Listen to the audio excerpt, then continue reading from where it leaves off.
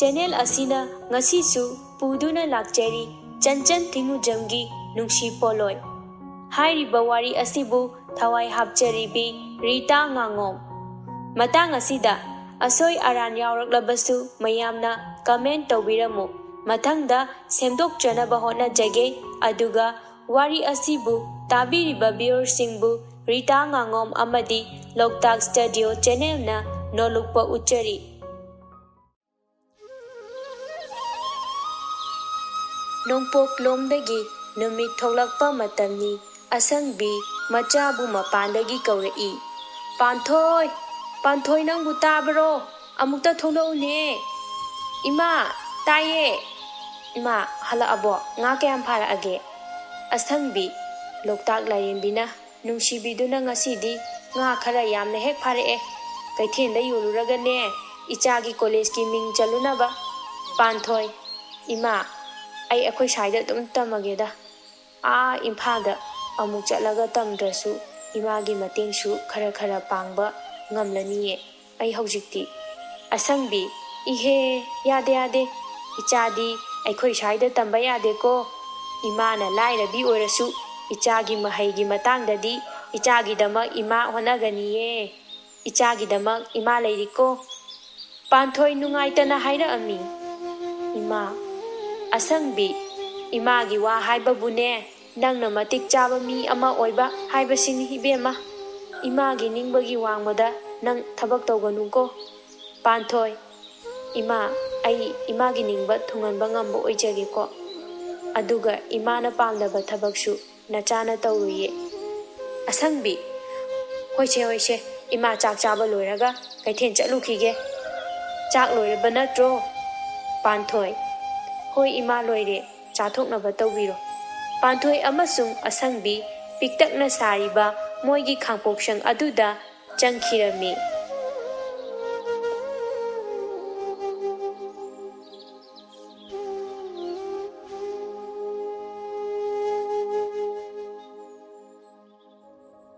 Mathangi numitni somdana athoiba mama mapana kena nauna yoklami.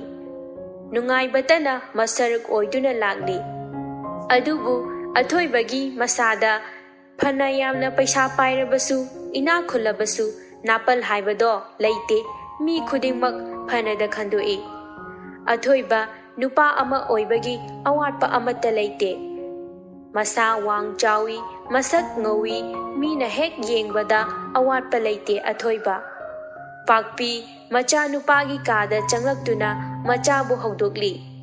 Ihe ibungo tabro nangbo haugatlone he thingne matamse. Athoiba mamana hogdorakpaduda mamitu noiraduna hairei. Ima haujipu pung kaya tarage. Pakpi kaidoragi chabo ngasidi thengadi pungbudi 8:30 tarabani he. Athoiba ngakna magi gari da yengbada pung 8:30 khara helame. Athoiba machinda choli os pungside. Pakpi momo noktuna hoise ngasi kita ichana yahau thengbasida nachin nayagado sengdokluro nasagado iru maitha tawtho ima hoi ngaramage ko.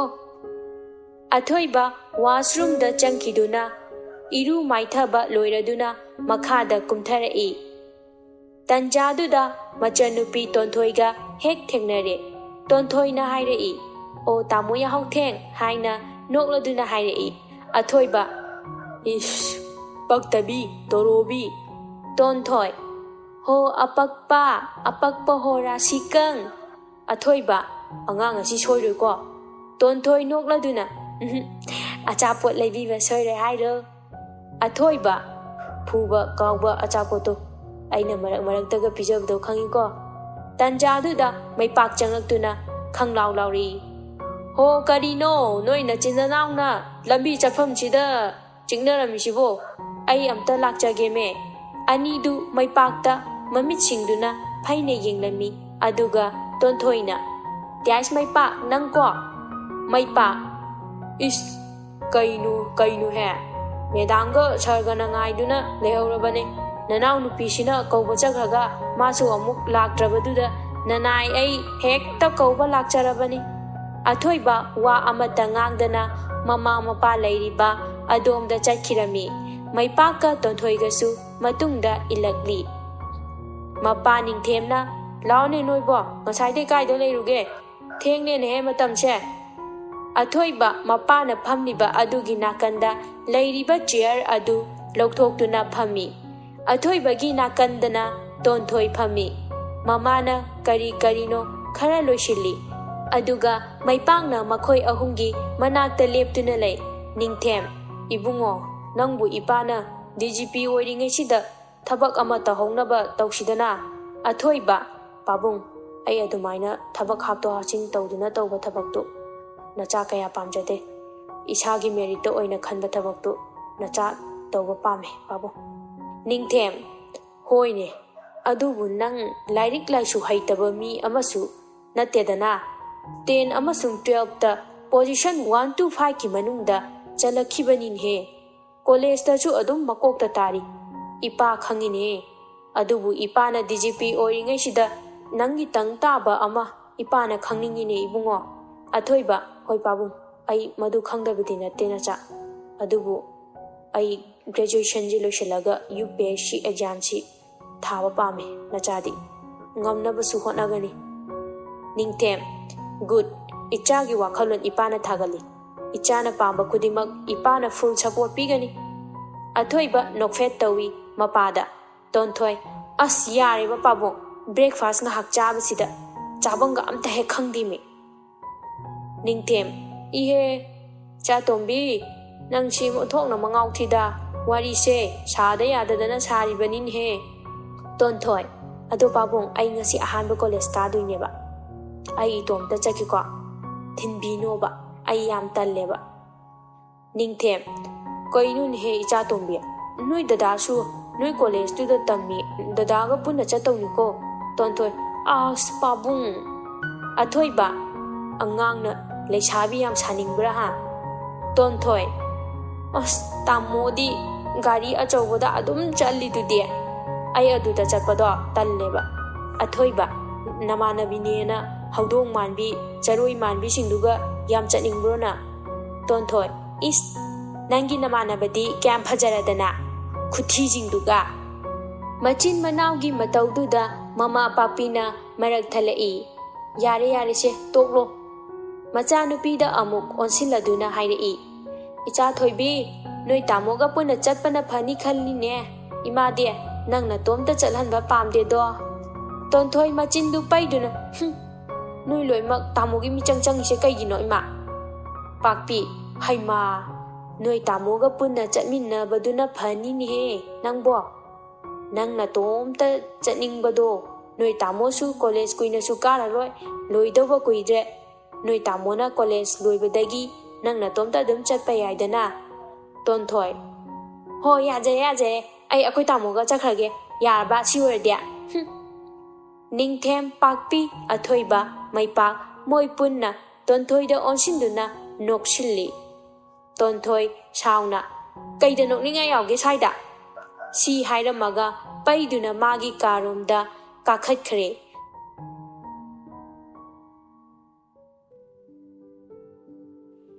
ꯁꯣꯝꯗꯅ ꯃꯅꯤꯅ ꯑꯁꯪꯕꯤꯗ ꯍꯥꯏꯔꯛꯏ꯫ "ꯏꯆꯦ, ꯏꯆꯥ ꯄꯥꯟꯊꯣꯏꯅ ꯑꯩꯒꯤꯗꯅꯦ ꯂꯩꯕꯕꯨ ꯑꯗꯨꯝ ꯂꯩꯒꯦꯁꯨ ꯂꯩꯖꯁꯅꯨ, ꯀꯩꯗꯧꯒꯦ ꯃꯥꯅ ꯃꯍꯩ ꯇꯝꯕ ꯂꯣꯏꯗ꯭ꯔꯤ ꯐꯥꯎꯕꯗꯤ ꯑꯩꯈꯣꯏꯗ ꯅꯨꯡꯉꯥꯏꯅ ꯂꯩꯖꯁꯅꯨꯗ ꯏꯆꯦ"꯫ ꯑꯁꯪꯕꯤ: "ꯈꯪꯗꯦꯅꯦ ꯏꯕꯨꯡꯉꯣ, ꯏꯆꯦꯅ ꯂꯥꯏꯔꯕꯤ ꯑꯣꯏꯕꯁꯤꯅ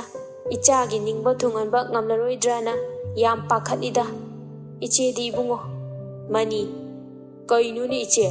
ꯑꯩꯈꯣꯏ ꯑꯁꯨꯛ ꯌꯥꯝ ꯂꯩꯔꯤꯁꯤꯗꯤ, ꯏꯆꯦꯅ ꯀꯩꯒꯤ ꯋꯥꯔꯤꯅꯣ? ꯏꯆꯥ ꯄꯥꯟꯊꯣꯏꯁꯨ ꯐꯠꯇꯕ ꯑꯉꯥꯡ ꯅꯠꯇꯦ, ꯂꯝꯆꯠ ꯁꯥꯖꯠꯁꯨ ꯐꯖꯩ, ꯊꯧꯒꯜꯂꯣꯟ ꯕꯦꯕꯥꯔꯁꯨ ꯌꯥꯝꯅ ꯐꯖꯩ, ꯂꯥꯏꯔꯤꯛꯁꯨ ꯍꯩ, ꯅꯠꯇ꯭ꯔꯅꯤ ꯏꯆꯥ ꯄꯥꯟꯊꯣꯏ"꯫ ꯄꯥꯟꯊꯣꯏ ꯅꯣꯛꯐꯦꯠ ꯇꯧꯗꯨꯅ ꯍꯥꯏꯔꯛꯏ꯫ "ꯃꯥꯃꯅ ꯑꯩꯕꯨ ꯅꯨꯡꯁꯤꯗꯅ ꯄꯨꯡꯊꯥ ꯊꯥꯒꯠꯄꯤꯔꯦ꯫ ꯑꯩꯅ ꯁꯤꯗ ꯂꯩꯕꯗ ꯁꯣꯏꯈꯤꯕ ꯈꯪꯗꯕ ꯂꯩꯔꯕꯁꯨ ꯅꯦꯅꯦꯒ ꯃꯥꯃꯒꯅ ꯑꯩꯉꯣꯟꯗ ꯇꯥꯛꯄꯤꯌꯨꯀꯣ꯫ ꯏꯆꯟ, ꯏꯆꯥ ꯄꯥꯟꯊꯣꯏꯗꯤ ꯑꯩꯈꯣꯏꯅ ꯇꯥꯛꯅꯤꯡꯉꯥꯏꯕꯨ ꯂꯩꯇꯦꯗ, ꯃꯁꯥꯗ ꯂꯣꯏꯅ ꯍꯦꯛ ꯌꯥꯎꯔꯦ"꯫ ꯇꯟꯖꯥꯗꯨꯗ ꯀꯦꯅꯨ ꯊꯣꯛꯂꯛꯇꯨꯅ ꯍꯥꯏꯔꯛꯏ꯫ "ꯃꯃꯥ, ꯆꯦ ꯄꯥꯟꯊꯣꯏꯁꯦ ꯑꯩꯈꯣꯏꯗ ꯂꯩꯔꯗꯣꯏꯔꯣ? ꯃꯥ ꯂꯩꯔꯗꯤ ꯑꯩꯒꯤ ꯈꯪꯗꯕ ꯂꯥꯏꯔꯤꯛꯀꯤ ꯃꯔꯝꯗ ꯂꯩꯔꯁꯨ ꯆꯦ ꯄꯥꯟꯊꯣꯏꯗ ꯇꯥꯛꯍꯟꯕ ꯌꯥꯔꯅꯤ, As yam nungaye kamai tawni aidi haraubana loireda kenugi waduda lairiba makhoi punna noi asangbi hoi hoi hoi hoi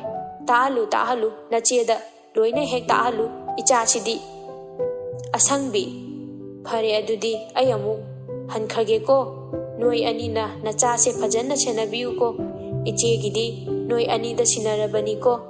asangbi machanupi da amuk osilaktuna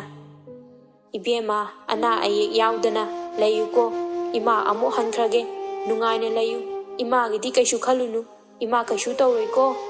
panthoi hoi ima ado ai leitena awawa khanduna laiganu ko ai leitrabanina makha thangbagi ima tharugi macha abemdo kauraga laimino ko ima na hakcha ngamdaba leiradi aingonda paw adum pirau ko asangbi hoi hoi hoi ima kaishu tawroida adudi ima amuk chatlage ko panthoi hoi ima mama chakhraba matungda manina panthoi nangi college nahan mamana admission tawkhrabani ngasidagi kadabo oiramni nane na chak loirabani chathoknaba tawrasi lao lao aduga nang college ta thinbiramage panthoi hoi mama ichan adune panthoi nane na chak loi loirabani chatho lao aduga college chatnaba loisiloko kenu che panthoi horendagi ne aigi kada punda laiminasiko panthoi hoi leise ichan o chakaje chathoknaru lao horen ne school college hanaraklegane nungai na wari sanaro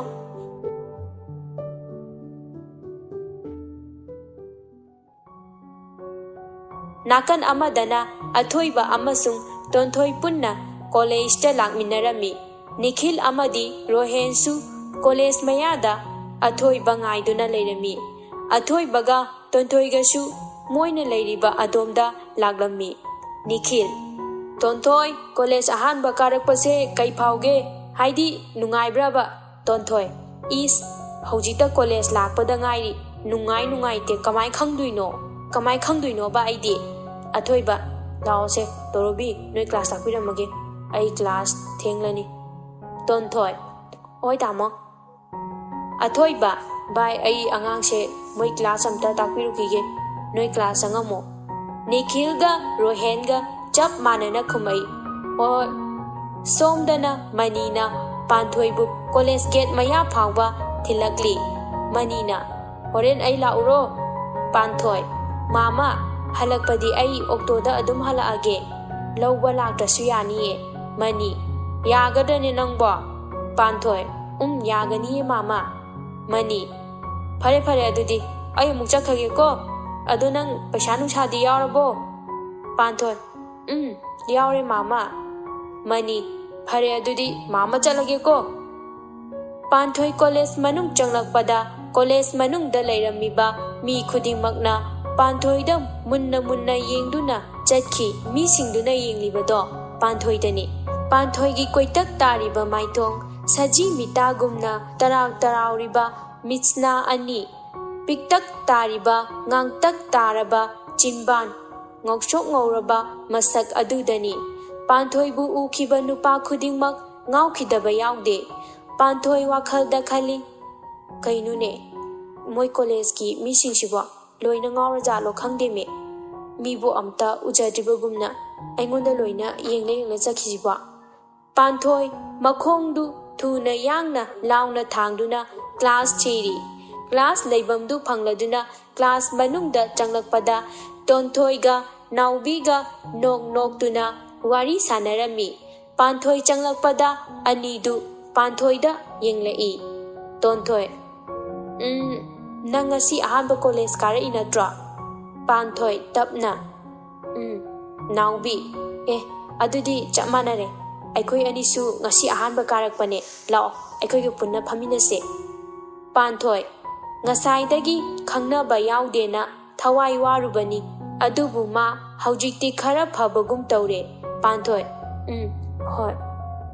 tonthoi nokfet tawna panthoi bu chingchinduna makhoi gi manakta phamali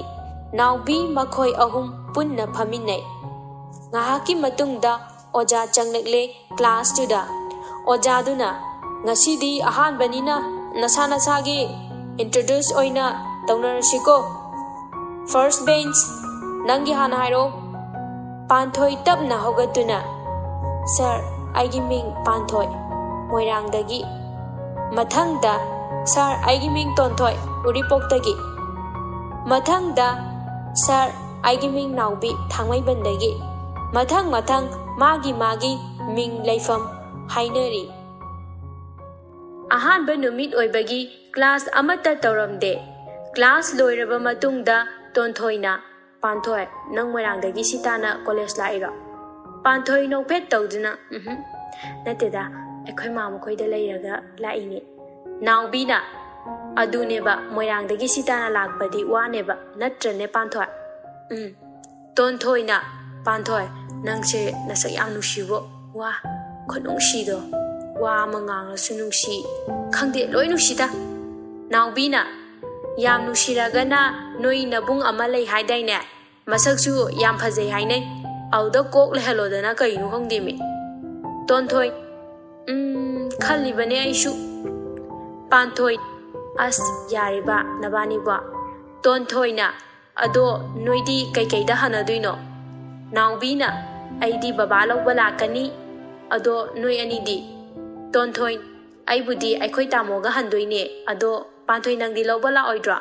Panthoina la oi ai auto da handoine. Tonthoi o adudi ai akhoi tamom ta thirukige noi nabani halamoko. Naubiga Panthoigana Panthoiga Naubiga tholakpa mapa hek chanarure. Athoiba khoi sum phagi taunarambadagi athoibana notebook amana roihenda langbada Panthoida hek pale. Palibadu Panthoigi mamaida oirami. Nakandagi Nikhil kanne hekta noktorai. Athoibada onsiladuna. Panthoi phamthaduna notebook tuna paliba mamaidu nali. Sangnaba masam singdusu loina haithari. Athoiba pakhatna sopra soikibane. Panthoigi nakanda lebriba Naubina. Kaino namitu udro milaklise ha. Athoiba tapna soikibane tawgena tawbanate imanaba amada langbane. Panthoi haitharagdiba masamdu makhut macha aduna tapna napada yepsili. Panthoine hek lepakpaga mamai no khalakpada athoiba hana yengnaga lerami. Anidu hek michanare. Naubina Panthoi nang kaisu tawdaba natro. Panthoi hoi kaisu tawdiye. Naubina matungdadi hanatuna kharagara yengbiba phai haina athoibada hairei. Panthoina tapna hairei. Naubi mi uhawtadana tawba oiramni chalase lao thenglani. Naubina hoi athoiba makhoi chatkraba matung phawba adumak leptuna lei. Ma amukta phawdriba ihul ama phawrakpagum tawri. Nikhilna koino ba adum lepaga manglaga leiduba. Athoiba Nikhilna hairakpaduda ma gyan khangta tarai. Ha ai kidoroga aise. Rohenna kaisu tawdeda kaisu tawde manglaga leidubu haibani. Nikhilna ado hojiki nupi ani do hana ukhibusu leite ngasi ahanba karakpa male. Rohenna male ado nupi ama notebook na panbado imei magi masak khufajado kainu hai. Athoiba machinda soli. As ikai hai inaupi torubi ngaibrabu chopaga to e tawrish. Nakaldagi Tonthoi shauna. Tamo nang ngasai kaida leiruge ba. Ngasai aina college sin thungai thirurabani yengurabane ba. Aduga mana sidaga nungaina leiramine. Athoiba aina somda nang ngairi aduga nang kaida thiruriba ha. Nang ngaibrabu ba somda chopaga to ibema. Tonthoina ho ado chala o chak lambada siri haba. Athoibana Rohen amasung Nikhil da yenglaga hairei. Adudi bai ai amuk hankrage noi ani langpha amuk koi leranu ko. Nayum yongnaba chalo ko aisu chale. Nikhil ga Rohen ga na hairei. Tonthoi nayambadu khara chekshilu ko ma ngasidi kainom tawkhrabani masadu. Tonthoi tamo nang kai torage moina haise. Athoiba As torobi kaisu tawdeko ai ani sina ngangba wadubu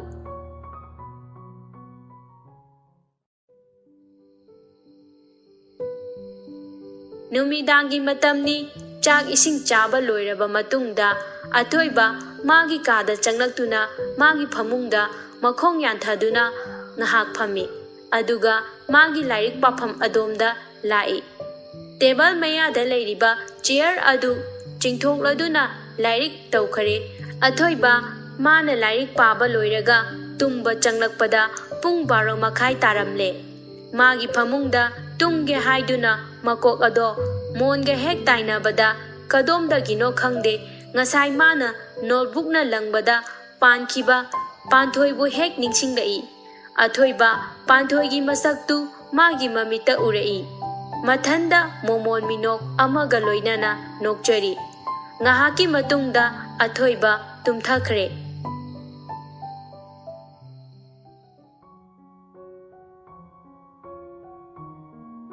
Mathangi numitni hanagum tonthoi naubi panthoi makhoi ahum punna college ki lampak aduda phami tonthoi na panthoi nangi phone number piramu panthoi na pirangi naubi na su aingonda suniko panthoi na hoi pige nangsu aigi dine nabani khaktani imanabi nabani da pidana kana da pidoino naubi na ado panthoi ngarangi nupa nangonda notebook langakpada Aidi shauning basidi bako tonthoi aya kanano akhoi itanu shibida henaube nang kai dole hogeba ha phujila mu yadramena panthoi mi soibagi oirangani masana su soikibane haidubu ada kai mu haiduino naubina hoi adu orsu nungaitaba adu nupado ba masak khupajado leite ai ngawbane me aina khalise chumni adu nupado oiramni college sigi nupi mayamna yam tanai haido panthoina as siwar sinataba ama oina sanasiba nakal dagi rohitna naubi haina kaurei naubi kanano haini yengthorakpada rohit oirambaduda noklamba minoktu fat hanjinki naubina darohit kai leirage nangsi si college sida tambra rohitna tame noidagi chahi ama hale naubina o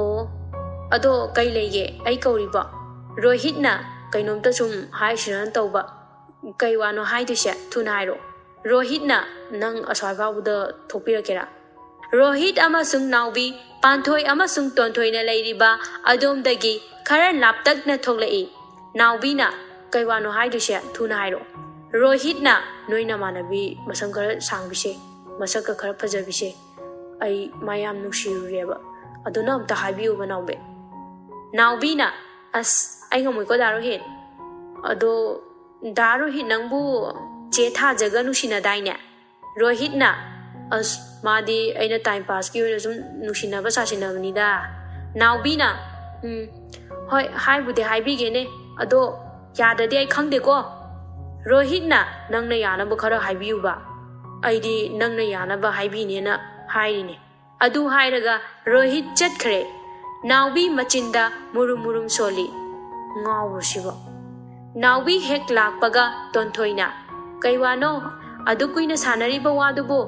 nang nungshi kaina haira iraba naubina chalohe ada ho panthoi se mana nungshi ye amta haibiyo ye engonda naubi gi wadu tabada panthoiga tontoiga ngakna naubi da yinglei naubina aidine masigi nupase sungnu henuside aikhoiga mari mata oirusune paisa khara paena yam pongbane masaksina khara phajaradi phaba masak mangne hek torbot akhuibe hek maladana ado panthoi nang kai khalige panthoina naupi ai adugi wakhal aingonda haujik leiteda tontoina panthoi yanuko mi nangdi akhoi inama oiduni haisni naubina hare aida kadai da no ma chachakhageda ai swaidagi natre panthoina as yariba tontoina sum phagi tawrine engonda naubina khangida aisu adubude sum nongninga pa tontoigi wase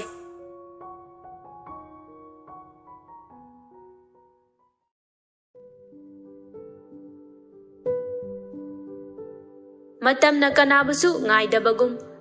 asum hauki athoi bakhoigi college kaba loiki athoi basu panthoi gi wakhal amukta khanki de athoi ba UPSC exam thana bagi damak Delhi da chatkirami panthoi khoisu college hana gumkari chahi amagi matungda yaushangi matam yakshin lae tonthoi ponda panthoi ga wari sari tonthoi na panthoi handa yausangdi nangne naubi ne aikhoi da leisi ko ai hayeng nang loba laktoini ko yadaba yaroi ko panthoi na ai hoi haiba ngamde mamaga nene khoida amta hanglakhige ko aduga ai paw mu pirake nangonda tonthoi na hoi ado yanabdi haino ko panthoi na hairge yenge phone thamkraba matungda mani TV yengli machanupi kenuga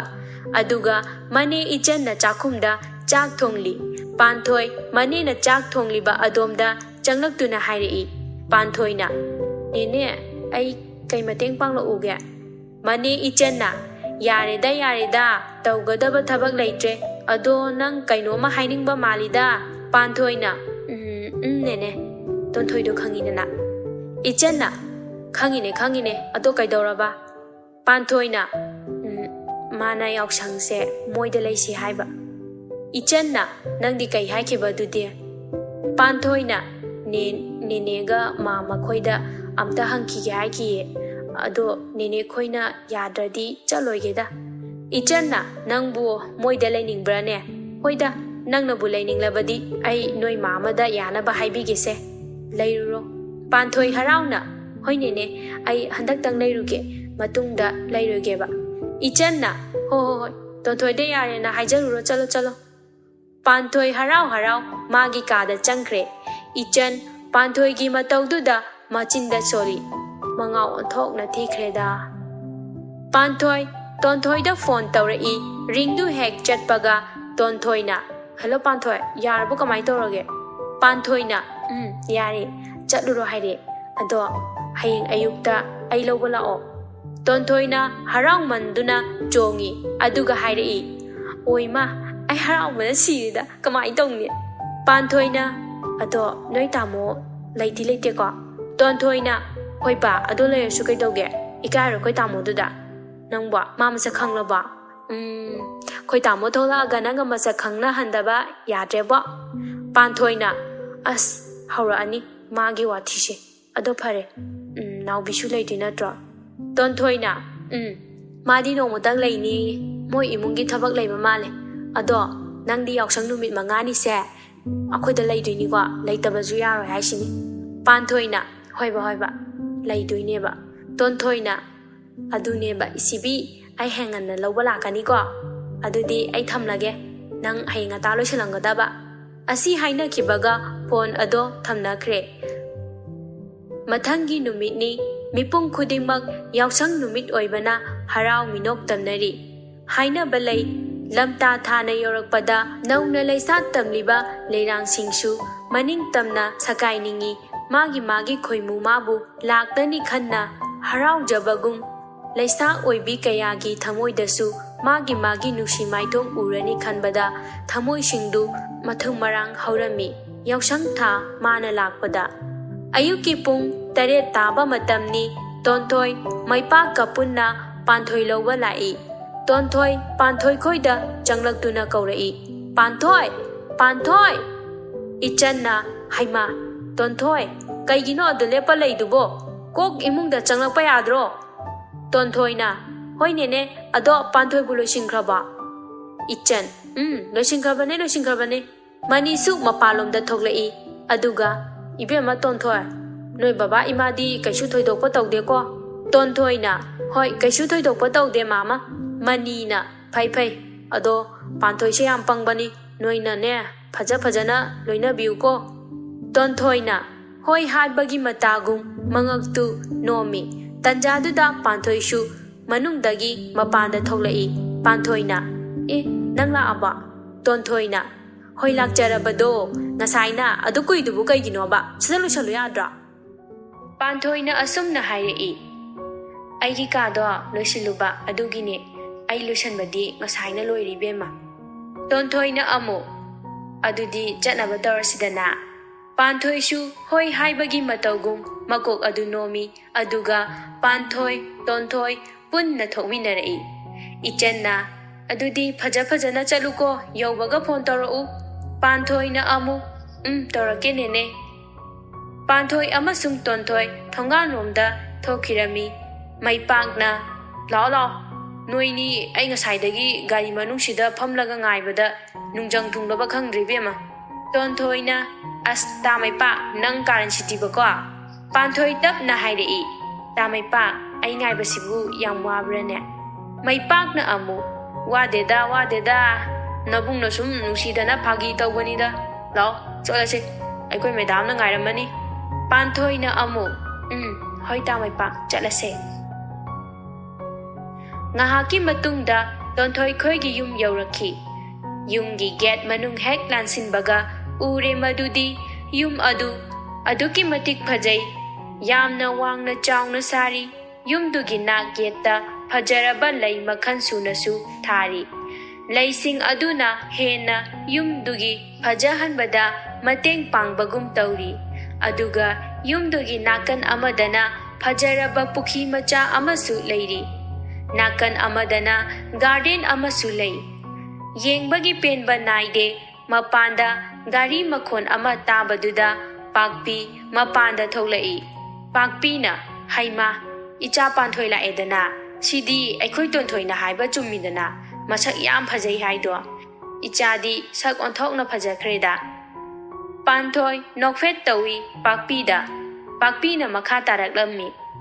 ꯂꯥꯛꯑꯣ ꯅꯐꯤꯅꯔꯣꯟꯒꯗꯣ ꯍꯣꯡꯂꯨꯔꯥꯛꯑꯣ ꯑꯗꯨꯒ ꯏꯃꯥꯒ ꯆꯥꯛ ꯊꯣꯡꯃꯤꯟꯅꯔꯁꯤ ꯇꯣꯟꯊꯣꯏꯅ ꯑꯃꯨꯛ ꯏꯃꯥ ꯑꯩꯈꯣꯏ ꯄꯥꯕꯨꯡꯗꯤ ꯎꯗꯦ ꯀꯥꯏ ꯆꯠꯈꯒꯦ ꯄꯥꯛꯄꯤꯅ ꯍꯩꯃꯥ ꯑꯩꯗꯤ ꯏꯀꯥꯎ ꯀꯥꯎꯏꯗꯅ ꯅꯄꯥꯗꯣ ꯅꯣꯏ ꯇꯥꯃꯣ ꯂꯧꯕ ꯑꯦꯌꯥꯔꯄꯣꯔꯠꯇ ꯆꯠꯈꯤꯕꯅꯤ ꯇꯣꯟꯊꯣꯏ ꯉꯛꯅ ꯑꯗꯨꯒ ꯑꯩꯉꯣꯟꯗꯁꯨ ꯀꯩꯝ ꯍꯥꯏꯔꯛꯇꯕ ꯅꯣꯏꯅ ꯅꯨꯡꯉꯥꯏꯅꯦꯕ ꯂꯥꯛꯈꯤꯁꯅꯣꯕ ꯄꯥꯛꯄꯤꯅ ꯏꯍꯦ ꯅꯣꯏ ꯇꯥꯃꯣꯅꯅꯦ ꯉꯔꯥꯡ ꯊꯦꯡꯅ ꯐꯣꯟ ꯇꯧꯔꯛꯑꯦ ꯑꯗꯨꯒ ꯍꯥꯏꯔꯛꯄꯅꯤ ꯅꯪꯉꯣꯟꯗ ꯉꯁꯥꯏꯅ ꯍꯥꯏꯒꯦ ꯇꯧꯕꯗꯨꯁꯨꯅꯦ ꯍꯥꯊꯨ ꯆꯠꯈꯤꯕꯗꯨꯗ ꯍꯦꯛ ꯍꯥꯏꯍꯧꯗ꯭ꯔꯦꯗꯅ ꯇꯣꯟꯊꯣꯏꯅ ꯑꯗꯣ ꯏꯃꯥ ꯄꯨꯡ ꯀꯌꯥꯗ ꯇꯥꯃꯣꯗꯣ ꯃꯅꯤꯄꯨꯔꯗ ꯊꯨꯡꯅꯤ ꯍꯥꯏꯒꯦ ꯄꯥꯛꯄꯤꯅ ꯄꯨꯡ 7:30 ꯑꯗꯨꯋꯥꯏꯗ ꯊꯨꯡꯅꯤ ꯍꯥꯏꯕꯅꯤ ꯌꯧꯕꯨ ꯌꯧꯔꯛꯑꯅꯤ ꯉꯥꯏꯍꯥꯛ ꯂꯩꯔꯒ ꯑꯅꯤꯗꯨꯒꯤ ꯃꯇꯧꯗꯨꯗ ꯄꯥꯟꯊꯣꯏꯗꯤ ꯋꯥ ꯍꯥꯏꯕꯁꯨ ꯐꯔꯛ ꯇꯥꯕꯅꯤꯅ ꯇꯨꯃꯤꯟꯅ ꯑꯅꯤꯗꯨꯗ ꯌꯦꯡꯗꯨꯅ ꯂꯩ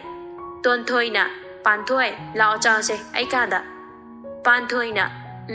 ꯇꯣꯟꯊꯣꯏꯅ ꯄꯥꯟꯊꯣꯏꯕꯨ ꯃꯥꯒꯤ ꯀꯥꯗ ꯊꯝꯂꯝꯂꯕ ꯃꯇꯨꯡꯗ ꯃꯃꯥꯅ ꯂꯩꯔꯤꯕ ꯑꯗꯣꯝꯗ ꯂꯥꯛꯏ ꯇꯣꯟꯊꯣꯏꯅ ꯏꯃꯥ ꯍꯣꯔꯦꯟ ꯇꯥꯃꯣ ꯂꯥꯛꯑꯒ ꯏꯃꯥꯟꯅꯕꯤ ꯌꯨꯝꯗ ꯊꯝꯂꯝꯃꯦꯅ ꯁꯥꯎꯔꯣꯏꯗ꯭ꯔꯣ ꯄꯥꯛꯄꯤꯅ ꯑꯉꯥꯎꯕꯤꯁꯤꯗꯤ ꯀꯩꯒꯤ ꯁꯥꯎꯗꯣꯏꯅꯣ ꯁꯥꯎꯔꯣꯏ ꯅꯣꯏ ꯇꯥꯃꯣꯒꯤꯁꯨ ꯃꯃꯥꯟꯅꯕ ꯑꯩꯈꯣꯏꯗ ꯂꯩꯕ ꯌꯥꯎꯔꯤꯗꯨꯗꯤ ꯇꯣꯟꯊꯣꯏ ꯃꯃꯥꯒꯤ ꯋꯥꯗꯨꯗ ꯅꯣꯛꯐꯦꯠ ꯇꯧꯖꯩ ꯇꯟꯖꯥꯗꯨꯗ ꯃꯄꯥꯟꯔꯣꯝꯗꯒꯤ ꯇꯣꯟꯊꯣꯏ ꯍꯥꯏꯅ ꯀꯧꯔꯛꯏ ꯇꯣꯟꯊꯣꯏ ꯃꯄꯥꯟꯗ ꯀꯧꯕꯗꯨꯗ ꯊꯣꯛꯂꯛꯏ ꯅꯥꯎꯕꯤ ꯑꯣꯏꯔꯝꯃꯤ ꯇꯣꯟꯊꯣꯏꯅ ꯅꯥꯎꯕꯤ ꯅꯪ ꯑꯣꯏꯔꯦ ꯀꯣ ꯏꯃꯨꯡꯗ ꯆꯪꯂꯛꯄ ꯌꯥꯕꯗꯣ ꯂꯦꯞꯇꯅ ꯑꯃꯨꯛ ꯂꯩꯔꯤꯃꯤꯁꯦ ꯆꯪꯂꯛꯑꯣ ꯅꯥꯎꯕꯤꯅ ꯇꯣꯟꯊꯣꯏ ꯑꯁꯤꯗ ꯊꯕꯛ ꯑꯝꯇ ꯆꯠꯃꯤꯟꯅꯔꯁꯤ ꯂꯥꯛꯑꯣ ꯀꯨꯏꯔꯣꯏꯕ ꯇꯣꯟꯊꯣꯏꯅ ꯅꯪꯗꯤ ꯀꯩ ꯊꯕꯛ ꯌꯥꯝ ꯂꯨꯕ ꯊꯕꯛꯂꯣ ꯍꯥꯏꯁꯦ ꯅꯥꯎꯕꯤꯅ ꯉꯥꯡꯗꯅ ꯂꯩꯔꯅꯨ ꯀꯣꯟꯅ ꯍꯥꯏꯒꯦꯕ ꯂꯥꯛꯑꯣ ꯆꯠꯂꯁꯦꯕ ꯇꯣꯟꯊꯣꯏꯅ ꯑꯩ ꯏꯃꯥꯗ ꯑꯝꯇ ꯍꯥꯏꯔꯝꯈꯤꯒꯦ ꯑꯗꯣ ꯄꯥꯟꯊꯣꯏꯁꯨ ꯀꯨꯏꯗ ꯂꯩꯔꯕꯅꯦ ꯅꯥꯎꯕꯤꯅ ꯃꯥꯗꯤ ꯂꯥꯛꯄ ꯀꯌꯥꯝ ꯀꯨꯏꯔꯒꯦ ꯇꯣꯟꯊꯣꯏꯅ ꯉꯥꯏꯍꯥꯛ ꯑꯣꯏꯔꯦ ꯑꯗꯣ ꯅꯪ ꯊꯣꯛꯂꯝꯃꯣ ꯑꯩ ꯏꯃꯥꯗ ꯑꯝꯇ ꯍꯥꯏꯔꯝꯃꯒ ꯂꯥꯛꯀꯦꯕ ꯅꯥꯎꯕꯤꯅ ꯀꯨꯏꯔꯛꯑꯅꯨꯀꯣ ꯌꯥꯝ ꯊꯨꯅ ꯊꯣꯛꯂꯛꯑꯣꯀꯣ ꯇꯣꯟꯊꯣꯏ ꯏꯃꯨꯡꯗ ꯆꯪꯂꯛꯄꯗ ꯄꯥꯟꯊꯣꯏꯒ ꯃꯃꯥꯒ ꯅꯣꯛꯇꯨꯅ ꯋꯥꯔꯤ ꯁꯥꯔꯝꯃꯤ ꯇꯣꯟꯊꯣꯏꯅ ꯏꯃꯥ ꯑꯩ ꯑꯁꯤꯗ ꯅꯥꯎꯕꯤꯒ ꯊꯕꯛ ꯑꯝꯇ ꯆꯠꯂꯨꯈꯤꯒꯦ ꯑꯗꯣ ꯄꯥꯟꯊꯣꯏ ꯅꯪꯁꯨ ꯆꯠꯂꯨꯁꯤꯔꯣ ꯅꯪꯅ ꯇꯣꯝꯇ ꯂꯩꯍꯧ ꯅꯨꯡꯉꯥꯏꯇ꯭ꯔꯗꯤ ꯄꯥꯟꯊꯣꯏꯅ ꯑꯩꯗꯤ ꯏꯃꯥꯒ ꯂꯩꯍꯧꯔꯒꯦ ꯅꯣꯏ ꯑꯅꯤ ꯑꯗꯨꯝ ꯆꯠꯂꯨꯔꯣ ꯇꯣꯟꯊꯣꯏꯅ ꯑꯃꯨꯛ ꯍꯣꯏ ꯑꯗꯨꯗꯤ ꯅꯪ ꯏꯃꯥꯒ ꯂꯩꯔꯝꯃꯨꯀꯣ ꯄꯥꯟꯊꯣꯏꯅ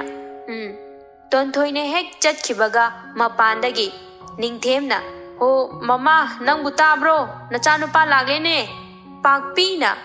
ꯇꯥꯔꯦ ꯊꯣꯛꯂꯛꯑꯒꯦ ꯏꯕꯦꯝꯃ ꯅꯪ ꯃꯔꯣꯏꯁꯦ ꯃꯜꯂꯝꯃꯨꯀꯣ ꯏꯃꯥ ꯅꯣꯏ ꯇꯥꯃꯣ ꯂꯥꯛꯂꯦ ꯍꯥꯏꯁꯦ ꯃꯩꯒ ꯑꯝꯇ ꯑꯣꯛꯊꯣꯛꯂꯨꯈꯤꯒꯦ ꯀꯣ ꯍꯣꯏ ꯏꯃꯥ ꯑꯩ ꯑꯗꯨꯝ ꯇꯧꯔꯝꯃꯒꯦ ꯏꯃꯥ ꯊꯣꯛꯄꯤꯔꯨꯔꯣ ꯄꯥꯛꯄꯤ ꯃꯄꯥꯟꯂꯣꯝꯗ ꯍꯔꯥꯎꯅ ꯆꯦꯟꯊꯣꯛꯂꯛꯏ ꯄꯥꯛꯄꯤ ꯃꯆꯥꯅꯨꯄꯥ ꯎꯕꯗ ꯌꯥꯝꯅ ꯍꯔꯥꯎꯖꯩ ꯄꯥꯛꯄꯤꯅ ꯑꯊꯣꯏꯕꯕꯨ ꯃꯩ ꯑꯣꯛꯂꯕ ꯃꯇꯨꯡꯗ ꯃꯈꯣꯏ ꯑꯍꯨꯝ ꯄꯨꯟꯅ ꯏꯃꯨꯡꯗ ꯆꯪꯂꯛꯏ ꯑꯊꯣꯏꯕꯅ ꯏꯃꯥꯈꯣꯏ ꯑꯅꯥ ꯑꯌꯦꯛ ꯌꯥꯎꯗꯦꯀꯣ ꯑꯩꯈꯣꯏ ꯇꯣꯟꯗꯤ ꯎꯗꯦꯅ ꯀꯥꯏꯗ ꯆꯠꯈꯤꯒꯦ ꯄꯥꯛꯄꯤꯅ ꯍꯣ ꯃꯃꯥꯟꯅꯕꯤ ꯑꯃꯒ ꯊꯕꯛ ꯂꯩꯌꯦꯅ ꯆꯠꯈꯤꯕꯅꯤ ꯃꯃꯥꯟꯅꯕꯤ ꯑꯃꯗꯤ ꯁꯤꯗ ꯂꯩꯍꯧꯔꯦ ꯑꯊꯣꯏꯕꯅ ꯍꯣꯏ ꯐꯔꯦꯁꯦ ꯑꯗꯣ ꯏꯃꯥ ꯑꯩ ꯏꯁꯤꯡ ꯈꯤꯇ ꯊꯛꯀꯦꯕ ꯏꯁꯤꯡ ꯌꯥꯝ ꯈꯧꯔꯥꯡꯉꯦ ꯄꯥꯛꯄꯤꯅ ꯍꯣꯏ ꯊꯛꯑꯣ ꯅꯤꯡꯊꯦꯝꯅ ꯑꯗꯨꯗꯤ ꯏꯄꯥꯁꯨ ꯑꯣꯐꯤꯁ ꯐꯥꯎꯕꯇꯪ ꯌꯧꯔꯨꯈꯤꯒꯦꯀꯣ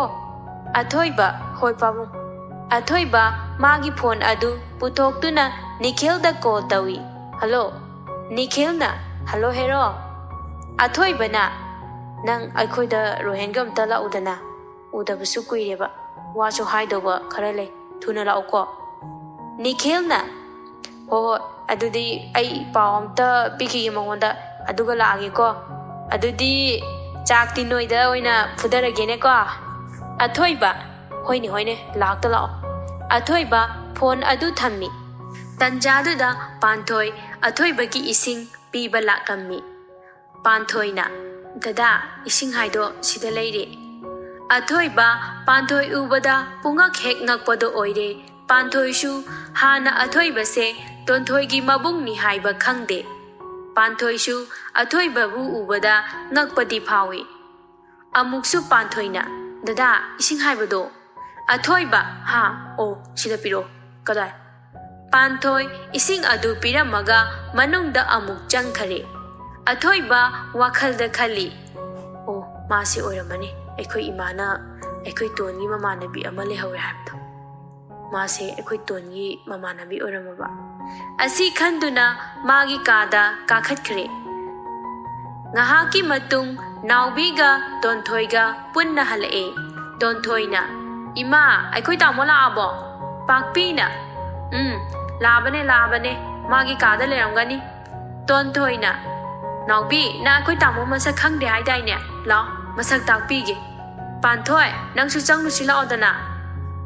ꯄꯥꯟꯊꯣꯏꯅ ꯌꯥꯔꯦꯗ ꯑꯩ ꯏꯃꯥꯒ ꯁꯤꯗ ꯑꯗꯨꯝ ꯂꯩꯔꯝꯃꯒꯦ ꯅꯣꯏ ꯑꯗꯨꯝ ꯈꯪꯅꯔꯨꯔꯣꯕ ꯑꯩꯗꯤ ꯁꯤꯗ ꯅꯨꯃꯤꯠ ꯈꯔꯅꯤ ꯂꯩꯗꯣꯏꯁꯤꯗꯤ ꯀꯣꯟꯅ ꯈꯪꯅꯔꯁꯨ ꯌꯥꯏꯗꯅ ꯇꯣꯟꯊꯣꯏꯅ ꯍꯣꯏ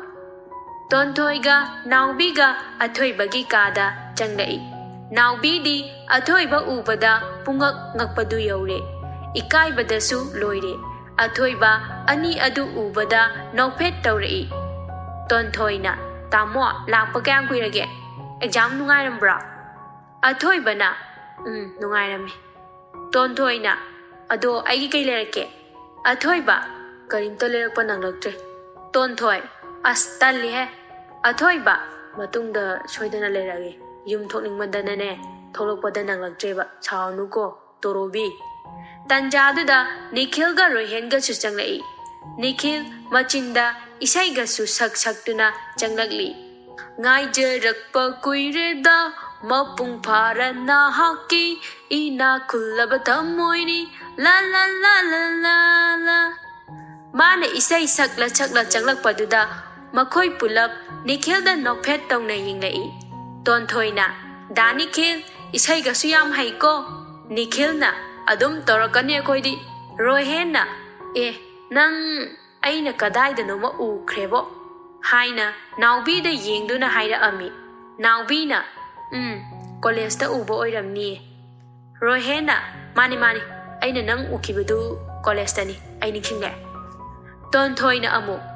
ꯏꯁ ꯌꯥꯗꯦꯀꯣ ꯃꯤꯗꯤ ꯁꯛꯀ ꯌꯥꯝ ꯈꯪꯅ ꯂꯩꯔꯝꯃꯦꯀꯣ ꯅꯥꯎꯕꯤꯅ ꯑꯁ ꯑꯩ ꯀꯣꯟꯅ ꯍꯥꯏꯒꯦ ꯅꯪ ꯚꯥꯛ ꯌꯥꯝ ꯐꯔꯛꯈꯤꯅꯣ ꯑꯝꯇ ꯃꯈꯥꯗꯒꯤ ꯃꯃꯥ ꯄꯥꯛꯄꯤꯅ ꯀꯧꯔꯛꯏ ꯏꯕꯦꯝꯃ ꯇꯣꯟ ꯅꯪ ꯃꯈꯥꯗ ꯑꯝꯇ ꯀꯨꯝꯊꯔꯛꯎꯗꯅ ꯇꯣꯟꯊꯣꯏꯅ ꯍꯣꯏ ꯏꯃꯥ ꯅꯥꯎꯕꯤ ꯂꯥꯛꯑꯣ ꯃꯈꯥꯗ ꯀꯨꯝꯃꯁꯤ ꯑꯩꯈꯣꯏ ꯑꯅꯤ ꯄꯥꯟꯊꯣꯏꯒ ꯏꯃꯥꯒ ꯇꯧꯔꯤꯗꯣ ꯈꯔ ꯌꯥꯎꯁꯜꯂꯨꯁꯤ ꯂꯥꯛꯑꯣ ꯅꯥꯎꯕꯤꯒ ꯇꯣꯟꯊꯣꯏꯒ ꯃꯕꯥꯅꯤ ꯃꯈꯥꯗ ꯀꯨꯝꯊꯈ꯭ꯔꯦ ꯅꯤꯈꯤꯜꯅ ꯃꯤꯗꯤ ꯍꯣꯠꯅꯕ ꯀꯟꯕꯅꯤꯅ ꯃꯇꯝ ꯈꯔ ꯂꯩꯔꯒ IAS ꯀꯗꯣ ꯑꯣꯏꯈꯅꯤꯀꯣ ꯑꯊꯣꯏꯕꯅ ꯑꯁ ꯋꯥꯔꯤꯗꯤ haibo haidokti wakhaldi nikhilna oibu erakani haibanida wari sari ngaida athoibagi phone du ring la ami athoibana phone screen adu da yengbada doctor daina hain thari athoiba sor asangba ama hondoktuna phone adu paikhatli athoibana hello daina daina na yum tholakani haibudo tholaba athoibana tholae ado kai haige daina na aina phone torakpase yam kaibra athoibana adui wa natteda wa ama hainingba maluba daina na wa bude haidoba amale ado phone da haibadi khara nuaite athoiba kai wano haise daina na kona haigeda athoibana amu okay kaisu kaide ado ai thamage imanaba khara lai daina thamkinu di haiba ngamdabani na thammo haina hairei phone adu hek thamkibaga athoiba wai sange haibagi maongda masadu thektoi nikhilna kanana ba noi sairo athoiba khangnok nokthorei aduga hairei chalada nauri maru manbi nupi amane noi khangwa rohena aikhoina nangi khangdaba mi lei baisha athoibana haujikidudi noina khangnaroi akhoi pabungi mamanaba babung ibobido adugi machanupi nauri maru manbi amale adune hauji phone tawrarido aingonda rohena is yade ko midi yam leiramiko wari sanari ngaida makhadagi tonthoi na kaurei tonthoi ho tamo danikil daro hen chakchar silao athoibana babu ani chakchar silao dana nikhilna phani athoiba nikhil rohen makhoi ahumsu kitchen room da changlakpada athoibana panthoina tauridu hek uri makhut macha aduna ironduna leirambadu athoiba mamit kukani haiba phau kaukre nikhilna kanadana nangna namika kuptangai yengdubo rohenna udrona iroliba nupi sidani kaino asi nupi se nongma thoibana notebook na aingonda thomada pankiba nupi du malida nikhilna hoine aisu ningsingleene athoibana tumina ngango mi takini ye babusa pakpina amu haima kaidore noide ada lepaga leredi laodana chak chanaba tawro athoibana ima pabung halaktribo pakpina amu halaktrida watlida halaktoiba noi pabungibu matam naibro athoiba nikhil rohen tonthoi naubi dining table aduda phammi pakpina hairei panthoi nangsu phamurodana ima awat apado hapira age panthoina ima su aikhoi punna chabasida yaurase pakpina hairei yaranida ima kona chahaurage nang phamuro chalo panthoi su tapna moina phamliba adomda tonthoiga thangnana phamine rohenna hes irombasidi hawi he masak phajabi nupina lonbai oira jala pakpina hairei masine hek ngangbasidi ba icha panthoina ne babu noi chaba yanabanina hauna lonbirini ni he nikhilna hairei ima aikoi tonthoidi thong thakpaga je yaudro pakpina hairei madi chak thongbaga haitabani dai bungo nikhil chariba chak tu hai tonthoina kaino da nikhil chak tu phajana chaba yado tapna dum chara su yabani da nikhilna hairei tonthoi na asingbai chak thongba haite haise chumbro tonthoina haite tamge di khali rohen machinda soli amase hopchabi nupi se chak thongba haite haibada mood of oikhredo tawrise nungbu nungai ni tawrise athoibana kayaba haujigido rohen na hairei tahaudraba natro taret makhagi pau anira hande athoibana amu Nachindo murum murum sondoi mahutta chak tu hana ta chaw ko amuk hani ba ko rohen na phani sir naubi na amuk hairei adu dada ani di hauji kai tamnige Nikhil na khoidi lairiki gyan su phajana leitabani na paisa nungsa khara namthok nachin tawraga SI ama oijare tonthoi na amu I dani ki nang thabaka tawraba aisha rohen na hairei tawrabani khara leiraga nupi su thijalani haibani Nikhil rohen da mamit nu phaine yenglai rohen michi khachili naubi na hairei aikhoi da su baton tawru ko dada aikhoi su thabaka tawba nganta laktoini tonthoi na amu lau aikhoi nganta lake Nikhil na as kadai daino da nupi thiba kaina nupi macha phawa khanglom khiroi tonthoi na amu aha kai haiba dudia nupi masa khangdana kamai lu hongdoi ba dudia moina ngasai dagi ngangnariba sing adu panthoi di nokphet tongna yengduna lei athoi badi ngasai dagi panthoi bu tumin yenglibani rohen na athoi bagi mana kong mayada changsinduna hairei nangna notebook langbada pankhiba nupi se hana dagi hena masak sathi na phajaramni ai ngaugi tawrebo athoi ba mamit phaina rohen da yenglai rohen athoi bana yenglakpaduda tumin na laikre athoi bana noina ngasai dagi ngangnaribado mi chak chabe yaramaroye panthoi athoi bada yenglai panthoi na yenglakpaduda athoi bana chak chaba yadrabo ichan panthoi bo panthoi magi minga khanglambadudha ngakpadi phawi panthoi nokphet tongna khumlai yayeda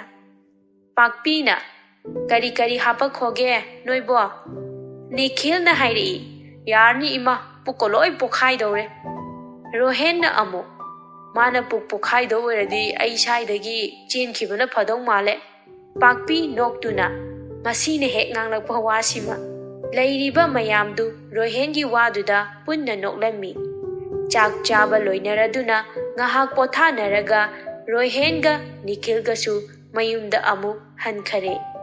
naubi su chattaba yadaba thabak ama leidana masu chatkhare numidang wairam tarakpa adwaida angang mayamdi naka thengba niba chatpa haunarami kichanda panthoi tonthoi mama pakpi su punna phamduna wari sanari pakpi na icha panthoi noigidi ichininaw kaya lei tonthoi na kainu ima mama domtani panthoi na ima hanadi yamba ama leirame haujikti leikhije pakpi na hairei haima ima di khangdadana hangbani ko saunu ko ibema tonthoi na amu aina haidro ima nangi pohangda hangbido tongno haiba natro panthoi na tonthoi imada adumaina haibino imana khangdadana hangbabo aina kaigi saudino tanjaduda mapa ningthemsu changla ami ningthemna kai wari no aisu khita yawba yaroidro aisu khita yawjagedana tonthoi na iye pabung hala aba noi heroni se aina lai takpiramiba ningthemna masine he ngangthorokpa sidi icha panthoi haido icha sira nungaina hek leithu icha sidi mama nang amta changla ukada tonthoi na puthokro ima nang pabungna yam yengningi amta changbiru so pakpi na nang wathiyang nganganu ko nayamba marai thokcharaksani tonthoi na tholakte khangbai ngangli ni kaino ado ima thabal chongba chatoini ko pakpi na ho chalo pakpi su ningthemna kaurambadagi makhoigi kada changkhare tonthoi na panthoi horen thabal chongba chatoini ko panthoi na hairei aidi thabal chongba su haitana na dum chongda aidi chongba haiteba tonthoi na amu ai tomda chongba talleme nangsu chonggadabani ko aidi aro haishini athoiba nakandagi kenjang thongdoi noima tonthoi na ima moi kada changkhi sida ima leite ko tamo athoiba na ꯑꯩꯗꯤ ꯏꯃꯥ ꯂꯩꯕꯒꯨꯝ ꯈꯟꯖꯔꯨꯕ ꯑꯗꯨꯏꯅꯤ꯫ ꯇꯣꯟꯊꯣꯏꯅ ꯑꯗꯨ ꯇꯥꯃꯣ ꯅꯥꯀꯗꯦꯡ ꯄꯩꯁꯥ ꯄꯤꯌꯨ꯫ ꯑꯊꯣꯏꯕꯅ ꯅꯪꯕꯨ ꯑꯉꯥꯡꯗꯣ ꯍꯧꯖꯤꯛꯇ ꯅꯥꯀꯗꯦꯡ ꯄꯩꯁꯥꯒ ꯅꯤꯔꯤꯁꯤꯕꯣ ꯍꯦꯇꯣꯔꯣꯕꯤ ꯅꯪꯕꯨ ꯑꯉꯥꯡꯅꯅꯦ꯫ ꯇꯣꯟꯊꯣꯏꯅ ꯑꯩꯈꯣꯏ ꯑꯉꯥꯡ ꯑꯣꯏꯖꯔꯤꯀꯣ ꯄꯤꯔꯛꯑꯣ ꯍꯥꯏꯁꯤꯅꯦ ꯑꯩꯗꯤ 2 ꯄꯤꯔꯛꯑꯣ꯫ ꯑꯊꯣꯏꯕꯅ 2ꯗꯤ ꯌꯥꯎꯗ꯭ꯔꯦ 10ꯗꯤ ꯌꯥꯎꯏꯀꯣ꯫ ꯇꯣꯟꯊꯣꯏꯅ ꯑꯩꯅ 2 ꯍꯥꯏꯁꯦ ꯈꯪꯗ꯭ꯔꯣ ꯇꯥꯃꯣꯅ? ꯑꯊꯣꯏꯕꯅ ꯂꯨꯄꯥ 2 ꯍꯥꯏ ꯅꯠꯇ꯭ꯔꯣ? ꯑꯩꯗꯤ ꯂꯨꯄꯥ 2ꯗꯤ ꯌꯥꯎꯗꯦ ꯂꯨꯄꯥ 10ꯗꯤ ꯌꯥꯎꯏ ꯍꯥꯏꯅꯤ ꯀꯩꯅꯣ꯫ ꯇꯣꯟꯊꯣꯏꯅ ꯑꯃꯨꯛ ꯑꯩꯅ ꯑꯗꯨ ꯍꯥꯏꯕ꯭ꯔꯕ 2000 ꯍꯥꯏꯕ ꯅꯠꯇ꯭ꯔꯕ ꯑꯩꯅ ꯍꯥꯏꯗꯣ? ꯑꯊꯣꯏꯕꯅ ꯏꯍꯦ ꯌꯥꯝꯃꯟꯗ꯭ꯔꯣ ꯑꯗꯨꯗꯤ? ꯇꯣꯟꯊꯣꯏꯅ ꯌꯥꯝꯗꯦ ꯊꯕꯛꯁꯨ ꯇꯧꯗꯧꯔꯦ ꯌꯥꯝ ꯂꯤꯛꯀꯅꯨ ꯇꯥꯃꯣ꯫ ꯑꯊꯣꯏꯕ ꯇꯣꯟꯊꯣꯏꯗ 1000 ꯆꯞꯄꯤ ꯑꯃ ꯁꯠꯇꯣꯛꯇꯨꯅ ꯄꯤꯔꯛꯏ꯫ ꯑꯗꯨꯗ ꯅꯥꯀꯟꯗ ꯐꯝꯃꯤꯕ ꯄꯥꯟꯊꯣꯏꯗꯁꯨ ꯄꯤꯔꯛꯏ꯫ ꯄꯥꯟꯊꯣꯏ ꯉꯛꯅ ꯀꯩꯅꯣꯗ? ꯑꯊꯣꯏꯕꯅ ꯅꯪꯒꯤꯁꯨ ꯅꯥꯀꯗꯦꯡ ꯄꯩꯁꯥ ꯄꯤꯔꯤꯅꯤ ꯀꯩꯅꯣ꯫ ꯄꯥꯟꯊꯣꯏꯅ ꯑꯩꯕꯨ ꯑꯉꯥꯡꯂꯣ? ꯑꯊꯣꯏꯕꯅ ꯑꯃꯨꯛ ꯑꯩꯈꯣই ꯇꯣꯟꯊꯣꯏꯗꯤ ꯑꯉꯥꯡ ꯑꯣꯏꯔꯤꯌꯦ ꯅꯪꯗꯤ ꯂꯩꯁꯥꯕꯤ ꯐꯥꯔꯕꯣ ꯍꯥꯏꯁꯦ? ꯄꯥꯟꯊꯣꯏꯅ ꯑꯃꯨꯛ ꯑꯗꯣ ꯑꯩ ꯂꯩꯁꯥꯕꯤ ꯐꯥꯔꯦ ꯍꯥꯏꯗꯦꯀꯣ꯫ ꯑꯊꯣꯏꯕꯅ ꯄꯩꯁꯥꯁꯦ ꯂꯧꯗ꯭ꯔꯗꯤ ꯅꯪ ꯊꯦꯡꯅꯕꯗ ꯂꯩꯁꯥꯕꯤ ꯑꯣꯏꯅ ꯀꯧꯔꯅꯤꯀꯣ꯫ ꯄꯥꯟꯊꯣꯏ ꯄꯥꯈꯠꯅ ꯑꯩ ꯑꯉꯥꯡ ꯑꯣꯏꯖꯔꯤ ꯂꯧꯔꯒꯦ ꯂꯩꯁꯥꯕꯤ ꯀꯧꯔꯛꯀꯅꯨꯀꯣ꯫ ꯑꯅꯤꯗꯨꯅ ꯇꯧꯔꯤꯗꯨ ꯇꯣꯟꯊꯣꯏꯗꯤ ꯉꯁꯥꯏꯗꯒꯤ ꯃꯆꯤꯟ ꯈꯨꯝꯗꯅ ꯅꯣꯛꯂꯤꯕꯅꯤ꯫ ꯉꯥꯏꯍꯥꯛ ꯂꯩꯔꯒ ꯊꯥꯕꯜ ꯃꯈꯣꯟꯅ ꯄꯨꯛꯅꯤꯡ ꯍꯦꯛ ꯅꯤꯜꯂꯝꯃꯤ꯫ ꯅꯤꯈꯤꯜꯒ ꯔꯣꯍꯦꯟꯒꯁꯨ ꯑꯊꯣꯏꯕꯕꯨ ꯊꯥꯕꯜ ꯆꯣꯡꯕ ꯍꯧꯕ ꯂꯥꯛꯑꯝꯃꯤ꯫ ꯅꯤꯈꯤꯜꯅ ꯑꯊꯣꯏ ꯊꯥꯕꯜ ꯆꯣꯡꯉꯨꯁꯤꯗꯅ IAS ꯑꯣꯐꯤꯁꯥꯔ ꯑꯣꯏꯗ꯭ꯔꯤꯉꯩꯁꯤꯗ꯫ ꯑꯊꯣꯏꯕꯅ ꯇꯥꯅꯤꯡꯗꯦꯀꯣ ꯑꯗꯣ ꯑꯩ ꯆꯣꯡꯗꯤ ꯆꯣꯡꯉꯣꯏ ꯅꯣꯏ ꯆꯣꯡꯕ ꯑꯣꯏꯅ ꯁꯪꯕꯤꯒꯦ꯫ ꯔꯣꯍꯦꯟꯅ IAS ꯑꯣꯐꯤꯁꯥꯔ ꯑꯣꯏꯗ꯭ꯔꯤꯉꯩꯁꯤꯗ ꯏꯕꯥꯅꯤꯒꯤ ꯍꯦꯡꯒꯔ ꯑꯣꯏꯍꯜꯂꯧꯔꯁꯦ ꯚꯥꯏ꯫ ꯑꯊꯣꯏꯕꯅ ꯍꯣꯏ ꯑꯣꯏꯖꯔꯒꯦ꯫ ꯔꯣꯍꯦꯟ ꯅꯤꯈꯤꯜ ꯑꯊꯣꯏꯕ ꯄꯨꯟꯅ ꯃꯈꯥꯗ ꯀꯨꯝꯊꯔꯛꯄꯗ ꯃꯃꯥ ꯄꯥꯛꯄꯤꯅ ꯅꯣꯏꯁꯨ ꯊꯥꯕꯜ ꯆꯣꯡꯂꯨꯒꯦ ꯍꯥꯏꯔꯣ? ꯍꯣꯏꯅꯦ ꯅꯣꯏ ꯃꯔꯨꯞꯁꯤꯁꯨ ꯈꯔ ꯆꯣꯡꯍꯜꯂꯨꯅꯦ ꯑꯩꯈꯣꯏꯅ ꯍꯥꯏꯕꯗꯤ ꯌꯥꯗꯦ ꯅꯆꯟꯅꯨꯄꯤ 2ꯗꯨꯁꯨ ꯆꯣꯡꯅꯤ ꯍꯥꯏꯕꯅꯤ ꯃꯣꯏꯁꯨ ꯂꯣꯏꯍꯧꯔꯦ ꯄꯨꯟꯅ ꯍꯦꯛ ꯊꯣꯛꯃꯤꯟꯅꯔꯁꯤꯗꯅ꯫ ꯅꯤꯈꯤꯜꯅ ꯇꯣꯟꯊꯣꯏꯒ ꯀꯔꯝꯕꯒꯅꯣ ꯆꯣꯡꯗꯣꯏꯁꯦ? ꯅꯥꯎꯕꯤ ꯍꯥꯏꯗꯨꯔꯣ ꯅꯠꯇ꯭ꯔꯒ ꯄꯥꯟꯊꯣꯏ ꯍꯥꯏꯗꯨꯔꯣ ꯏꯃꯥ? ꯄꯥꯛꯄꯤꯅ ꯅꯥꯎꯕꯤꯗꯤ ꯊꯕꯛ ꯂꯩꯌꯦꯅ ꯍꯟꯈ꯭ꯔꯦꯗ ꯄꯥꯟꯊꯣꯏꯒ ꯆꯣꯡꯅꯦꯌꯦ꯫ ꯔꯣꯍꯦꯟꯅ ꯑꯃꯨꯛ ꯏꯃꯥ ꯄꯥꯟꯊꯣꯏ ꯍꯥꯏꯗꯨꯕꯨ ꯊꯥꯕꯜ ꯆꯣꯡꯕꯒ ꯍꯩꯕ꯭ꯔꯅꯦ? ꯄꯥꯛꯄꯤꯅ ꯍꯩꯄꯣꯟꯇꯦꯗ ꯅꯆꯟ ꯇꯣꯟꯊꯣꯏꯅ ꯍꯦꯛ ꯃꯌꯥꯗꯗꯅ ꯆꯣꯡꯍꯟꯗꯧꯔꯤꯕꯅꯤ꯫ ꯔꯣꯍꯦꯟꯅ ꯑꯃꯨꯛ ꯑꯗꯨꯗꯤ ꯍꯣꯔꯦꯟ ꯄꯥꯟꯊꯣꯏ ꯄꯥꯏꯔꯒ ꯆꯣꯡꯒꯥꯏꯒꯦ ꯈꯪꯅꯤ꯫ ꯑꯊꯣꯏꯕ ꯈꯪꯉꯥꯏ ꯍꯥꯏꯗꯣꯛꯂꯛꯏ ꯌꯥꯔꯣꯏ ꯄꯥꯏꯕ꯫ ꯔꯣꯍꯦꯟ ꯉꯛꯅ ꯀꯩꯒꯤ? ꯑꯊꯣꯏꯕ ꯇꯧꯅ ꯈꯨꯝꯃꯛꯏ ꯑꯩꯒ ꯄꯥꯏꯃꯤꯟꯅꯗꯣꯏꯅꯤ ꯀꯩꯅꯣ ꯏꯆꯟ ꯃꯤꯉꯣꯟꯗ ꯄꯥꯏꯍꯟꯖꯥꯄꯣꯠꯇꯦ꯫ ꯅꯤꯈꯤꯜꯅ ꯅꯪꯕꯨ ꯊꯥꯕꯜ ꯆꯣꯡꯂꯣꯏ ꯍꯥꯏꯔꯝꯗꯥꯏꯅꯦ? ꯑꯊꯣꯏꯕꯅ ꯑꯩꯁꯨ ꯊꯥꯕꯜ ꯆꯣꯡꯕ ꯍꯩ ꯀꯩꯅꯣ ꯑꯩꯁꯨ ꯆꯣꯡꯗꯣꯏꯅꯦ꯫ ꯇꯟꯖꯥꯗꯨꯗ ꯇꯣꯟꯊꯣꯏꯒ ꯄꯥꯟꯊꯣꯏꯒ ꯄꯨꯟꯅ ꯃꯣꯏꯅ ꯂꯩꯔꯤꯕ ꯃꯈꯥꯒꯤ ꯀꯥꯗꯨꯗ ꯊꯣꯛꯂꯛꯏ꯫ ꯄꯥꯟꯊꯣꯏ ꯎꯕꯗ ꯑꯊꯣꯏꯕꯗꯤ ꯄꯥꯟꯊꯣꯏꯇꯕꯨ ꯌꯦꯡꯗꯨꯅ ꯂꯩꯈ꯭ꯔꯦ꯫ ꯅꯨꯄꯤ ꯑꯣꯏꯕꯤꯁꯤꯡꯒꯤ ꯍꯥꯏꯅꯕ ꯂꯩ ꯀꯦꯗꯅ ꯐꯖꯕꯅ ꯃꯈꯜ ꯑꯃ ꯀꯦꯔꯒ ꯐꯖꯕꯅ ꯃꯈꯜ ꯑꯃ꯫ ꯑꯗꯨꯕꯨ ꯉꯁꯤꯗꯤ ꯄꯥꯟꯊꯣꯏ ꯀꯦꯗꯅ ꯐꯖꯔꯤꯕ ꯃꯁꯛꯇꯨꯗ ꯈꯔ ꯀꯦꯁꯤꯟꯕꯗꯨꯗ ꯂꯥꯏ ꯃꯆꯥꯒꯨꯝ ꯐꯖꯈ꯭ꯔꯦ꯫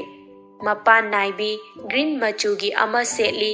ꯇꯣꯞ ꯕ꯭ꯂꯦꯛ ꯀꯂꯔ ꯑꯃ ꯂꯤꯠꯂꯤ ꯔꯥꯅꯤ ꯐꯤ ꯃꯄꯥꯟ ꯕ꯭ꯂꯦꯛꯅ ꯍꯥꯞꯄ ꯅꯤꯡꯊꯤꯅ ꯐꯖꯅ ꯍꯛꯂꯕ ꯐꯤ ꯑꯗꯨꯅ ꯐꯖꯔꯕ ꯄꯥꯟꯊꯣꯏꯗ ꯁꯦꯠꯄꯗꯨꯗ ꯑꯃꯨꯛꯀ ꯍꯦꯟꯅ ꯐꯖꯈ꯭ꯔꯦ꯫ ꯅꯤꯈꯤꯜꯅ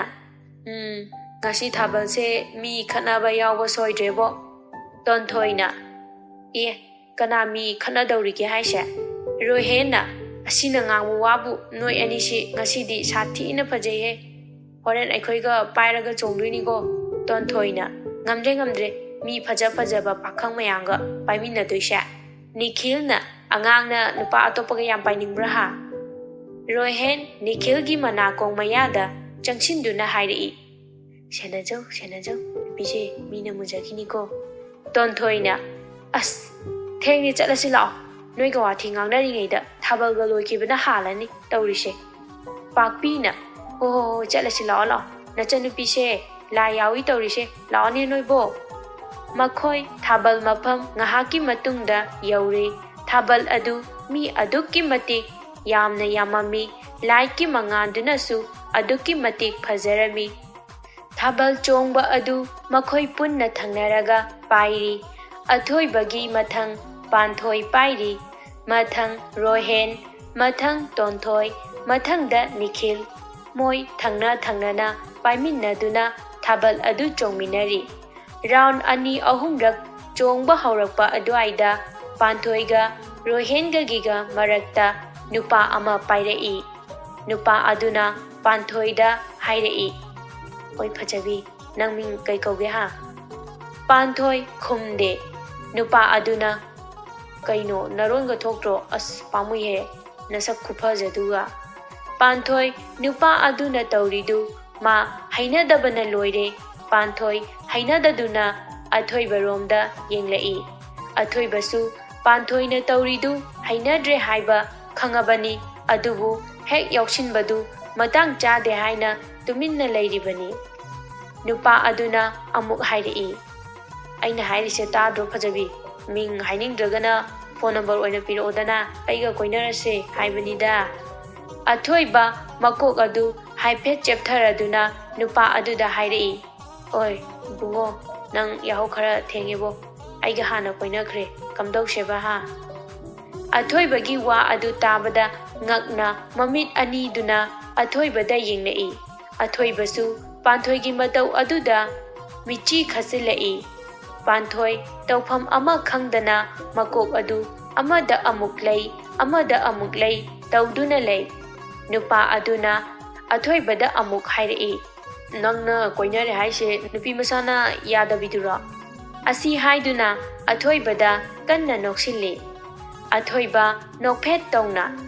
नंगदी नुपी मसाना यादबी नुपी कयादी सुरे नंगना कोइरइसे अइदी नुपी मसाना यारगा कोइजरे हाइजरिबा खंगबिरेको पांथोइ अनिदुना ngangnaridu ताबदा हुमांग अनपी कारई नुपा अदुना अमुक पांथोइदा हाइरई ओइ फजबी सिनुपासना आइसे चुमबो कीगनु अइ लेको पांथोइ अथोइबदा हाइफेट येंगलगा अदुगा नुपा अदुदा हाइरई दादाना हाइसे चुमे अइ दादासिगा कोइनेये पांथोइगी वादु ताबदा अथोइबा नोफेट तौना पांथोइदा येंगजेरी पांथोइदा पाइरमिबा नुपा अदु पांथोइना हाइरकपा अदु ताबदा अरोइबिदा साउदुना थोखरे पांथोइ नुपा अदु हेक थोखिबगा वाइ संगे हाइबगी मतौगुम सोर सांगना अमा होंदुई पांथोइ माना हौजिक हाइखिबा अदु निंसिंगलकपदा अमु इकाइबा फाउरई अथोइबना नंग ngasa aina haibdo saunko adu nupadu thokhinaba tawbane panthoi amu aisu khangida dada aisu ma amta thokhadi lai khoramini athoibana is adudi aise lai tarine nangge panthoina nangse aigi lai tare asi haiduna athoibaga panthoiga yengnaduna nokmine roihenna Kaiwarino aikoisu nokpoto khita yaujage haiwane athoibana nangi nupi thinabagi matangda wari saraga noklamiba rohena amu aigi matang mandida panthoi athoibana aisibu chumbrone panthoi khumde nokpetamak tawi athoibana tu nokpet tawrise chumme haine rohena is watiri masinu pajidiba Nikhil न अमु तोंथोय नंग नुपागा खंगनबगा लेरबो तोंथोय न लेट्रे अदो अमदि खंगनदबा याद्रे निखिल पाखना कइबा कोइबगे आगिरोको अंगांग न चई चानी खंगद्रि तोंथोय न अमु कइगी आइदि खंगनरनी निखिल न यारोइदि यारोइको निखिल मचिंदा तपना सोली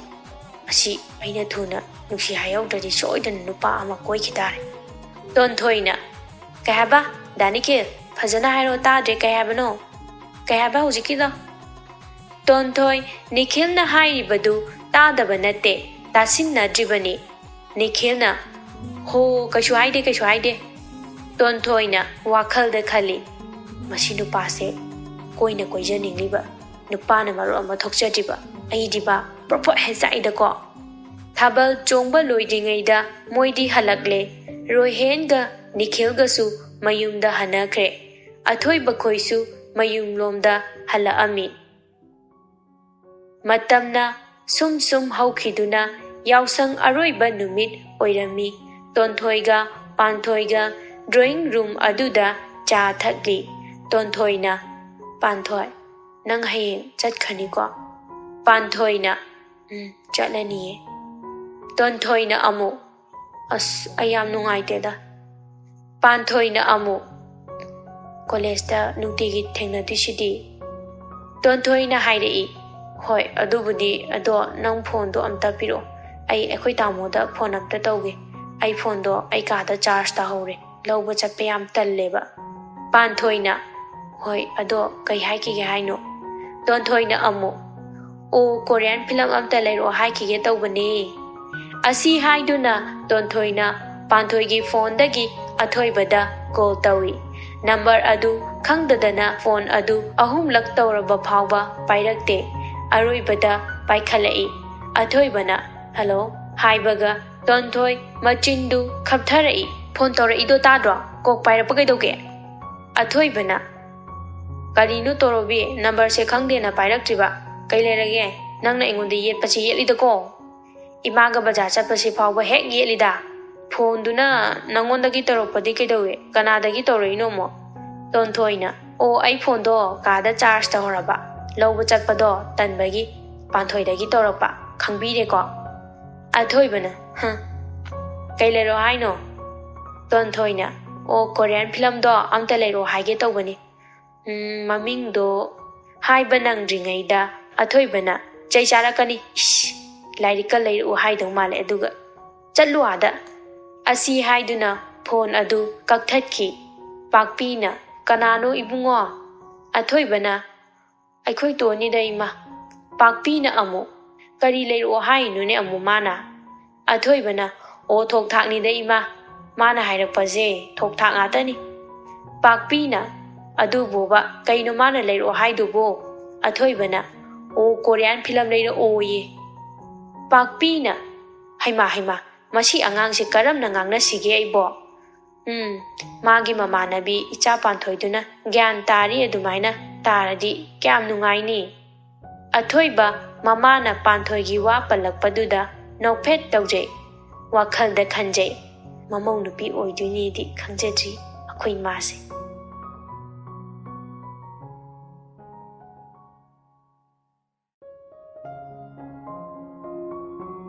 ꯃꯇꯝꯅ ꯑꯁꯨꯝ ꯍꯧꯖꯟꯈꯤꯕꯅ ꯍꯥꯟꯅꯒꯨꯝ ꯄꯥꯟꯊꯣꯏ ꯅꯥꯎꯕꯤ ꯇꯣꯟꯊꯣꯏ ꯀꯣꯂꯦꯖ ꯀꯥꯃꯤꯟꯅꯔꯤ꯫ ꯅꯥꯎꯕꯤꯅ ꯇꯣꯟꯊꯣꯏ ꯅꯣꯏ ꯗꯗꯥꯗꯣ ꯑꯩꯈꯣꯏꯗ ꯍꯥꯟꯅ ꯃꯁꯛ ꯇꯥꯛꯂꯝꯃꯨ ꯌꯥꯗ꯭ꯔꯣ?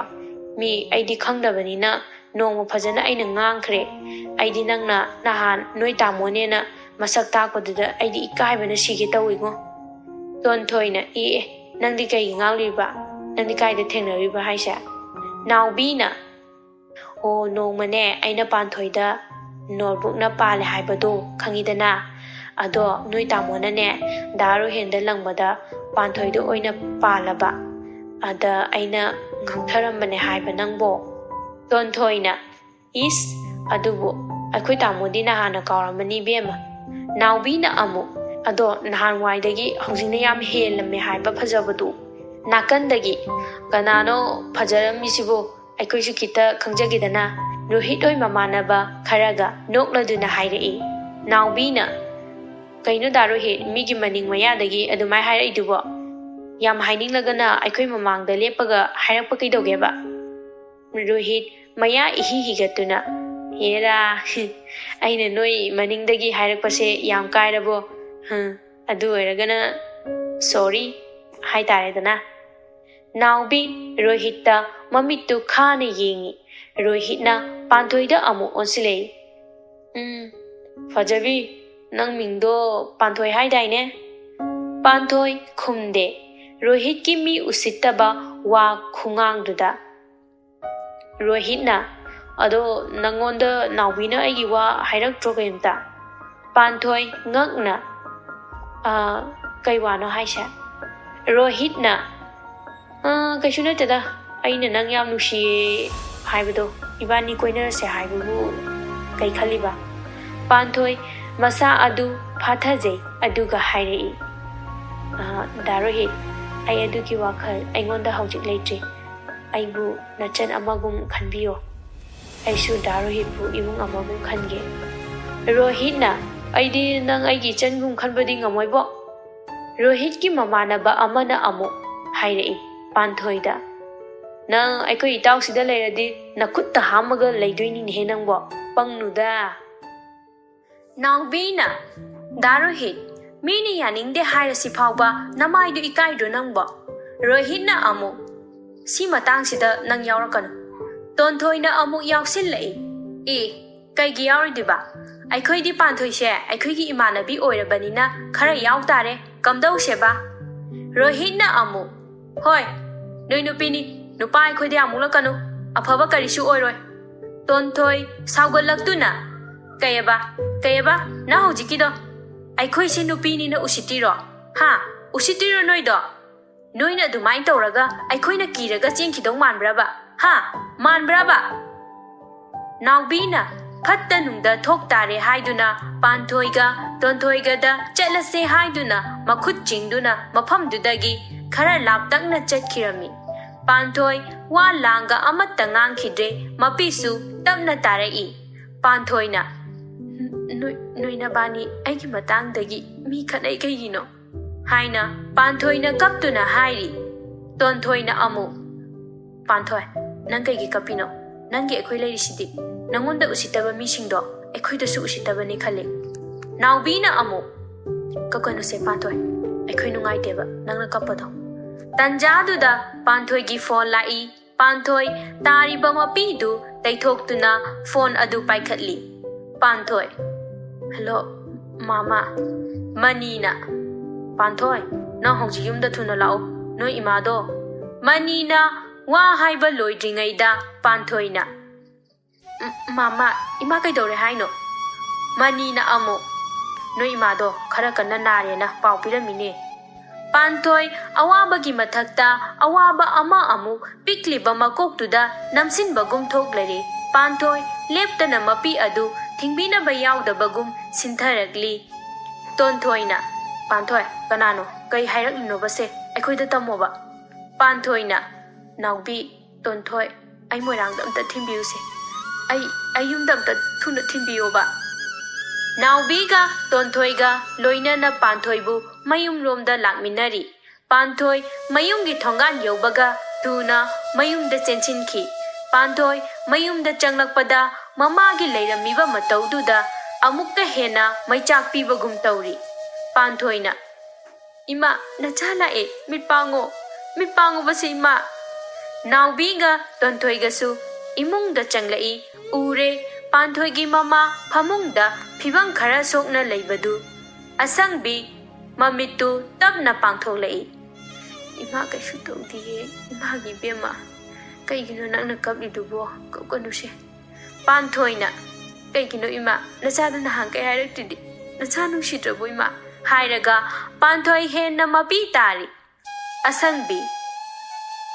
hujikti ima naba pharanida icha laklabanina ima kaisu tawriye ima kanna naba nateda. Panthoina amu ai ada chaloroigi imaga punna lerani hujikti. Naubiga Tonthoigana Panthoibu amukta thoklau haiduna kauthokli. Tonthoina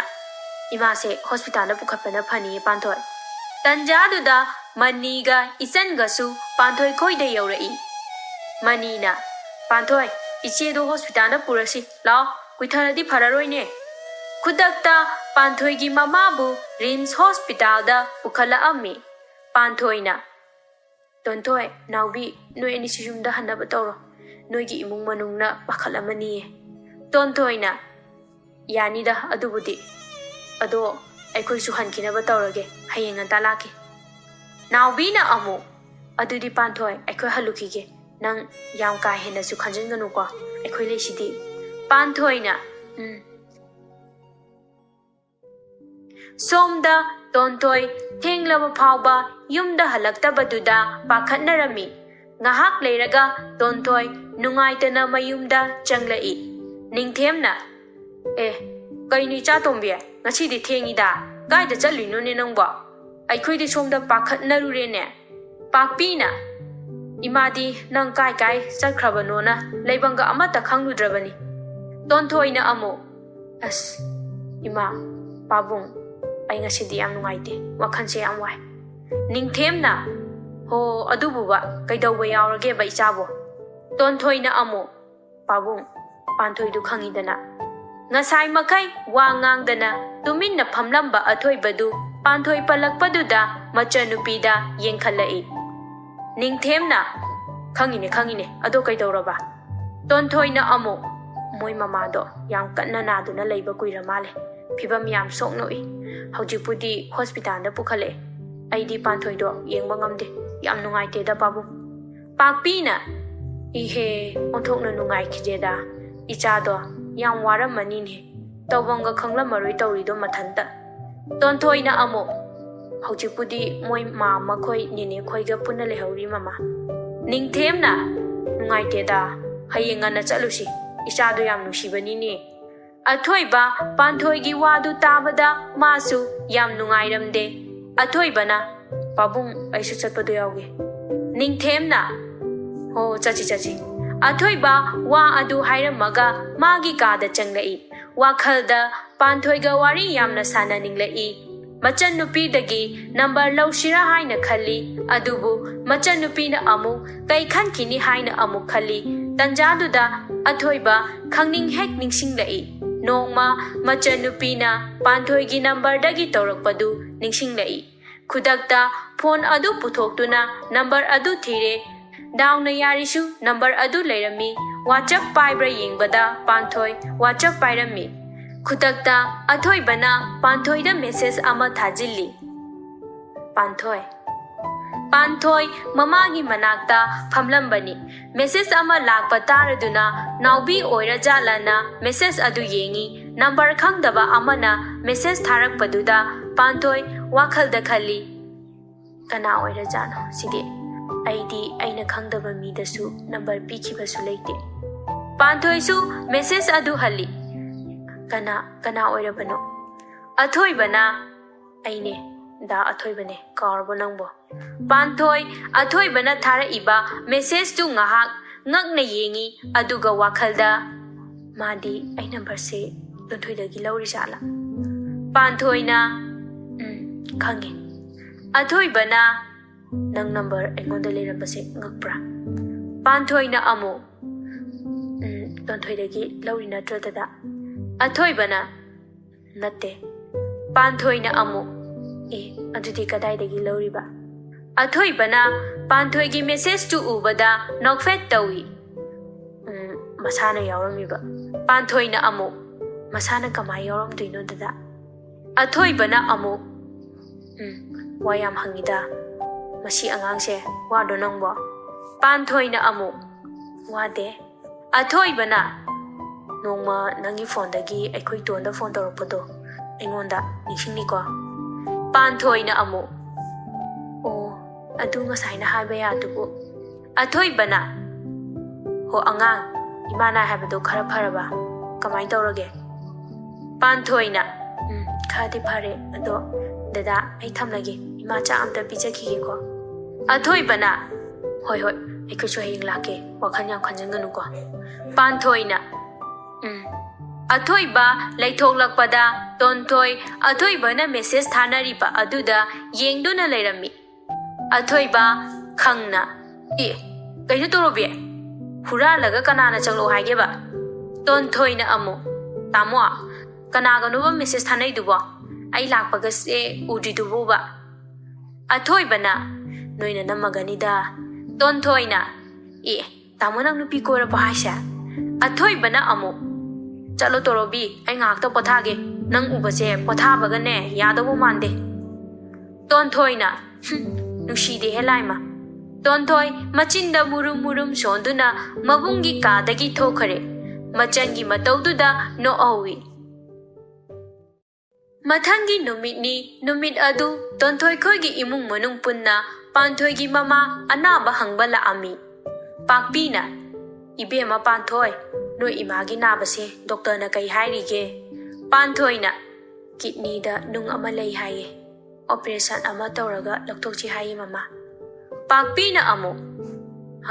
"ꯑꯗꯨꯗꯤ ꯀꯨꯏꯊꯔꯅꯨ, ꯏꯃꯥꯈꯣꯏꯁꯨ ꯃꯇꯦꯡ ꯄꯥꯡꯒꯦ. ꯑꯗꯣ ꯑꯣꯄꯔꯦꯁꯟꯒꯤ ꯃꯇꯥꯡꯁꯤꯗꯤ ꯅꯣꯏ ꯃꯥ ꯃꯈꯣꯏꯅ ꯀꯩ ꯍꯥꯏꯔꯤꯕ?" ꯃꯅꯤꯅ,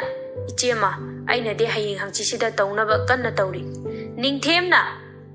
"ꯍꯣꯏꯅꯦ, ꯀꯨꯏꯊꯔꯗꯤ ꯑꯐꯕ ꯑꯣꯏꯔꯣꯏ. ꯍꯌꯦꯡ ꯑꯣꯏꯅ ꯇꯧꯅꯕ ꯍꯥꯏꯔꯣ. ꯄꯩꯁꯥꯒꯤ ꯋꯥꯗꯤ ꯀꯩꯁꯨ ꯈꯜꯂꯨꯅꯨ, ꯑꯩꯈꯣꯏꯅ ꯄꯨꯊꯣꯛꯀꯦꯀꯣ." ꯃꯅꯤꯅ, "ꯌꯥꯅꯤꯗ ꯇꯥꯏꯕꯨꯡꯉꯣ, ꯑꯩꯈꯣꯏ ꯑꯗꯨꯝ ꯄꯨꯊꯣꯛꯆꯒꯦ." ꯄꯥꯟꯊꯣꯏꯅ, ꯌꯥꯔꯅꯤꯌꯦ ꯄꯥꯕꯨꯡ, ꯑꯩꯈꯣꯏ ꯑꯗꯨꯝ ꯍꯣꯠꯅꯖꯔꯒꯦ." ꯇꯣꯟꯊꯣꯏꯅ, "ꯀꯔꯤ ꯌꯥꯕ? ꯌꯥꯔꯣꯏ, ꯑꯩ ꯁꯥꯎꯔꯛꯆꯅꯤꯀꯣ." ꯅꯤꯡꯊꯦꯝꯅ,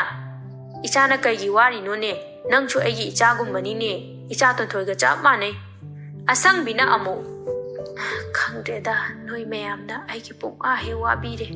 ꯄꯥꯛꯄꯤꯅ ꯑꯃꯨꯛ, "ꯏꯆꯦ, ꯋꯥꯈꯜꯁꯨ ꯄꯨꯡꯋꯥ ꯋꯥꯅꯁꯨ ꯈꯟꯖꯤꯟꯕꯤꯒꯅꯨ, ꯅꯨꯡꯉꯥꯏꯅ ꯍꯦꯛ ꯂꯩꯊꯣꯛꯎ." ꯑꯁꯪꯕꯤꯅ,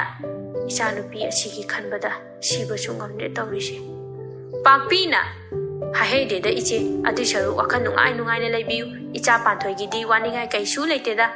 ꯒ꯭ꯌꯥꯟ ꯇꯥꯕꯅꯤꯅ ꯅꯌꯥ ꯑꯐꯕ ꯑꯃ ꯁꯣꯏꯗꯅ ꯐꯪꯒꯅꯤ, ꯋꯥꯔꯨꯅꯨꯀꯣ ꯏꯆꯦ." ꯑꯁꯪꯕꯤꯅ, "ꯅꯣꯏꯅ ꯑꯩꯒꯤ ꯏꯆꯥꯕꯨ ꯅꯨꯡꯁꯤꯕꯤꯗꯅ ꯄꯨꯡꯊꯥ ꯍꯦꯛ ꯊꯥꯒꯠꯄꯤꯔꯦ." ꯄꯥꯛꯄꯤꯅ, "ꯏꯆꯥ ꯄꯥꯟꯊꯣꯏꯒꯤꯗꯤ ꯑꯩꯈꯣꯏ ꯃꯌꯥꯝ ꯂꯩꯔꯤꯁꯤꯗꯤ, ꯑꯩꯒꯤ ꯏꯆꯥꯅꯨꯄꯤꯒ ꯆꯞ マꯅꯩ." ꯃꯃꯥꯒꯤ ꯋꯥꯍꯩꯗꯨꯗ ꯑꯊꯣꯏꯕ ꯃꯆꯤꯟꯗ ꯇꯞꯅ ꯁꯣꯟꯖꯩ꯫ ꯃꯆꯥꯅꯨꯄꯤꯒ ꯆꯞ ꯃꯥꯟꯅꯩ ꯀꯥꯏꯅ ꯃꯃꯧ ꯅꯨꯄꯤ ꯑꯣꯏꯗꯣꯏꯁꯤꯗ. ꯄꯥꯛꯄꯤꯅ, "ꯀꯩ ꯍꯥꯏꯕꯅꯣ ꯏꯕꯨꯡꯉꯣ? ꯐꯖꯅ ꯍꯥꯏꯌꯨꯗꯅ, ꯀꯩꯅꯣꯝ ꯍꯥꯏꯈꯤꯕ ꯃꯥꯜꯂꯤꯅꯦ." ꯑꯊꯣꯏꯕ ꯏꯛ ꯑꯍꯥ ꯇꯧꯗꯨꯅ ꯍꯥꯏꯔꯤ, ꯏꯃꯥꯁꯦ ꯊꯨꯅ ꯅꯥꯕ ꯐꯍꯟꯅꯤꯡꯉꯦ ꯍꯥꯏꯕꯅꯤ ꯏꯃꯥ." ꯑꯁꯪꯕꯤꯅ, "ꯏꯕꯨꯡꯉꯣꯁꯤꯗꯤ ꯏꯕꯦꯝꯃ ꯅꯪꯒꯤ ꯅꯆꯥꯅꯨꯄꯥꯔꯥ? ꯊꯣꯛꯅ ꯐꯖꯈ꯭ꯔꯦꯗ, ꯅꯨꯄꯥ ꯊꯣꯛꯅ ꯍꯦꯛ ꯐꯖꯩ, ꯒ꯭ꯌꯥꯟ ꯇꯥꯕ ꯃꯥꯜꯂꯤ ꯏꯆꯥꯗꯤ." ꯄꯥꯛꯄꯤꯅ, "ꯍꯣꯏ ꯏꯆꯦ, ꯃꯌꯥꯝꯕꯁꯤꯗꯤ ꯒ꯭ꯌꯥꯟ ꯈꯔ ꯇꯥꯏ, ꯃꯆꯟꯅꯨꯄꯤꯁꯤꯗꯤ ꯒ꯭ꯌꯥꯟ ꯇꯥꯔꯣ ꯍꯥꯏꯕ ꯌꯥꯗꯦ. ꯏꯆꯥ ꯄꯥꯟꯊꯣꯏꯗꯧꯅꯅꯦ ꯒ꯭ꯌꯥꯟ ꯇꯥꯔꯗꯤ ꯅꯨꯡꯉꯥꯏꯒꯗꯕꯅꯤ." ꯇꯣꯟꯊꯣꯏꯅ ꯄꯥꯟꯊꯣꯏꯒꯤ ꯃꯅꯥꯀꯣꯡ ꯃꯌꯥꯗ ꯆꯪꯁꯤꯟꯗꯨꯅ ꯍꯥꯏꯔꯛꯏ, "ꯑꯁꯤ ꯍꯥꯏꯕꯗꯒꯤ ꯍꯔꯥꯎꯕꯅ ꯂꯣꯏꯔꯝꯃꯅꯤ ꯑꯃꯁꯦ, ꯐꯖꯩ, ꯒ꯭ꯌꯥꯟ ꯇꯥꯏ ꯀꯥꯏꯅ ꯈꯔ ꯍꯥꯏꯈꯤꯕꯒꯤ." ꯄꯥꯟꯊꯣꯏꯅ, "ꯇꯞꯅ ꯍꯥꯏꯌꯨ, ꯃꯤ ꯑꯃꯨꯛ ꯇꯥꯈ꯭ꯔꯒ ꯅꯨꯡꯉꯥꯏꯈꯤꯔꯣꯏꯌꯦ." ꯇꯣꯟꯊꯣꯏꯅ, "ꯏꯁ, ꯅꯨꯡꯉꯥꯏꯇꯕꯒ ꯐꯥꯎꯕꯤꯔꯤꯔꯣ?" ꯄꯥꯟꯊꯣꯏꯅ, "ꯅꯠꯇꯦꯍꯦ." ꯇꯣꯟꯊꯣꯏꯅ,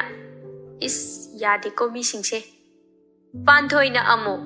"ꯀꯩꯅꯣ ꯇꯣꯟꯊꯣꯏ, ꯅꯪ ꯀꯥꯔꯣꯟꯗꯣ ꯃꯇꯥꯡ ꯆꯥꯗꯦꯀꯣ." ꯅꯤꯡꯊꯦꯝꯅ, "ꯑꯗꯣ ꯃꯅꯤ, ꯉꯁꯤꯒꯤ ꯆꯥꯛ ꯏꯁꯤꯡꯗꯤ ꯀꯃꯥꯏꯅ ꯇꯧꯔꯦ?" ꯃꯅꯤꯅ, "ꯇꯥꯏꯕꯨꯡꯉꯣ, ꯍꯧꯖꯤꯛ ꯑꯌꯨꯛꯀꯤꯕꯨꯗꯤ ꯄꯥꯟꯊꯣꯏ ꯃꯅꯦꯅ ꯄꯨꯔꯛꯑꯅꯤ." ꯅꯤꯡꯊꯦꯝꯅ, "ꯑꯣ, ꯍꯣꯔꯦꯟ ꯅꯨꯡꯗꯥꯡꯒꯤꯗꯨꯗꯤ ꯑꯩꯈꯣꯏꯅ ꯍꯦꯛ ꯊꯤꯜꯂꯛꯑꯒꯦ." ꯃꯅꯤꯅ, "ꯌꯥꯔꯅꯤꯗ ꯇꯥꯏꯕꯨꯡꯉꯣ." ꯄꯥꯛꯄꯤꯅ ꯑꯃꯨꯛ, "ꯌꯥꯗꯦ, ꯑꯩꯈꯣꯏꯅ ꯄꯨꯔꯛꯇꯣꯏꯅꯤꯀꯣ."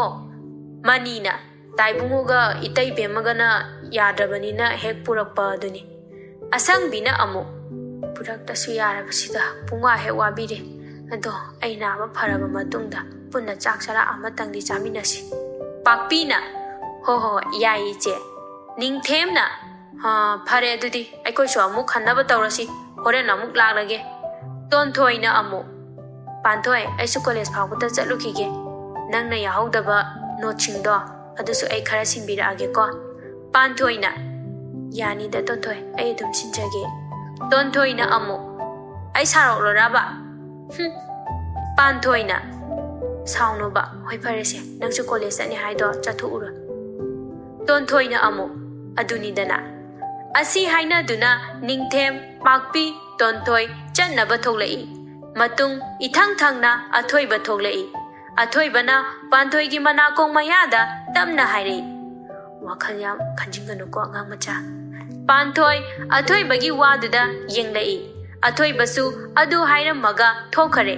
ꯄꯥꯟꯊꯣꯏ ꯃꯃꯥꯒꯤ ꯑꯣꯄꯔꯦꯁꯟꯁꯨ ꯂꯣꯏꯈꯔꯦ꯫ ꯄꯥꯟꯊꯣꯏ ꯃꯃꯥꯁꯨ ꯅꯨꯃꯤꯠ ꯈꯔꯅꯤꯗꯤ ꯃꯅꯤꯈꯣꯏꯗ ꯂꯩꯕ ꯇꯥꯔꯝꯃꯤ꯫ ꯃꯅꯤꯅꯗꯤ ꯄꯥꯟꯊꯣꯏ ꯃꯃꯥꯁꯨ ꯃꯣꯏꯒ ꯄꯨꯟꯅ ꯂꯩꯔꯁꯤꯅ ꯀꯟꯅ ꯍꯥꯏꯔꯤ꯫ ꯄꯥꯟꯊꯣꯏ ꯃꯃꯥꯒꯤ ꯀꯥꯗ ꯃꯃꯥꯅ ꯇꯨꯝꯅꯕ ꯐꯃꯨꯡ ꯀꯟꯅ ꯁꯦꯝꯃꯤ꯫ ꯑꯁꯪꯕꯤꯅ, "ꯏꯃꯥꯒꯤ ꯄꯥꯟꯊꯣꯏ, ꯅꯪꯁꯨ ꯍꯌꯦꯡꯗꯒꯤ ꯀꯣꯂꯦꯖ ꯀꯥꯅꯕ ꯇꯧꯔꯣꯀꯣ." ꯄꯥꯟꯊꯣꯏꯅ, ꯍꯣꯏ ꯏꯃꯥ." Phamung semduna khumlai. Asangbina chalo nangsu lairik ngahak tawjaruro imasu tumnaba tawrage.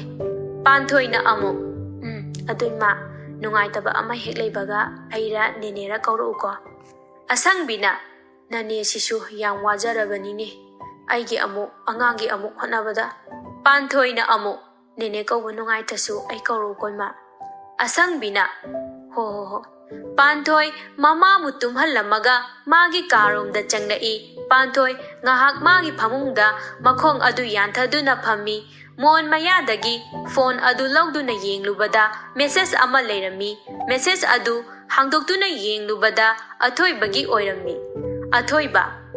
angang macha. Panthoi message adu reply pi. Kaino dada ai angang macha kaude ko. Panthoi kawe.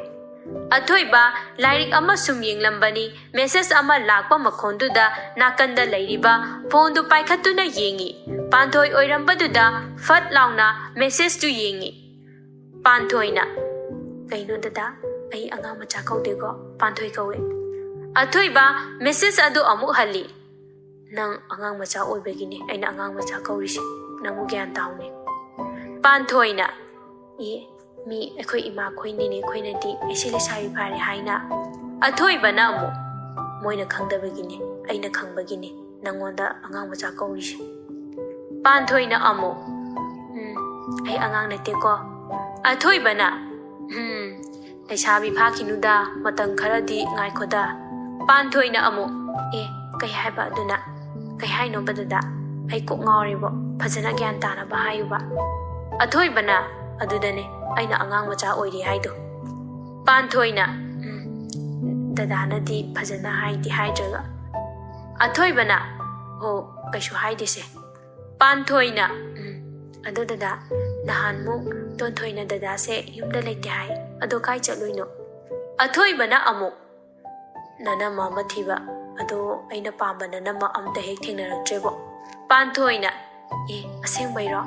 Athoiba panthoigi ipang pangjaba mataududa noi aduga message adu reply amukpi. Adane aina nangse angang macha kaurido. Panthoina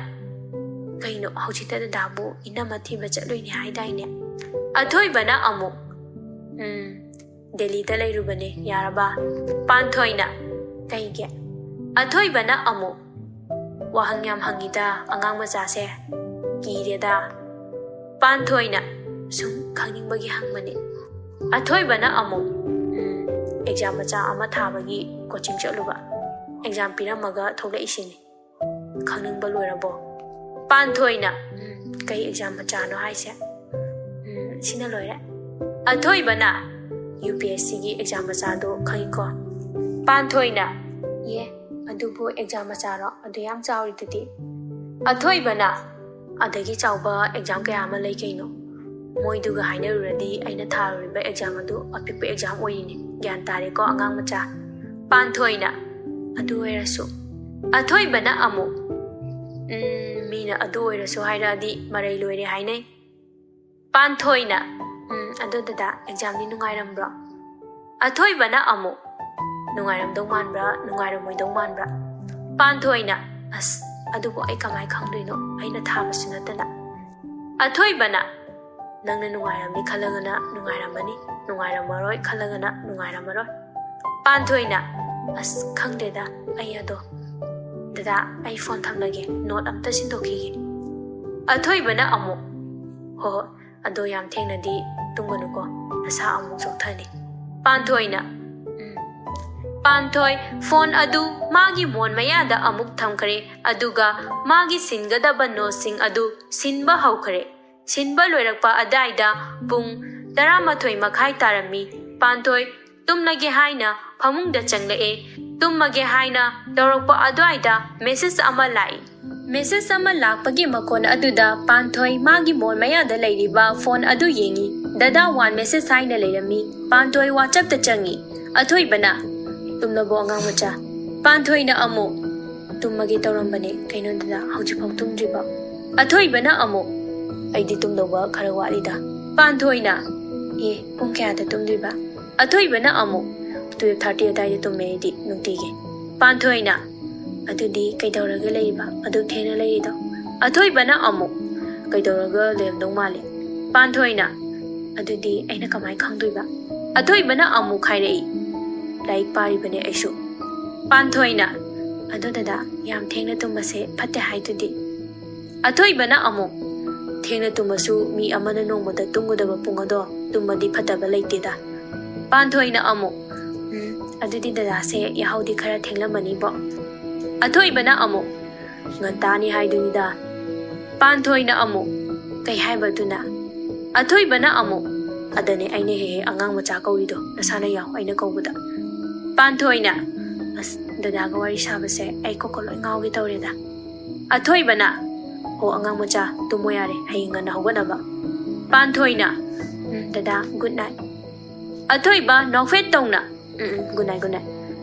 ꯄꯥꯟꯊꯣꯏ ꯑꯊꯣꯏꯕꯅ ꯊꯥꯔꯛꯏꯕ message ꯑꯗꯨ ꯁꯤꯟ ꯇꯧꯔꯝꯃꯒ ꯃꯥꯒꯤ phone ꯑꯗꯨ ꯑꯃꯨꯛ ꯃꯥꯒꯤ ꯃꯣꯟ ꯃꯌꯥꯗ ꯊꯝꯈ꯭ꯔꯦ, ꯑꯗꯨꯒ ꯄꯥꯟꯊꯣꯏꯁꯨ ꯇꯨꯝꯊꯈ꯭ꯔꯦ꯫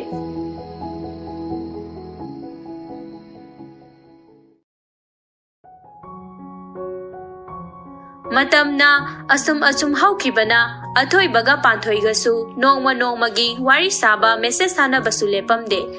ꯑꯗꯨꯅ ꯀꯣꯏꯅꯗꯕꯁꯨ ꯑꯁꯨꯝ ꯍꯦꯜꯂꯛꯏ꯫ ꯁꯣꯝꯗꯅ ꯅꯩꯅꯥꯒꯤ ꯃꯄꯥ ꯏꯕꯣꯕꯤꯒ ꯅꯤꯡꯊꯦꯝꯒ ꯎꯅꯗꯨꯅ ꯋꯥꯔꯤ ꯁꯥꯔꯤ꯫ ꯏꯕꯣꯕꯤꯅ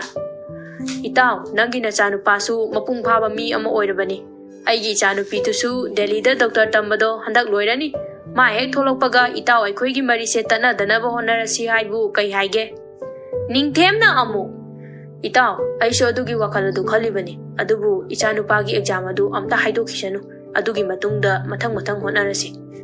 ꯏꯕꯣꯕꯤꯅ ꯑꯗꯨꯗꯤ ꯏꯇꯥꯎ ꯏꯆꯥꯅꯨꯄꯤ ꯊꯣꯛꯂꯛꯄꯒ ꯅꯪꯒꯤ ꯅꯆꯥꯅꯨꯄꯥꯒꯤ ꯑꯦꯛꯖꯥꯝ ꯍꯥꯏꯗꯣꯔꯛꯄꯒ ꯃꯄꯥ ꯍꯦꯛ ꯆꯥꯟꯅꯔꯅꯤ, ꯑꯩꯈꯣꯏꯗ ꯃꯥꯡꯒꯣꯜ ꯀꯥꯔꯛꯅꯕ ꯇꯧꯕꯤꯔꯣꯅꯦ꯫ ꯅꯤꯡꯊꯦꯝ ꯅꯣꯛꯇꯨꯅ ꯍꯣꯏꯗ ꯑꯩꯅ ꯍꯦꯟꯅ ꯂꯥꯛꯆꯅꯤꯡꯂꯤꯕꯅꯤꯅꯦ꯫ ꯏꯕꯣꯕꯤꯅ ꯂꯨꯍꯣꯡꯕꯗꯤ ꯄꯤꯛꯅꯒ ꯍꯣꯡꯕ ꯌꯥꯔꯣꯏꯀꯣ, ꯆꯥꯎꯅ ꯍꯦꯛꯇ ꯍꯣꯡꯁꯤ꯫ ꯅꯤꯡꯊꯦꯝꯅ ꯀꯩꯅꯣꯅꯦ ꯏꯇꯥꯎ, ꯏꯃꯧ ꯅꯨꯄꯤ ꯑꯣꯏꯗꯧꯔꯤꯁꯤꯁꯨ ꯗꯣꯛꯇꯔꯅꯤ, ꯏꯆꯥ ꯅꯨꯄꯥꯁꯤꯁꯨ ꯈꯤꯇꯪ ꯉꯥꯏꯔꯦ IAS ꯑꯣꯐꯤꯁꯥꯔ ꯍꯥꯏꯗꯨ ꯑꯣꯏꯗꯧꯕ, ꯑꯗꯨꯕꯨ ꯄꯤꯛꯅ ꯍꯣꯡꯕ ꯌꯥꯕ꯭ꯔꯣ? ꯅꯪꯁꯦ ꯚꯥꯞ ꯑꯣꯟꯊꯣꯛꯅ ꯇꯥꯈꯤꯗꯦꯗ ꯏꯇꯥꯎꯕꯤ꯫ ꯅꯤꯡꯊꯦꯝꯒꯤ ꯋꯥꯗꯨꯗ ꯏꯕꯣꯕꯤꯒ ꯅꯤꯡꯊꯦꯝꯒ ꯑꯣꯟꯁꯤꯟꯅꯗꯨꯅ ꯅꯣꯛꯃꯤꯟꯅꯩ꯫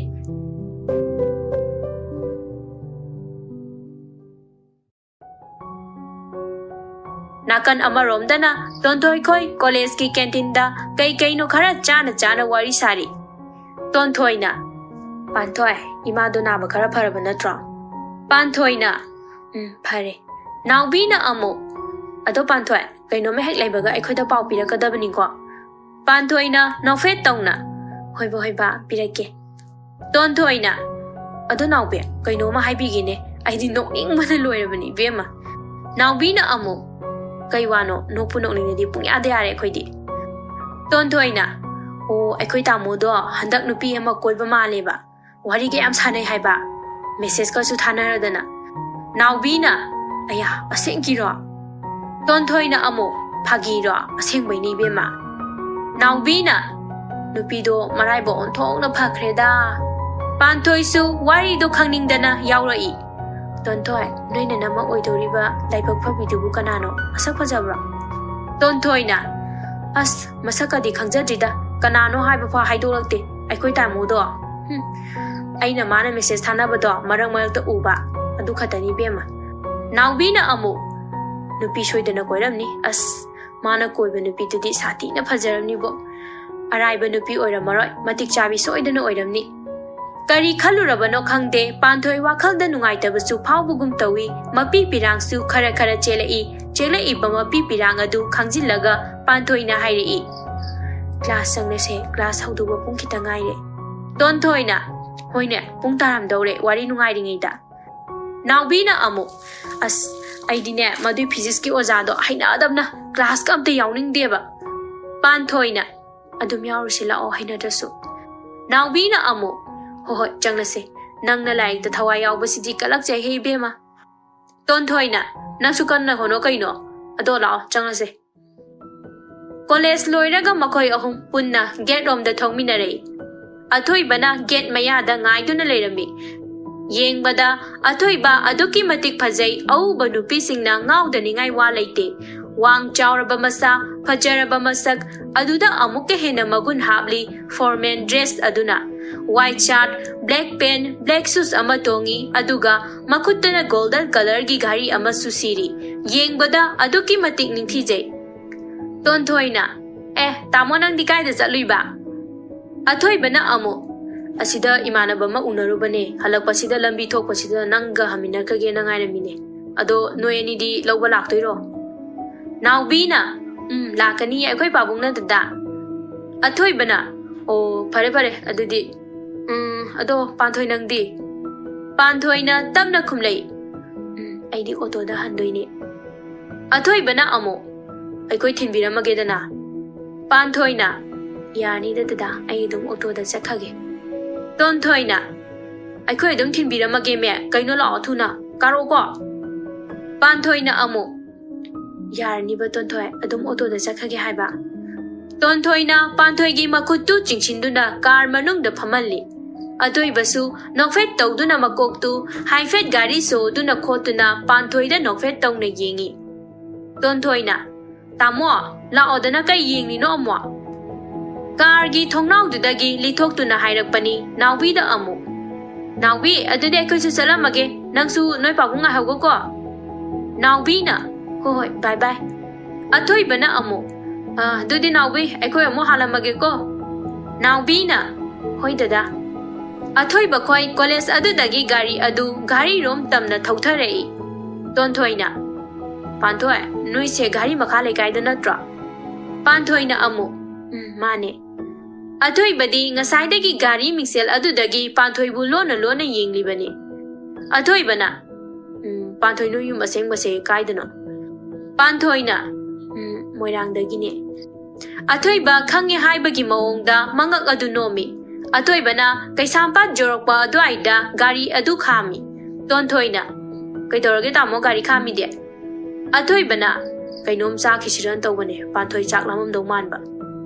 panthoi ngakna athoi bada yengi aduga wakhanda khalli aina chaklam base kamai khangni jalo tonthoi na hoi tamo cha khise asu lamada ngawrbane ba athoi bana la asi fast food sidane kainom charuse asi haiduna makhoi ahum punna fast food adu da changminare athoi bana kai chaninge panthoi na amo yade aida tonthoi na aidine tamo fried rice ne biryani ne chicken lollipop ne athoi bana is aida ngoda kai chaninge hangkhiba aide koi panthoi da hangjabani tonthoi ngakna hari kai ba tamo akoi panthoi ba athoi bana makhutuna magi masai adu tamna naduna hairi aikoi haidi nangsu aikoi ton haibagu masu nangumna aikoi panthoi haibani da tonthoi na mandeda panthoi na amuk lat tawna hairi oiramni tonthoi nangna dada dalana khalido kaigino tonthoi na is michanga changnai ko tanja du da waiter aduna kai pujara uge hanglei athoi bana menu adu yenglaga hairi fried rice plate ahum biryani plate ahum chicken lollipop plate ahum ice cream ahumga pubiro waiter aduna athoi bana hairiba sing adu isinduna amuk changkhare tonthoi na tamo no exam result du karan kanda haidok tuino athoi bana amu haidola ani kuiraroida tonthoi na khara leiradi ibungse IS officer ka do oidorabani ne athoi bana amu oro ai exam nungairamde khalo oeba khanghaude panthoi machindagi fat hek haidoki dada nangmuna han aingodadi exam nungairami haira idudi panthoi na khanghauda na haidoki bawa aduda tonthoi ngakna panthoi de yenglei tonthoi na panthoi na iko tamoga hana paw khangna bra panthoi la tawna hairei hoi kharga phawne ye tonthoi na ha aduga ingonda haidokta ba athoi bana mi pharta dana haidokta bo oiramni pong hangjilino mi mui kai kini tonthoi na amo isya de comedy michanga yam changnai ko athoi bana nangkalok praha panthoi na amo tonthoi nang dadaga aigada lana lawno ba sum chumna wari sabane atopa mari amta leina deba waiter aduna moina haikiba order sing adu mathang putholai athoi bana chara panthoi nangsu charo ꯑꯩꯈꯣꯏ ꯇꯣꯔꯨꯕꯤꯁꯤꯅ ꯂꯣꯏ ꯆꯥꯊꯣꯛꯈ꯭ꯔꯅꯤ ꯅꯪ ꯑꯝꯇ ꯆꯥꯍꯧꯔꯔꯣꯏ ꯇꯣꯟꯊꯣꯏꯅ ꯀꯩꯅꯣ ꯇꯥꯃꯣ ꯑꯩ ꯀꯩꯁꯨ ꯂꯣꯏꯅ ꯆꯥꯔꯣꯏꯀꯣ ꯅꯣꯏ ꯄꯥꯟꯊꯣꯏꯁꯦ ꯄꯤꯖꯒꯦ ꯀꯩꯁꯨ ꯄꯥꯈꯠꯀꯅꯨꯀꯣ ꯄꯥꯟꯊꯣꯏ ꯏꯀꯥꯏꯅ ꯑꯁ ꯇꯣꯟꯊꯣꯏ ꯑꯊꯣꯏꯕꯅ ꯍꯣꯏꯅꯦ ꯅꯪ ꯂꯣꯏ ꯆꯥꯊꯣꯛꯈꯤꯅꯨꯀꯣ ꯆꯥꯕ ꯊꯛꯄ ꯂꯣꯏꯔꯒ ꯄꯥꯟꯊꯣꯏꯕꯨ ꯃꯌꯨꯝ ꯇꯥꯅ ꯑꯊꯣꯏꯕ ꯈꯣꯏꯅ ꯊꯤꯜꯂꯛꯑꯝꯃꯤ ꯇꯣꯟꯊꯣꯏꯅ ꯂꯩꯍꯧꯔꯣꯀꯣ ꯄꯥꯟꯊꯣꯏ ꯑꯗꯨꯗꯤ ꯑꯩꯈꯣꯏ ꯑꯃꯨꯛ ꯆꯠꯈ꯭ꯔꯒꯦ ꯄꯥꯟꯊꯣꯏꯅ ꯑꯃꯨꯛ ꯍꯣꯏ ꯅꯣꯏꯁꯨ ꯐꯖꯅ ꯆꯠꯂꯨꯀꯣ ꯇꯣꯟꯊꯣꯏ ꯈꯨꯝꯒꯦ ꯇꯧꯕꯗ ꯑꯊꯣꯏꯕꯅ ꯐꯠ ꯈꯨꯝꯂꯛꯏ ꯊꯤꯅ ꯆꯠꯇꯣꯏꯅꯦ ꯑꯩꯈꯣꯏꯗꯤ ꯄꯥꯟꯊꯣꯏꯅ ꯀꯩꯅꯣ ꯐꯠꯇꯦ ꯑꯗꯨꯃꯥꯏ ꯍꯥꯏꯕꯗꯣ ꯇꯣꯟꯊꯣꯏꯅ ꯍꯦ ꯅꯣꯏꯁꯦ ꯀꯩꯅꯣꯝꯃ ꯂꯩꯅꯕ ꯃꯥꯜꯂꯤꯀꯣ ꯄꯥꯟꯊꯣꯏ ꯊꯨꯅ ꯍꯥꯏꯔꯛꯏ ꯂꯩꯇꯦ ꯁꯨꯝ ꯋꯥꯔꯤ ꯁꯥꯟꯅꯕꯅꯦ ꯂꯥꯟꯅ ꯌꯥꯝ ꯈꯟꯒꯅꯨꯀꯣꯅ ꯇꯣꯟꯊꯣꯏꯅ ꯑꯃꯨꯛ ꯆꯤꯡꯅꯗꯕ ꯉꯝꯗꯦꯗ ꯑꯊꯣꯏꯕꯅ ꯌꯥꯔꯦ ꯇꯣꯟ ꯄꯨꯡꯉꯥꯏ ꯍꯥꯏꯖꯟꯕꯤꯔꯨꯔꯅꯨ ꯃꯤꯍꯨꯟ ꯄꯣꯛꯈꯥꯏꯒꯦ ꯇꯧꯔꯤꯁꯦ ꯎꯗ꯭ꯔꯣ ꯄꯥꯟꯊꯣꯏꯅ ꯑꯩ ꯆꯪꯂꯒꯦꯀꯣ ꯑꯗꯨꯗꯤ ꯑꯁꯤ ꯍꯥꯏꯔꯒ ꯄꯥꯟꯊꯣꯏ ꯃꯣꯏꯒꯤ ꯒꯦꯠ ꯑꯗꯨ ꯍꯥꯡꯇꯣꯛꯇꯨꯅ ꯆꯪꯈ꯭ꯔꯦ ꯑꯊꯣꯏꯕ ꯈꯣꯏꯁꯨ ꯃꯌꯨꯝꯂꯣꯝꯗ ꯒꯥꯔꯤ ꯊꯧꯔꯛꯂꯦ ꯇꯣꯟꯊꯣꯏꯅ ꯇꯥꯃꯣ ꯅꯪ ꯄꯥꯟꯊꯣꯏꯒ ꯀꯣꯏꯅꯩꯔꯣ ꯇꯣꯟꯊꯣꯏꯒꯤ ꯋꯥ ꯈꯨꯋꯥꯡꯗꯨꯗ ꯑꯊꯣꯏꯕ ꯀꯟꯅ ꯍꯦꯛꯇ ꯅꯣꯛꯊꯣꯛꯂꯛꯏ ꯑꯗꯨꯒ ꯍꯥꯏꯔꯛꯏ ꯀꯣꯏꯅꯕ ꯃꯥꯟꯕ꯭ꯔꯣ ꯇꯣꯟꯊꯣꯏꯅ ꯐꯥꯒꯤꯔꯣ ꯑꯩꯅ ꯍꯪꯂꯤꯁꯦ ꯅꯣꯛꯇꯕꯤ ꯑꯝꯇ ꯍꯥꯏꯔꯣꯕ ꯇꯥꯃꯣ ꯑꯁꯦꯡꯕꯩ ꯄꯥꯟꯊꯣꯏꯒ ꯇꯥꯃꯣꯒ ꯀꯣꯏꯅꯕ꯭ꯔꯕ ꯑꯊꯣꯏꯕꯅ ꯀꯣꯏꯗꯦꯗ ꯁꯨꯝ ꯋꯥꯔꯤ ꯁꯥꯟꯅꯕꯅꯦꯃꯦ ꯃꯤ ꯃꯁꯥꯅꯁꯨ ꯀꯣꯏꯗꯦ ꯍꯥꯏꯔꯝꯃꯤꯗꯨꯗꯤ ꯇꯥꯍꯧꯗ꯭ꯔꯣꯅ ꯇꯣꯟꯊꯣꯏꯅ ꯑꯃꯨꯛ ꯇꯥꯃꯣꯗꯤ ꯆꯦ ꯗꯥꯏꯅꯥ ꯈꯛꯇ ꯃꯔꯛꯇ ꯋꯥꯔꯤ ꯁꯥꯟꯅꯩ ꯑꯗꯣ ꯅꯨꯄꯤ ꯑꯇꯣꯞꯄꯗꯤ ꯅꯍꯥꯟꯈꯩꯁꯨ ꯁꯥꯟꯅꯗꯦ ꯍꯟꯗꯛꯀꯅ ꯐꯣꯟ ꯅꯞꯄꯗꯨꯗ ꯀꯣꯏꯅꯕ ꯃꯥꯟ ꯇꯥꯕ ꯑꯊꯣꯏꯕꯅ ꯚꯥꯞ ꯌꯥꯝ ꯐꯖꯤꯜꯂꯛꯀꯅꯨꯗ ꯚꯥꯞꯇꯨꯗꯒꯤ ꯑꯁꯦꯡꯕ ꯑꯣꯏꯔꯛꯄꯁꯨ ꯌꯥꯏ ꯇꯣꯟꯊꯣꯏꯅ ꯑꯁꯦꯡꯕ ꯑꯣꯏꯔꯛꯑꯗꯤ ꯅꯨꯡꯉꯥꯏꯔꯦ ꯀꯩꯅꯣ ꯑꯊꯣꯏꯕꯅ ꯅꯨꯡꯉꯥꯏꯅꯤꯅ ꯇꯣꯟꯊꯣꯏꯅ ꯑꯃꯨꯛ ꯑꯩꯅ ꯉꯁꯥꯏ ꯈꯪꯗꯅꯅꯦ ꯄꯥꯟꯊꯣꯏ ꯈꯣꯏꯗꯅꯦ ꯑꯩꯈꯣꯏ ꯇꯥꯃꯣꯁꯦ ꯅꯨꯄꯤ ꯑꯃ ꯀꯣꯏꯕ ꯃꯥꯜꯂꯤ ꯀꯥꯏꯅ ꯍꯥꯏꯈꯤꯅꯤ ꯃꯣꯏꯗ ꯑꯗ ꯄꯥꯟꯊꯣꯏꯗꯣ ꯅꯨꯡꯉꯥꯏꯇꯕ ꯃꯥꯜꯂꯤ ꯃꯥꯏ ꯃꯁꯛꯇꯨ ꯌꯦꯡꯕꯗ ꯌꯥꯗꯦꯕ ꯑꯊꯣꯏꯕꯅ ꯅꯪꯗꯤ ꯀꯩꯗꯧ ꯍꯥꯏꯔꯤꯕ ꯑꯁꯦꯡꯕꯒꯤ ꯀꯣꯏꯕ ꯃꯥꯜꯂꯝꯗꯅꯕ ꯇꯣꯟꯊꯣꯏꯅ ꯄꯥꯈꯠꯄ꯭ꯔꯣ ꯑꯩ ꯍꯥꯏꯗꯣꯛꯄꯤꯈꯤꯒꯦ ꯀꯩꯝ ꯄꯥꯈꯠꯀꯅꯨ ꯍꯥꯏꯔꯒ ꯃꯕꯨꯡꯗ ꯅꯣꯛꯁꯤꯜꯂꯤ ꯑꯊꯣꯏꯕꯁꯨ ꯅꯣꯛꯐꯦꯠ ꯇꯧꯅ ꯃꯆꯟꯅꯨꯄꯤꯗ ꯌꯦꯡꯉꯤ ꯋꯥꯔꯤ ꯁꯥꯅ ꯂꯥꯛꯑꯦ ꯃꯌꯨꯝꯁꯨ ꯌꯧꯔꯛꯑꯦ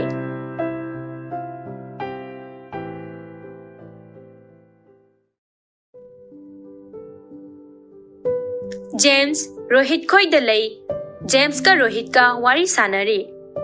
जेम्स ना बाय पांथोई दो मसक दी फजरे याना बनुई न चनुपी द अमता हायलोबा अमता तक्सिल हलुदना रोहित ना अमो यादगना फारग लौरा लोई कइनो अइंगोंदा कई वात के हा जेम्स ना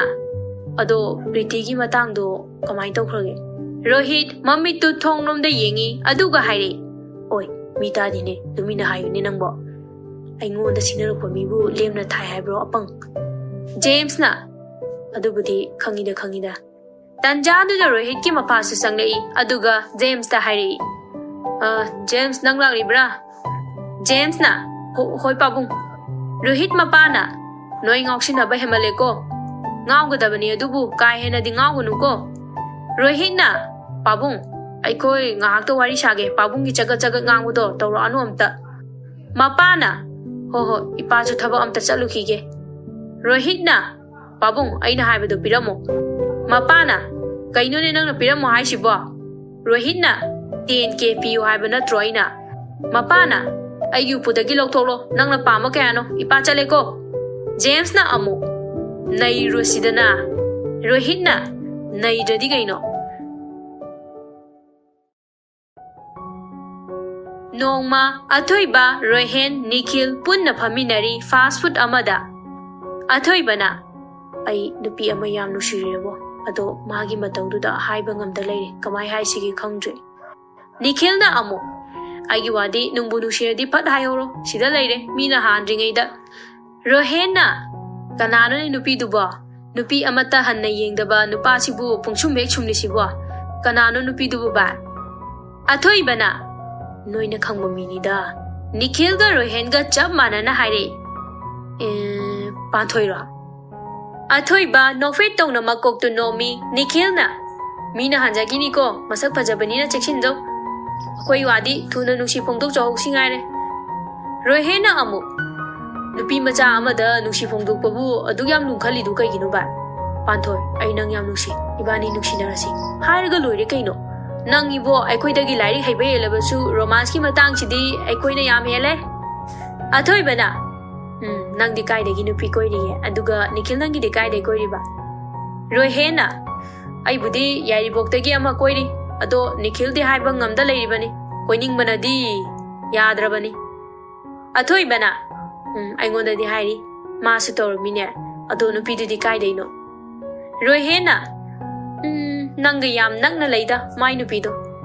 Nikhil na amo Rohan yare tolo nang na maro na maba asaidi athoi bana oi bai na engonda walo lebo Rohan na ado bai athoi mabung tinaraga macha nupi ga koi base yadabra athoi bana kai wano adude Nikhil na oh Rohan nanga si soida chirane ai khuta athoi ba nokladuna Kange noise. Ay bab tare. Nikhil ikai rap tawna. Noise di. Rohena. Athoy Panthoi do una se hairo aduga nungshi ne ekta hairo nupa tho ai sine koi wadi. Athoy ba munna khallaga hairi. Ai horen hai khage hayeng se Sunday su oi. Matang yam char. Nikhil na. Ho adune nupa tho oba dumaina. Rohen marak thalai. Hairi banangdi. Athoi ba matang khara kuina ngai ki tabani aigi loidringai da aikoi tongi di yadri Nikhil na yang kuibadi yaru ko mi ai chahi se yara aroeba ahum do punna nokmi nei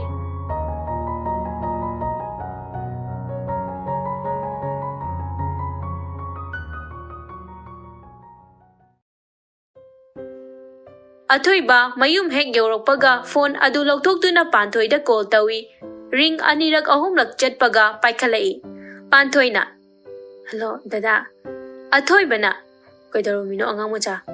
Panthoi na. Imung wai tairambane dada di kaidaromino. Athoi bana amo. Thaba ama chalubane hale. Panthoi na. Kai thabak chaluiba inamo unaba chaluira. Athoi bana amo. Yam luba wa ama khanaba chalubani da khangningbro. Panthoi na. Khangningi. Athoi bana amo nang hayeng thabak achimba laitadi aiga thaba amta chanbiru sidana yabro Panthoi ngakna kai thabak na haise dada Athoi bana chanminaring de hairo Panthoi na amo aduina teba sum kai thabak no hangbane ba saurbo dada hoi chelaseba saurno ba Athoi bana amo sauge torombane ado phakare saura ado hayeng pung 12 makaida ai nang lo bala ke ko Panthoi tapna khumlei hoi Athoi bana thabak to boloi ra bonang bo Panthoi na amo loi triye Athoi bana phare adu dinang su thabak to le sinjaro dada su dress am to hong do lukhi ge Panthoi na phone adu thamkhraba matung Panthoi nok pet to duna mathan ta khali kai thabak ore jano yam lu ba thabak ni su hai khangde da hayeng khangba hai duni Somda Athoi basu wakada khali hayeng soidana Panthoi da aina nushi soidana hairani ma ai koi da bayade aigi nushi Polloi soidana ohengani Mathangi numitu Athoi bana Panthoi da call tawi Athoi bana loidribo ai noi thonga da ngai Panthoi na ai thokla age loire Athoi bana ho Asi hairiga Athoi badu phone thamkare Panthoi magi kadagi tholakpada mama asang bina hairi Ibema kaida chatuino Panthoi na ma tonthoi gi dada duna thaba amta jaminiru se haye ai ima da hana hayode saunu ko mama ichan na ho chalo yam thengna di halakanu go asang bina amo chalo phajana nganna he halao ko Panthoi na nokfet tawduna hoi ma nene adudi ay amu chalukhige asang bina hoi cheksin chaluko Panthoi moi gi gate rom da thoklai ure Athoi bana car manung da ngairaga leibadu Athoi ba Panthoi ubada ngahak sor lepagum tawi Panthoi skill color gi top ama lili yellow color gi phanek ama selai masam du na chemna bindi lon du na mamangda thadari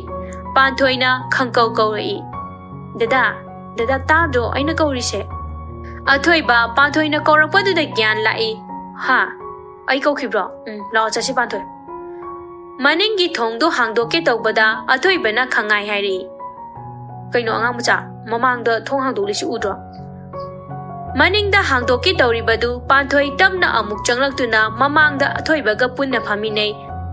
Gari thauba haurai gari manungda wa amata ngangnade tuminna leine. Anidu nambol yoramdaida pantoina. Dada aikhoi chalisibu kaidano kai thabakno chalise. Athoibana nambol bora chaba. Panthoi ngakna bora chaba siro aruba thabak haise. Athoibana bora chaba sidagine aruba thabak tholoktoise khangedana. Panthoi athoibagi waduda kai khumduino khangdadana amuk tuminna laikre. Ngahaki matungda nambol bora chafam tu yora ami. Mafam duda leiramliba mi ayamba nupa nupi piar oibana anambani. Panthoi masadu ihai hinade adugumba mafam adu ma amuk phawba changdri. Famnaba leiriba adomda athoibaga panthoiga changlai. Panthoina kai thabakino aikoina sida laklisibu dada. Athoiba nofe tongna. Haige ngaiko ado kai ke bara saninge. Panthoina ama hekte yai ado kai thabak noba sida laklisi. Athoibana amu nangna haidrabanina aina thokpa haigage ko. Asi haiduna athoibana bora makal khara haikhare ngahang leiraga haikiba bora singdu puthok laile. Panthoina kai thabak no do hairudana da. Athoibana bora singse hana chaw aduga haige. Panthoi bora ama lokatuna chaba hawi aduga hairi. Chare hairo dada. Athoiba sor sangna hondoktuna hairi. Panthoi ai nangbu yam nusiye.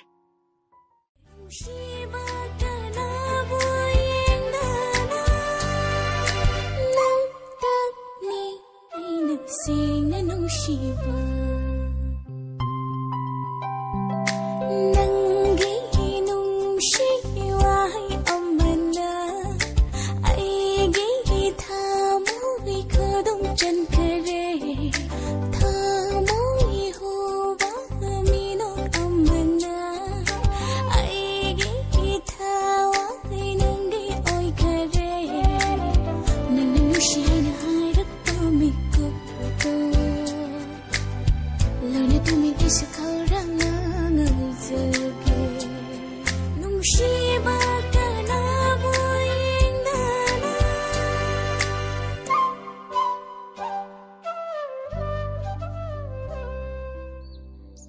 Panthoi chagi toramba bora adu makuttagi makhada tai tingak athoibada yengi. Athoibana Panthoi aina haise asengmani. Ai nangbu thamoi sengna nusirure. Panthoi ngahak tuminna lei. Athoibana amuk hairei. Panthoi aigi punsida nusiba phaurakibsu nangna ahanbani. Kanadasu ai amuk phauba nusiba phaurakti. Nang aigi nusiba se miraigi khanganu ko Panthoi. Panthoina tapna hairei. Dada wakhan yam namna khanbiu. Ai dadaga aduki matik thak yamna khene. Kona ningamlaktaba oirakani. Nusibada ane mawang lebrane. Aingodadi adu leite. Nangna aigi thamoidagi sengna hairiba nusibase mahanganu ko Panthoi. Panthoi kumpang khangdana tuminna lei. Athoibana amo kaidore wa amata ngangdadi yaningde siro. Panthoina khangde ai kai haiwa haino. Athoibana nangise yaningde haiba natro pare ai ningba kaiba mi ama oina unsi sele lage. Kaino ai yade su haidana. Athoiba nofe tongna hairei. Adudi yare. Panthoi makuttu suru naiduna hairei. Adusu haide ai. Ye adudi kai haiba. Adusu khangde ai. Yadabasu nataba yabasu nataba. Adudi kai pakhumno. Asengomta haibuduna angang macha nungbo. Panthoi makut macha anidu suru nairaduna khumlai. Aingonda khanaba matam khita pi khodada. Athoibana okay ai horin phone torokpada nangi pakhum piro. Ai adungai duna leiramage. Panthoina mo adudi chalasira ai yumda thinbiyo. Athoibana hoiba soidana thinbini se ado bora singdo hana chaba loitoko. Chare ai ngasaidagi ai tang adum chale dadadi amta hek chadana. Nang loina pijagena aina tawba. Yare ai pukalo ai thale yumda thinbiro lo. ꯑꯩꯒꯤ ꯑꯉꯥꯡ ꯃꯆꯥꯁꯦ ꯅꯤꯡꯉꯥꯏ ꯌꯥꯝ ꯇꯧꯏꯗ ꯃꯁꯤ ꯍꯣꯏ ꯂꯥꯎ ꯂꯥꯎ ꯊꯤꯟꯕꯤꯔꯒꯦ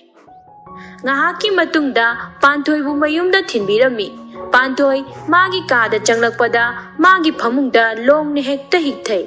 ꯋꯥꯈꯜꯗ ꯈꯜꯂꯤ ꯑꯃꯨꯛꯁꯨ ꯑꯩꯒ ꯗꯗꯥꯒꯗꯤ ꯑꯗꯨꯛꯀꯤ ꯃꯇꯤꯛ ꯊꯥꯛ ꯌꯥꯝꯅ ꯈꯦꯠꯅꯩ ꯀꯔꯤꯒꯨꯝꯕ ꯑꯩꯅ ꯌꯥꯗ꯭ꯔꯒꯅ ꯗꯗꯥꯅ ꯑꯃꯨꯛ ꯀꯝꯗꯧꯕ ꯑꯗꯨꯒ ꯀꯔꯤꯒꯤꯅꯣ ꯑꯩꯅ ꯌꯥꯅꯤꯡꯗꯦ ꯍꯥꯏꯕ ꯉꯝꯗ꯭ꯔꯤꯕꯁꯤꯅ ꯅꯨꯡꯁꯤꯕ ꯍꯥꯏꯁꯦ ꯃꯥꯅ ꯍꯥꯏꯕ ꯋꯥꯗꯨꯗꯕꯨ ꯇꯥꯅꯤꯡꯕ ꯃꯥꯅ ꯋꯥꯔꯒꯅ ꯑꯩꯁꯨ ꯋꯥꯕ ꯃꯥꯅ ꯍꯔꯥꯎꯔꯒꯅ ꯑꯩꯁꯨ ꯍꯔꯥꯎꯕ ꯁꯤꯕꯨ ꯅꯨꯡꯁꯤꯕ ꯍꯥꯏꯕꯁꯤ ꯑꯣꯏꯔꯖꯥꯠꯂꯥ ꯄꯥꯟꯊꯣꯏ ꯃꯇꯣꯝꯇ ꯃꯣꯟꯗ ꯃꯃꯥꯏ ꯑꯗꯨ ꯎꯁꯤꯟꯗꯨꯅ ꯅꯣꯛꯐꯦꯠ ꯅꯣꯛꯐꯦꯠꯁꯨ ꯇꯧꯖꯔꯤ ꯇꯟꯖꯥꯗꯨꯗ ꯀꯦꯅꯨ ꯆꯪꯂꯛꯇꯨꯅ ꯄꯥꯟꯊꯣꯏꯕꯨ ꯀꯧꯔꯛꯏ ꯏꯌꯦ ꯆꯦ ꯄꯥꯟꯊꯣꯏ ꯀꯩꯗꯧꯔꯒꯦ ꯄꯥꯟꯊꯣꯏ ꯈꯪꯕꯣꯏ ꯂꯥꯛꯄꯣꯏ ꯀꯦꯅꯨꯗ ꯌꯦꯡꯉꯤ ꯀꯦꯅꯨ ꯄꯥꯈꯠꯅ ꯀꯩꯗꯧꯔꯒꯦ ꯆꯦ ꯄꯥꯟꯊꯣꯏ ꯄꯥꯟꯊꯣꯏꯅ ꯑꯁ ꯈꯪꯉꯤꯍꯦ ꯍꯦ ꯏꯆꯦꯁꯦ ꯀꯩꯅꯣꯝꯃ ꯇꯧꯕ ꯃꯥꯜꯂꯤꯗ ꯄꯥꯟꯊꯣꯏꯅ ꯅꯣꯛꯃꯤ ꯇꯧꯗꯨꯅ ꯍꯣ ꯀꯩꯁꯨ ꯇꯧꯗꯦ ꯍꯥꯏꯕ ꯋꯥ ꯂꯣꯠꯅꯨꯗ ꯅꯨꯄꯤ ꯑꯩ ꯏꯆꯦꯒꯤ ꯃꯁꯛꯁꯤ ꯎꯕꯗ ꯀꯩꯅꯣꯝꯃ ꯇꯧꯕ ꯃꯥꯜꯂꯦꯕ ꯍꯥꯏꯗꯣꯛꯂꯛꯎꯗ ꯑꯩ ꯑꯩꯈꯣꯏ ꯃꯥ ꯍꯣꯏ ꯑꯩꯈꯣꯏ ꯕꯥ ꯍꯣꯏꯗ ꯍꯥꯏꯕꯤꯔꯣꯏꯕ ꯍꯥꯏꯔꯛꯑꯣ ꯆꯦ ꯄꯥꯟꯊꯣꯏ ꯄꯥꯟꯊꯣꯏ ꯇꯞꯅ ꯍꯥꯏꯔꯛꯏ ꯑꯁꯦꯡꯀꯤ ꯅꯪ ꯅꯦꯅꯦ ꯈꯣꯏ ꯃꯥꯃ ꯈꯣꯏꯗ ꯍꯥꯏꯗꯣꯛꯂꯣꯏꯀꯣ ꯍꯣꯏꯕ ꯍꯥꯏꯗꯣꯛꯂꯣꯏꯕ ꯍꯥꯏꯔꯛꯑꯣꯕꯁꯦ ꯇꯥꯅꯤꯡꯕꯅ ꯉꯥꯎꯔꯦꯕ ꯄꯥꯟꯊꯣꯏ ꯏꯀꯥꯏꯅ ꯍꯥꯏꯔꯛꯏ ꯑꯩꯒ ꯍꯦꯛ ꯐꯣꯟ ꯋꯥꯔꯤ ꯁꯥꯕ ꯗꯗꯥꯗꯣ ꯈꯪꯉꯤꯗꯅ ꯀꯦꯅꯨꯅ ꯅꯪꯒ ꯅꯨꯡꯇꯤꯒꯤ ꯋꯥꯔꯤ ꯁꯥꯕ UPSC ꯑꯦꯛꯖꯥꯝ ꯊꯥꯈꯤ ꯍꯥꯏꯕ ꯅꯨꯄꯥꯗꯨꯔꯣ ꯍꯣꯏ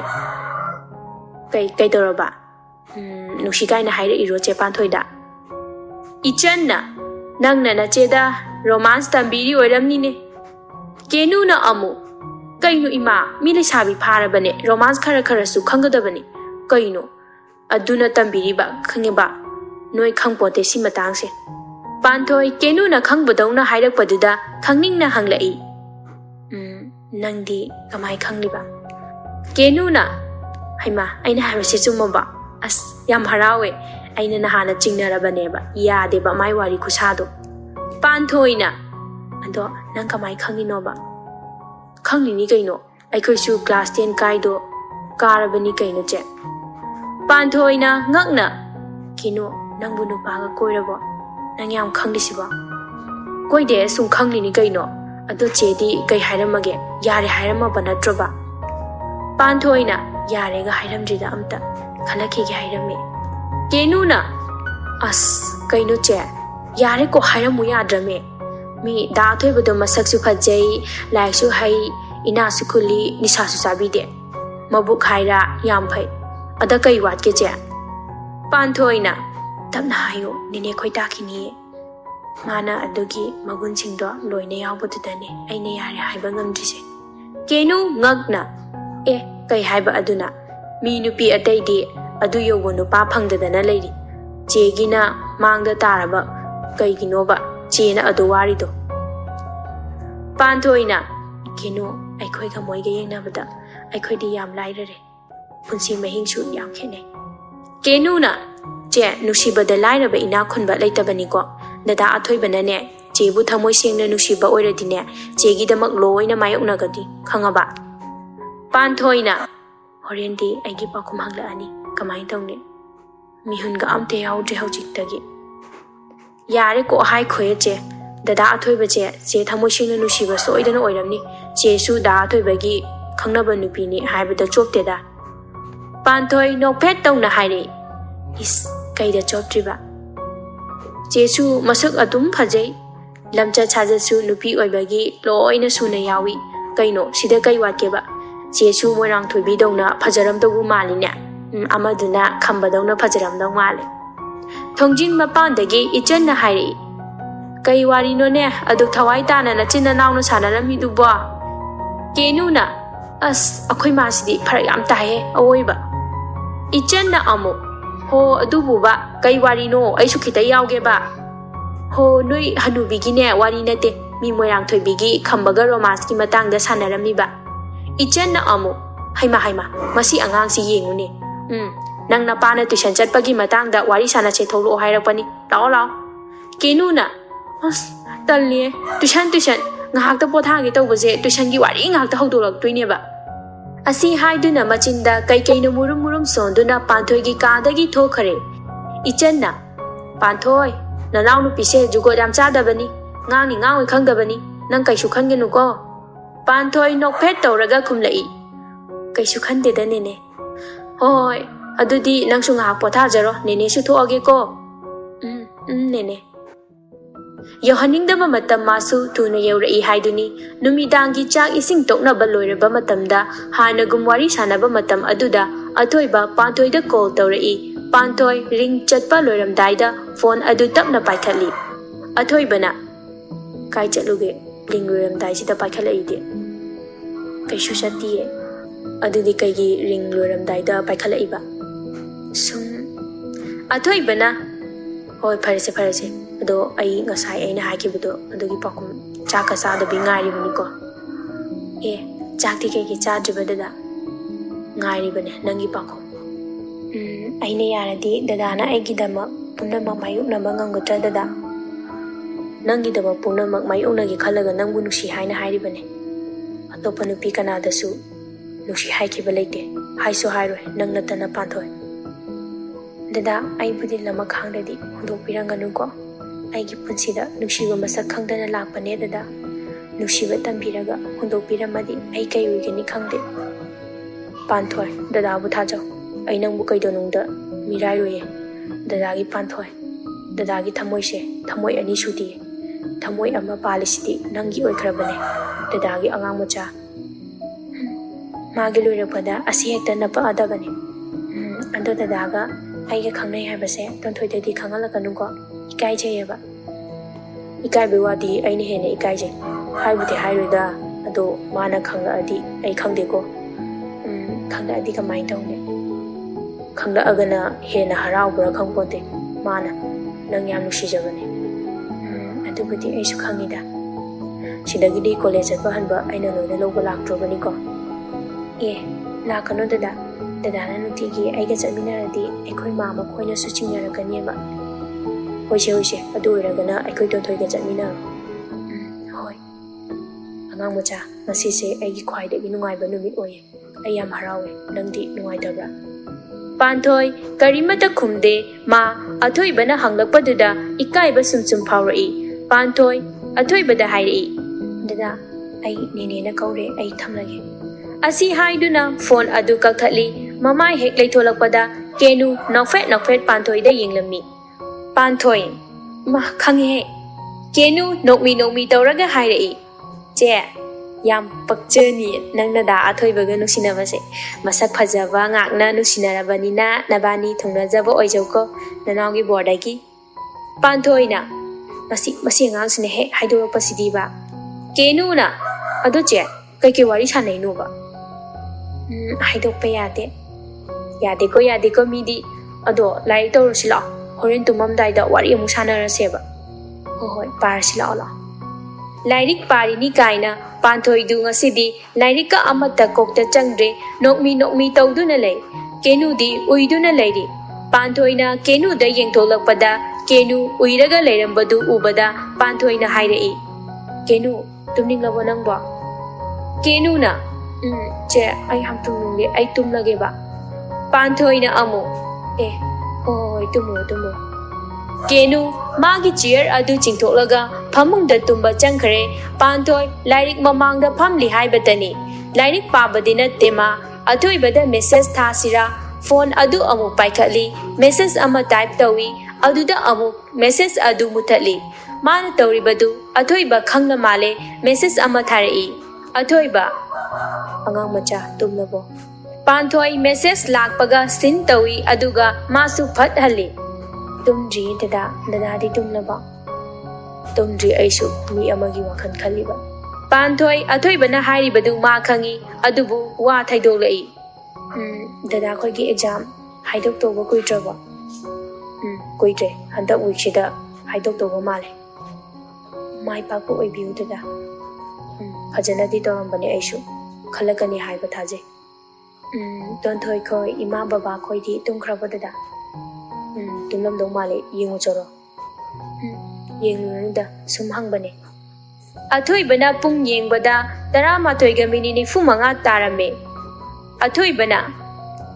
ꯑꯉꯥꯡ ꯃꯆꯥ ꯄꯨꯡꯁꯤ ꯊꯦꯡꯂꯦ ꯇꯨꯝꯅꯕ ꯇꯧꯔꯣ ꯗꯗꯥꯁꯨ ꯊꯝꯂꯒꯦ ꯄꯥꯟꯊꯣꯏꯅ ꯍꯣꯏ ꯗꯗꯥꯁꯨ ꯇꯨꯝꯅꯕ ꯇꯧꯔꯣ ꯑꯩꯗꯤ ꯉꯥꯏꯍꯥꯛ ꯂꯩꯍꯧꯈꯤꯒꯦ ꯅꯪ ꯇꯨꯝꯂꯣ ꯒꯨꯗ ꯅꯥꯏꯠ ꯍꯌꯦꯡ ꯅꯪ ꯇꯨꯝꯕ ꯍꯧꯒꯠꯄꯗ ꯑꯩꯉꯣꯟꯗ ꯃꯦꯁꯦꯖ ꯊꯥꯔꯛꯑꯝꯃꯨꯀꯣ ꯍꯣꯏ ꯑꯗꯨꯗꯤ ꯑꯩ ꯇꯨꯝꯂꯒꯦ ꯒꯨꯗ ꯅꯥꯏꯠ ꯗꯗꯥ ꯑꯁꯤ ꯍꯥꯏꯗꯨꯅ ꯄꯥꯟꯊꯣꯏ ꯊꯝꯈꯔꯦ 마수 tumba changla'i Panthoiga athoibagasu nongmagi nungsinaba helai Nungthingi pung ama tarakpa aduaida ningthem harau imungda changlaktuna mama pakpi amasung machanupa athoibabu kauri pakpina ho kaidauba yaurage adu kanna kauridubu moi tamo ningthem harau mandana tawphanga khangdine mama nangbo pakpina amo adububa aisu moi tamona haraubado yauba yaidana ngangnaringai aduda athoiba moigi manakta changlai kaidoba yaurage pabo ningthem harauna machada hairei nang UPSC exam do 20 rengda yauri in hinangbo pakpina kaino haisibu moi tamo asengbagiro ningthemna amo haima yenguse sida yaurise 20 reng athoiba maisnamana yaurisi uraba pakpi ningthengi phone adu paiduna machanupagi manakta changduna yengminai pakpina machanupada yengduna hairei imagi ibungo ima pele ima nungaibana loire icha pokpagi mahayale ima yam harawine ningthemna icha UPSC exam mai pakpagi hayengdi party ama singani ipana icha gidama athoibana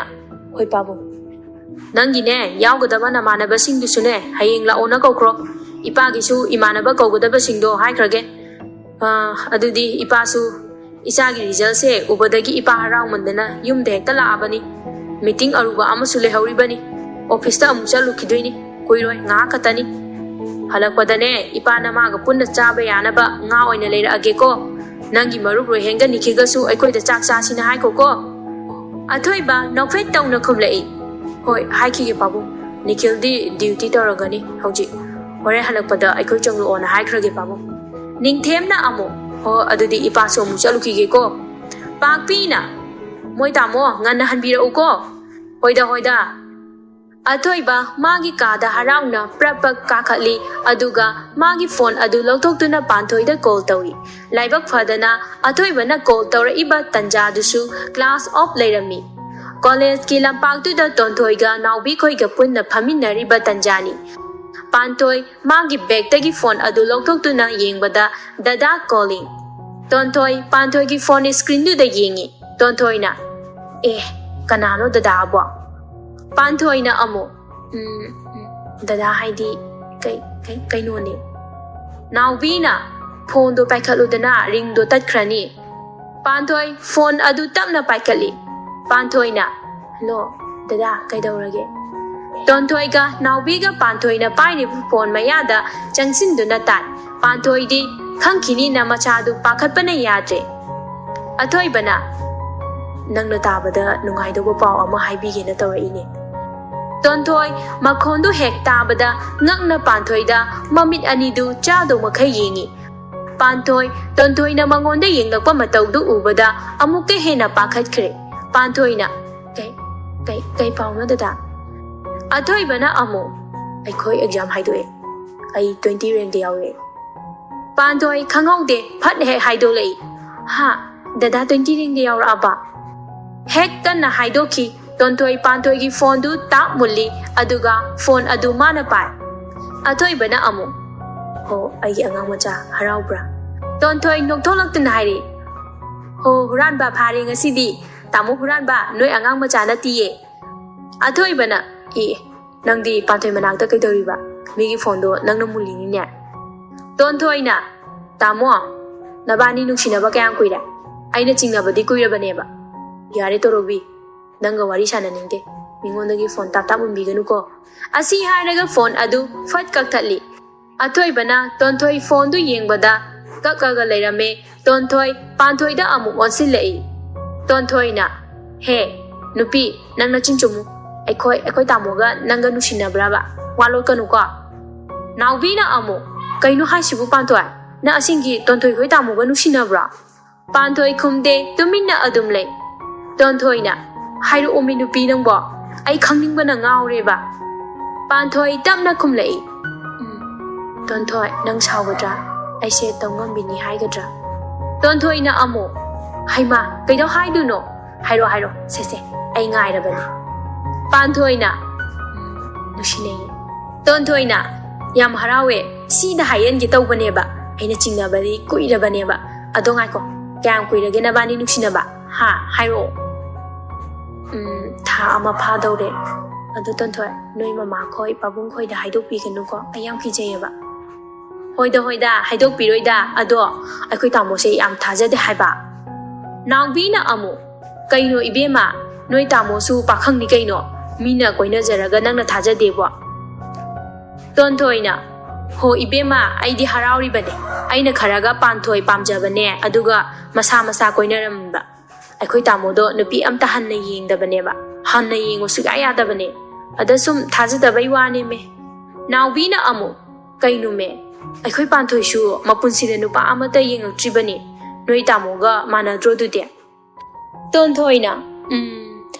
mana ba chakta mi nei hai duni natra ina ma pan thoi na as Ton thoi adumai toro kono ba ai sum ikai rak tore nangbi na amu ikai nu mi nanau nu pi oi toro bane kaino ngai kho Ton thoi khoi da nu ngai ba paw ma kai na yam hai du kaino ai khoi di phajana ta haudre ba kai paw no ba Ton thoi na hoi ne ikaw bu kaw kai paw no ba ina ma pan thoi na amu as Ton thoi adubura dada do UPSC exam do haidok li ma 20 rank te yaw re nangbi na isya de ko mi pan thoi khoi di matang khara gi matung da medam pan thoi kaina on khrani ko pan thoi na amu taning di he nangbi Ton thoi na ai khoi tamo exam yaw ra bani na paisa lawadi ngai ni ha nungai jare hayeng di so oidana ai khoi da mi khara di lak lani do nangbi na kana lak tuino haisha Ton thoi na amu o ai khoi pabungi mamana bro tamogi mamana bro khara di la ani kaino aina khangjaba ama layaba nangbi na amu yade ko sangga chawba kaise ya pote ne pan thoi nang su kuira roi sangga chawba singi marak ta pun ki dawba pan thoi na yare ba noi ba wa hai ba loi rakpada aingon hekta tarakpa ado class sangase asi haiduna pan thoi koi shu class sangre Ton thoi mayum hek yoroppaga mabung butirei kona thangda makhoi ahum teresta Nikhil Rohen ga athoi baga punna nok tana wari sanarami Ton thoi na is aina somda thiri aduga moina sida nok tana wari ga sanarami ne Nikhil na amu airo thiri se aidi da Nikhil kaidau thidi ba aikhoi tamo thijaba athoi bana kaigino torobi ai thiribo kai lege ba Ton thoi na natu koiraga aingonda hairakta ba athoi ba thawoi dana haire is itu koibabu kaidau nangonda haidui ba tamo koiri ba natu do aigi imanabi namai du ikai gi di haidraga machanupi gi mamanabi koiraga athoi bana amu ichanupi gi mamanabi koibase police na phani ka haina bro Nikhil na Parasu aina muk thadula ani natraba asi haiduna makhoi ahum punna nokmine Ton thoi na naya yam higali do aina na tu du da akhoi tamo se nupi ama mu koirabani na ko haisiladi nupa ama kapni do he adumaina drama yaudaba thabak tu tonu ko torobi nupi ama khak nuksina basida khuthingjin birakanu Ton thoi na no fit tongna haire aikhoi tamo se pan thoi se nungdi nuksiba jani thamoi sengna Rohena kaino ne to mi thamoi sengdana nuksinari sida thamoi sengna nungdi nuksiram male he kaina nangchu mi ya wan ganu ko Ton thoi na aina kana da wan ka ge hai se daro he Rohena amu lai yam lai magi thamoi nung dasu nang tabu lacharak pa nupa Rohen isai oina saksi lai magi thamoi nung dasu nang tabu lacharak pa nupa Rohen isai oina saksi Ton thoi da Nikhil da yeng laga athoi bana Ikaiba khara khara khangna sida mabung ama leikai se kaunagum sida. Tonthoi na amu kaino no se kaino ma leiba yam mali. Nikhil na leye nang kona khanglakhini. Haujikti matang kitang watliba. Masak singjiga. Rohena amu kuyaro aikoi sak singje ubada leiba ngama oidaba matamsu lakhini da. Tonthoi na haha amtabu noke aise noi sak singje ubada leiba ngamoidiba. Nikhil na Pagina tene ikoi rohena aise nang soidana khanglakhini da. Angang macha oiri. Tonthoi na yare noiga wari sanaba se bit tekpa wa ngakta ai dress kam to hongdok lukige ado tamo panthoi je phajena loina biu ko madi yam chamjabane ba yamna su ikai thigan bane kaphan baga yaro ko idea hoida ai ni hena ma kappa yengba ngamjaroi bema tonthoi mabungi waduda nongfet toramaga makhada amuk kumthakre athoiba phone adu loktokduna panthoida message ama thajili dadagi angang macha Panthoi message tha sira torambani athoi bana tharak paga mapa hek sanare Panthoi shu message thuna halai kai haige dada wow thamoi ge se liquid on ge tawiye haura ani mai wathi se haima ai ge asingbo wa se mana wathi oi hale tawi se ado congratulations same to you kai haiba duna ai ga nanga thamoi amata oiri sidi aina exam yawapaga nangna yawapaga chap manadro khangde adu dada se amuk training chakhini ko matang khara di training chalani aina training loiraga tholak phawbadi nang chekchina leiramuko leiramge ai dada bu ngairamge ado hayeng ai nang no balake kai hino aikoi pabungna ai exam yawapagi party ama sile aigi imanabi babungi mamanaba kharasu yaudoba male ada aigi khwaidagi maru oibi nang yawhaningba aduine as ai talida dada noi namanabi mayamduda aiga khangnabasu amte yawba nate aisi ikai jaida ai tali lakba haima kaino nangna khangnadabdo aina loina khangna handune kaino ne kona nangodasu khangnabada kanaba misu yawrakani ai nang noba laktoini ko nganna loisilaga leiram Tonthoi shu leidui natro naubisu lao haibio aikoi hum punna dum leigeba aingodadi noi naubi haido mai number leite aikoi tonda haikige hoi adu dada ai nene na kaure amta mapan tholukige ko tholo aishu thamnage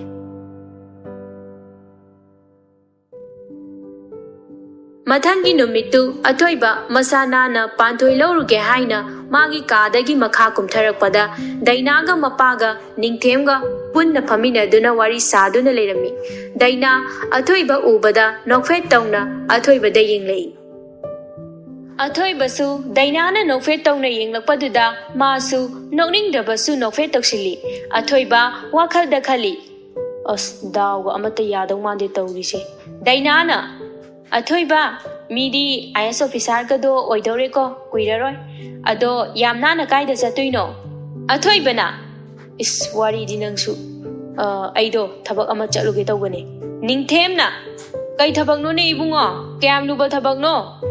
phare thune he halau ko ngahak ne di namanaba khaisu yoro anin he athoiba na hoi pang kuiroida thuna lake adudi daina babung ayam chalukhige Asi haiduna athoiba magi gari sodu makutta uru leiraga thokare ningthemna machanupi tonthoibu kawi icha tombi tholou ne nangbo tonthoi mapana kaurakpadu da tholai tonthoina kai hage pabwa ningthemna haima nangbu noi che daina laklise khara leiminodana hoi pau che daina la omanung da leiruse Asi haina duna dainaga tonthoigi kada changminarei dainana tonthoi nungairibo nangde noi tamodi adum pau phaunaba nangadi kuire ko pau phauna khidaba tonthoi wakhalda masa siga aikhoi tamoda ho kha chacharadana aikhoi tamona pamsu pambiroidana manungda tonthoi khaliba wakhal adu mapan thongda haidoktabasu kaisu khandaba saduna khumlai kuire phaunadaba Aikoi tamogadi nuktigi wari jega dum sanabra ꯅꯨꯡꯇꯤꯒꯤꯗꯤ ꯁꯥꯟꯅꯗꯦꯗ ꯑꯩꯅ phone ꯇꯧꯕꯗꯁꯨ ꯄꯥꯏꯔꯛꯇꯕꯁꯨ ꯌꯥꯎꯋꯦ ꯊꯕꯛ ꯆꯤꯟꯕꯒꯤ ꯑꯣꯏꯔꯝꯃꯅꯤ ꯈꯜꯂꯕ ꯇꯣꯟꯊꯣꯏ ꯃꯆꯤꯟꯗ ꯇꯞꯅ ꯁꯣꯜꯂꯤ ꯀꯜꯂꯛꯑꯦ ꯄꯦꯜꯂꯤ ꯗꯥꯏꯅꯥꯅ ꯀꯩ ꯍꯥꯏꯕꯅꯣ ꯇꯣꯟꯊꯣꯏ ꯑꯩ ꯇꯥꯍꯧꯗ꯭ꯔꯦ ꯇꯣꯟꯊꯣꯏ ꯏꯛ ꯍꯥꯠ ꯇꯧꯗꯨꯅ ꯈꯨꯝꯂꯛꯏ ꯆꯦ ꯗꯦꯜꯂꯤꯗ ꯗꯣꯛꯇꯔ ꯇꯝꯃꯦ ꯍꯥꯏꯕꯗꯣ ꯂꯣꯏꯔꯕ ꯍꯥꯏꯕꯅꯦ ꯗꯥꯏꯅꯥ ꯅꯣꯛꯐꯦꯠ ꯇꯧꯅ ꯍꯥꯏꯔꯛꯏ 1 month ꯈꯤꯇꯪ ꯉꯥꯏꯔꯦ ꯂꯣꯏꯗꯧꯕ ꯇꯣꯟꯊꯣꯏꯅ ꯑꯃꯨꯛ ꯑꯣ ꯗꯥꯏꯅꯥꯅ ꯑꯗꯣ ꯅꯣꯏ ꯇꯥꯃꯣꯅꯗꯤ ꯑꯩꯒꯤ ꯋꯥꯔꯤꯒ ꯁꯥꯔꯛꯇ꯭ꯔꯣ ꯅꯪꯉꯣꯟꯗ ꯁꯥꯔꯛꯇꯦꯗ ꯆꯦ ꯗꯥꯏꯅꯥ ꯑꯩꯈꯣꯏ ꯇꯥꯃꯣꯗꯤ ꯅꯣꯡꯃꯇ ꯅꯨꯄꯤꯒꯤ ꯋꯥꯔꯤ ꯁꯥꯗꯦꯗ ꯑꯩꯈꯣꯏꯗ ꯇꯣꯟꯊꯣꯏꯒꯤ ꯋꯥꯗꯨꯗ ꯗꯥꯏꯅꯥ ꯍꯥꯏꯐꯦꯠ ꯏꯀꯥꯏꯔꯞ ꯇꯧꯏ ꯏꯀꯥꯏꯕ ꯈꯥꯡꯖꯤꯟꯕ ꯑꯣꯏꯅ ꯋꯥ ꯊꯩꯗꯣꯛꯂꯛꯏ ꯗꯥꯏꯅꯥꯅ ꯅꯪꯗꯤ ꯀꯣꯂꯦꯖ ꯂꯣꯏꯗꯧꯕ ꯀꯌꯥꯝ ꯋꯥꯠꯂꯤꯕ ꯍꯟꯗꯛ ꯂꯥꯁ ꯌꯔꯅꯦ ꯂꯣꯏꯗꯧꯔꯦ ꯑꯣ ꯀꯨꯏꯗ꯭ꯔꯦꯅꯦ ꯑꯗꯨꯗꯤ ꯂꯣꯏꯗꯧꯕ ꯍꯣꯏ ꯆꯦ ꯗꯥꯏꯅꯥ ꯁꯣꯝꯗꯅ ꯑꯊꯣꯏꯕꯅ ꯄꯥꯟꯊꯣꯏꯕꯨ ꯂꯧꯔꯒ ꯂꯥꯛꯏ ꯑꯊꯣꯏꯕꯒꯤ ꯃꯌꯨꯝ ꯌꯧꯔꯝꯗꯥꯏꯗ ꯄꯥꯟꯊꯣꯏꯅ ꯅꯥꯎꯕꯤ ꯂꯥꯛꯄꯗꯨ ꯎꯔꯦ ꯄꯥꯟꯊꯣꯏꯅ ꯗꯗꯥ ꯒꯥꯔꯤ ꯑꯝꯇ ꯈꯥꯝꯃꯣ ꯑꯊꯣꯏꯕ ꯉꯛꯅ ꯄꯥꯟꯊꯣꯏꯗ ꯍꯥꯏꯔꯛꯏ ꯀꯩꯗꯧꯔꯒꯦ ꯄꯥꯟꯊꯣꯏꯅ ꯇꯨ ꯅꯥꯎꯕꯤꯅꯦ ꯁꯤꯗ ꯂꯥꯛꯏꯁꯦ ꯗꯗꯥ ꯍꯥꯟꯅ ꯆꯪꯕꯤꯔꯝꯃꯣ ꯑꯩ ꯅꯥꯎꯕꯤꯒ ꯆꯪꯃꯤꯟꯅꯔꯛꯑꯒꯦꯕ ꯃꯃꯥꯈꯣꯏ ꯄꯥꯕꯨꯡꯈꯣꯏꯅꯁꯨ ꯆꯤꯡꯅꯗꯅꯕ ꯑꯊꯣꯏꯕꯅ ꯃꯥꯒꯤ ꯒꯥꯔꯤ ꯑꯗꯨ ꯃꯇꯥꯏ ꯈꯔ ꯂꯩꯁꯤꯟꯗꯨꯅ ꯈꯥꯝꯃꯤ ꯑꯊꯣꯏꯕꯅ ꯑꯩꯒ ꯆꯪꯃꯤꯟꯅꯔꯁꯨ ꯌꯥꯕꯗꯨꯕꯨ ꯑꯩꯒ ꯗꯗꯥꯒ ꯄꯨꯟꯅ ꯆꯪꯃꯤꯟꯅꯔꯛꯑꯗꯤ ꯃꯃꯥꯈꯣꯏ ꯄꯥꯕꯨꯡꯈꯣꯏꯅ ꯆꯤꯡꯅꯔꯣꯏꯗ꯭ꯔꯣ ꯆꯤꯡꯅꯔꯣꯏ ꯀꯩꯁꯨ ꯑꯗꯣ ꯄꯥꯄꯦ ꯅꯪ ꯅꯥꯎꯕꯤꯒ ꯆꯪꯃꯤꯟꯅꯔꯝꯃꯣ ꯄꯥꯟꯊꯣꯏ ꯑꯊꯣꯏꯕꯗ ꯅꯣꯛꯐꯦꯠ ꯇꯧꯔꯝꯃꯒ ꯑꯊꯣꯏꯕꯒꯤ ꯒꯥꯔꯤꯗꯒꯤ ꯀꯨꯝꯊꯔꯛꯏ ꯑꯗꯨꯒ ꯅꯥꯎꯕꯤꯅ ꯂꯥꯛꯂꯤꯕ ꯑꯗꯣꯝꯗ ꯄꯥꯟꯊꯣꯏ ꯅꯥꯎꯕꯤꯕꯨ ꯉꯥꯏꯔꯒ ꯂꯩꯍꯧꯏ ꯑꯊꯣꯏꯕꯁꯨ ꯃꯌꯨꯝꯂꯣꯝꯗ ꯒꯥꯔꯤ ꯊꯧꯖꯤꯟꯈ꯭ꯔꯦ ꯃꯥꯅ ꯃꯌꯨꯝ ꯆꯪꯂꯛꯄꯗ ꯀꯨꯏꯅ ꯎꯅꯈꯤꯗ꯭ꯔꯕ ꯃꯃꯥꯟꯅꯕꯁꯤꯡꯁꯨ ꯂꯩꯔꯝꯃꯤ ꯃꯈꯣꯏ ꯃꯔꯛꯇꯨꯗ ꯗꯥꯏꯅꯥꯁꯨ ꯍꯥꯟꯅ ꯈꯪꯅꯈꯤꯕ ꯃꯃꯥꯟꯅꯕꯤ ꯑꯣꯏꯕꯅ ꯋꯥꯔꯤ ꯁꯥꯗꯨꯅ ꯂꯩꯔꯝꯃꯤ ꯑꯊꯣꯏꯕ ꯆꯪꯂꯛꯄ ꯎꯕꯗ ꯃꯃꯥꯟꯅꯕꯤꯁꯤꯡꯗꯨꯅ ꯒꯤꯐꯄꯨ ꯄꯤꯕ꯭ꯔꯣ ꯊꯥꯒꯠ ꯋꯥꯍꯩꯕꯨ ꯍꯥꯏꯕ꯭ꯔꯣ ꯇꯧꯔꯤ ꯏꯀꯨꯏ ꯀꯨꯏꯗꯅ ꯄꯥꯟꯊꯣꯏꯒ ꯅꯥꯎꯕꯤꯒꯁꯨ ꯑꯊꯣꯏꯕ ꯈꯣꯏꯗ ꯆꯪꯂꯛꯏ ꯑꯊꯣꯏꯕ ꯈꯣꯏꯅ ꯂꯩꯔꯤꯕ ꯑꯗꯣꯝꯗꯗꯤ ꯆꯪꯂꯛꯇꯕꯤꯗ ꯇꯣꯟꯊꯣꯏꯒꯤ ꯀꯥꯗ ꯑꯣꯏꯅ ꯆꯪꯈꯤꯕꯗꯨ ꯑꯊꯣꯏꯕꯅ ꯃꯣꯏꯅ ꯂꯩꯔꯤꯕ ꯀꯥ ꯑꯗꯨꯗꯒꯤ ꯍꯥꯏꯐꯦꯠ ꯎꯍꯧꯏ ꯋꯥꯈꯜꯗ ꯈꯜꯂꯤ ꯑꯩꯅꯗꯤ ꯃꯥꯁꯦ ꯑꯩꯒꯤ ꯒꯔꯜꯐ꯭ꯔꯦꯟꯅꯤꯅ ꯇꯥꯛꯀꯦ ꯇꯧꯔꯤ ꯑꯗꯨꯒ ꯃꯥꯅ ꯑꯩꯅ ꯂꯩꯔꯤꯕꯁꯤꯗ ꯆꯪꯂꯛꯇꯕꯅꯦꯕ ꯃꯁꯤ ꯅꯨꯄꯤꯁꯦ ꯔꯣꯏꯍꯦꯟꯅ ꯀꯩꯅꯣ ꯚꯥꯏ ꯅꯇꯨꯁꯦ ꯁꯣꯝꯗ ꯆꯪꯂꯛꯇ꯭ꯔꯤꯁꯤꯅ ꯑꯊꯣꯏꯕꯅ ꯈꯪꯗꯦ ꯅꯥꯀꯜꯗꯒꯤ ꯗꯥꯏꯅꯥꯅ ꯀꯩ ꯈꯪꯗ꯭ꯔꯤꯅꯣ ꯑꯊꯣꯏꯕ ꯅꯪꯅ ꯈꯪꯗꯕꯁꯨ ꯂꯩꯔꯤꯕꯣ ꯑꯊꯣꯏꯕ ꯗꯥꯏꯅꯥꯅ ꯍꯥꯏꯔꯤꯗꯨ ꯈꯨꯝꯗꯦ ꯅꯣꯛꯐꯦꯠꯇꯃꯛ ꯇꯧꯔꯒ ꯂꯩ ꯗꯥꯏꯅꯥꯅ ꯑꯗꯣ ꯅꯪꯒꯤ ꯅꯃꯥꯟꯅꯕ ꯑꯅꯤꯁꯤꯗꯤ ꯑꯩ ꯍꯥꯟꯅ ꯈꯪꯗꯦ ꯀꯩꯀꯩ ꯃꯤꯡ ꯀꯧꯒꯦ ꯀꯩꯀꯩ ꯍꯣꯠꯅꯔꯤꯒꯦ ꯃꯣꯏꯗꯤ ꯔꯣꯏꯍꯦꯟꯅ ꯗꯥꯏꯅꯥꯗ ꯍꯥꯏꯔꯛꯏ ꯍꯦꯜꯂꯣ ꯑꯩ ꯔꯣꯏꯍꯦꯟ ꯑꯩ ꯍꯧꯖꯤꯛ ꯁ꯭ꯀꯨꯜꯒꯤ ꯑꯣꯖꯥ ꯃꯆꯥ ꯑꯃ ꯑꯣꯏꯖꯔꯤ ꯅꯤꯈꯤꯜꯅ ꯑꯃꯨꯛ ꯑꯩꯒꯤꯅ ꯅꯤꯈꯤꯜ ꯍꯧꯖꯤꯛ ꯏꯝꯐꯥꯜ ꯋꯦꯁꯀꯤ SI ꯑꯣꯏꯅ ꯂꯩꯖꯔꯤ ꯗꯥꯏꯅꯥꯅ ꯑꯣ ꯌꯥꯝ ꯐꯩ ꯑꯩꯅ ꯗꯦꯜꯂꯤꯗ ꯗꯣꯛꯇꯔ ꯇꯝꯖꯔꯤ ꯍꯟꯗꯛ ꯂꯣꯏꯔꯅꯤ ꯑꯩꯒ ꯑꯊꯣꯏꯕꯒ ꯈꯪꯅꯕꯗꯤ ꯌꯥꯝ ꯀꯨꯏꯔꯦ ꯑꯉꯥꯡ ꯑꯣꯏꯔꯤꯉꯩꯗꯒꯤ ꯈꯪꯅꯔꯛꯄꯅꯦ ꯇꯟꯖꯥ ꯑꯗꯨꯗ ꯃꯄꯥꯅꯤꯡꯊꯦꯝ ꯆꯪꯂꯛꯇꯨꯅ ꯆꯥꯛ ꯏꯁꯤꯡ ꯆꯥꯅꯕ ꯍꯥꯏꯔꯤ ꯃꯈꯣꯏ ꯆꯥꯛ ꯆꯥꯅꯕ ꯂꯥꯛꯄꯗ ꯃꯃꯥ ꯄꯥꯛꯄꯤꯅ ꯇꯣꯟꯊꯣꯏꯅꯦ ꯅꯥꯎꯕꯤꯅꯦ ꯄꯥꯟꯊꯣꯏꯅꯦ ꯄꯨꯟꯅ ꯁꯦꯝ ꯁꯥꯗꯨꯅ ꯂꯩꯔꯝꯃꯤ ꯗꯥꯏꯅꯥꯅ ꯇꯣꯟꯊꯣꯏ ꯃꯣꯏꯁꯦ ꯅꯃꯥꯟꯅꯕꯤꯔꯣ ꯇꯣꯟꯊꯣꯏꯅ ꯃꯥꯅꯦ ꯆꯦ ꯗꯥꯏꯅꯥ ꯗꯥꯏꯅꯥꯅ ꯑꯣ ꯇꯣꯟꯊꯣꯏ ꯈꯣꯏꯗꯤ ꯑꯊꯣꯏꯕ ꯈꯣꯏꯅ ꯆꯥꯛ ꯆꯥꯔꯤꯉꯩꯗ ꯃꯣꯏꯗꯤ ꯆꯥꯕ ꯌꯥꯎꯔꯝꯗꯦ ꯀꯣꯟꯅ ꯆꯥꯅꯤ ꯍꯥꯏꯅ ꯂꯩꯍꯧꯏ ꯑꯊꯣꯏꯕꯅ ꯂꯣꯟꯅ ꯄꯥꯟꯊꯣꯏ ꯌꯦꯡꯕꯗꯨ ꯗꯥꯏꯅꯥꯅ ꯎꯏ ꯗꯥꯏꯅꯥ ꯃꯁꯥꯗꯨ ꯁꯥꯎꯅꯤꯡꯕꯅꯗꯤ ꯂꯣꯏꯔꯦ ꯑꯊꯣꯏꯕꯅ ꯄꯥꯟꯊꯣꯏꯗ ꯌꯦꯡꯕꯗꯨ ꯎꯕꯗ ꯑꯗꯨꯕꯨ ꯃꯥ ꯁꯥꯎꯅꯤꯡꯕꯗꯨ ꯐꯥꯁꯤꯜꯂꯤ ꯆꯥꯛ ꯆꯥꯕ ꯂꯣꯏꯔꯕ ꯃꯇꯝꯗ ꯄꯥꯟꯊꯣꯏ ꯀꯔꯤꯅꯣ ꯑꯃ ꯂꯧꯊꯣꯛꯄ ꯂꯥꯛꯄꯗ ꯈꯪꯍꯧꯗꯦ ꯑꯊꯣꯏꯕꯅ ꯄꯥꯟꯊꯣꯏꯒꯤ ꯃꯈꯨꯠꯇꯨ ꯇꯥꯞ ꯄꯥꯏꯔꯒ ꯀꯥ ꯑꯃꯗ ꯆꯤꯡꯁꯤꯜꯂꯤ ꯄꯥꯟꯊꯣꯏꯅ ꯀꯩꯅꯣ ꯗꯗꯥ ꯃꯤ ꯎꯅꯤꯌꯦ ꯊꯥꯗꯣꯛꯑꯣꯁꯦ ꯑꯊꯣꯏꯕꯅ ꯊꯥꯗꯣꯛꯂꯣꯏ ꯉꯁꯥꯏꯗꯒꯤ ꯅꯪꯁꯦ ꯐꯖꯅ ꯌꯦꯡꯕ ꯐꯪꯖꯗ꯭ꯔꯤ ꯆꯥꯛ ꯆꯥꯕꯗ ꯂꯣꯟꯅ ꯌꯦꯡꯕꯗꯨꯅ ꯃꯄꯨꯡ ꯐꯥꯗꯦ ꯑꯁ ꯊꯥꯗꯣꯛꯂꯣꯕꯁꯦ ꯗꯗꯥ ꯃꯤꯅ ꯎꯈꯤꯅꯤ ꯍꯥꯏꯕꯅꯤ ꯊꯥꯗꯣꯛꯂꯣꯃꯤ ꯗꯗꯥ ꯅꯪꯕꯣ ꯑꯩꯕꯨ ꯑꯃꯨꯛ ꯐꯥꯎꯕ ꯎꯗ꯭ꯔꯤꯕ꯭ꯔꯣ ꯅꯥꯎꯕꯤꯅ ꯄꯥꯟꯊꯣꯏ ꯍꯥꯏꯅ ꯀꯧꯔꯛꯄꯗꯨꯗ ꯄꯥꯟꯊꯣꯏ ꯑꯊꯣꯏꯕꯗꯨ ꯏꯟꯊꯣꯛꯇꯨꯅ ꯀꯥꯗꯨꯗꯒꯤ ꯊꯣꯛꯈ꯭ꯔꯦ ꯑꯊꯣꯏꯕ ꯃꯆꯤꯟꯗ ꯁꯣꯜꯍꯧꯏ ꯀꯩ ꯅꯨꯄꯤꯅꯣ ꯁꯤꯕꯣ ꯌꯦꯡꯉꯤ ꯃꯈꯩ ꯄꯦꯟꯗꯕꯁꯤꯕꯣ ꯑꯁꯨꯛ ꯌꯥꯝ ꯅꯨꯡꯁꯤꯕ ꯅꯨꯄꯤꯁꯤꯕꯨ ꯀꯩꯅꯣꯃꯦ Numitu mayam harau harau haujinkre athoiba training hayeng chalane haiba numituni athoiba panthoiga achikpa lamhang amada unari athoibana ai training ga amata chaningdreda yaroi ko chataba ai chatkhraga nang nupa atopa ama koiramadi ai mangjarene ai di kaidawagi nupa atopa koidoriba dadane koikhidise officer oidawrabanina nupi masak phajaba singsu mayam thengnarani aiga kawbi khibra khangpote dadana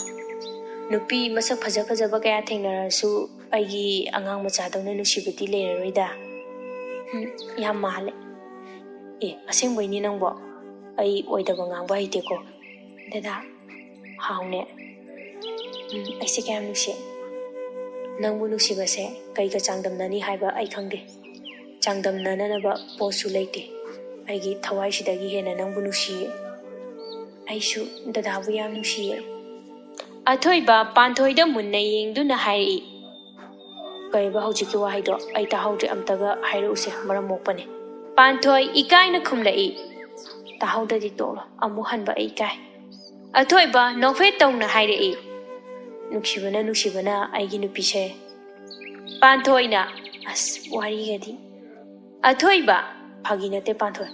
ai nanga kari gumba kaina bataradi ngawruga chatau male kaina dada aduma haidubo ai dada gi ningba thugairi dada training halakti phawba dada bu ngai duna leramde ai training se hek doibaga duhongdaba yatre ai nupise kuina leisaduna thambasi ai sungsum pakhala kadore ai ngamkhiroi ko ai thabaka amta tawkhige nang thabak tawba ngai leradi ai di hanurani panthoi nokladuna hairi hanurasu ai di dada da leini atopa nupa daga leiba ngamjaro yenguna se nokpada ke ada phajari banoba panthoi noklamba adu fatlepi aduga hairi dada halasira thingjile as matam sisu kaidau thele inu khangde me angang macha ngasi ekhoida chakhasira panthoi ngakna karan ngangnu ko dada lao halase dada su hayeng chatladuina mama khoi pabung khoina pakhatna rambaneba halase lao dada asi haiduna panthoina athoibagi makhutu paiduna chingkhatli halasi haina athoibasu panthoigi matawduda nokfe tongna haugalai aduga panthoibusu mayumda thinjinbiramme athoiba mayum yorokpaga magi kada hayengi pugadaba posing adu pek toksili mapani themsu changlaktuna machagi awat apa hangli mathangi numitu athoiba training chatnaba tawri mapanda mamaga mapaga machanupiga imungdagi tholakpa ngairi athoiba lining thau khoiramba loiraga thoklai ningthemna lao flight matam yorani athoiba mamaga mapaga giga makhong soktuna khoirami machanupida amuk onsilai torobi ngausinadana leiramuko larikana pa nang hadak last year ni kanu honoko machanupigi manakong mayada amuk changsinduna nanamado ai halakti phawba nana khara sinabiramuko tontoi mabungi waduda nokfe tongna hoi haibagi matagum ma mangak adunomi ningthem machabu thinnabani haiduna gari thogdoklai ngahaki matungda airport jawre ningthemna machanupada hairei ichasidi nada yektana mai pakpo oyuko athoibana oiba ngamjage pabu asi haiduna athoibasu flight tongnaba manungda changkhare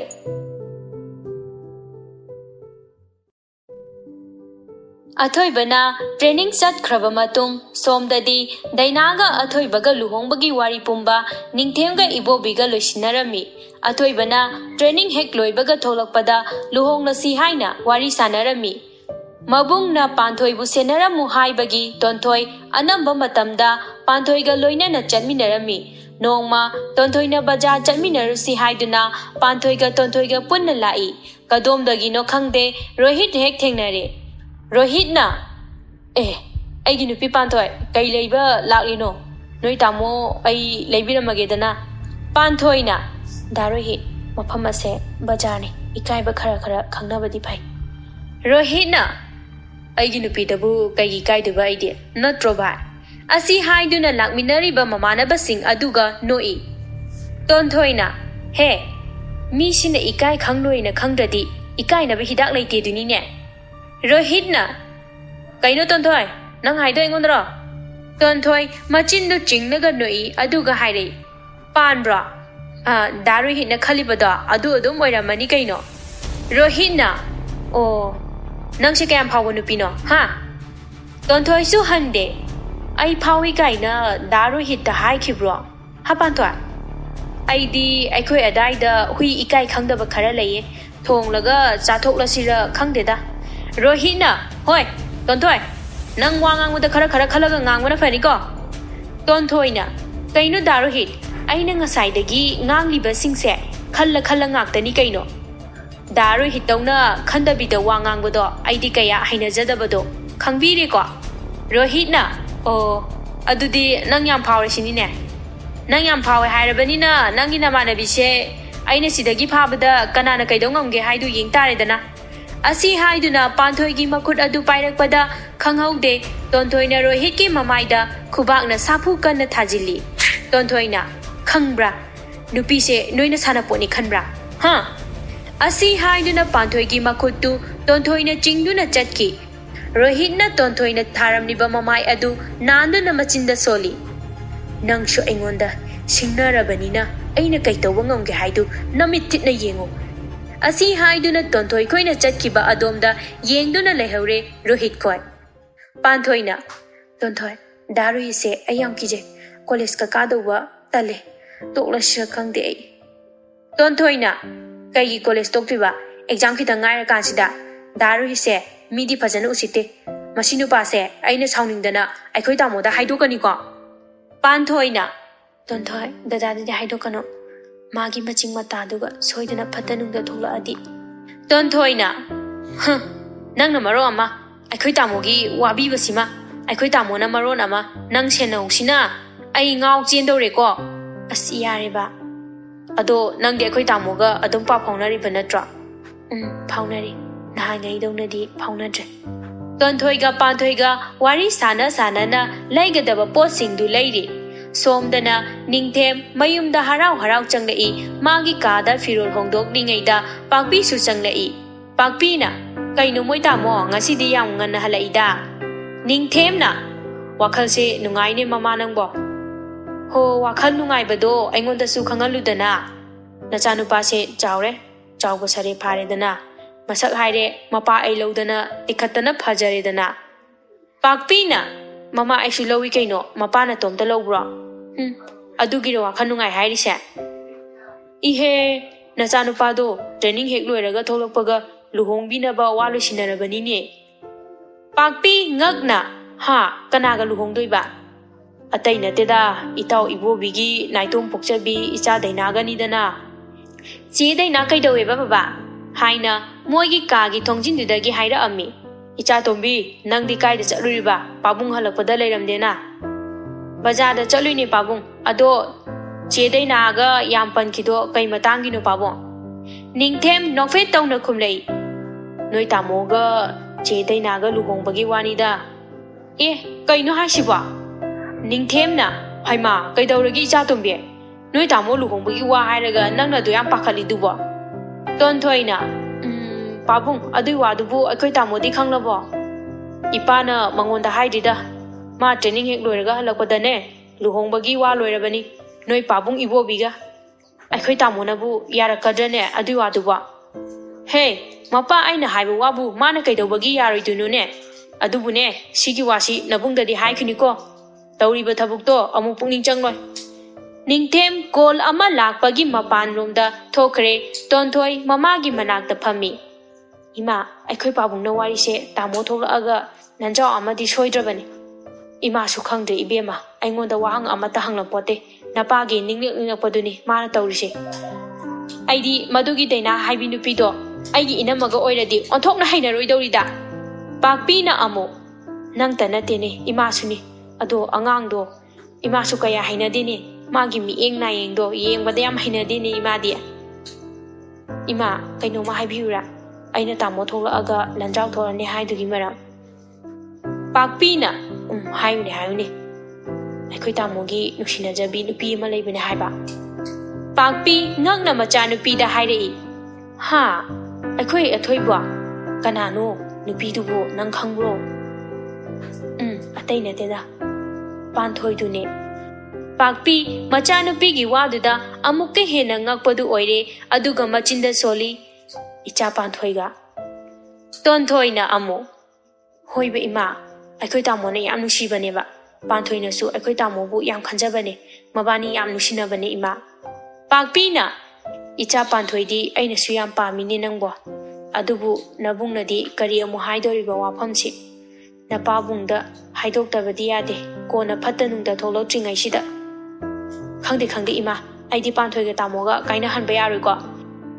asi hairamaga magi karom da changkhre pakpi machanupi gi wadu tarubadagi kokchau bikare machanupa gi ningjabadu thunglaroidra khalubada somdana panthoi athoibaga phone da wari sari athoibana dadagi angang macha panthoi machin khumduna noi aduga khumlei how athoibana nushibana aigi angang macha se adu dada training loido kya wali ge loidore kitangai loidowa yam wabro ne nangbo ai ngai bese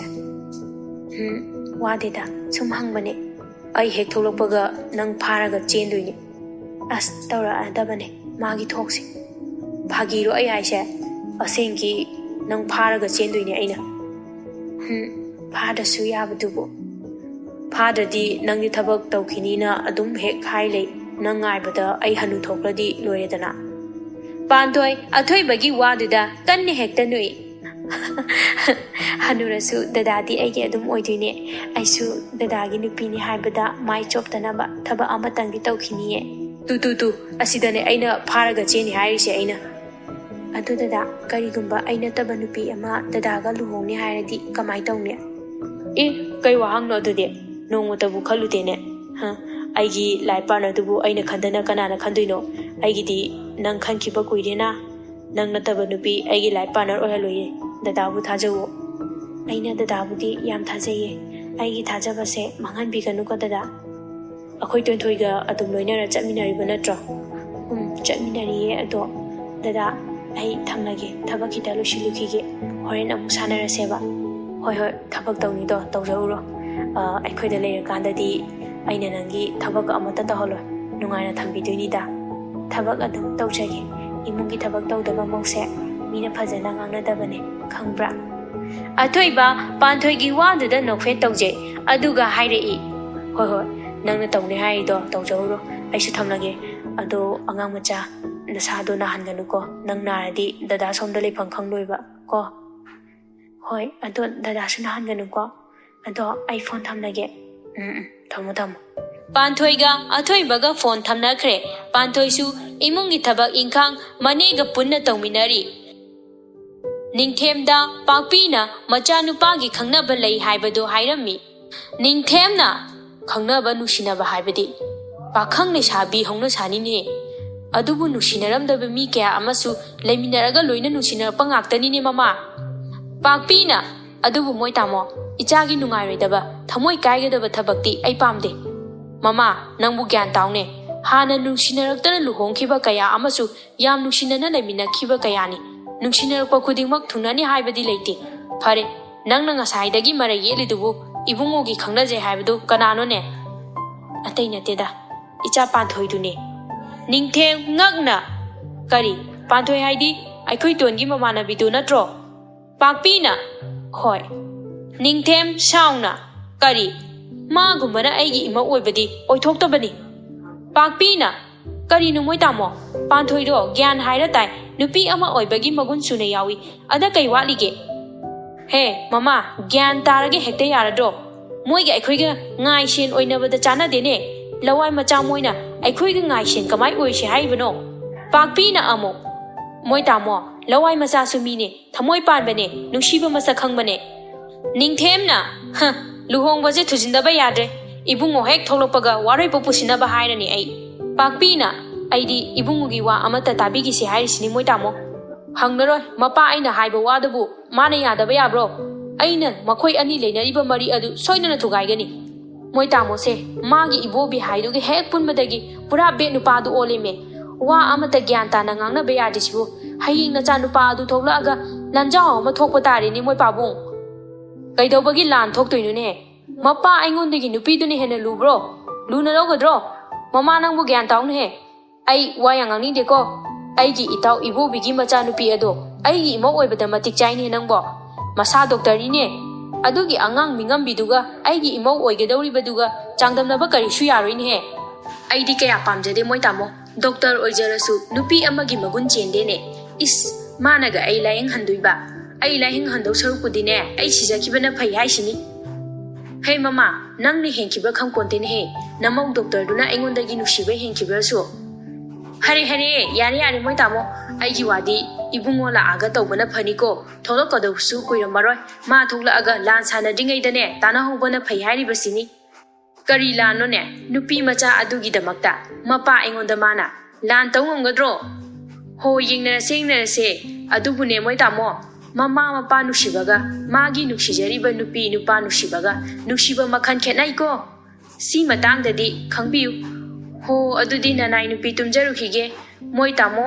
ꯅꯆꯥ ꯅꯨꯄꯥ ꯀꯃꯥꯏꯅ ꯍꯥꯏꯖꯤꯜꯂꯒ ꯂꯨꯍꯣꯡꯍꯟꯁꯤꯒꯦ ꯈꯟꯕꯤꯍꯧꯀꯣ ꯑꯩ ꯇꯨꯝꯕ ꯆꯪꯖꯔꯦ ꯑꯁꯤ ꯍꯥꯏꯔꯗꯨꯅ ꯐꯠ ꯂꯥꯎꯅ ꯃꯣꯏꯒꯤ ꯀꯥꯗ ꯆꯪꯈꯔꯦ ꯅꯤꯡꯊꯦꯝ ꯋꯥꯈꯜꯗ ꯑꯩꯒꯤ ꯅꯤꯡꯕ ꯑꯁꯤ ꯀꯥꯏꯍꯟꯕ ꯌꯥꯗꯦ ꯅꯤꯡꯊꯦꯝ ꯑꯩꯅ ꯇꯧꯒꯦ ꯈꯟꯈꯤꯕ ꯊꯕꯛ ꯑꯃꯠꯇ ꯇꯧꯗꯅ ꯇꯣꯛꯇ꯭ꯔꯤ ꯑꯩꯒꯤ ꯏꯆꯥꯅꯨꯄꯥꯗꯒꯤ ꯄꯥꯟꯊꯣꯏ ꯂꯥꯞꯊꯣꯛꯍꯟꯕꯅ ꯑꯐꯕ ꯑꯣꯏꯔꯅꯤ ꯂꯨꯍꯣꯡꯕꯁꯤ ꯀꯥꯏꯍꯟꯕ ꯌꯥꯗꯦ ꯃꯊꯪꯒꯤ ꯅꯨꯃꯤꯠꯇꯨ ꯇꯣꯟꯊꯣꯏ ꯅꯥꯎꯕꯤ ꯄꯥꯟꯊꯣꯏ ꯀꯣꯂꯦꯖꯀꯤ ꯀꯦꯟꯇꯤꯟꯗ ꯐꯝꯃꯤ ꯇꯣꯟꯊꯣꯏ ꯄꯥꯟꯊꯣꯏꯗ ꯉꯁꯤꯗꯤ ꯅꯨꯡꯉꯥꯏꯇꯅ ꯌꯦꯡꯉꯤ ꯄꯥꯟꯊꯣꯏꯅ ꯇꯣꯟꯊꯣꯏ ꯀꯩꯗꯧꯔꯒꯦ ꯅꯪꯕꯣ ꯑꯩꯕꯨ ꯅꯍꯥꯟꯉꯩ ꯎꯗ꯭ꯔꯤꯕꯒꯨꯝ ꯑꯗꯨꯝ ꯌꯦꯡꯉꯤꯗꯨꯕꯣ ꯇꯣꯟꯊꯣꯏꯅ ꯈꯪꯗꯦ ꯄꯥꯟꯊꯣꯏ ꯅꯪꯁꯦ ꯉꯁꯤꯗꯤ ꯌꯥꯝ ꯅꯨꯡꯁꯤꯌꯦ ꯅꯥꯎꯕꯤꯅ ꯑꯃꯨꯛ ꯀꯩꯅꯣ ꯍꯥꯏꯁꯤꯕꯣ ꯅꯍꯥꯟꯈꯩꯗꯤ ꯄꯥꯟꯊꯣꯏ ꯅꯨꯡꯁꯤꯗ꯭ꯔꯣ ꯍꯥꯏꯁꯦ ꯇꯣꯟꯊꯣꯏ ꯃꯄꯤ ꯏꯔꯥ ꯆꯦꯟꯅ ꯍꯥꯏꯔꯛꯏ ꯉꯁꯤꯅ ꯌꯥꯝ ꯍꯦꯟꯅ ꯅꯨꯡꯁꯤꯕ ꯇꯣꯟꯊꯣꯏꯒꯤ ꯉꯁꯤꯒꯤ ꯃꯇꯧꯗꯨꯗ ꯄꯥꯟꯊꯣꯏꯒ ꯅꯥꯎꯕꯤꯒꯗꯤ ꯉꯛꯅ ꯇꯣꯟꯊꯣꯏꯗ ꯌꯦꯡꯉꯤ ꯄꯥꯟꯊꯣꯏ ꯅꯨꯡꯉꯥꯏꯇꯅ ꯇꯣꯟꯊꯣꯏ ꯅꯪ ꯉꯁꯤ ꯀꯩꯗꯧꯔꯒꯦ ꯇꯣꯟꯊꯣꯏ ꯇꯞꯅ ꯍꯥꯏꯔꯛꯏ ꯄꯥꯟꯊꯣꯏ ꯅꯪ ꯑꯩꯈꯣꯏ ꯇꯥꯃꯣ ꯍꯨꯟꯗꯣꯛꯇꯨꯅ ꯆꯠꯈꯤꯅꯨꯀோ ꯑꯩꯈꯣꯏ ꯇꯥꯃꯣꯗꯤ ꯃꯄꯨꯟꯁꯤꯗ ꯅꯨꯄꯤ ꯑꯃꯠꯇ ꯅꯨꯡꯁꯤꯕ ꯊꯝꯃꯛꯇ꯭ꯔꯤꯕꯅꯦ ꯅꯪꯅ ꯑꯍꯥꯟꯕ ꯅꯨꯡꯁꯤꯕꯅꯦ ꯃꯉꯣꯟꯗꯗꯤ ꯄꯥꯟꯊꯣꯏꯅ ꯇꯣꯟꯊꯣꯏ ꯑꯩꯁꯨ ꯗꯗꯥꯕꯨ ꯌꯥꯝ ꯅꯨꯡꯁꯤꯌꯦ ꯑꯩ ꯀꯩꯗꯧꯅꯨꯡꯗ ꯗꯗꯥꯕꯨꯗꯤ ꯀꯥꯎꯕ ꯉꯝꯅꯤ ꯍꯥꯏꯕ ꯊꯥꯖꯗꯦ ꯑꯗꯨꯒ ꯑꯩꯅ ꯗꯗꯥ ꯍꯨꯟꯗꯣꯛꯄꯗꯤ ꯑꯣꯏꯔꯔꯣꯏ ꯃꯄꯣꯛꯁꯤꯒꯤ ꯑꯗꯨꯕꯨ ꯗꯗꯥꯅ ꯍꯨꯟꯗꯣꯛꯄꯤꯔꯝꯃꯗꯤ ꯑꯩ ꯈꯪꯗ꯭ꯔꯦ ꯇꯣꯟꯊꯣꯏ ꯅꯥꯎꯕꯤꯅ ꯀꯩꯅꯣ ꯁꯦꯠ ꯑꯣꯏꯕ ꯋꯥꯔꯤ ꯉꯥꯛꯇ ꯁꯥꯟꯅꯩꯗꯨꯕꯣ ꯀꯩꯗꯧꯕꯒꯤ ꯍꯨꯟꯗꯣꯛꯅꯗꯣꯏꯅꯣ ꯑꯅꯤꯃꯛ ꯑꯝꯇ ꯍꯨꯟꯗꯣꯛꯅꯕ ꯌꯥꯔꯣꯏ ꯅꯠꯇ꯭ꯔꯒ ꯗꯥ ꯑꯊꯣꯏꯕꯅ ꯍꯦꯛ ꯊꯣꯛꯂꯛꯄꯒ ꯄꯥꯟꯊꯣꯏ ꯅꯪ ꯆꯦꯟꯈ꯭ꯔꯣ ꯑꯗꯨ ꯑꯣꯏꯔꯗꯤ ꯍꯨꯟꯗꯣꯛꯅꯗ꯭ꯔꯦꯗꯅ ꯄꯥꯟꯊꯣꯏꯅ ꯆꯠꯂꯣꯍꯦ ꯑꯥꯗ ꯃꯤ ꯑꯩ ꯂꯥꯏꯔꯤꯛ ꯃꯈꯥ ꯌꯥꯝ ꯇꯝꯗ ꯋꯥꯠꯂꯤꯖꯥꯠꯅꯤ ꯅꯥꯎꯕꯤꯅ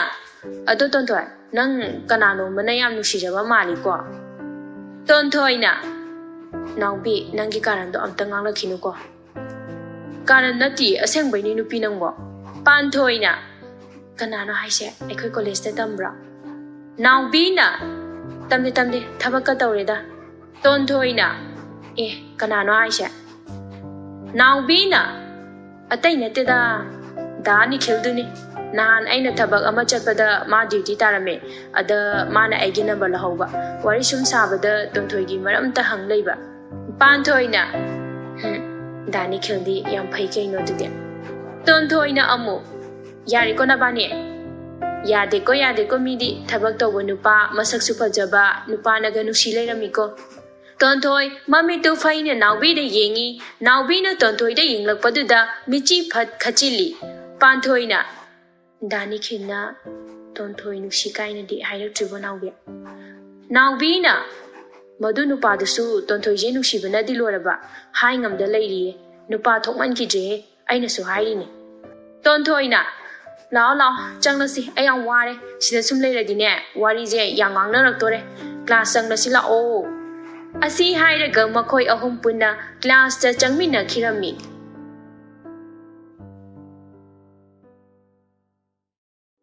ꯃꯇꯝꯅ ꯑꯁꯨꯝ ꯍꯧꯈꯤꯕꯅ ꯑꯊꯣꯏꯕꯁꯨ ꯊꯣꯛꯂꯛꯀꯗꯕ ꯅꯨꯃꯤꯠ ꯍꯨꯝꯅꯤ ꯈꯤꯇꯪ ꯉꯥꯏꯔꯦ ꯅꯤꯡꯊꯦꯝ ꯃꯆꯥꯅꯨꯄꯥ ꯊꯣꯛꯂꯛꯇ꯭ꯔꯤꯉꯩꯗ ꯄꯥꯟꯊꯣꯏ ꯎꯅꯅꯕ ꯇꯧꯔꯤ ꯅꯣꯡꯃ ꯃꯆꯥꯅꯨꯄꯤꯒꯤ ꯀꯣꯂꯦꯖ ꯆꯠꯇꯕ ꯅꯨꯃꯤꯠꯇꯨꯗ ꯅꯤꯡꯊꯦꯝ ꯄꯥꯟꯊꯣꯏ ꯈꯣꯏꯒꯤ ꯀꯣꯂꯦꯖꯇ ꯂꯥꯛꯑꯝꯃꯤ ꯄꯥꯟꯊꯣꯏ ꯀꯣꯂꯦꯖꯇ ꯆꯪꯒꯦ ꯇꯧꯕꯗ ꯅꯤꯡꯊꯦꯝ ꯎꯔꯦ ꯅꯤꯡꯊꯦꯝꯅ ꯏꯆꯥ ꯄꯥꯟꯊꯣꯏ Panthoi na. Pabung kaida sapirino tonthoi thila amira. Ningthem na. Nateda nanga wari ama ipaga sana ningbani. Adugi ichabu ngairammi bani. Kai wari no pabung hekta haibiyo na chada. Ipagi se haide yadadana haidori bani ko. Hoi pabung haibiyo. Nang aigi ichanupaga mari leinariba du to. Panthoi ngakna. Pabung. Aigi ichanupado hek halakpaga Dr. Dainaga waroi pot punaba sem saba pumnamak loirabani. Aduna nang ichanupagi wakhal thadu ko. Panthoi khangaude mamitagi mapi sintarakiba. Ningthem amuksu makha tarei. Aduna ibema nang ichanupadagi punchigi oina laptok pikro. Aigi ichaga luhonggodoriba nupi machado yamna ina kaira khunba machani. Aikhoiga ngai shen oibada mai choptraba. Aduga aigi ichanupagi nupidi ko miya mamangda puthokpada mai chopoidaba imau pami hairiba ipana. Hairise taseng na hairabada ipana nangdi aigi yumgi mau oibada matik yam chadeni he. Panthoi wa amata khumde mamittagi mapi tarakpadi lepte. Ningthem na. Aduga ne aina si wase hairami haibase aigi ichanupaga aigi ichanupiga da hairakanuko. Nangisu ipana nupa afaba ama sembinida. Aduga ibema nang asidagi aigi ichanupaga pau faunabado lepo. Aduna nangi afaba oiniko. Adudi ipasu si wasi hainingdana nang mungairambani. Ay amuk chalukige ko. Ipana haibadu kaunuko. Asi hairamaga ningthem magi gari du thauduna chakki. Panthoi lebliba khongpham adu machi lengde. Haubadagi uhaudrasu naubina taunariba adu kharadi uhawi. Naubi Panthoi manakta prap changlai. Naubina Panthoi haujikido tonthoi mapado natro kai hairamino. Panthoi naubina hanglido khumde tarakliba mapidusu lepagauba leite asumak tarakli. Naubina Panthoi kai hairamino base aingonda tamoba. As nangjidi o pharise haiwe adaganina lao class sangnase mina loi yengnareba. Panthoi kaptuna naubida khangkon konsili aduga kapna hairi. Naubi ai class awu ngamdo mande achibo phumada ai leninge hayam wari naubi. Naubina Panthoi gi tarakliba mapidusu taithokpiri aduga hairei. Kaidorige base aingonda hairuse. Panthoi na Naubi ai kaidunta pubiyo ai class awu ngamdo mande. Naubina hoi lao sasila ai ngasidi yaroige. Asi haiduna Panthoi bu Naubina lamhang amada purai. Panthoi pena kapchari. Naubina Panthoi sekakonoba wari do aingonda tamuse ai kanamta da haidok loibase. Panthoi hik launa kaptuna latli tongna hairei. Tanthoi ko gi babana ai ga dada da nusinabadu kaina roye. Dada do nuhondori haiye. Asi haina Panthoi amukta kappi. Naubina kaino haisibo dadadi khangdrijala ma luhongnani haibase ado tonthoi da haisira. Panthoi kamna haire. Naubi yade tonthoi da ju dada da ju haibe yaroi hairammi moi babana ai ji kai daudino khangdre Naubi. Naubina amu Panthoi yam hena su khanjilukinuda dada athoi bana su luhongbodo yadabasu yaye. Panthoi na ai bu dada ga kaina nadro. Hoi chumme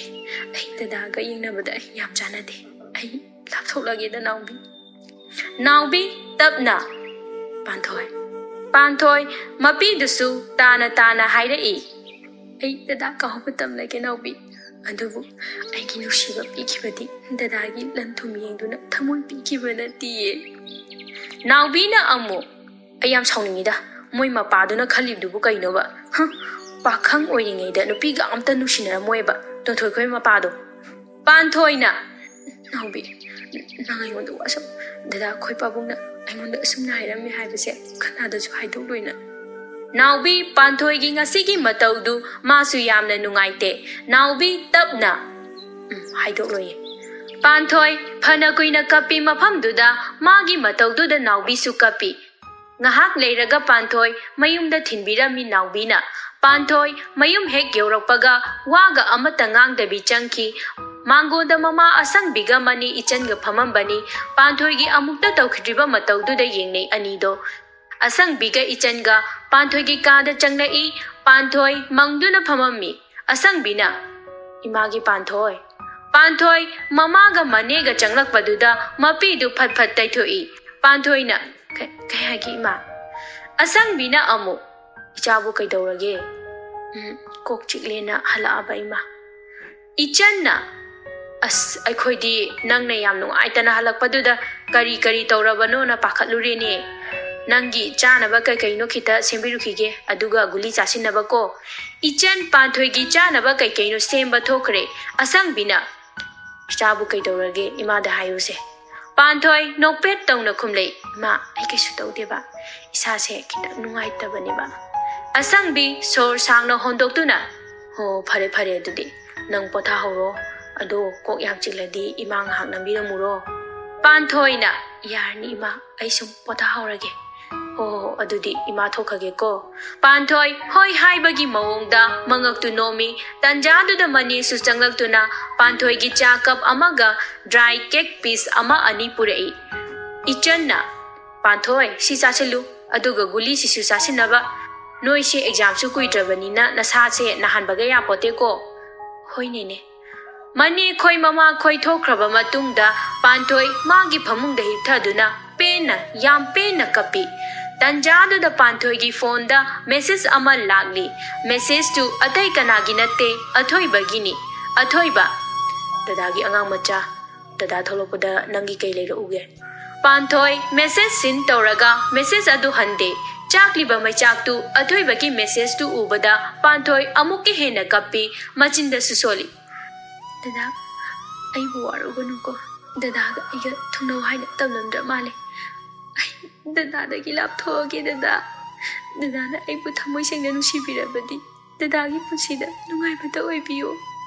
athoi badi message sin tawkraga kuina halaktabaduda kaidorabano haina khali phone tawboda su switch off haina hairei athoi ba masa adu leifam ama ikhang khangde macha nupida call amuk tawi ring anirak ahumlak hek chatpada paikhalai tonthoi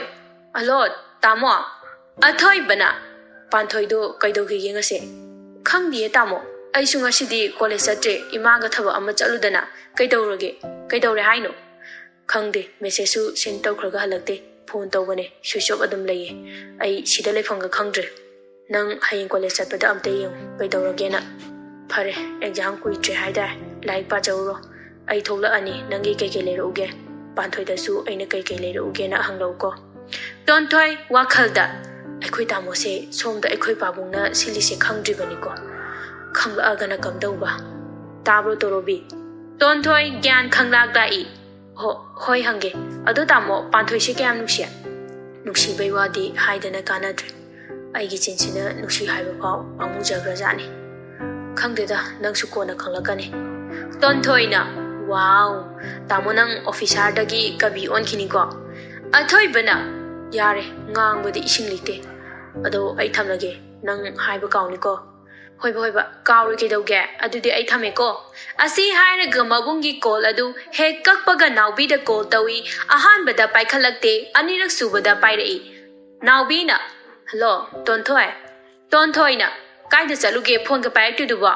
mapanda leire aduna ne ngaiko ngasi panthoi du kaidobaga yaukige rohit haibra kaino haudong manbado aduga kaidongna kige ba naubi na sor sangna hondoktuna khumlei khangde ngasidi masadu khara nungai taba mali tonthoi na kaidoro jano dude phone su su shop lei me nangwa ai gyan ga loi mamme da handak matang se phare se hayeng panthoi college lakpada hanglase naubi ngasai gi wadu haidok ning banadi loirabani adubu ma panthoi da wasakhibaduna tonthoi da haidoktre mathangi numitu panthoi college karakte naubi di panthoi college karagraroi haiba ngarang na khangkhrabani adubu ma khangdaba sai tonthoi panthoi na college laktabaduda mayum yobaga hai tamo nanga saunakhibadi leite ko athoi ba tapna leikide ai sida leipang khangloi doribo hangchit ngaibada sidoribo ngarang naubina di masanu ngai kide haibani ado ma phone do ngarang daki suiso adum lei haba tamo ha ton tamo kai dodino khangre tonthoi tapna kana ta danaba mawong da hairi tamo nang hek tholakpaga wari sagadaba yam leiko athoibana kai wari no amta itugi phone chakidabagi maron ama matha sabane adu nang hayeng mo yum doina chaludana ton thoina hoi chacharugina naina athoibana ado tamo thamlage ko Panthoi khoi gi exam su hayeng tangai re tonthoi ga naubi ga punna panthoi khoi da lai tonthoi ga naubi ga panthoi khoi gi mayai ka du da phami asang bina icha ani lakpichidi kai chani ima panthoi di magi ka da lai khibani changu cho magi ka do oina nahan da gi de mana da na lai ribase kai dawrage haibasu masa nungai te ne hekta haiba noina khara hangdu ko naubi na hoi ima ado ima di sida mama khoi ga punna leiminaraba hoi bema leiminare ai di chatlage haibani adubu noi mama ga nene ga na yadrene aduna sida dum leiraba ton thoina pharene ima aduna panthoi ga su punna leiminabaduna asangbi ho ibema naubi na adudi ima aikhoi panthoi gi manakta amta changnuki ge ko asangbi na ho changluro Tonthoi ga naubi ga panthoi gi ka da changlakpada panthoi magi thongnau maya duda chair amada phamduna manglaga leirami tonthoi khoi changlakpadu phawba panthoi khangde tonthoi na panthoi tonthoi na kaurakpadu da phat yengthoglai nokning drabasu nokfet tawrai panthoi na tonthoi khoi lakpa ubada tonthoi na nangmu ngawrbo nangmu ngawrbo panthoi college ka lakti do kaigino ba exam na hayin ka ta ngair kasida Naubi di panthoi na wari ba maram du khangbani na panthoi da nungai ta na yengi panthoi nokfet tawna exam su kuitrabani na ai college ka da bida yum do honarage khalaba adugine tonthoi na aduga phone ga duna switch off thami kai ge nangna paum ta phawdabda ada amadu sidore hairakpani bema panthoi adumang nokfet tawna khumlei exam se ma khara phajahaningba ada phone ga matam khara pairaroi sirana khalaba Tontoina nangna pau phau tabaduda ne amadudi kai tawraba no na ne nungti gi hanglakini ado exam di ai su nang su nawi su amata tamina de me pantoina nushi ko ai khoi se nomadi amu kaina khidoini ko naubi na amu kaino panthoi nang emotional yam oire kai tawbagi kaina duino kaina ro amta tonthoi panthoi da munna yam munna yengi ma khangi panthoi gi maongdu wa amadi lotli haiba panthoi na ado ai chalo lake ko tonthoi na yare loluranu ado panthoi nang kai dawrage naha khai gi ima mana de me wa amadi lotpa mali na aingonda panthoi haife noi aina noida kai wa amulo tuino ai kai su tawde ba noina pukhan khanjali ne ai kai su tawde ko tonthoi na as ai ikabu kawi ai khoi tamona nangi kai leiro uge na hairakpani kai leiro o hai khuge panthoi khumde tumin na le naubi na panthoi amadi hai khudana panthoi sor sang na hondok tu na kai su leira kan hai khuda tonthoi na ama hekta leiro hai khige ko dude panthoi na khumdringai da naubi na fat hai ri hoi aduna pharani ado panthoi ai khoi su hanaba tawkhrage ko wakhal do yam khanjinganu tonthoi nang imada ai khoi chatlage na amta hairamo ai hawatpa yam talleba na amta hairu chocho ai sida dum leiramage ba nang na haiba halakpada ai ga puna chalasi ko tonthoi machin du phairaga ho katan asi haiduna tonthoi moi chatluki ge haiba panthoi gi mama gi manakta changkhre tonthoi hek thokibaga naubi na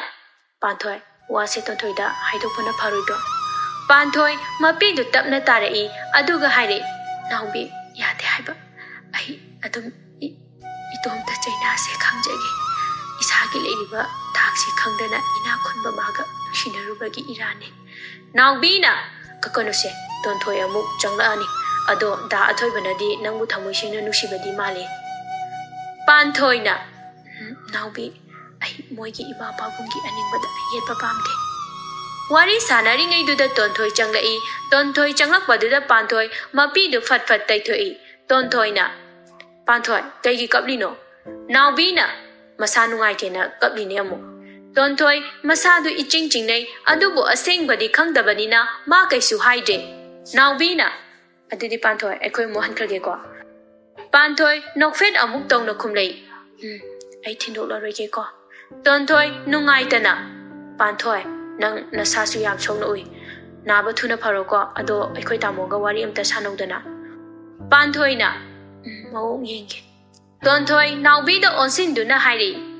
Halasya naubi ado panthoi naba thuna pharoko exam haying ta ngairabane. Panthoi na.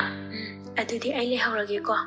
Tonthoi ga naubi ga su panthoi khoi da gi thoklei aduga mayum da hanaduna exam gi lairik panari.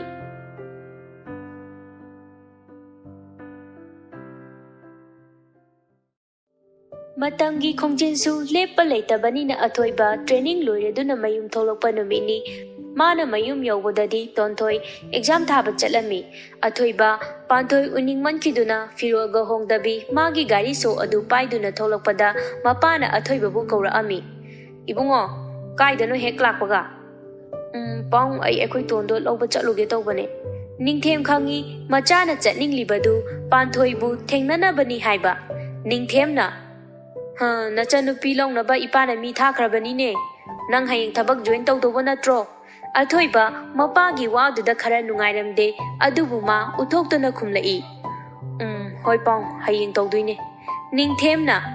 nasa haujikti miyamgi haibadu oirabani thabak phajana taw aduga nangi tawriba thabak tuga chanaba thabak kharasu tawdi phaiko athoibana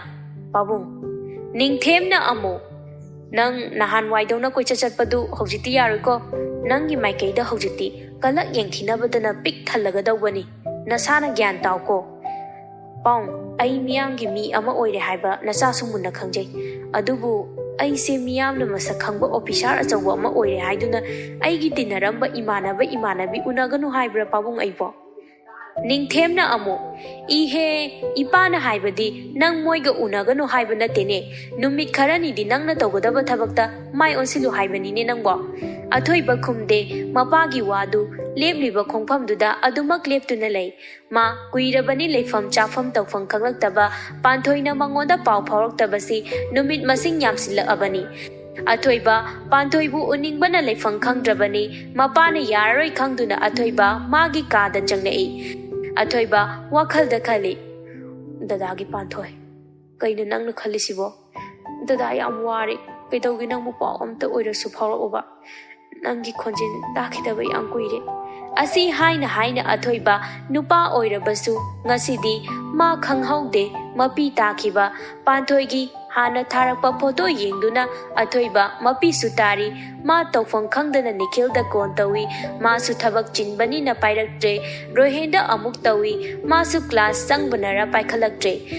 athoiba masadu tawfang khangdaduna magi famungda longna hiptai athoiba wakhal khanna tumthare machanupina magi kada changnaga korokpaduda makeup thoglai tonthoina kaino tamo aigi leiro haibado kadainu yengage athoiba higlambadu haifet hogatuna phami aduga machanupi da yenglaga hairei exam kamai torongge tonthoina o nungairame ado aigi du yenglage ba biru oba athoibagi manakta leiriba pek fajana tawduna thamliba pot adu tonthoina paige tawi athoiba machanupi na paige tawbadu da fat launa chingchili athoibana kaino torobe tapta paira kanume nangi ponate nangidi aigi suitcase ta yahobane yenguzo tonthoina is aduduna panthoi giro adu torobi nangmaga ngachi unarakto ai nang lobala ki tawbane ada panthoi da su posipining mane uda basu yang kuire pause amata phawna khitre ma kai dawa yawge khangning mane tonthoi sor ama sangno hondoi aduga hairei room su pundabani na thengnadi mana hana dum chalame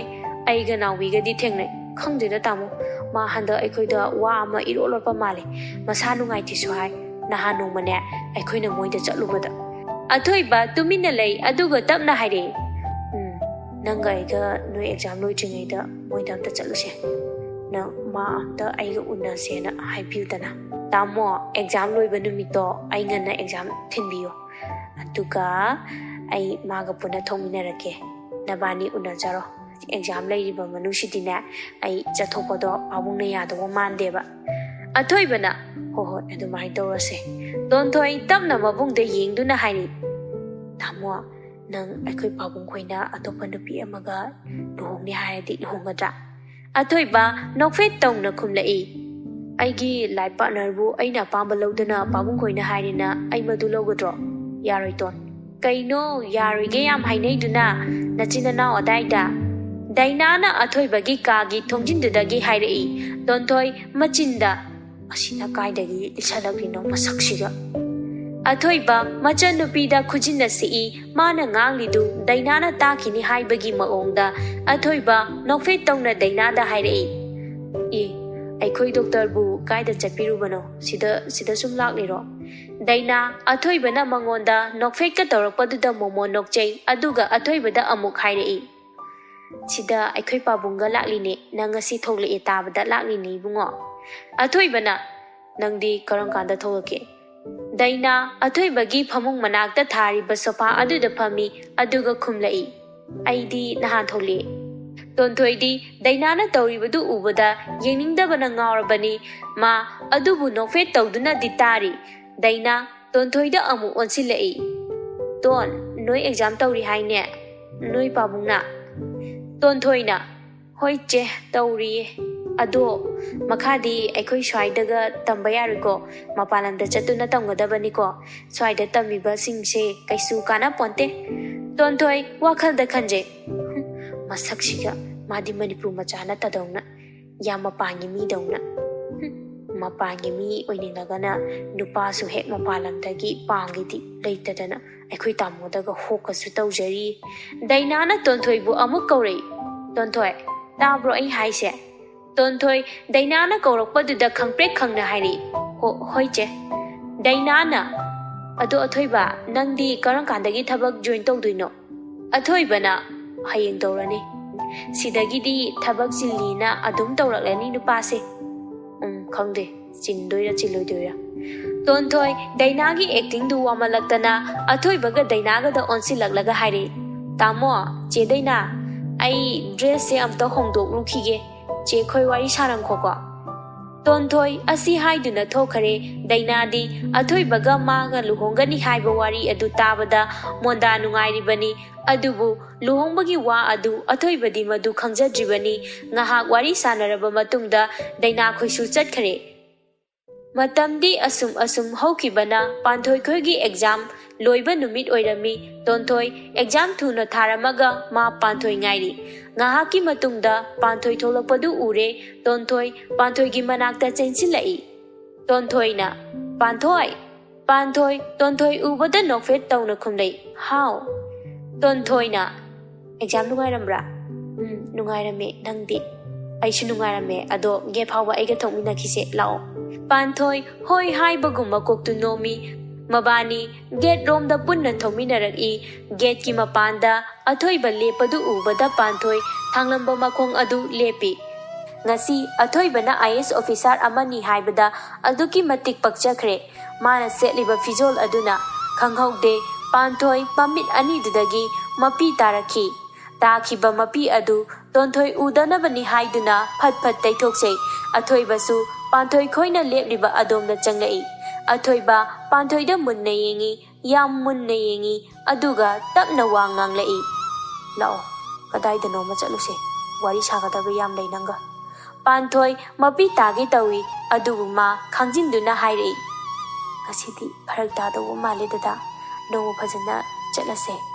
khanghaude athoibana panthoi gi makhutu paiduna chinglaga magi gari aduda phamali panthoi phana haijabani adubu athoibana yararoi khangdana ma kaisu haidre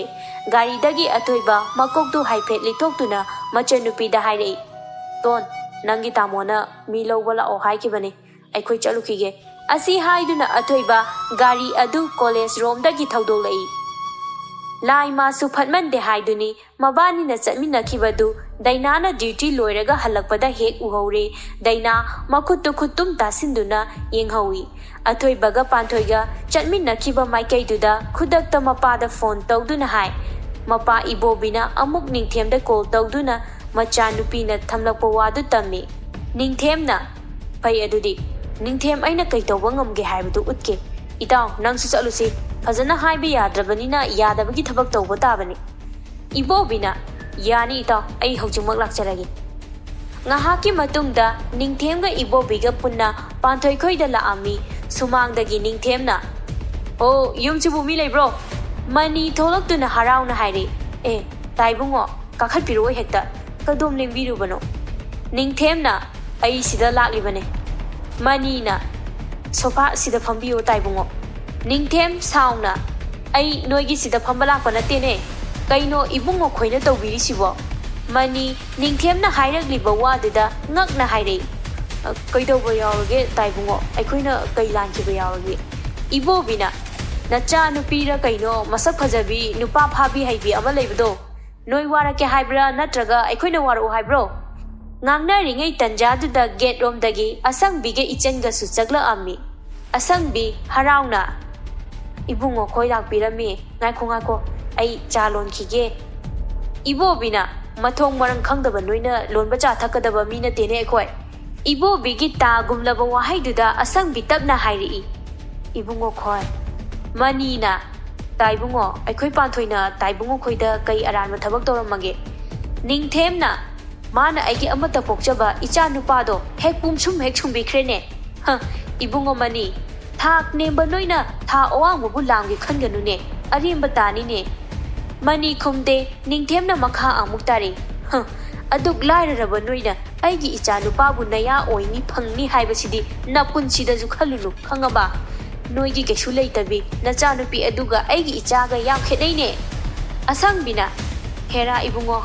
aigi icha nupi do ibungo khoina keshu leitana urabasu mama aigi mitadi ichado mani nine mani. Ningthem noktuna nang kaurabrane napunsi adu nabungo aina kankhibani ne aduga aingonda wa mathak thangna ngangjabaga susari. Asangbi tapna ibungo asangbi masagi wakhal laina su leiribani masa adu kaino ama tawrei adugi mathaktuda ningthem machin adu chingladuna amu wa makha tarei. Iche gi lamchatuna ni iche gi nupa adu su thuna kaina khido. Nacha nupi sisu iche lobana oijabadi thiba hairene. Iche nacha warau natradi aikhoina wara adi kona ningam horoi. Asi hairamaga ningthem chatkirami ibobi thoklamdaida asangbida onsinduna hairei. Thak nemba nuidine thak nemba miga lemina dawa. Lawai macha singjidi masu asi hairamaga ningthemna thokiba adomda thokhare makhoi hek thokibaga asangbi khangaude leimaida longna haithakiba. Mani ge ichendana pakhatna asangbi bu nomlaga kawi kaptuna. Ngasaidagi kenu moina ngangnariba mayamdu manungdagi loina tai masu asangbigi matau aduda chentholei.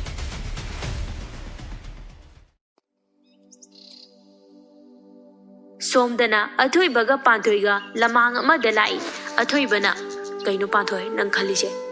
Panthoi athoibana hairidu khumde athoiba amukshu hairei. Phonsu switch off thamjinba adu ai waramoi haina khanbrana. Panthoi adusu khumde panthoi gi mataududa athoiba khon kalai. Tadro ai haise panthoi tapna tai aduga kai gi khumjiba. Aina matang khara training chalubasida nangna honglamni ba mo ongsi karino panthoi. Aina honglibase dadagi tungi khalagane. Kari aigi tungi khalagani haiba. Aibu wahalise aigi tungi khanbigiro Panthoi ngasaidagi thingduna thamlamba mapi adu tamna taraktuna hairei. Dada hojik wabaduna dadagi tungda nuairakadoibane. Athoibana aigi kai nungaiba ngaiko nangna pami basi kaino. Panthoi khumde mapi di lepa leitana sinthari athoibana panthoi gi lengbandu pairaga amu hanglai. Nang ai nuksi haiki daine amta khumuse dadagi panthoi. Panthoi kapna hairei. Nusidiye ai tadabu nusidiye ai nangi panthoi natiye. Khangaude athoiba magi mitagi pi sintharakiba makondu nikli lauduna hairei amu. Karige du aingonda nuksiba sariba. Panthoi su kapna hairei. Adudi aina sumdoksinabane dada su ngasidagi aibu kauthopiru. Aisu dadabu isinglakta leiramba kongol amani khallage. Aduga dadagi pusida nungaibadana saruk oibiyuko. ꯋꯥꯍꯩꯁꯤꯡ ꯑꯁꯤ ꯍꯥꯏꯔꯝꯃꯒ ꯄꯥꯟꯊꯣꯏ ꯃꯐꯝꯗꯨꯗꯒꯤ ꯆꯦꯟꯈꯤ꯫ ꯑꯊꯣꯏꯕ ꯄꯤꯔꯥꯡ ꯁꯤꯟꯊꯗꯨꯅ ꯄꯥꯟꯊꯣꯏꯅ ꯆꯦꯟꯈꯤꯕ ꯑꯗꯣꯝꯗ ꯌꯦꯡꯗꯨꯅ ꯂꯩꯍꯧꯏ꯫ ꯑꯊꯣꯏꯕ ꯃꯥꯒꯤ ꯒꯥꯔꯤꯗꯨ speed ꯀꯟꯅ ꯊꯧꯔꯛꯏ꯫ ꯈꯪꯍꯧꯗꯅ ꯇꯥꯇꯥ ꯒꯥꯔꯤ ꯑꯃꯅ ꯑꯊꯣꯏꯕꯒꯤ ꯒꯥꯔꯤ ꯑꯗꯨ ꯊꯣꯝꯈꯤꯕ ꯑꯊꯣꯏꯕ ꯈꯨꯗꯛꯇ ꯒ꯭ꯌꯥꯟ ꯃꯥꯡꯈꯤ꯫ ꯑꯗꯨꯋꯥꯏꯗ ꯂꯩꯔꯝꯃꯤꯕ ꯃꯤꯌꯥꯝ ꯆꯦꯟꯁꯤꯜꯂꯛꯇꯨꯅ ꯑꯊꯣꯏꯕꯕꯨ ꯁꯤꯖ ꯍꯣꯁꯄꯤꯇꯥꯜ ꯔꯣꯝꯗ ꯄꯨꯈꯠꯂꯛꯑꯝꯃꯤ꯫ ꯄꯥꯟꯊꯣꯏ ꯃꯌꯨꯝ ꯆꯪꯂꯛꯄꯗ ꯀꯦꯅꯨ ꯀꯞꯄꯒ ꯁꯨꯃꯥꯡꯗ ꯂꯩꯔꯝꯃꯤ꯫ ꯄꯥꯟꯊꯣꯏ ꯂꯥꯛꯄ ꯎꯕꯗ ꯀꯦꯅꯨ ꯆꯦꯟꯁꯤꯜꯂꯛꯇꯨꯅ ꯄꯥꯟꯊꯣꯏꯗ ꯀꯣꯟꯁꯤꯜꯂꯒ ꯀꯞꯄꯤ꯫ ꯄꯥꯟꯊꯣꯏ ꯄꯥꯈꯠꯅ "ꯀꯦꯅꯨ ꯀꯩꯗꯧꯔꯒꯦ ꯆꯦꯗ ꯇꯝꯃꯣ"꯫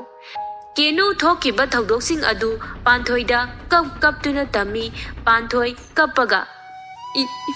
"ꯏꯃꯥꯗꯤ ꯀꯦꯅꯨ ꯏꯃꯥꯗꯤ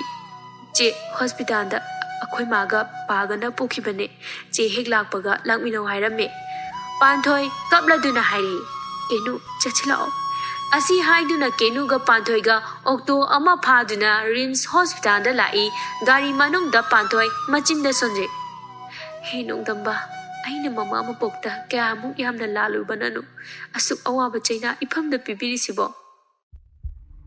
ꯉꯥꯏꯍꯥꯛꯀꯤ ꯃꯇꯨꯡꯗ ꯍꯣꯁꯄꯤꯇꯥꯜ ꯌꯧꯏ꯫ ꯄꯥꯟꯊꯣꯏꯅ ꯍꯦꯛ ꯆꯪꯂꯛꯄꯒ ꯗꯣꯛꯇꯔꯅ ꯊꯣꯛꯂꯛꯄꯒ ꯃꯄꯥ ꯍꯦꯛ ꯆꯥꯅꯔꯦ꯫ ꯗꯣꯛꯇꯔꯗꯨꯅ "ꯑꯥꯏ ꯑꯦꯝ ꯁꯣꯔꯤ, ꯄꯨꯈꯠꯂꯛꯄꯁꯦ ꯈꯤꯇꯪ ꯊꯦꯡꯈꯤꯗꯅ ꯑꯩꯈꯣꯏꯅ ꯀꯟꯕ ꯉꯝꯖꯍꯧꯗ꯭ರೆ"꯫ ꯑꯁꯤ ꯍꯥꯏꯗꯨꯅ ꯗꯣꯛꯇꯔ ꯑꯗු ꯍꯦꯛ ꯆꯠꯈꯤꯕꯒ ꯑꯁꯪꯕꯤꯒꯤ ꯊꯋꯥꯏ ꯌꯥꯎꯗ꯭ꯔꯕ ꯍꯛꯆꯥꯡ ꯑꯗꯨ ꯐꯤ ꯑꯉꯧꯕ ꯑꯃꯅ ꯀꯨꯞꯇꯨꯅ ꯏꯟꯊꯣꯛꯂꯛꯏ꯫ ꯄꯥꯟꯊꯣꯏ ꯃꯃꯥꯒꯤ ꯐꯤꯗꯨ ꯂꯧꯊꯣꯛꯇꯨꯅ ꯅꯨꯡꯁꯤꯅ ꯌꯦꯡꯖꯩ꯫ ꯄꯥꯟꯊꯣꯏ ꯊꯃꯣꯏ ꯁꯣꯛꯅ ꯀꯞꯇꯨꯅ ꯃꯃꯥꯕꯨ ꯀꯣꯟꯗꯨꯅ ꯀꯞꯄꯤ꯫ ꯃꯅꯤ, ꯏꯆꯟ, ꯀꯦꯅꯨ ꯃꯈꯣꯏ ꯄꯨꯟꯅ ꯀꯞꯂꯤ꯫ ꯄꯥꯟꯊꯣꯏ ꯀꯞꯅ ꯍꯥꯏꯔꯤ, "ꯏꯃꯥ ꯅꯆꯥ ꯂꯥꯜꯂꯦ, ꯏꯃꯥ ꯅꯪ ꯑꯩ ꯍꯨꯟꯗꯣꯛꯂꯒ ꯆꯠꯈꯤ ꯀꯩꯒꯤꯅꯣ? ꯏꯃꯥ ꯅꯆꯥꯁꯨ ꯏꯃꯥꯒꯤ ꯅꯥꯛꯇ ꯂꯥꯛꯀꯦ, ꯑꯩ ꯀꯅꯥꯒ ꯂꯩꯌꯣ ꯍꯥꯏꯕꯅꯣ ꯏꯃꯥ, ꯆꯦ ꯃꯤꯠꯇꯣꯝꯗ ꯄꯥꯡꯉꯨꯕꯁꯦ ꯏꯃꯥ"꯫ ꯃꯅꯤ ꯄꯥꯟꯊꯣꯏꯕꯨ ꯊꯦꯝꯖꯤꯟꯖꯩ꯫ ꯄꯥꯟꯊꯣꯏ ꯃꯅꯤꯗ ꯑꯃꯨꯛ ꯑꯣꯟꯁꯤꯜꯂꯛꯇꯨꯅ ꯑꯃꯨꯛ ꯍꯥꯏꯔꯤ, "ꯃꯥꯃꯥ ꯑꯩꯁꯦ ꯌꯥꯝ ꯐꯠꯇꯕ ꯃꯆꯥꯅꯦ, ꯑꯩꯅ ꯉꯁꯤꯗꯤ ꯄꯨꯝꯅꯃꯛꯄꯨ ꯋꯥꯍꯜꯂꯦ, ꯑꯩ ꯍꯤꯡꯅꯤꯡꯗ꯭ꯔꯦ ꯃꯥꯃꯥ"꯫ ꯏꯆꯟ ꯄꯥꯟꯊꯣꯏꯕꯨ ꯀꯣꯟꯁꯤꯟꯕꯤꯗꯨꯅ ꯀꯞꯄꯤ꯫ ꯑꯗꯨꯒ ꯄꯥꯟꯊꯣꯏꯕꯨ ꯊꯦꯝꯖꯤꯟꯕꯤꯔꯤ꯫ ꯏꯆꯟꯅ "ꯅꯪꯒꯤ ꯑꯩꯈꯣꯏ ꯃꯌꯥꯝ ꯂꯩꯔꯤꯁꯤꯗꯤ ꯅꯪ ꯀꯩꯒꯤ ꯋꯥꯔꯤꯅꯣ? ꯅꯪꯁꯨ ꯑꯩꯒꯤ ꯏꯆꯥꯒꯨꯝꯕꯅꯤꯅꯦ ꯄꯥꯟꯊꯣꯏ"꯫ ꯄꯥꯟꯊꯣꯏ ꯃꯅꯤꯕꯨ ꯆꯦꯆꯩ ꯀꯣꯟꯁꯤꯟꯖꯩ꯫ ꯃꯆꯤꯟꯗꯁꯨ ꯇꯞꯅ ꯁꯣꯜꯂꯤ, "ꯑꯩꯁꯦ ꯌꯥꯝ ꯐꯠꯇꯦ, ꯑꯩ ꯍꯤꯡꯅꯤꯡꯗ꯭ꯔꯦ, ꯑꯩ ꯏꯃꯥꯒꯤ ꯃꯇꯨꯡ ꯏꯅꯤꯡꯉꯦ"꯫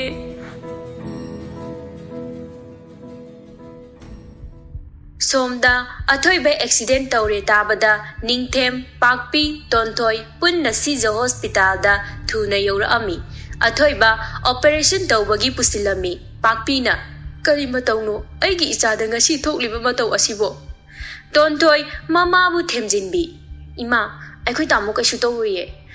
ꯅꯤꯡꯊꯦꯝꯗꯤ ꯀꯣꯏꯆꯦꯟ ꯆꯦꯟꯗꯨꯅ ꯍꯣꯁꯄꯤꯇꯥꯜ ꯑꯗꯨꯗ ꯂꯩꯔꯤꯕ ꯗꯣꯛꯇꯔꯁꯤꯡ ꯑꯗꯨꯒ ꯋꯥꯔꯤ ꯁꯥꯅꯔꯤ꯫ ꯍꯣꯁꯄꯤꯇꯥꯜ ꯑꯗꯨꯗ ꯂꯩꯔꯤꯕ ꯗꯣꯛꯇꯔ ꯑꯅꯝꯕ ꯅꯤꯡꯊꯦꯝꯒ ꯂꯣꯏꯅ ꯈꯪꯅꯩ꯫ ꯑꯗꯨꯅ ꯑꯊꯣꯏꯕꯕꯨ ꯀꯩꯗ ꯁꯣꯏꯈꯤꯒꯗꯒꯦ ꯍꯥꯏꯗꯨꯅ ꯃꯥꯒꯤ ꯑꯉꯝꯕ ꯊꯥꯛꯇ ꯍꯣꯠꯅꯔꯤ꯫ ꯄꯥꯟꯊꯣꯏ ꯃꯃꯥ ꯂꯩꯇ꯭ꯔꯦ ꯍꯥꯏꯕꯁꯤ ꯇꯣꯟꯊꯣꯏ ꯈꯣꯏꯗꯤ ꯈꯪꯂꯝꯗꯦ꯫ ꯇꯣꯟꯊꯣꯏ ꯃꯕꯨꯛꯅꯤꯡꯗ ꯄꯥꯟꯊꯣꯏꯕꯨ ꯋꯥꯔꯧꯖꯩ꯫ ꯄꯥꯟꯊꯣꯏꯅ ꯃꯥꯒꯤ ꯃꯕꯨꯡꯁꯤ ꯑꯁꯨꯝꯅ ꯇꯧꯍꯟꯕꯅꯤ ꯍꯥꯏꯗꯨꯅ꯫ ꯉꯥꯏꯍꯥꯛꯀꯤ ꯃꯇꯨꯡꯗ ꯑꯊꯣꯏꯕꯁꯨ ꯑꯣꯄꯔꯦꯁꯟ ꯂꯣꯏꯔꯗꯨꯅ ꯄꯨꯊꯣꯛꯂꯛꯏ꯫ ꯂꯥꯏꯕꯛ ꯐꯕꯗꯒꯤ ꯑꯁꯣꯏ ꯑꯉꯥꯝꯗꯤ ꯌꯥꯍꯧꯗ꯭ꯔꯦ꯫ ꯑꯊꯣꯏꯕ ꯏꯁꯄꯤꯁꯦꯜ ꯋꯥꯔꯗꯇ ꯄꯨꯊꯣꯛꯂꯛꯏ꯫ ꯑꯊꯣꯏꯕ ꯑꯣꯄꯔꯦꯁꯟ ꯇꯧꯔꯤꯕ ꯗꯣꯛꯇꯔ ꯑꯃꯅ ꯑꯁꯨꯝꯅ ꯍꯥꯏꯔꯛꯏ, "ꯑꯊꯣꯏꯕꯒꯤ ꯄꯦꯔꯦꯟꯁ ꯑꯅꯤꯃꯛ ꯑꯩꯒꯤ ꯔꯨꯝꯗ ꯑꯝꯇ ꯆꯪꯕꯤꯔꯛꯑꯣ"꯫ ꯅꯤꯡꯊꯦꯝꯅ "ꯐꯅꯤ ꯗꯣꯛꯇꯔ"꯫ ꯑꯁꯤ ꯍꯥꯏꯗꯨꯅ ꯅꯤꯡꯊꯦꯝꯒ ꯄꯥꯛꯄꯤꯒ ꯄꯨꯟꯅ ꯗꯣꯛꯇꯔꯒꯤ ꯂꯩꯔꯤꯕ ꯔꯨꯝ ꯑꯗꯣꯝꯗ ꯆꯠꯈꯤꯔꯝꯃꯤ꯫ ꯇꯣꯟꯊꯣꯏꯅ ꯃꯕꯨꯡꯒꯤ ꯃꯅꯥꯛꯇ ꯂꯩꯍꯧꯏ꯫ ꯗꯣꯛꯇꯔ ꯑꯗꯨꯅ "ꯐꯝꯕꯤꯌꯨ ꯁꯥꯔ, ꯃꯦꯗꯥꯝ"꯫ ꯅꯤꯡꯊꯦꯝꯒ ꯄꯥꯛꯄꯤꯒꯗꯨ ꯊꯥꯔꯤꯕ ꯆꯦꯌꯔ ꯑꯗꯨꯗ ꯐꯝꯃꯤ꯫ ꯅꯤꯡꯊꯦꯝꯅ "ꯗꯣꯛꯇꯔ ꯑꯩꯒꯤ ꯏꯆꯥꯒꯤ ꯐꯤꯕꯝꯁꯤꯕꯨ"꯫ ꯗꯣꯛꯇꯔ ꯑꯗꯨꯅ "ꯀꯩꯁꯨ ꯄꯥꯈꯠꯅꯤꯡꯉꯥꯏꯗꯤ ꯂꯩꯇꯦ, ꯑꯗꯨꯕꯨ ꯀꯣꯛꯇ ꯈꯤꯇꯪ ꯍꯦꯟꯅ ꯁꯣꯛꯈꯤꯕꯅ ꯍꯥꯟꯅꯒꯤ ꯃꯦꯃꯣꯔꯤ ꯈꯤꯇꯪꯗꯤ ꯃꯥꯡꯈꯤꯅꯤ"꯫ ꯄꯥꯛꯄꯤ ꯄꯥꯈꯠꯅ "ꯍꯥ, ꯀꯩꯅꯣ ꯍꯥꯏꯁꯤꯕꯣ"꯫ ꯗꯣꯛꯇꯔꯗꯨꯅ "ꯃꯦꯗꯥꯝ ꯄꯥꯈꯠꯄꯤꯒꯅꯨ, ꯑꯃꯨꯛ ꯁꯣꯏꯗꯅ ꯅꯤꯡꯁꯤꯡꯂꯛꯀꯅꯤ, ꯃꯇꯝ ꯈꯛꯇꯪ ꯆꯪꯒꯗꯕꯒꯤ ꯋꯥꯇꯅꯤ. ꯃꯉꯣꯟꯗ ꯍꯥꯟꯅꯒꯤ ꯅꯤꯡꯁꯤꯡꯕꯗ ꯃꯇꯦꯡ ꯄꯥꯡꯅꯕ ꯄꯣꯠꯁꯛꯁꯤꯡ ꯂꯩꯕꯤꯔꯒꯗꯤ ꯃꯉꯣꯟꯗ ꯇꯣꯏꯅ ꯎꯠꯄꯤꯌꯨ, ꯊꯨꯅ ꯐꯔꯛꯀꯅꯤꯗ, ꯀꯩꯁꯨ ꯊꯣꯏꯅ ꯄꯥꯈꯠꯅꯤꯡꯉꯥꯏ ꯑꯣꯏꯗꯦꯗ"꯫ ꯅꯤꯡꯊꯦꯝꯅ "ꯊꯦꯡꯛ ꯌꯨ ꯗꯣꯛꯇꯔ, ꯁꯤ ꯄꯨꯝꯅꯃꯛ ꯗꯣꯛꯇꯔ ꯈꯣꯏꯅ ꯍꯣꯠꯅꯕꯤꯕꯒꯤꯅꯤ"꯫ ꯗꯣꯛꯇꯔꯅ "ꯁꯤꯗꯤ ꯑꯩꯈꯣꯏꯒꯤ ꯇꯧꯐꯝ ꯊꯣꯛꯄ ꯏꯊꯧꯅꯤꯗ"꯫ ꯅꯤꯡꯊꯦꯝꯅ "ꯑꯗꯨꯗꯤ ꯗꯣꯛꯇꯔ ꯑꯩꯈꯣꯏ ꯑꯃꯨꯛ ꯊꯣꯛꯑꯒꯦ"꯫ ꯍꯣꯏ꯫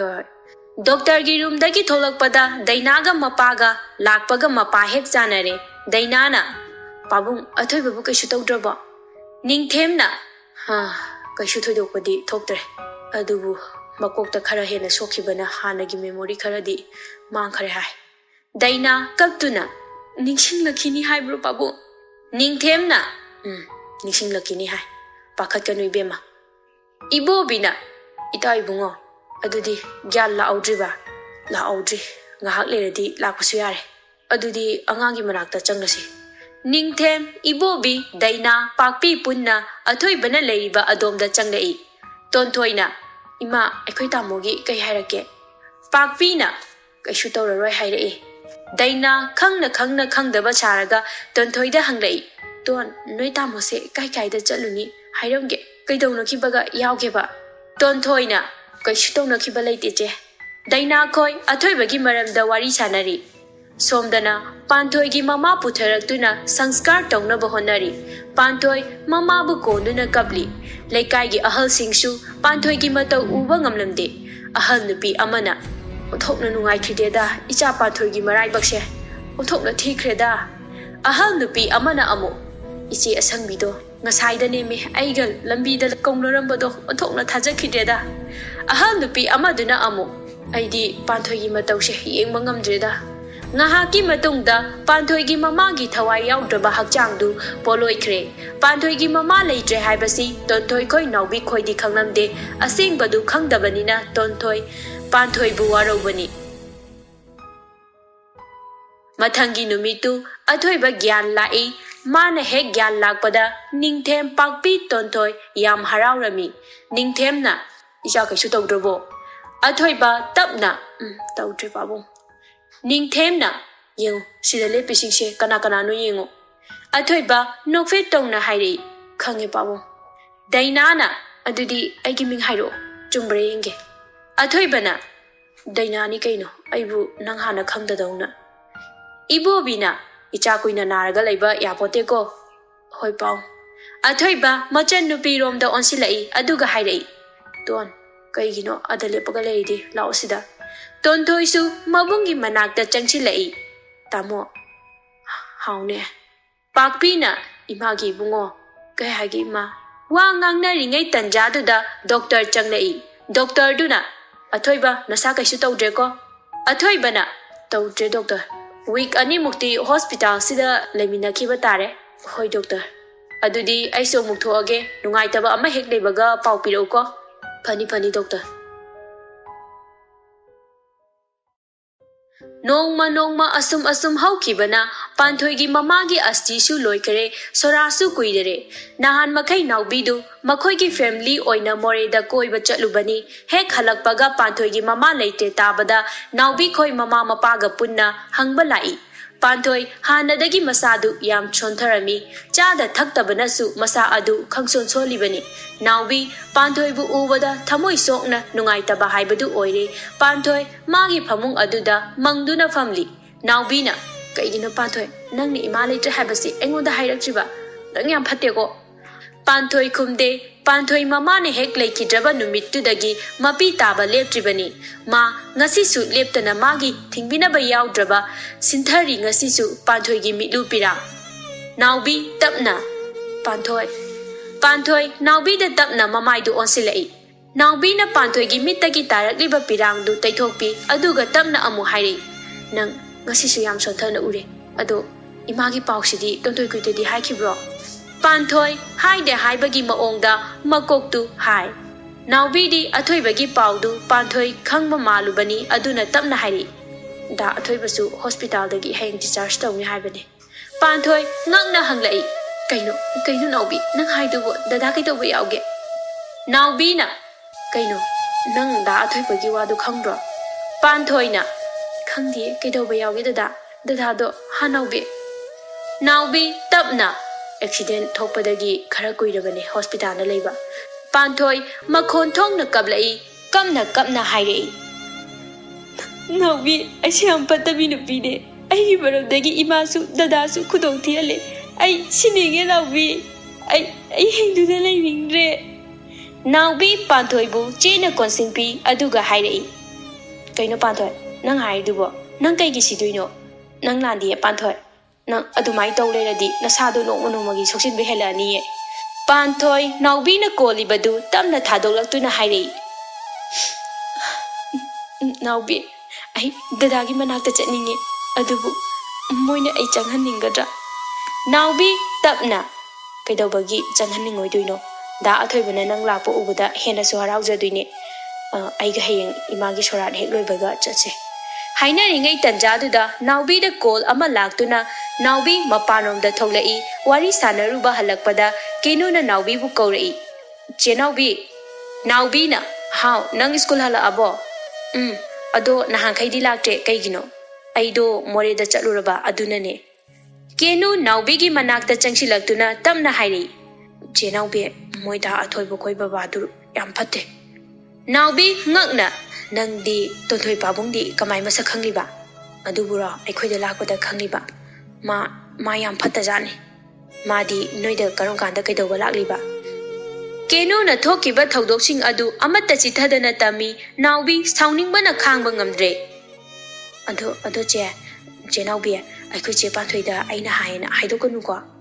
Naubi tapna hairoi. Da athoibudo aikhoi che panthoinadi yam nusijabane. Adubudi da athoibana su panthoibu yam nusibane. Ado la changlase. Naubina soratu tonthoida haisi haibani adubu panthoina hairagumsi haiduna haidre. Naubisu hayengana lakya hairamaga chatkare. Nungdangdu manina panthoibu wari sasi haina kaurei. Manina panthoi tabro nangbo laone sida phamune. Nang mamana ichegi sorase hek loibaga aigi iche ama Bangalore da lei haibado magi manakta leiraga nangi lari makha tamthanaba haibadu nang yaraba natro. Panthoina aigidi mama khoi khata ngairabane ai mama khoina haiba pumnama inganiye. Manina napukning sonthaganu isasidi nangidama aikhoi leiriko nangi flight ticket kaktuna leirabani pugadaba na phinaron hapchinba hawro awatpa leibada naneda hayuko. Hoi mama. Mathangi numitu panthoi khoigi mamagi sora soli mina su leikai duda aphaba mi ama oibanina khangna chanaba leikai gi mi mayamsu sorat yawba laami aduki matik mi yami sorat loirakpada naubina mani khoida panthoi ga thabak amata chatminaruge haiduna athoibana leiriba hospital adolomda laami athoiba khoi discharge tawba numit oibana koirang langlami laibakna pharisu ningthemsu athuba thabak ama lei haiduna office chatkhrabani hospital aduda lehorisi tontoiga pakpiga moigi thabak ingkhang sunaba leiba maipaka lei panthoiga naubiga athoibana leiriba adomda changlei panthoi khoi changlakpaduda tontoiga mamaga punna panthoida yenglei pakpina panthoi lao changno kaigino adale paga leiridi athoiba mamana panthoi kaubaduda panthoi khoiromda yenglei athoiba masada panthoi ubada kainomadi phawi panthoiga naubiga changlei naubina da athoiba nungairibo athoiba ngakna nangdi aimin kamai khangliba athoibagi wahaiduda panthoiga naubiga du amana amade yengnei pakpina ibungo nangbu moi masa khangdrabo ningsingba thoktre ima panthoi khanghaude mamitagi mapi tapna tarei nachanupigi mamanabi singne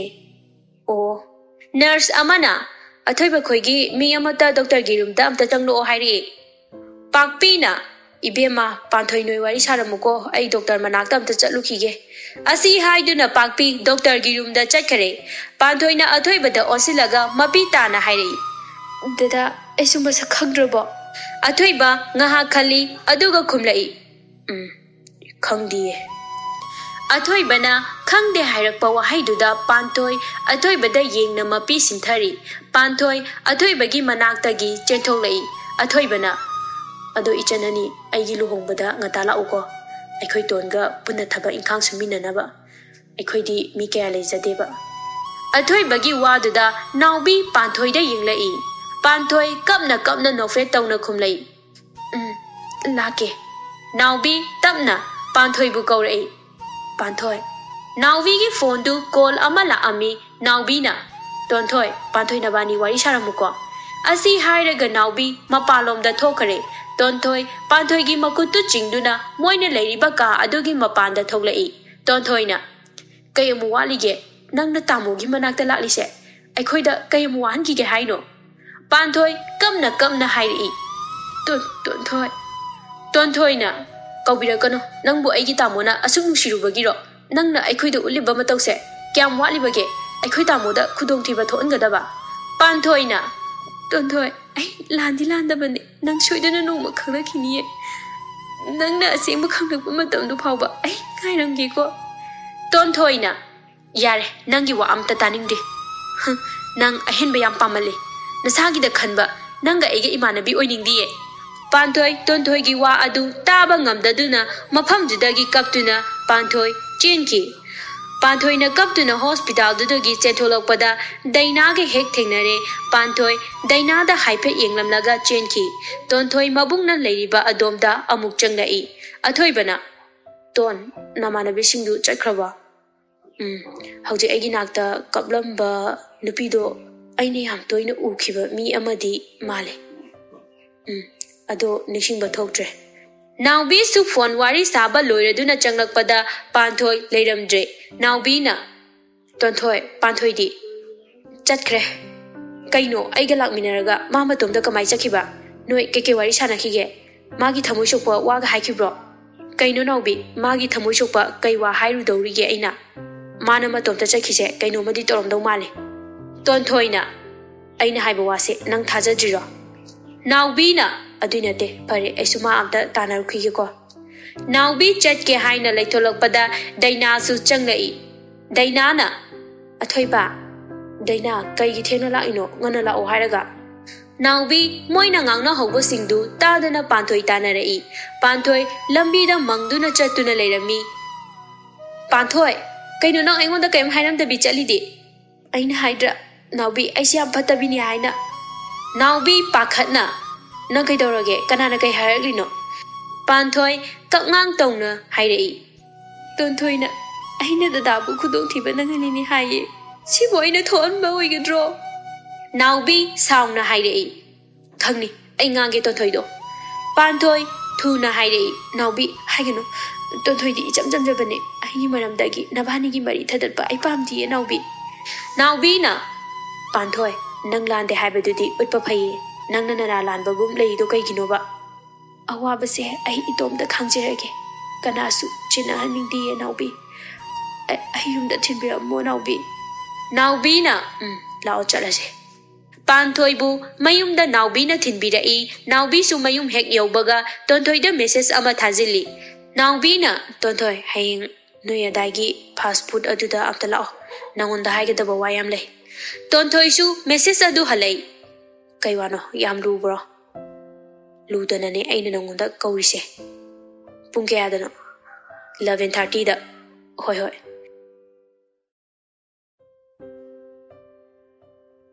ꯁꯣꯝꯗ ꯄꯥꯟꯊꯣꯏ ꯃꯈꯥ ꯇꯝꯊꯅꯕꯒꯤꯗꯃꯛ ꯕꯦꯡꯒ꯭ꯂꯣꯔꯗ ꯆꯠꯅꯕ airport ꯔꯣꯝꯗ money, ꯏꯆꯟ, ꯀꯦꯅꯨ ꯃꯣꯏ ꯄꯨꯟꯅ ꯄꯥꯟꯊꯣꯏꯕꯨ ꯊꯤꯟꯗꯣꯛꯄ ꯆꯠꯂꯤ꯫ ꯍꯥꯏꯅꯈꯤꯕ ꯃꯇꯨꯡ ꯏꯟꯅ ꯇꯣꯟꯊꯣꯏꯒ ꯅꯥꯎꯕꯤꯒ ꯇꯣꯟꯊꯣꯏꯈꯣꯏ ꯑꯗꯥꯏꯒꯤ ꯐꯥꯁ ꯐꯨꯗ ꯑꯗꯨꯗ ꯐꯝꯂꯤ꯫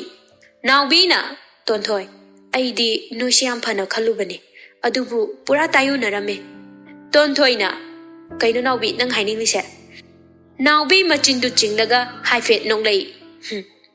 ꯅꯪꯃꯛꯅꯁꯨ ꯄꯥꯟꯊꯣꯏꯕꯨ ꯂꯥꯟꯅ ꯎꯕ ꯉꯝꯕꯅꯤꯀꯣ꯫ ꯇꯣꯟꯊꯣꯏꯅ ꯄꯥꯟꯊꯣꯏꯒꯤ ꯋꯥꯔꯤ ꯑꯣꯏꯔꯗꯤ ꯇꯣꯛꯂꯁꯦ꯫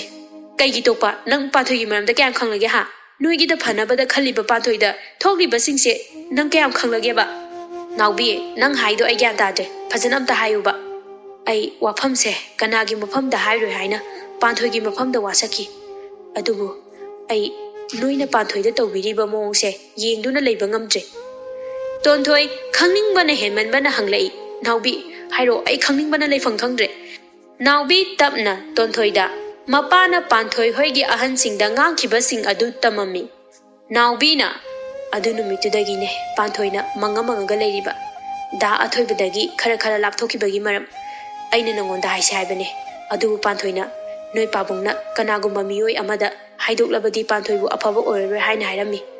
ꯑꯗꯨꯅ ꯄꯥꯟꯊꯣꯏꯅ ꯋꯥꯐꯝꯁꯦ ꯃꯇꯝ ꯀꯨꯏꯅ ꯂꯣꯠꯇꯨꯅ ꯊꯝꯃꯤꯕꯅꯦ꯫ ꯇꯣꯟꯊꯣꯏ ꯀꯞꯄꯛꯏ꯫ ꯅꯥꯎꯕꯤꯅ ꯑꯃꯨꯛ ꯃꯈꯥ ꯇꯥꯔꯛꯏ꯫ ꯑꯗꯨꯗ ꯅꯠꯇꯦ, ꯅꯣꯏ ꯄꯥꯕꯨꯡꯗꯣ ꯑꯩ ꯋꯥꯔꯧꯗꯕꯗꯤ ꯉꯝꯗꯦ꯫ ꯇꯣꯟꯊꯣꯏ ꯃꯄꯤ ꯇꯥꯅ ꯅꯥꯎꯕꯤꯗ ꯌꯦꯡꯂꯛꯏ꯫ ꯅꯥꯎꯕꯤ ꯑꯃꯨꯛꯁꯨ ꯃꯈꯥ ꯇꯥꯔꯛꯏ꯫ mi ama oiraga mi amagi wa ngangde nakhoigi pabungdo nangna panthoiga noi tamoga aikoi exam loiba numituda unahanbado adugi numituda noigi pabungna khangkiba male noigi pabungna panthoi khoida chatuna yam china ngangwa male numituda panthoi khoi imalai khije do tonthoi mapi tana hairei kari panthoi gi mamalai khitraba aduga panthoi da engonda hairaktribana kaige naubina noi tamo accident towe haiba mana hanta khangkida ngairi bane ma tasengna da athoiba accident towe haiba khangcheda bane aina soratta nangshi yauna ba haibane adubu mana nangonda awawa pau tamingde hai nang wahaningde haibane mana aroibo oina noi tamo bo amta unajage haiduna ngarang hospital da lakpane adu wari ngai du da athoibana panthoi bu masak khangde haiba aduga nangna su thina ngangbiba panthoi gi thodok se nang aingonda thoklamna badi kai wini haiba ngamra tonthoi ai nang budi warau da bangamde tonthoi na naubi ai panthoi da yablan khre ai babu khala na khaluraba naubi panthoi gi manakta amta chaluse ai gi rase amta ngakpiu haina haijeru se lao tonthoi ga naubi ga panthoi khoi da lai panthoi khoi gi getu solo duna lairami naubi na panthoi khoi gi yumthang na ba adu da hangi naubi na ine khoi gi yumthang na ba se ge solo li se kai da sakhi ge nupi duna o mani gi ichi gi macha nupi panthoi na ama leibado airport ta thinba sakhi bani ibema wa du tabada naubi ga tonthoi ga ngak na yingne tonthoi na ine sakhi ba kyam kuirage nupi duna khara kuire ni ibema pung baro makhai gi flight tong ni haibani ne tonthoi ma gi gari du da fat yengi aduga naubi da hairei naubi 15 minute wali chasilo naubi na lao nang da tare tonthoi ga naubi ga du airport rom da thuna lai airport yoram dai da flight pai khalak padu ure naubi na moi gi gari du khami aduga tonthoi pai khalak liba flight adu yeng du na kapi ma kapna wangang lai panthoi nang ai bu warau du na chalabo ai nafam da phawba lale haiba ngam hodre naubi na tonthoi toklase ma amu halakhini mana kaisu nang bu warau moida magi magun nang su khangni duni tonthoi tarakli ba mapi du taithok laga hairi ayum da amta thinbiramo ekhoi pabung budi warau da bangam de ai pabunga mukna basu phatte tonthoi nang bu he pukli bana pani phajana adum haino ado noi tamona ngarang lu hongba yam pali do kaino aikhoi pabungna aikhoi tamoga chedaina ga luhongna basile tamosu hanagi karigumba amta ningsinglaktrini tanjasida hanagi wari ningsingla adi luhongbasi kashu yawi da bane tamona kaino nang haisibo tonthoi na accident aduda tamogi makok to khara hena soki bidagi hanagi memory khara mangkhre aduna ne tamona pathoi masa khangde hairi to naubi na adudi pharakini haibro pharakane hai pharese lao nang su yumde thinbiramage naubi na tonthoi bu yumda thinbiram laga naubi su mayum lom da chatkhare tonthoi yumda sauna changlai mama ga mapa ga nok tu na wari sarami tonthoi na pabung nang bu ai gi ipani ko ningthem na kanana na te hairak linu ni icha tombi tonthoi na pabung na mi ama oibagi wa ngangbi jise kai gino pakpi na kaino ton nang na pabung da hairi do ningthem na kanana icha da kai haira ino ne ipa tauge tonthoi na o pabung gi wangang na mi ha to ba kya wali ge khanghau de ningthem na tonthoi da khupang na thajili pakpi na kaino moi pabung khut yawbi na phajana ngang ba ya ba wasida khut hekte yawri sibo asi haiduna tonthoi gi manakta changlai tonthoi mapana tharakli ba mamai du pairaga mapi sinthana amu hairei panthoi da ekhoi da kyam lanba thabak tawduna migi yum adu da changnaga adu kan ba wangang luribano panthoi gi mama leitrabani na pabung pelaba natro panthoi da thokli base na chai ngo da thoklam labadi pabung nungai gedra asi haiduna kappaga magi ka da chenchin ki pakpi na kari no moi tamo na tawbiri sibo icha panthoi na ekhoi da kyamung lan khrage ningthem na mana natro aigi icha accident tho olise unarure na accident do panthoi na tho anbadi oira moidana moi pabung icha gi laibakta asum tho ona tamnamna bane aduda panthoi gi maran bu kaino pabung ima kaidawna rage athoi ba mangon machinda gi hairei ningthem na kaisu tawna deda icha thaba hala ba ahoi pang ado kaiwano ima ga hainarami dubo napase waya ngang bagi laina warok to kuidrabani hairami ba ꯅꯤꯡꯊꯦꯝꯅ ꯄꯥꯛꯄꯤ ꯑꯊꯣꯏꯕꯅ ꯌꯥꯔꯦꯁꯦ ꯏꯃꯥ ꯑꯩꯒꯤ coffee ꯑꯝꯇ ꯁꯦꯝꯕꯤꯔꯛꯑꯣ ꯍꯣꯏ ꯍꯣꯏ ꯏꯃꯥ ꯁꯦꯝꯕꯤꯔꯛꯑꯒꯦ ꯅꯪ ꯀꯥꯗ ꯂꯩꯔꯝꯃꯣꯀꯣ ꯑꯊꯣꯏꯕ ꯃꯥꯒꯤ ꯀꯥꯔꯣꯝꯗ ꯆꯪꯈꯔꯦ ꯅꯤꯡꯊꯦꯝꯅ ꯃꯃꯥ ꯅꯪ ꯅꯆꯥꯅꯨꯄꯥꯗ ꯄꯥꯟꯊꯣꯏꯒꯤ ꯋꯥ ꯄꯟꯒꯅꯨꯀꯣ ꯄꯥꯛꯄꯤꯗꯨ ꯄꯩꯊꯣꯛꯇꯨꯅ ꯆꯪꯈꯔꯦ ꯅꯣꯡꯃ ꯑꯁꯨꯝ ꯍꯧꯈꯤꯕꯅ ꯑꯊꯣꯏꯕꯁꯨ ꯃꯁꯥꯒꯤ ꯊꯕꯛꯇ ꯊꯋꯥꯏ ꯌꯥꯎꯅ ꯍꯣꯠꯅꯔꯤ ꯑꯁꯣꯝꯗ ꯄꯥꯟꯊꯣꯏꯁꯨ ꯑꯋꯥꯕ ꯋꯥꯈꯜ ꯈꯟꯕ ꯈꯔꯗꯤ ꯐꯔꯦ ꯑꯇꯣꯞꯄ ꯋꯥꯈꯜ ꯈꯟꯗꯕꯤꯗ ꯂꯥꯏꯔꯤꯛꯇ ꯃꯥꯏ ꯀꯟꯅ ꯑꯣꯟꯁꯤꯜꯂꯤ ꯅꯣꯡꯃ ꯅꯨꯃꯤꯗꯥꯡ ꯆꯥꯛ ꯏꯁꯤꯡ ꯇꯣꯛꯅꯔꯀꯥꯟꯗ ꯇꯣꯟꯊꯣꯏ ꯃꯕꯨꯡꯒꯤ ꯀꯥꯗ ꯆꯪꯂꯛꯏ ꯇꯣꯟꯊꯣꯏꯅ ꯇꯥꯃꯣ ꯇꯣꯔꯣꯕꯤ ꯀꯩꯗꯧꯔꯦ ꯇꯣꯟꯊꯣꯏ ꯃꯕꯨꯡꯒꯤ ꯐꯃꯨꯡꯗ ꯐꯝꯃꯤ ꯑꯗꯨꯒ ꯃꯈꯥ ꯇꯥꯔꯛꯏ ꯅꯣꯡꯃ ꯇꯥꯃꯣꯅ ꯗꯤꯆꯥꯔꯖ ꯇꯧꯕ ꯅꯨꯃꯤꯠꯇꯣ ꯑꯗ ꯇꯥꯃꯣꯒꯤ ꯃꯅꯥꯛꯇ ꯀꯞꯂꯝꯕꯤ ꯅꯨꯄꯤꯗꯣ ꯇꯥꯃꯣ ꯅꯪ ꯁꯨꯡꯅꯤꯡ ꯅꯤꯡꯁꯤꯡꯗ꯭ꯔꯕ ꯑꯊꯣꯏꯕ ꯉꯥꯏꯍꯥꯛ ꯈꯜꯂꯤ ꯑꯗꯨꯒ ꯈꯨꯝꯂꯛꯏ ꯅꯤꯡꯁꯤꯡꯊꯣꯛꯇ꯭ꯔꯦ ꯑꯗꯣ ꯑꯗꯨ ꯅꯨꯄꯤꯗꯣ ꯀꯩꯒꯤꯅꯣ ꯑꯩꯒꯤ ꯅꯥꯛꯇ ꯆꯪꯂꯛꯑꯒ ꯀꯞꯁꯤꯜꯂꯝꯃꯤꯗꯨꯅ ꯇꯣꯟꯊꯣꯏꯅ ꯇꯥꯃꯣ ꯅꯪ ꯀꯣꯟꯅ ꯈꯪꯂꯛꯀꯅꯤ ꯃꯥꯅ ꯀꯞꯂꯝꯕꯒꯤ ꯃꯔꯝ ꯑꯊꯣꯏꯕꯅ ꯊꯋꯥꯏ ꯌꯥꯝ ꯅꯨꯡꯉꯥꯏꯇꯕ ꯃꯥꯜꯂꯦ ꯃꯥꯏ ꯃꯑꯣꯡꯗꯣ ꯑꯗꯨ ꯇꯥꯃꯣ ꯄꯥꯕꯨꯡꯅ ꯁꯤꯜꯂꯤꯕ ꯂꯨꯍꯣꯡꯕꯁꯦ ꯇꯁꯦꯡꯅ ꯌꯥꯅꯤꯡꯂꯕꯣ ꯑꯩꯅ ꯄꯥꯕꯨꯡꯅ ꯍꯥꯏꯕꯗ ꯌꯥꯗꯕ ꯌꯥꯎꯈꯤꯕ꯭ꯔꯥꯅꯦ ꯇꯣꯟ ꯄꯥꯕꯨꯡꯅꯕꯨ ꯑꯩꯒꯤ ꯐꯠꯇꯅꯕ ꯇꯧꯒꯗ꯭ꯔꯣ ꯅꯪꯁꯨ ꯄꯥꯕꯨꯡ ꯏꯃꯥꯅ ꯍꯥꯏꯕ ꯏꯟꯗꯧꯅꯤꯀꯣ ꯑꯩꯗꯤ ꯏꯜꯂꯣꯏ ꯄꯥꯕꯨꯡꯁꯦ ꯌꯥꯝ ꯐꯠꯇꯦ ꯇꯣꯟ ꯅꯪ ꯑꯗꯨꯃꯥꯏ ꯄꯥꯕꯨꯡꯗ ꯍꯥꯏꯅꯨꯅꯦ ꯀꯨꯏꯔꯕꯅꯤ ꯅꯪꯅ ꯄꯥꯕꯨꯡꯒ ꯊꯑꯣꯏꯅ ꯀꯧꯅ ꯉꯥꯡꯅꯗ꯭ꯔꯤꯁꯦ ꯑꯗꯨ ꯐꯠꯇꯕ ꯊꯕꯛꯅꯤꯀꯣ ꯇꯣꯟꯊꯣꯏꯅ ꯀꯧꯅꯅꯤꯡꯕ ꯇꯥꯃꯣ ꯑꯗꯨꯝ ꯀꯧꯅꯖꯧ ꯑꯩꯗꯤ ꯈꯔ ꯀꯨꯏꯅ ꯑꯗꯨꯃꯥꯏ ꯇꯧꯈꯤꯅꯤ ꯑꯗꯣ ꯀꯩ ꯃꯔꯝꯒꯤꯅꯣꯕ ꯑꯗꯨꯃꯥꯏ ꯀꯧꯅꯗ꯭ꯔꯤꯗꯣ ꯄꯥꯕꯨꯡꯒ ꯁꯥꯎꯅꯤꯡꯕ ꯑꯃ ꯂꯩꯕꯒꯤ ꯇꯥꯃꯣꯁꯨ ꯀꯣꯟꯅ ꯁꯣꯏꯗꯅ ꯈꯪꯂꯛꯈꯤꯅꯤ ꯇꯥꯃꯣꯅ ꯈꯪꯂꯛꯑꯗꯤ ꯑꯩꯅ ꯁꯥꯎꯔꯤꯁꯤꯗꯒꯤꯅꯦ ꯍꯦꯟꯈꯤꯗꯣꯏꯅꯤ ꯄꯥꯕꯨꯡꯗ ꯑꯗꯣ ꯇꯥꯃꯣ ꯑꯩ ꯊꯣꯛꯑꯒꯦ ꯑꯩꯈꯣꯏ ꯄꯥꯕꯨꯡ ꯎꯔꯗꯤ ꯅꯕꯨꯡꯗ ꯀꯩ ꯏꯟꯁꯤꯜꯂꯤꯅꯣꯅ ꯍꯥꯏꯔꯛꯑꯅꯤ ꯑꯩ ꯊꯣꯛꯂꯦꯀꯣ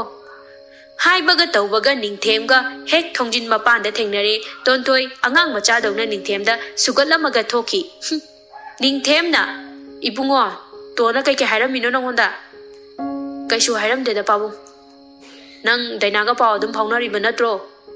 ꯐꯥꯎꯅꯩ ꯄꯥꯕꯨꯡ ꯍꯟꯗꯛꯇꯤ ꯑꯩ ꯊꯕꯛ ꯈꯔ ꯆꯤꯟꯕ ꯇꯣꯏꯅꯗꯤ ꯐꯥꯎꯅꯗ꯭ꯔꯦ ꯃꯣꯏꯅ ꯋꯥꯔꯣꯏ ꯄꯣꯠ ꯄꯨꯗ꯭ꯔꯤꯉꯩꯗ ꯑꯦꯡꯒꯦꯖꯃꯦꯟ ꯔꯤꯡ ꯍꯥꯟꯅ ꯁꯤꯟꯅꯕ ꯄꯥꯝꯃꯤ ꯍꯥꯏꯅꯦ ꯍꯟꯗꯛꯀꯤ ꯗꯦꯠ 24 ꯁꯤꯗ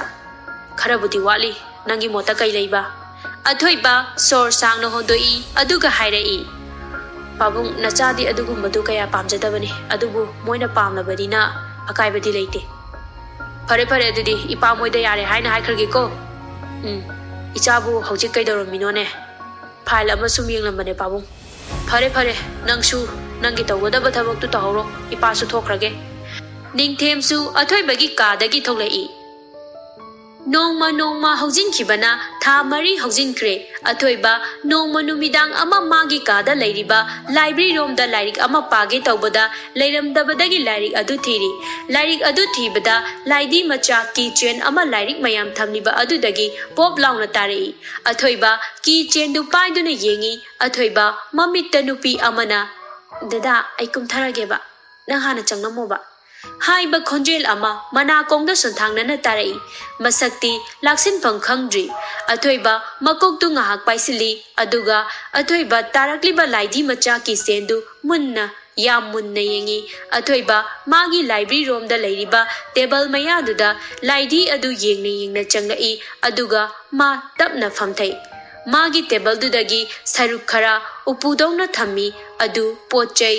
ꯃꯥꯒꯤ ꯄꯤꯛꯂꯤꯉꯩꯒꯤ ꯃꯦꯃꯣꯔꯤꯁ ꯑꯣꯏꯕ ꯄꯣꯠ ꯉꯥꯛꯇ ꯊꯝꯐꯝꯅꯤ ꯃꯥ ꯑꯗꯨ ꯆꯤꯡꯊꯣꯛꯄꯗ ꯃꯥꯒꯤ ꯐꯣꯟ ꯑꯃꯁꯨ ꯂꯩꯔꯝꯃꯤ ꯐꯣꯟ ꯑꯗꯨ ꯍꯥꯡꯒꯦ ꯇꯧꯕꯗ ꯃꯩ ꯌꯥꯎꯔꯝꯗ꯭ꯔꯦ ꯐꯣꯟ ꯑꯗꯨ ꯃꯥꯒꯤ ꯈꯪꯒꯥꯎꯒꯤ ꯄꯣꯀꯦꯠꯇ ꯍꯥꯞꯆꯤꯟꯈ꯭ꯔꯦ ꯑꯗꯨꯒ ꯃꯥꯒꯤ ꯊꯝꯂꯤꯕ ꯗꯥꯏꯔꯤꯁꯤꯡꯗꯨꯒꯤ ꯃꯅꯥꯛꯇ ꯑꯃꯨꯛ ꯆꯪꯂꯛꯏ ꯂꯩꯔꯤꯕ ꯗꯥꯏꯔꯤ ꯃꯌꯥꯝꯗꯨꯒꯤ ꯃꯔꯛꯇꯒꯤ ꯑꯃ ꯐꯠ ꯄꯥꯏꯈꯠꯂꯤ ꯗꯥꯏꯔꯤꯗꯨ ꯍꯦꯛ ꯐꯥꯛꯇꯣꯛꯄꯒ ꯑꯩꯒꯤ ꯄꯥꯟꯊꯣꯏ ꯍꯥꯏꯅ ꯐꯣꯇꯣꯒ ꯀꯣꯟꯅꯅ ꯏꯔꯝꯃꯤ ꯑꯍꯥꯟꯕ ꯂꯩꯃꯥꯏꯗꯨꯗ ꯑꯊꯣꯏꯕ ꯄꯥꯟꯊꯣꯏꯒꯤ ꯃꯁꯛꯇꯨ ꯃꯤꯠꯃꯥꯡꯗ ꯂꯦꯞꯇꯨꯅ ꯂꯩꯔꯤꯕꯣꯏ ꯈꯜꯂꯛꯏ ꯍꯧꯈ꯭ꯔꯕ ꯊꯧꯗꯣꯛꯁꯤꯡꯕꯨ ꯃꯊꯪ ꯑꯃꯃꯝꯇ ꯑꯣꯏꯅ ꯅꯤꯡꯁꯤꯡꯂꯛꯏ ꯄꯥꯟꯊꯣꯏꯅ ꯑꯩꯗꯤ ꯗꯗꯥꯕꯨ ꯀꯩꯗꯧꯅꯨꯡꯗ ꯃꯤꯔꯥꯏꯔꯣꯏꯌꯦ ꯑꯗꯣ ꯗꯗꯥꯅ ꯑꯩꯕꯨ ꯃꯤꯔꯥꯏꯕꯤꯔꯝꯃꯗꯤ ꯈꯪꯗ꯭ꯔꯦ ꯑꯃꯨꯛꯁꯨ ꯅꯤꯡꯁꯤꯡꯂꯛꯏ ꯑꯩ ꯇ꯭ꯔꯦꯅꯤꯡ ꯆꯠꯈ꯭ꯔꯤꯉꯩꯗ ꯅꯨꯄꯥꯒ ꯀꯣꯏꯔꯝꯃꯗꯤ ꯑꯩꯗꯤ ꯌꯥꯔꯣꯏꯗꯕꯅꯤꯀꯣ ꯑꯩꯗꯤ ꯗꯗꯥ ꯅꯠꯇꯅ ꯑꯇꯣꯞꯄ ꯅꯨꯄꯥ ꯑꯝꯇ ꯅꯨꯡꯁꯤꯕ ꯉꯝꯂꯣꯏꯌꯦ ꯗꯗꯥ ꯑꯗꯨꯝ ꯑꯇꯣꯞꯄ ꯅꯨꯄꯤ ꯀꯣꯏꯈ꯭ꯔꯗꯤ ꯑꯩꯗꯤ ꯀꯩ ꯑꯣꯏꯍꯧꯗꯣꯏꯅꯣ ꯈꯪꯗꯦ ꯑꯊꯣꯏꯕ ꯈꯪꯍꯧꯗꯦ ꯃꯄꯤ ꯁꯤꯟꯊꯔꯛꯄ ꯑꯃꯒ ꯑꯃꯨꯛ ꯅꯤꯡꯁꯤꯡꯂꯛꯏ ꯑꯩ ꯇ꯭ꯔꯦꯅꯤꯡ ꯂꯣꯏꯔꯒ ꯊꯣꯛꯂꯛꯄꯗ ꯂꯨꯍꯣꯡꯂꯁꯤꯀꯣ ꯑꯩ ꯅꯪ ꯐꯥꯔꯒ ꯆꯦꯟꯗꯣꯏꯅꯤ ꯐꯥꯗ꯭ꯔꯁꯨ ꯌꯥꯕꯗꯨꯕꯨ ꯑꯗ ꯗꯗꯥꯅ ꯇ꯭ꯔꯦꯅꯤꯡ ꯂꯣꯏꯔꯒ ꯊꯣꯛꯂꯛꯄꯗꯣ ꯑꯩ ꯌꯥꯝ ꯌꯧꯍꯟꯅꯤꯡꯉꯦ ꯑꯩ ꯇ꯭ꯔꯦꯅꯤꯡ ꯂꯣꯏꯗ꯭ꯔꯤ ꯐꯥꯎꯕ ꯅꯪ ꯗꯗꯥꯕꯨ ꯉꯥꯏꯔꯝꯃꯨꯀꯣ ꯗꯗꯥꯒꯤ ꯑꯉꯥꯡ ꯃꯆꯥ ꯑꯩ ꯗꯗꯥꯕꯨ ꯈꯧꯔꯥꯡꯅ ꯉꯥꯏꯖꯔꯝꯒꯦ ꯑꯊꯣꯏꯕ ꯂꯦꯞꯄꯝꯕ ꯑꯗꯨ ꯈꯪꯍꯧꯗꯦ ꯒꯤꯠ ꯐꯝꯊꯔꯛꯏ ꯂꯩꯃꯥꯏꯗ ꯑꯗꯨꯒ ꯃꯆꯤꯟꯗ ꯇꯞꯅ ꯁꯣꯜꯂꯛꯏ ꯗꯗꯥꯒꯤ ꯄꯥꯟꯊꯣꯏ ꯑꯊꯣꯏꯕ ꯇꯥꯔꯛꯂꯤꯕ ꯃꯄꯤ ꯑꯗꯨ ꯇꯩꯊꯣꯛꯄꯗ ꯃꯈꯨꯠꯇ ꯁꯤꯔꯤꯕ ꯑꯦꯡꯒꯦꯖꯃꯦꯟ ꯔꯤꯡ ꯑꯗꯨ ꯎꯔꯛꯏ ꯑꯊꯣꯏꯕ ꯑꯃꯨꯛ ꯅꯤꯡꯁꯤꯡꯂꯛꯏ ꯄꯥꯟꯊꯣꯏ ꯀꯞꯂꯗꯨꯅ ꯍꯥꯏꯔꯛꯏ ꯗꯗꯥ ꯅꯪ ꯑꯩ ꯑꯁꯦꯡꯕꯒꯤ ꯃꯁꯛ ꯈꯪꯗ꯭ꯔꯕꯣ ꯈꯪꯗꯦ ꯑꯗꯣ ꯑꯩ ꯂꯨꯍꯣꯡꯕꯗ ꯅꯣꯏꯁꯨ ꯉꯟꯇꯥ ꯂꯥꯛꯎꯀꯣ ꯑꯩꯈꯣꯏ ꯇꯣꯟꯊꯣꯏꯒ ꯊꯕꯛ ꯏꯪꯈꯥꯡ ꯈꯔ ꯇꯧꯃꯤꯟꯅꯅꯕ ꯑꯩꯈꯣꯏꯗꯤ ꯃꯤ ꯂꯩꯖꯗꯦꯕ ꯄꯥꯟꯊꯣꯏ ꯃꯄꯤ ꯁꯤꯟꯊꯅ ꯍꯥꯏꯔꯛꯏ ꯂꯥꯛꯀꯦ ꯑꯊꯣꯏꯕ ꯃꯈꯣꯟ ꯊꯣꯛꯅ ꯀꯞꯂꯛꯏ ꯃꯈꯨꯠꯇ ꯁꯤꯔꯤꯕ ꯑꯦꯡꯒꯦꯖꯃꯦꯟ ꯔꯤꯡ ꯑꯗꯨ ꯂꯧꯊꯣꯛꯏ ꯑꯊꯣꯏꯕ ꯃꯆꯤꯟꯗ ꯄꯦꯟꯗꯅ ꯁꯣꯟꯖꯩ ꯗꯗꯥꯒꯤ ꯄꯥꯟꯊꯣꯏ ꯗꯗꯥ ꯅꯪꯉꯣꯟꯗ ꯌꯥꯝ ꯂꯥꯟꯈ꯭ꯔꯦ ꯃꯥꯒꯤ ꯐꯣꯟ ꯑꯗꯨ ꯄꯨꯊꯣꯛꯇꯨꯅ ꯀꯟꯇꯦꯛ ꯂꯤꯁꯇ ꯆꯪꯗꯨꯅ ꯌꯦꯡꯕꯗ ꯄꯥꯟꯊꯣꯏꯒꯤ ꯅꯝꯕꯔ ꯌꯥꯎꯔꯝꯗ꯭ꯔꯦ ꯃꯥ ꯅꯤꯡꯁꯤꯡꯂꯛꯏ ꯃꯥꯒꯤ ꯍꯥꯟꯅꯒꯤ ꯐꯣꯟ ꯅꯠꯇꯦ ꯍꯥꯏꯕ ꯃꯥꯒꯤ ꯉꯁꯥꯏ ꯐꯣꯟ ꯃꯃꯥꯏ ꯀꯥꯏꯔꯕ ꯆꯥꯔꯖ ꯌꯥꯎꯗ꯭ꯔꯕ ꯐꯣꯟ ꯄꯨꯊꯣꯛꯇꯨꯅ ꯃꯥꯒꯤ ꯂꯥꯏꯕ꯭ꯔꯦꯔꯤ ꯔꯨꯝꯗꯨꯗꯒꯤ ꯊꯣꯛꯂꯛꯇꯨꯅ ꯃꯥꯒꯤ ꯄꯣꯊꯥꯐꯝ ꯀꯥꯗꯨꯗ ꯆꯥꯔꯖ ꯇꯧꯐꯝ ꯂꯩꯔꯤꯕ ꯑꯗꯣꯝꯗ ꯆꯪꯂꯛꯇꯨꯅ ꯆꯥꯔꯖ ꯇꯧꯏ ꯆꯥꯔꯖ ꯇꯧꯅ ꯇꯧꯅ ꯐꯣꯟ ꯑꯗꯨ ꯁ꯭ꯋꯤꯆ ꯑꯣꯐ ꯍꯥꯡꯏ ꯍꯦꯛ ꯍꯥꯡꯕꯒ ꯐꯣꯟꯗꯨꯒꯤ ꯁꯀ꯭ꯔꯤꯟ ꯑꯗꯨꯗ ꯑꯊꯣꯏꯕꯅ ꯇ꯭ꯔꯦꯅꯤꯡ ꯆꯠꯂꯝꯗꯥꯏꯗ ꯄꯥꯟꯊꯣꯏꯒ ꯎꯅꯈꯤꯕ ꯅꯨꯃꯤꯠꯇꯨꯗ ꯃꯕꯥꯅꯤ ꯄꯨꯟꯅ ꯀꯥꯞꯃꯤꯟꯅꯈꯤꯕ ꯐꯣꯇꯣ ꯑꯃ ꯊꯝꯃꯤ ꯑꯊꯣꯏꯕ ꯐꯣꯟ ꯁꯀ꯭ꯔꯤꯟꯗꯨꯗ ꯃꯈꯨꯠꯅ ꯅꯥꯟꯗꯨꯅ ꯄꯦꯟꯅ ꯀꯞꯄꯤ ꯑꯊꯣꯏꯕ ꯄꯥꯟꯊꯣꯏꯒꯤ ꯅꯝꯕꯔꯗꯨꯗ ꯀꯣꯜ ꯍꯟꯖꯤꯟ ꯍꯟꯖꯤꯟ ꯇꯧꯁꯤꯜꯂꯤ ꯑꯗꯨꯃꯛ ꯁ꯭ꯋꯤꯆ ꯑꯣꯐ ꯍꯥꯏꯔꯛꯂꯤ ꯃꯆꯟꯅꯨꯄꯤꯒꯤ ꯀꯥꯗ ꯊꯨꯅ ꯂꯥꯛꯏ ꯑꯊꯣꯏꯕ ꯃꯄꯤ ꯇꯥꯅ ꯇꯥꯅ ꯀꯧꯔꯛꯏ ꯇꯣꯟꯊꯣꯏ ꯃꯕꯨꯡꯅ ꯀꯧꯔꯛꯄꯗꯨꯗ ꯃꯕꯨꯡꯗ ꯌꯦꯡꯂꯛꯏ ꯃꯕꯨꯡꯒꯤ ꯃꯇꯧꯗꯨ ꯎꯕꯗ ꯄꯥꯈꯠꯅ ꯍꯪꯂꯛꯏ ꯇꯥꯃꯣ ꯀꯩꯗꯧꯔꯒꯦ ꯑꯊꯣꯏꯕ ꯃꯆꯟꯅꯨꯄꯤꯒꯤ ꯃꯅꯥꯛꯇ ꯊꯨꯅ ꯆꯪꯁꯤꯜꯂꯛꯇꯨꯅ ꯃꯄꯤ ꯇꯥꯅ ꯍꯥꯏꯔꯛꯏ ꯅꯪ ꯄꯥꯟꯊꯣꯏꯒ ꯄꯥꯎ ꯐꯥꯎꯅꯕ꯭ꯔꯥ ꯇꯣꯟꯊꯣꯏꯁꯨ ꯀꯞꯄꯛꯏ ꯑꯗꯨꯒ ꯇꯞꯅ ꯍꯥꯏꯔꯛꯏ ꯇꯥꯃꯣ ꯅꯪ ꯄꯥꯟꯊꯣꯏ ꯅꯤꯡꯁꯤꯡꯂꯛꯑꯕꯣ ꯇꯣꯟ ꯑꯩ ꯃꯥꯕꯨ ꯃꯇꯝ ꯈꯔ ꯅꯤꯡꯁꯤꯡꯉꯨꯗ꯭ꯔꯦ ꯅꯪ ꯑꯩꯒ ꯃꯥꯒ ꯄꯥꯎ ꯑꯃꯇ ꯐꯥꯎꯅꯍꯜꯂꯣ ꯃꯥ ꯑꯩꯕꯨ ꯌꯥꯝ ꯋꯥꯔꯧꯔꯝꯃꯅꯤꯌꯦ ꯇꯥꯃꯣ ꯑꯩ ꯀꯩ ꯈꯨꯝꯃꯣ ꯍꯥꯏꯕꯅꯣ ꯀꯩꯅꯣ ꯇꯣꯟ ꯄꯥꯟꯊꯣꯏ ꯀꯩꯗꯧꯔꯒꯦ ꯄꯥꯟꯊꯣꯏꯗꯣ ꯌꯥꯝ ꯋꯥꯔꯝꯒꯅꯤ ꯂꯥꯟꯖꯗ꯭ꯔꯤꯕꯤ ꯃꯥꯕꯨ ꯑꯩꯅꯁꯨ ꯊꯤꯅ ꯆꯩꯕꯤꯈ꯭ꯔꯦ ꯂꯥꯜꯂꯦ ꯍꯥꯏꯖꯕ ꯐꯥꯎꯕ ꯉꯝꯍꯧꯗ꯭ꯔꯦ ꯆꯠꯈꯤꯕꯅ ꯍꯥꯜꯂꯦ ꯇꯥꯃꯣ ꯑꯊꯣꯏꯕ ꯅꯨꯄꯥ ꯑꯣꯏꯖꯔꯕꯁꯨ ꯃꯥ ꯉꯁꯤꯗꯤ ꯂꯦꯞꯄ ꯂꯩꯇꯅ ꯄꯤꯔꯥꯡꯁꯨ ꯆꯤꯟꯊꯔꯤ ꯑꯗꯨꯒ ꯇꯞꯅ ꯑꯃꯨꯛꯁꯨ ꯍꯥꯏꯔꯛꯏ ꯇꯣꯟ ꯅꯪ ꯑꯩꯒ ꯃꯣꯏꯗ ꯑꯝꯇ ꯆꯠꯃꯤꯟꯅꯔꯨꯁꯦ ꯑꯩ ꯄꯥꯟꯊꯣꯏꯈꯣꯏꯒꯤ ꯏꯃꯥꯗꯨ ꯎꯅꯔꯒ ꯑꯩꯅ ꯄꯥꯟꯊꯣꯏꯗ ꯍꯥꯏꯈꯤꯕꯁꯤꯡꯗꯨ ꯄꯥꯟꯊꯣꯏꯗ ꯍꯥꯏꯖꯕ ꯉꯝꯍꯧꯗ꯭ꯔꯕꯁꯨ ꯏꯃꯥꯗ ꯍꯥꯏꯖꯔꯤ ꯍꯥꯏꯅ ꯑꯝꯇ ꯍꯥꯏꯖꯒꯦ ꯇꯣꯟ ꯃꯕꯨꯡꯒꯤ ꯋꯥꯗꯨ ꯇꯥꯕꯗꯒꯤ ꯇꯣꯟꯊꯣꯏ ꯃꯈꯣꯟ ꯊꯣꯛꯅ ꯀꯞꯄꯛꯏ ꯀꯞꯅ ꯍꯥꯏꯔꯛꯏ ꯇꯥꯃꯣ ꯄꯥꯟꯊꯣꯏꯈꯣꯏ ꯏꯃꯥ ꯂꯩꯈꯤꯗ꯭ꯔꯦ ꯑꯔꯣꯏꯕ ꯑꯣꯏꯅ ꯄꯥꯟꯊꯣꯏꯅ ꯇꯥꯃꯣ ꯎꯅꯕ ꯂꯥꯛꯄ ꯅꯨꯃꯤꯠꯇꯨ ꯄꯥꯟꯊꯣꯏ ꯏꯃꯥꯒꯤ ꯁꯣꯔꯥ ꯅꯨꯃꯤꯠꯅꯦ ꯇꯥꯃꯣ ꯑꯊꯣꯏꯕꯅ ꯀꯝꯗꯧꯅ ꯏꯃꯥꯕꯨ ꯂꯩꯈꯤꯗ꯭ꯔꯦ ꯍꯥꯏꯕ ꯑꯗꯨꯒ ꯅꯪꯗꯤ ꯄꯥꯟꯊꯣꯏꯒꯤ ꯃꯅꯥꯛꯇ ꯆꯠꯇ꯭ꯔꯤꯕ ꯀꯩꯒꯤ ꯀꯔꯝꯅ ꯆꯠꯀꯅꯤ ꯑꯩꯈꯣꯏꯅ ꯄꯥꯟꯊꯣꯏꯈꯣꯏꯗ ꯌꯥꯝ ꯂꯥꯟꯕ ꯊꯕꯛ ꯇꯧꯔꯨꯔꯦ ꯇꯥꯃꯣ ꯑꯩ ꯍꯧꯖꯤꯛꯁꯨ ꯄꯥꯟꯊꯣꯏꯈꯣꯏꯗ ꯆꯠꯄ ꯉꯝꯅꯤ ꯍꯥꯏꯕ ꯊꯥꯖꯗ꯭ꯔꯦ ꯑꯊꯣꯏꯕ ꯉꯛꯅ ꯍꯪꯂꯛꯏ ꯑꯩꯈꯣꯏꯅ ꯀꯔꯤ ꯂꯥꯟꯕ ꯊꯕꯛ ꯇꯧꯈ꯭ꯔꯒꯦ ꯑꯩꯗꯤ ꯇꯧꯈꯤꯗꯕ꯭ꯔꯥ ꯈꯜꯂꯤ ꯑꯩꯈꯣꯏ ꯍꯥꯏꯔꯤꯁꯦ ꯑꯇꯩ ꯅꯠꯇꯤꯌꯦ ꯑꯩꯈꯣꯏ ꯄꯥꯕꯨꯡꯅꯦ ꯄꯥꯕꯨꯡꯅ ꯃꯇꯧ ꯀꯔꯝꯅ ꯇꯣꯟꯊꯣꯏꯅ ꯍꯧꯈ꯭ꯔꯕ ꯊꯧꯗꯣꯛꯁꯤꯡꯗꯨ ꯃꯕꯨꯡꯗ ꯑꯃꯠꯇ ꯋꯥꯠꯇꯅ ꯂꯤꯔꯤ ꯑꯊꯣꯏꯕ ꯃꯕꯨꯛꯅꯤꯡꯗ ꯃꯄꯥꯕꯨ ꯌꯥꯝꯅ ꯋꯥꯔꯧꯏ ꯃꯄꯥꯅ ꯑꯗꯨꯝꯅ ꯇꯧꯔꯝꯒꯅꯤ ꯍꯥꯏꯕꯁꯤ ꯊꯥꯖꯔꯨꯗꯕꯅꯤ ꯑꯗꯨꯕꯨ ꯃꯄꯥꯕꯨ ꯊꯃꯣꯏ ꯁꯣꯛꯅ ꯋꯥꯔꯧꯈ꯭ꯔꯦ ꯑꯊꯣꯏꯕ ꯇꯥꯕ ꯉꯝꯗꯗꯅ ꯃꯈꯨꯠꯇꯨ ꯈꯨꯇꯨꯝ ꯇꯥꯁꯤꯟꯗꯨꯅ ꯈꯥꯡꯂꯤ ꯇꯣꯟꯊꯣꯏꯅ ꯃꯔꯝꯁꯤꯡꯁꯤꯅꯅꯦ ꯑꯩꯅ ꯄꯥꯕꯨꯡꯕꯨ ꯄꯥꯛꯅ ꯀꯧꯅ ꯉꯥꯡꯅꯗ꯭ꯔꯤꯁꯦ ꯇꯣꯟ ꯄꯥꯟꯊꯣꯏ ꯀꯔꯝ ꯀꯥꯟꯗ ꯊꯣꯛꯂꯛꯀꯅꯤ ꯍꯥꯏꯒꯦ ꯇꯣꯟꯊꯣꯏꯅ ꯑꯩꯅ ꯅꯥꯎꯕꯤꯗ ꯍꯪꯍꯟꯕꯗ ꯄꯥꯛ ꯊꯣꯛꯂꯛꯇꯧꯕ ꯃꯥꯟꯗꯦ ꯍꯥꯏꯌꯦ ꯇꯥꯃꯣ ꯑꯗꯣ ꯇꯥꯃꯣ ꯄꯥꯕꯨꯡꯗ ꯂꯨꯍꯣꯡꯕꯗꯣ ꯇꯥꯃꯣꯅ ꯌꯥꯈ꯭ꯔꯦꯀꯣ ꯑꯊꯣꯏꯕ ꯁꯥꯎꯅ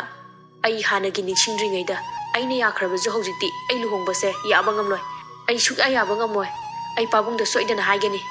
ꯇꯣꯟ ꯑꯩ ꯄꯥꯟꯊꯣꯏ ꯅꯠꯇꯅ ꯅꯨꯄꯤ ꯑꯃꯇ ꯑꯩꯒꯤ ꯑꯣꯏꯕ ꯄꯥꯝꯗꯤꯌꯦ ꯇꯣꯟꯊꯣꯏꯅ ꯇꯥꯃꯣ ꯑꯊꯣꯏꯕ ꯐꯨꯛ ꯍꯧꯒꯠꯇꯨꯅ ꯇꯣꯟꯊꯣꯏꯒꯤ ꯀꯥꯗꯒꯤ ꯊꯣꯛꯈꯤ ꯑꯊꯣꯏꯕ ꯃꯄꯥꯅ ꯂꯩꯔꯤꯕ ꯀꯥ ꯑꯗꯣꯝꯗ ꯆꯪꯂꯛꯏ ꯑꯊꯣꯏꯕꯅ ꯄꯥꯕꯨꯡ ꯅꯤꯡꯊꯦꯝꯅ ꯍꯩ ꯀꯩ ꯂꯩꯔꯦ ꯀꯩ ꯍꯥꯏꯅꯤꯡꯒꯦꯅꯦ ꯏꯄꯥꯗ ꯀꯩ ꯑꯋꯥꯠꯄ ꯂꯩꯔꯒꯦꯅꯦ ꯏꯆꯥꯒꯤ ꯄꯥꯟꯊꯣꯏ ꯋꯥꯠꯂꯦ ꯄꯥꯕꯨꯡ ꯑꯩꯒꯤ ꯄꯥꯟꯊꯣꯏ ꯋꯥꯠꯂꯦ ꯅꯤꯡꯊꯦꯝ ꯈꯣꯟ ꯀꯟꯅ ꯍꯥꯏꯔꯛꯏ ꯑꯊꯣꯏꯕꯅ ꯑꯩꯅ ꯍꯥꯟꯅ ꯂꯨꯍꯣꯡꯕ ꯌꯥꯏ ꯍꯥꯏꯈ꯭ꯔꯕꯁꯨ ꯍꯧꯖꯤꯛꯇꯤ ꯑꯩ ꯂꯨꯍꯣꯡꯕꯗꯣ ꯉꯝꯂꯔꯣꯏ ꯄꯥꯕꯨꯡꯅ ꯈꯔ ꯍꯥꯏꯗꯣꯛꯄꯤꯈꯣ ꯅꯤꯡꯊꯦꯝꯅ ꯑꯊꯣꯏ ꯀꯅꯥꯅ ꯅꯉꯣꯟꯗ ꯀꯩ ꯍꯥꯏꯖꯤꯜꯂꯛꯏ ꯏꯄꯥꯗ ꯇꯝꯃꯨ ꯑꯊꯣꯏꯕ ꯃꯆꯤꯟꯗꯣ ꯍꯥꯏꯐꯦꯠ ꯆꯤꯡꯅꯗꯨꯅ ꯅꯣꯛꯏ ꯑꯗꯨꯒ ꯑꯃꯨꯛ ꯍꯥꯏꯔꯛꯏ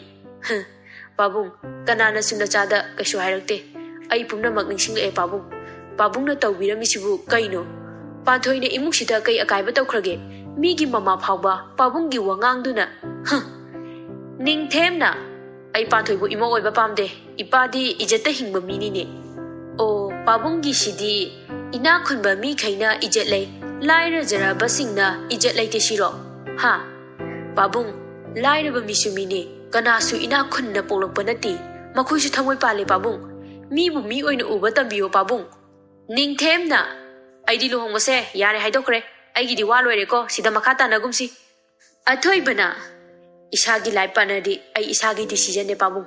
ꯄꯥꯕꯨꯡꯅ ꯂꯩꯃꯤꯟꯅꯒꯗꯕ ꯅꯠꯇꯦ ꯅꯆꯥ ꯑꯩꯒ ꯂꯩꯃꯤꯟꯅꯒꯗꯧꯕꯅꯦ ꯑꯩꯒ ꯃꯣꯠ ꯇꯤꯟꯅꯗꯕ ꯃꯤꯕꯨ ꯀꯝꯗꯧꯅ ꯑꯩꯒꯤ ꯂꯥꯏꯐ ꯄꯥꯔꯠꯅꯔ ꯑꯣꯏꯒꯅꯤ ꯂꯨꯍꯣꯡꯕꯒꯤ ꯃꯇꯥꯡꯁꯤꯗꯤ ꯑꯩꯒꯤ ꯗꯤꯁꯤꯖꯟ ꯇꯥꯕꯅ ꯆꯨꯝꯅꯤ ꯄꯥꯕꯨꯡ ꯅꯤꯡꯊꯦꯝ ꯈꯣꯟ ꯀꯟꯅ ꯍꯥꯏꯔꯛꯏ ꯅꯪ ꯅꯁꯥꯅ ꯌꯥꯔꯦ ꯍꯥꯏꯔꯛꯄ ꯅꯠꯇ꯭ꯔꯣ ꯑꯦꯡꯒꯦꯖꯃꯦꯟ ꯔꯤꯡ ꯐꯥꯎꯕ ꯁꯤꯟꯅꯈ꯭ꯔꯕ ꯅꯠꯇ꯭ꯔꯣ ꯑꯊꯣꯏꯕꯁꯨ ꯉꯁꯤꯗꯤ ꯃꯥꯁꯨ ꯈꯣꯟ ꯀꯟꯅ ꯉꯥꯡꯂꯛꯏ ꯑꯗꯨꯗꯤ ꯑꯩꯅ ꯅꯤꯡꯁꯤꯡꯗ꯭ꯔꯤꯉꯩꯗ ꯄꯥꯕꯨꯡꯅ ꯁꯤꯟꯕꯅꯦ ꯑꯦꯡꯒꯦꯖꯃꯦꯟ ꯔꯤꯡꯁꯦ ꯑꯩꯅ ꯂꯧꯊꯣꯛꯂꯦ ꯁꯤꯒꯤꯗꯃꯛꯇꯤ ꯑꯩꯅ ꯐꯅꯕ ꯁꯤꯟꯒꯅꯤꯌꯦ ꯅꯤꯡꯊꯦꯝꯅ ꯑꯩꯕꯨ ꯍꯧꯖꯤꯛ ꯃꯤꯒꯤ ꯃꯃꯥꯡꯗ ꯌꯣꯜꯂꯤꯕ꯭ꯔꯣ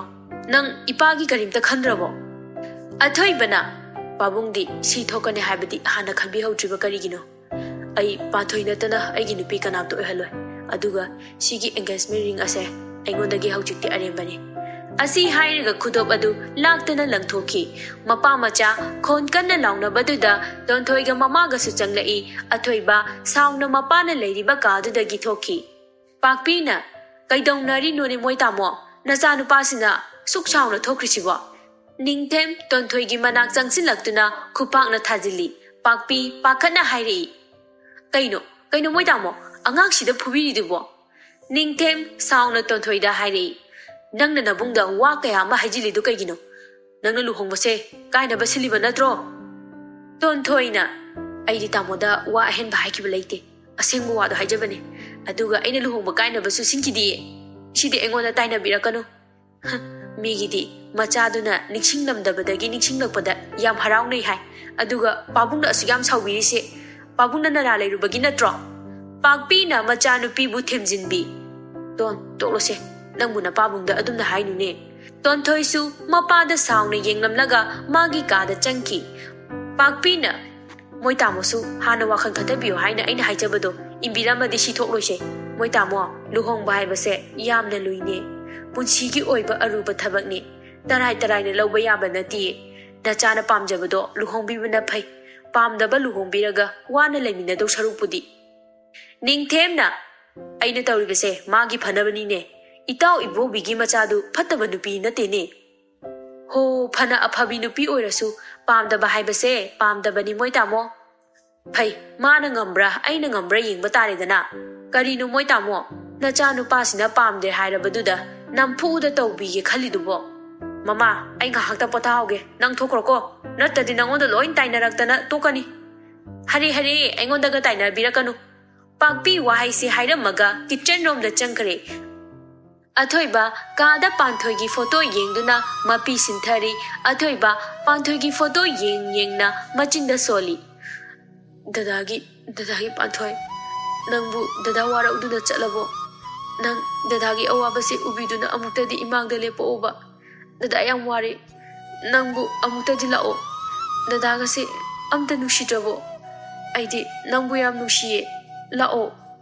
ꯑꯊꯣꯏꯕ ꯅꯨꯃꯤꯠꯇꯨ ꯃꯥꯒꯤ ꯀꯥ ꯊꯣꯡ ꯂꯣꯟꯁꯤꯟꯗꯨꯅ ꯑꯗꯨꯃꯛ ꯂꯩꯈꯔꯦ ꯆꯥꯛꯁꯨ ꯆꯥꯗꯦ ꯃꯃꯥꯅ ꯊꯦꯡꯅꯁꯨ ꯊꯣꯡ ꯍꯥꯡꯗꯣꯛꯂꯛꯎ ꯍꯥꯏꯕ ꯌꯥꯗ꯭ꯔꯦ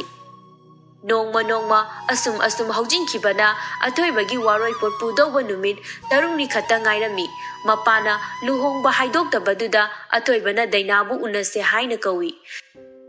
dainana kai leirage athoiba waroi posu pudoba kuidrakasida aigi oinadi wase yamnui aigi puchigi oiba wani dainana hayo athoiba phamlambadagi lepai magi pocket tu humsinduna hairei nangna luhongbasi khara haidokpiro daina khon kalapna athoiba aibu waraunu aigi thamoida kanagumbi ama latuna thamkare manatana aigi thamoigi mapu kanasu ohalo athoiba nang haidu kaino aigi ijit ka amta yengaroidro aibu sana polo athoiba machindu chingnaduna nofe tawi aduga hairei daina nangi ijat bu kaino aina nangi ijit ka lokhiba leibro nangi namanabi mayangi mamangda nangna ikaigadabdo adudane aina nangna oina luhongbase haidoro hairibase nupa aina haidorabadi nang hena ikaini akhangba minasu nangbu karamba nupino haina aranba mawongda ukhini adunane aina nangna oina luhongba haidoro ona hairibase nangna haidorla adi ai oina mina phataba khanaidana nangonda khandabida daina athoibagi wadu sauningbana tawfang khangdre athoibana nangsu doctor nupi amani nangbu nupa amta lejedrabo nangna nusiba mida luhongdo sarupudine nangbu nusiba mida oina luhongo dainana athoiba nangi pabungna aibu luhongna bahairakpane nanga luhongdo se aikhoi pabunga nate pabungna yarabasu luhongdoriba nupa ainadi ayaba pidri asi haigena nangbu unasena kaubane ai thabak yam lehawi ai halamage nang phamokhidra haigadabu wasingdu hairamaga athoiba mafamdudagi chatkare daina mapi ira chenduna mafamduda adumak leptuna lehawi luhongbasu kaire athoiba mapa hanagum toina kaunadre khara koinare mapaga mathamoidasu mapabu warauri amaromda dainaga ibobiga ikaiba pibagi ningthemda laman khumni haiduna muknaga leiribani matam masu asum nongma tha kaya haukhibana athoibana panthoi ukhidaba chahi manga surakle athoibasu rimsta dishi oina lei rohendi nupi thikhare tonthoiga nikhilga su nuksinakre nikhil aphaba achumba thabak tawbana SI dagi Imphal West ki SP oiduna leire athoibadi moigi wari kaya tajaduna magi awa pothajari nongma Saturday numit amada athoiba nikhil rohen makoi ahum punna thangmai banda leiba fast food amada phamduna awa nungai wari sari rohenna athoiba nang hanadagi yam hongbam di ure koirabane aina uribase athoiba coffee thaknambadu lepaga hainei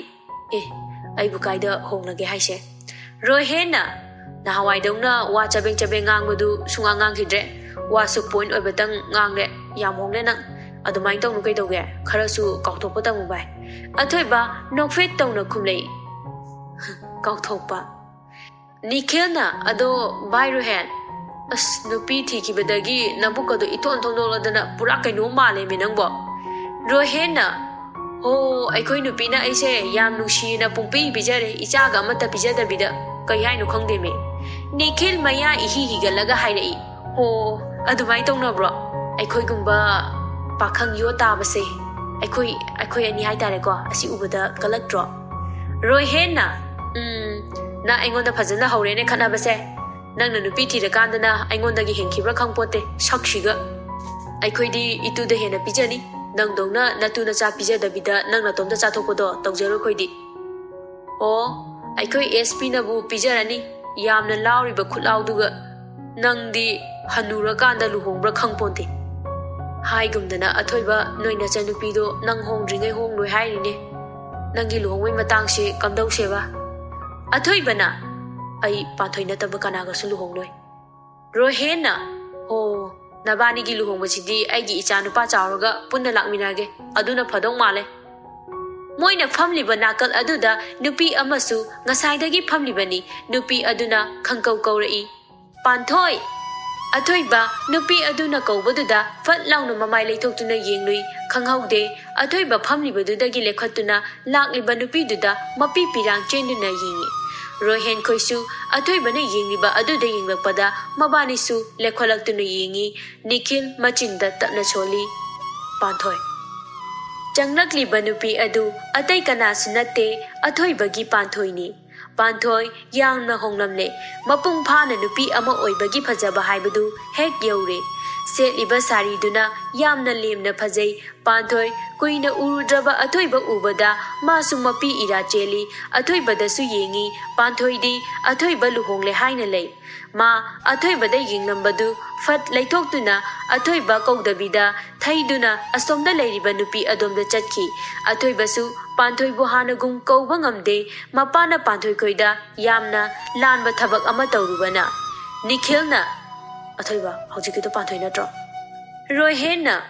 aikhoiga amta kaurumdene yam honglambe thabaka tawraba male Athoiba mangduna lei moina hanglibadu khumde ma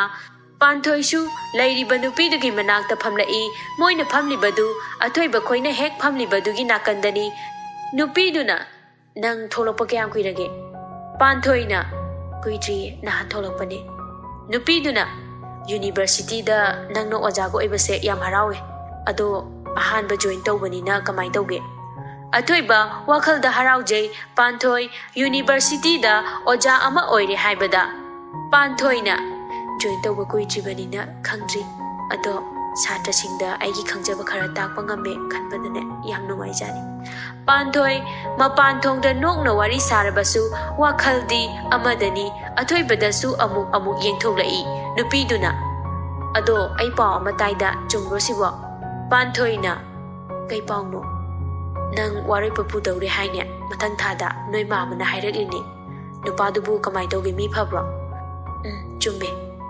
Athoiba khangaude mapi sintharakpa magi matawduda rohena chatlasi haina athoiba bu themduna puthokre Panthoi athoiba da yenglakpada athoiba leiramdre wakhalda khali dada nangbu nungairibo Ichinchina nungairibro haina nafamda hangjaba phawba ngamdre Nupiduna khangkau kaurei Panthoi tadro ai haise Panthoi khangprek khangna haire kai haikige tahodre ado nangni yadri hai kaigi yaningdrinoba Priya ai kanagumba amabu aigi thamoida laduna thamkhare madi lohongambani adubu aidi puchigi lohongnaroi Panthoi nangna adu nusiriba bisaktuna nangbu thamusinga nusiba mukta oirati ma haujisu nangbu ngaiduna leirangani nangbu ngairamdadi ma nangbu thamusinga nusiba nate Panthoi nokfet tongna hairi ai dadagi thamoi phajana khange mana aibu thamoi senadi nusikibane adubu ma soidanadi luhongambani nangna adu nusiriba mido onthokna khangningkreda Bangalore da su hairu uyade natomta mangduna talai ado pharise nangna sariga sepajidi khuphaja ama Panthoi na as yare ko ado nangna changlakpada sida nupa khara phamnambado adugi marakta post khara taba kosutai ga tawba spek upa masak yam phajaba nupa ama yawbodo mana nangonda chadawi yingbai wani Panthoi machinda tapna sonje spek ulame yam honglame nupi duna Panthoi kainuna haidubo phajana tadre yam honglamise kanano ba ado haujiki nupa do Manipur gi UPSC exam da Manipur gi rank khwaidagi wangna selection tawkibaduni haujik rims da DC oina leiribani ibema Panthoi na ha ado chalasira hoi ngahaki matungda athoiba su mayumda yaurai athoiba na manung changlakpada ningthemna ibungo athoiba chalambadu khanglep-lepi aduga mapada yenglei ningthemna nangbu ipada kaya kuina saukige haibano ipagi bungo athoiba khumde ningthemna ipa nanga wari khara sananinge ipa khoisi ahal haibadu osilaklamane ipa imau pamine ibungo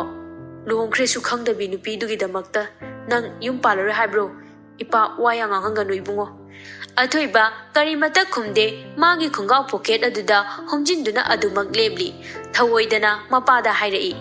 haigadabu waloiraba pabo adudi ai changkrage asi hairaga magi kada kakhaki ningthemna wa amata haiba yadaba sibu kainune ningthem magi nupi bu kaurai mama tabra nang amta sidala pakpina Ho Segai Koridubu, Kari Haige. Ning Temna, Nang Nachanupasida, Nupiti Wakara Hodu Une. I say, Yum oin a labor do palmini nangbo. Ho ne, I so hodoni bunny. Wa mang gatoi. Mana pusin in the pomatam de hepus in Jacksani. A queen a hibagayade. Luong Cresu Kangdaba, Nupi do get a magda. Masumina Kian Queen a Lake Gabino. Ho, mean a Nungshi I did a day, Moita Monahe, to Guy Biredo. Mama, Nangonga Shishiba Soro. Ho, Pariseto Piro, Natase, Pajapazana Wari Sabi, Ikoi Dokari no Moitamo. Ichanu Pasina, Moitamoga Pazana Konanga Dise, Kayadi Quire Ese. Ning Temna. I the Pazana, Wari Sabangakani Mama. Mana Toidana, Tada Banini. Pagpina. Ha, Icha Pantoidubu, Luhongnam la Journey. Hype Chatlaga Hanglushiro Moitamo. I ding of Richatwa. Khanjaduna issue. Atoiba, Magi ka the Janglaka, Firo go Hongdopa Makai, Gansai Pantoigi Masaktu, Ningsing Luna Pamunda, Pamna Machinda Su, Tapna Sunjay. The Dagi Pantoi, Ira Lalu Vanina, Nangu Ichinchina, Nushina, Gojabo Hawangam J. Nangi, Waro Port Pudoroba, Atopalamamba, Amagi Oikidoroba, Dungai Bata Oyo.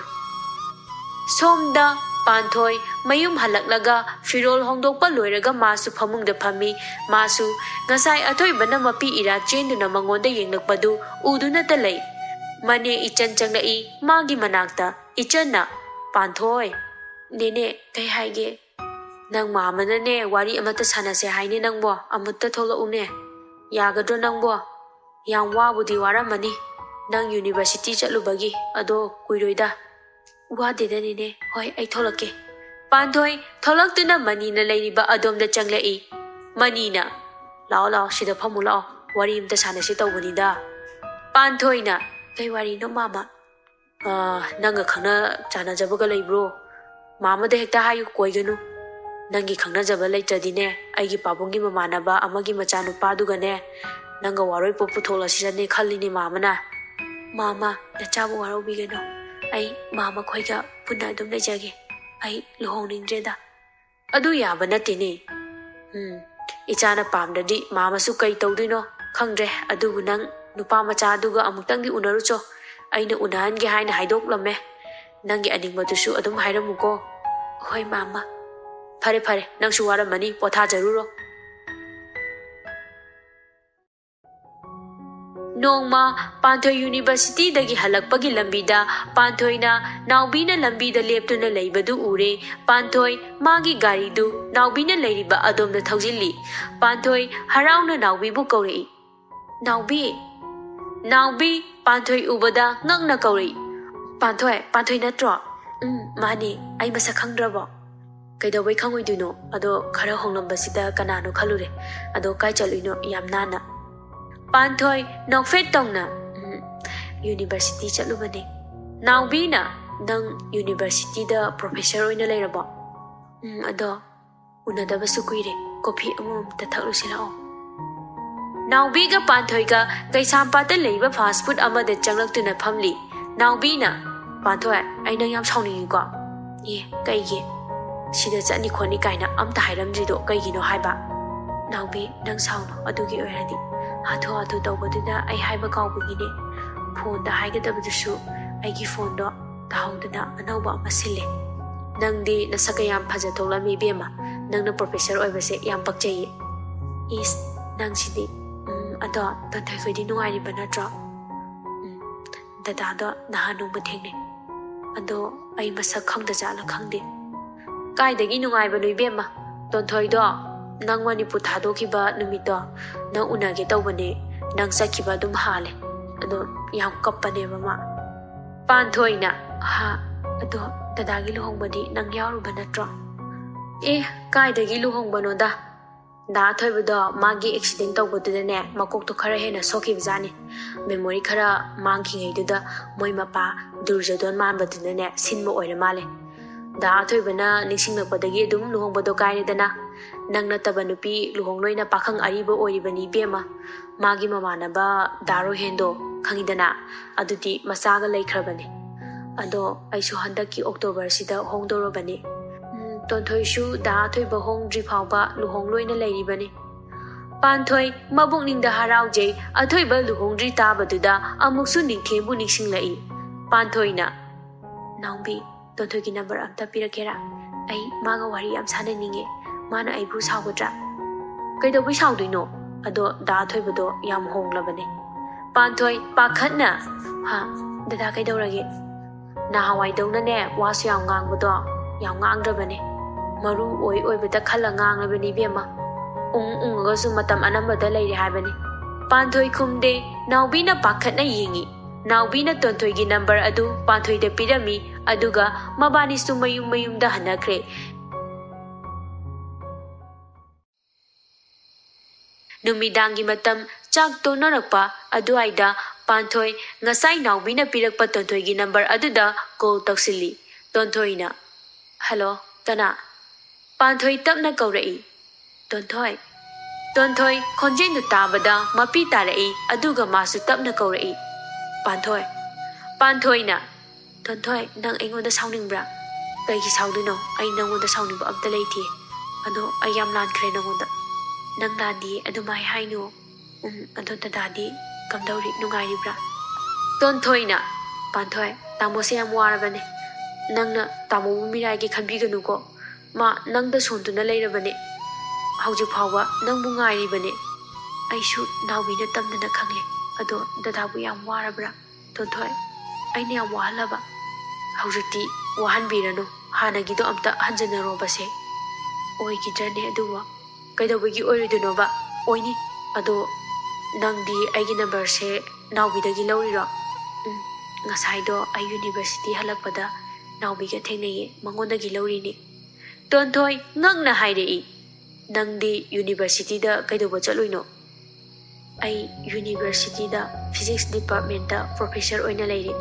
Tonthoi haraungna ha yam nungaye nang professor oire tabada ado akhoi tamoga amta unongdanana. Panthoina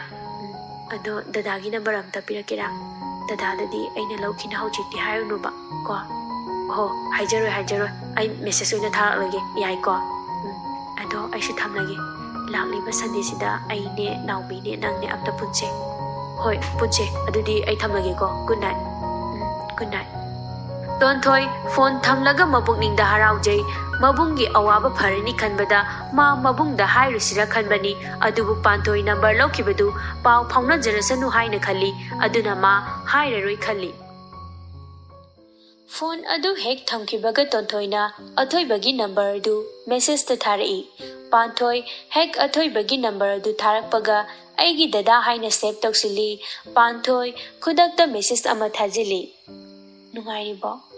athoibasu phone ama thabaki oiba wari sanarambani hek phone thambaga unknown number amana message tharakpaduda ma haifengai. Athoiba magi personal number si magi maru oiba mi natana kanada supidabani adubu unknown number amana message tharakpaduda ma pungang akhre. Athoiba message adu thuna hali kadano ai bu hairaga masak khangkitrane. Aina hangiba question sine aina pamba aduga aina fajana khangdaba miyoi kanadasu aigi personal number se pigidri. Yam yelaba aina message tharakpase. Athoibana just come to the point. Ai se thabak yam leitaba miyoi ni ururabo. Ai dadagi matam amagi Panthoidune dada thabak yam chilangane haiba khangudre. Aina ngahak yepagi warawino ai thamlage. Athoiba message adu hek ubada thuna message halai. Panthoi thamkino ai nangni khangudre aige wari ngahakta sakiba yagadra please. Dadagi ayaba yaudana number lobgi damak aibu ngakpiu ko. Ngakpiu haibati aina nangonda haigadaba wane nangna haigadaba nati. Dadadi nungairiba natro. Aise nungaire lemda wanbra. Khangde ai nangdi nungairibra. Aisu nungaina leremda wanbra dada. Aisu khangde ado nangna aingonda message tharakpase sidagi hena nungaiba leitre ai. Aini hena nungai dada. Dadaga amuk pau phaunabase ado kanadasu aiga pau phaunai haibase Tonthoina tana khangan biganu ko. Daru hen khoi danikhu khoi deso. Ado ai phone oina tawakpa yagadra. Nangi khonje takhidaba yamna koire. Hoi ꯑꯊꯣꯏꯕ ꯈꯨꯗꯛꯇ phone ꯇꯧꯔꯛꯏ꯫ ꯗꯗꯥ, ꯑꯊꯣꯏꯕ ꯈꯣꯟꯖꯦꯜ ꯑꯗꯨ ꯇꯥꯕꯗ ꯃꯄꯤ era ꯆꯦꯜꯂꯛꯏ꯫ ꯍꯥꯎ꯫ ꯄꯥꯟꯊꯣꯏꯁꯨ ꯀꯨꯏꯅ ꯇꯥꯈꯤꯗ꯭ꯔꯕ ꯈꯣꯟꯖꯦꯜ ꯑꯗꯨ ꯇꯥꯕꯒ ꯃꯤꯠꯀꯤ ꯄꯤ ꯃꯥꯁꯨ ꯇꯞꯅ ꯇꯥꯔꯛꯏ꯫ ꯊꯕꯛ ꯆꯤꯜꯂꯦ ꯍꯥꯏꯔꯒ ꯐꯣꯟ ꯇꯧꯔꯛꯀꯦ ꯍꯥꯏꯁꯦ ꯊꯕꯛ ꯂꯣꯏꯔꯕꯣ? ꯊꯕꯛꯇꯒꯤ ꯅꯪꯅ ꯍꯦꯟꯅ ꯂꯨꯏꯌꯦ꯫ ꯊꯕꯛꯀ ꯑꯝꯇ ꯇꯧꯈꯤꯔꯣꯏ ꯑꯩ꯫ ꯊꯕꯛ ꯂꯥꯏꯊꯣꯛꯄꯗꯤ ꯐꯠꯇꯤꯌꯦ ꯗꯗꯥ꯫ ꯅꯪ ꯑꯩꯉꯣꯟꯗ ꯋꯥꯔꯧꯔꯝꯒꯅꯤ, ꯁꯥꯎꯁꯨ ꯁꯥꯎꯅꯤꯡꯉꯝꯅꯤ꯫ ꯑꯩ ꯈꯪꯉꯦ, ꯑꯩꯁꯦ ꯌꯥꯝ ꯐꯠꯇꯦꯀꯣ꯫ ꯀꯩꯅꯣ ꯗꯗꯥꯅ ꯍꯥꯏꯔꯤ ꯃꯌꯥꯝꯗꯨꯕꯣ? ꯑꯩ ꯗꯗꯥꯗ ꯋꯥꯔꯧꯕ, ꯁꯥꯎꯅꯤꯡꯕ ꯑꯃꯠꯇ ꯂꯩꯇꯤꯌꯦ꯫ ꯅꯪ ꯋꯥꯔꯣꯏꯕ ꯄꯨꯗꯧꯕ ꯀꯨꯏꯗ꯭ꯔꯦ ꯍꯥꯏ, ꯆꯨꯝꯕ꯭ꯔꯣ? ꯄꯥꯟꯊꯣꯏ ꯅꯣꯛꯊꯣꯛꯂꯛꯏ ꯑꯗꯨꯒ ꯍꯥꯏꯔꯛꯏ, ꯀꯨꯏꯗ꯭ꯔꯦ, ꯄꯨꯕꯗꯤ ꯏꯁꯥꯅ ꯌꯥꯗ꯭ꯔꯤ꯫ ꯅꯪꯅ ꯅꯣꯛꯄ ꯇꯥꯗꯕ ꯀꯨꯏꯔꯦ, ꯈꯔ ꯀꯨꯏꯅ ꯅꯣꯛꯈꯣꯀꯣ꯫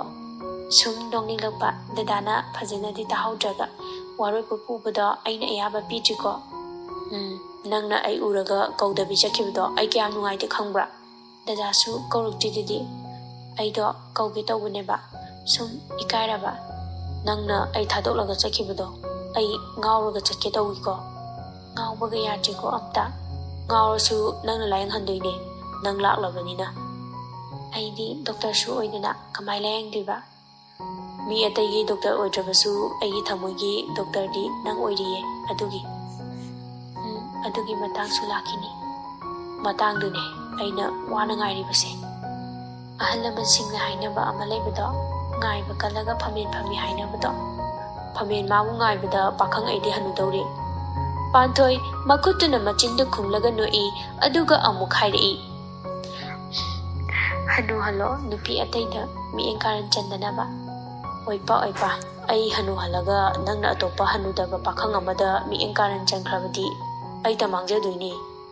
ꯄꯥꯟꯊꯣꯏ ꯀꯟꯅ ꯍꯦꯛꯇ ꯅꯣꯛꯊꯣꯛꯂꯛꯏ ꯑꯗꯨꯒ ꯍꯥꯏꯔꯛꯏ, ꯌꯥꯔꯦꯀꯣ ꯗꯗꯥ, ꯑꯩ ꯅꯣꯛꯄꯗ ꯁꯤꯗꯧꯔꯦ꯫ ꯋꯥꯁꯨ ꯌꯥꯝ ꯉꯥꯡꯕꯁꯤꯕꯨ ꯋꯥ ꯌꯥꯝ ꯉꯥꯡꯈꯤꯗ꯭ꯔꯦ ꯍꯥꯏꯔꯒ꯫ ꯑꯩꯗꯣ ꯅꯪꯉꯣꯟꯗꯗꯤ ꯋꯥ ꯌꯥꯝ ꯉꯥꯡꯅꯤꯡꯉꯦ, ꯑꯇꯩꯒꯤ ꯃꯃꯥꯡꯗꯗꯤ ꯈꯔ ꯉꯥꯡꯗꯕ ꯇꯝꯕꯅꯤꯗ꯫ ꯑꯩꯁꯦ ꯌꯥꯝ ꯂꯦꯝꯕ ꯅꯨꯄꯥꯅꯦ ꯍꯥꯏꯍꯟꯒꯦ ꯇꯧꯕ꯫ ꯑꯩꯗꯤ ꯅꯨꯄꯥꯅ ꯌꯥꯝ ꯂꯦꯝꯕꯁꯦ ꯄꯥꯝꯃꯦ꯫ ꯑꯗꯨꯅꯦ, ꯑꯗꯣ ꯑꯝꯇ ꯎꯅꯁꯤꯗꯅ ꯑꯩꯈꯣꯏ ꯄ꯭ꯔꯣꯐꯦꯁꯔꯕꯨ ꯌꯥꯒꯗ꯭ꯔꯣ? ꯀꯩ ꯅꯨꯃꯤꯠꯇ ꯎꯅꯁꯦ ꯍꯥꯏꯅꯣ? ꯈꯪꯗꯦ, ꯅꯪꯅ ꯁꯪꯕ ꯅꯨꯃꯤꯠꯇ ꯑꯩꯒꯤꯗꯤ ꯏꯌꯥ ꯌꯥꯏ꯫ ꯗꯗꯥꯅ ꯑꯣꯏꯅ ꯍꯥꯏꯔꯛꯑꯣ꯫ ꯅꯪ ꯌꯨꯅꯤꯚꯔꯁꯤꯇꯤ ꯄꯨꯡ ꯀꯌꯥꯗ ꯍꯜꯂꯛꯀꯦ? ꯀ꯭ꯂꯥꯁ ꯌꯥꯝ ꯂꯩꯇꯕ ꯅꯨꯃꯤꯠꯇꯗꯤ ꯉꯟꯅ ꯑꯗꯨꯝ ꯍꯜꯂꯛꯑꯦ, ꯀ꯭ꯂꯥꯁ ꯈꯔ ꯌꯥꯝꯅ ꯂꯩꯕ ꯅꯨꯃꯤꯠꯇꯅ ꯊꯦꯡꯅ ꯍꯜꯂꯛꯑꯦ꯫ ꯑꯗꯨꯗꯤ ꯍꯌꯦꯡꯗꯤ ꯀ꯭ꯂꯥꯁ ꯀꯌꯥꯝ ꯂꯩꯒꯦ? 2ꯇꯪ ꯂꯩꯌꯦ꯫ ꯑꯗꯨꯗꯤ ꯍꯌꯦꯡ ꯅꯪ ꯀ꯭ꯂꯥꯁ ꯂꯣꯏꯕꯒ ꯍꯥꯏꯔꯛꯑꯣ, ꯑꯩ ꯅꯣꯏ ꯌꯨꯅꯤꯚꯔꯁꯤꯇꯤ ꯃꯃꯥꯡꯗ ꯉꯥꯏꯔꯝꯃꯒꯦ꯫ ꯍꯣꯏ, ꯑꯗꯣ ꯃꯤ ꯀꯅꯥꯝꯇꯗ ꯑꯩꯒ ꯎꯅꯩ ꯍꯥꯏꯗꯣꯛꯀꯅꯨꯀꯣ꯫ ꯍꯣꯏꯗ꯫ ꯑꯗꯣ ꯗꯗꯥ, ꯑꯩ ꯊꯝꯂꯒꯦ꯫ ꯗꯗꯥꯁꯨ ꯊꯕꯛ ꯇꯧꯗꯧ ꯂꯩ ꯍꯥꯏꯕꯗꯣ ꯇꯧꯔꯨꯔꯣ꯫ ꯍꯣꯏ, ꯊꯕꯛꯀ ꯑꯝꯇ ꯇꯧꯈꯤꯔꯣꯏꯗ, ꯃꯣꯠ ꯉꯥꯏꯍꯥꯛꯇ ꯁꯥꯒꯠꯈꯤꯒꯦ꯫ ꯊꯕꯛꯇꯣ ꯍꯥꯟꯅ ꯂꯣꯏꯊꯣꯛꯑꯣ, ꯑꯗꯨꯒꯅꯦ ꯁꯥꯒꯠꯈꯤꯁꯨ ꯁꯥꯒꯠꯆꯧ꯫ ꯍꯣꯏ, ꯅꯪꯅ ꯍꯥꯏꯔꯕꯅꯤꯅ ꯇꯧꯕ ꯇꯥꯔꯦꯗꯅ꯫ ꯊꯝꯖꯔꯣ꯫ ꯑꯗꯣ ꯅꯨꯡꯇꯤꯒꯤ ꯐꯣꯟ ꯇꯧꯔꯛꯀꯦ, ꯄꯥꯏꯗꯕꯤ ꯇꯧꯅꯨꯀꯣ꯫ ꯑꯩ ꯌꯥꯝ ꯄꯥꯈꯠꯂꯦꯕ꯫ ꯍꯣꯏ ꯕꯥ, ꯑꯗꯨꯗꯤ ꯑꯩ ꯊꯝꯃꯒꯦꯀꯣ꯫ Good night. Good night. ꯑꯅꯤ ꯑꯗꯨ ꯐꯣꯟ ꯍꯦꯛ ꯊꯝꯅꯈꯤꯕꯒ ꯅꯣꯛꯃꯤ ꯇꯧꯅꯗꯨꯅ ꯂꯩꯅꯩ꯫ ꯑꯊꯣꯏꯕꯁꯨ ꯀꯨꯏꯅ ꯄꯥꯎ ꯐꯥꯎꯅꯈꯤꯗ꯭ꯔꯕ ꯃꯥꯒꯤ ꯄꯥꯟꯊꯣꯏꯒ ꯐꯥꯎꯅꯕꯗꯨꯗ ꯅꯨꯡꯉꯥꯏꯕꯒꯤ ꯄꯪꯈꯩ ꯂꯩꯇ꯭ꯔꯦ꯫ ꯃꯥ ꯄꯥꯎꯁꯤ ꯅꯤꯈꯤꯜ ꯈꯣꯏ ꯔꯨꯍꯦꯜ ꯈꯣꯏꯗ ꯇꯝꯅꯤꯡꯂꯝꯕꯅꯤ, ꯑꯗꯨꯕꯨ ꯄꯥꯟꯊꯣꯏꯅ ꯀꯅꯥꯃꯠꯇ ꯍꯥꯏꯗꯣꯛꯀꯅꯨ ꯍꯥꯏꯕꯗ ꯀꯣꯟꯅ ꯇꯝꯂꯒꯦ ꯈꯜꯂꯤ꯫ ꯁꯣꯝꯗ ꯄꯥꯟꯊꯣꯏꯁꯨ ꯃꯣꯃꯣꯟ ꯇꯧꯗꯨꯅ ꯐꯃꯨꯡꯗ ꯃꯣꯟ ꯀꯣꯟꯗꯨꯅ ꯂꯩ꯫ ꯀꯦꯅꯨꯅ, ꯆꯦ ꯄꯥꯟꯊꯣꯏ, ꯀꯩꯅꯣ ꯁꯤ ꯅꯨꯄꯤꯁꯦ ꯉꯥꯎꯔꯕ? ꯑꯣ, ꯆꯦ ꯄꯥꯟꯊꯣꯏ, ꯀꯦꯅꯨꯅ ꯈꯪꯀꯧ ꯀꯧꯔꯛꯄꯅꯤ꯫ ꯄꯥꯟꯊꯣꯏꯅ, ꯑꯁ ꯈꯪꯉꯦ, ꯀꯩꯅꯣ ꯇꯞꯅ ꯀꯧꯔꯣ ꯌꯥꯗ꯭ꯔꯣ? ꯉꯁꯥꯏꯗꯩ ꯇꯞꯅ ꯀꯧꯕꯗ ꯇꯥꯗꯕꯗꯨꯗ ꯀꯟꯅ ꯀꯧꯔꯛꯏꯕ꯫ ꯑꯗꯣ ꯆꯦ ꯀꯩ ꯋꯥꯈꯜꯗꯅꯣꯕ ꯑꯩꯅ ꯀꯧꯕꯒ ꯇꯥꯗ꯭ꯔꯤꯗꯨꯕꯣ? ꯃꯤꯅ ꯋꯥꯈꯜꯒ ꯌꯥꯝ ꯁꯥꯒꯠꯂꯤꯀꯥꯟꯁꯤꯗ ꯅꯪꯅ ꯂꯣꯏ ꯊꯨꯒꯥꯏꯔꯦꯕ꯫ ꯏꯁ, ꯀꯩ ꯋꯥꯈꯜꯅꯣ ꯆꯦꯅ ꯁꯥꯒꯠꯂꯤꯁꯤꯕꯣ? ꯌꯥꯝ ꯅꯨꯡꯉꯥꯏꯕ ꯃꯥꯜꯂꯤꯗ, ꯅꯍꯥꯟꯈꯩꯒ ꯃꯥꯟꯅꯗꯦꯕ꯫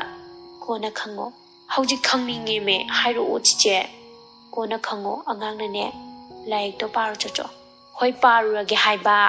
ꯆꯦꯒꯤ ꯒ꯭ꯔꯤꯟ ꯄꯦꯟ ꯂꯩꯔꯗꯤ ꯑꯝꯇ ꯋꯥꯏꯒꯦ ꯍꯥꯏꯒꯦ ꯇꯧꯕꯅꯦ꯫ ꯑꯩꯒꯤ ꯇꯦꯕꯜꯗ ꯂꯩꯕꯅꯦ, ꯑꯗꯨꯝ ꯂꯧꯔꯨꯔꯣ꯫ ꯍꯣ ꯏꯆꯦ ꯅꯨꯡꯁꯤꯕꯤ, ꯊꯦꯡꯀ꯭ꯌꯨ꯫ ꯀꯦꯅꯨ ꯐꯦꯟ ꯑꯗꯨ ꯃꯈꯨꯠꯇ ꯎꯪꯗꯨꯅ ꯊꯣꯛꯈ꯭ꯔꯦ꯫ ꯃꯊꯪꯒꯤ ꯅꯨꯃꯤꯠꯇꯨ ꯑꯊꯣꯏꯕ ꯗ꯭ꯔꯦꯁꯀꯗꯨ ꯑꯔꯣꯏꯕꯤ ꯊꯥꯗꯅ ꯅꯥꯜꯂꯒ ꯊꯣꯛꯂꯛꯏ꯫ ꯇꯣꯟꯊꯣꯏꯅ, ꯅꯨꯄꯥꯁꯦ ꯉꯁꯤꯗꯤ ꯌꯥꯝ ꯉꯜꯂꯤꯗ, ꯀꯥꯏꯗ ꯆꯠꯇꯣꯏꯅꯣ? ꯄꯥꯛꯄꯤꯅ, Nabungdi nungtigi adum nana chatli kaino office ta natradi kaida chatuino ima nang na khangdaba wa yam leiko yang khangba sarakanu ai su khangina ai gi chani kaino office natana mana kaida mu chatludoino chalo chalo ibungo mapanda na ngaiduna lerabani nangi security guard singduna athoibana ima ai ngasidi security puraroi ai itomda chakhrage kaidorage ni ichabo matam phatabisida imadi pakhalina ukhoko tontoina mi pakhang ni kaino ima sum security guard ngaije ngaktuna sum chaladi kaidagi nupi phangduino aiko ima sidi pangi he athoibana okhayam phajilakanuda ton ai chalise office tani atai de chapanate ai kai su chaloi ko tontoi wakhal da khali kaino ne pathoina paw phau ta jala hamu adum leisina pakpina ho adudi phaja phajana yeng duna chalu ko ibungo yamsu pakhat pirunda ima kaisu tawro athoiba mapalom da thokare ma ngasi dima ki security guard jaw da bida office room da direct lai athoiba office da phamlabasu wakhal di amadani leirise ma panthoina phone tawrpa ngairi bani athoiba office da ngahak phamlamnaga university room da haitharai athoiba university gate da panthoina phone tawrpa ngaiduna lei pung ama tarakpa adoida panthoi phone tawrai panthoina dada ai class lore dada lakpa yarni ai ngaire mage ko thogo ai ge dangaire ha dada la apo ngahak oire ngaiba nang uning mandana office ta ga ai phamduna leiba ngamdraba panthoi nofet tawna ai thola age dudi okay panthoi phone thamgraga university gate room da thuna tholai yengbada pungpha da phajai setliba sari dune magi komli launa loliba sangi bindi dune yengbagi penba naide panthoi athoi bana lei hairidu manga koirei leidune yengi manakta gari ama thaujilai gari gi glass to haidolakpada athoi ba oirami panthoi nokfet tawsili laudana chalase panthoi athoi bagi nakan gi situ da phamle athoi ba panthoi de yenglaga hairei chalasi yaraba panthoi su athoi bada nofet tawna yenglaga hoi hai bagi maongda makok tu nomi athoi baga panthoi ga phaidinga garden om da thorei gari manungda mabani ngahakti kaisu haina de amukti amana amada yengnei achikpadu athoi bana thugairei angang macha manaramjina lishabi oirame as dada karan da sulep le pamdemi thamoisu ongnamdabanida panthoi nofet tawna athoi bada yengje dada su pakhang ariba malame mapan thongda pakhang ariba manjaragasu manungdadi handakta chahi 33 pharapa pakhang macha ga chamanari jani panthoi athoi bagi waduda machin khumlaga noi adumai nolakanume kai ge thamoise liquid on thoke taweba adudi sumaina sum nok tare he ai hatoke hairo dudi hoi hatoke is kijareda panthoi amuka noglai ma handakti machin adu makhutna khumdabida noglai phajana yengsilure panthoi gi pori bamaya adu nolakpa upududa panthoi gi phajabagi magun amadi hapli nok tuna panthoi na hairi yare toklasi dada athoi bana panthoi noklamba maya du umsinduna tamna khumlei kai haige dada nangse asu am nushi se nang aingonda mahiga toksinkhibra aina kai mahi toksindoiba nang ayamu wahalanu ko ibani amu lapnaradi ai hindau mandre handakti dada kaino haidie phagi nate panthoi sor asangba ama hondoi aduga hairei aisu lapnabado wadaba natie nupanoida awaba khangjinba ngambane nupi ekhoidi adu ngamdi khangjinaba honabada yam wai haibam khangdana wai adada wari sana na lakpada phaidinga garden su yaure mabani garden manungda punna changminarei garden duda mabani chattuna garden dugi phajabadu yengminari athoibana panthoi bu photo su kapiri mabani punna amuk kaminai photo kapa loiraga mafam chaba amada mabani punna phaminari athoibana warabo Khara waye. Waradi halasiro. Panthoi ngakna hairei. Dada haninglaba. Ha? Nate. Nang ware haibduda haibanida. Ha? Haijaramdasu phadawni. Ado nangna waroi pupuba yaro hairabasu. Noi mama khoina yakhradi kamai tawba. Ho dada pakhatkano. Aikhoi mama nane aina yadardi moine hekte yai hairoi hayi. Ado nupadudi amukta unabiyo hayi. Aigi apambasingdusu hairamu hayi mamana. Aigi unahange haina ayaba pithoklame hayi. Adumadi ai unajaruke dadasu aigi punna chatminase. Adu haunadida. Nang adum unajarucho. Ai yaurokpada nupaduna uraga amu nungaikiroi. Nangna hainingbodo phajana adum hairamo. Adugane nupa kharanane magi khangnaba nupina mamanabani khangde chumna wari ama sanabada lana hekta ubado aigi nate nangbu aina thajai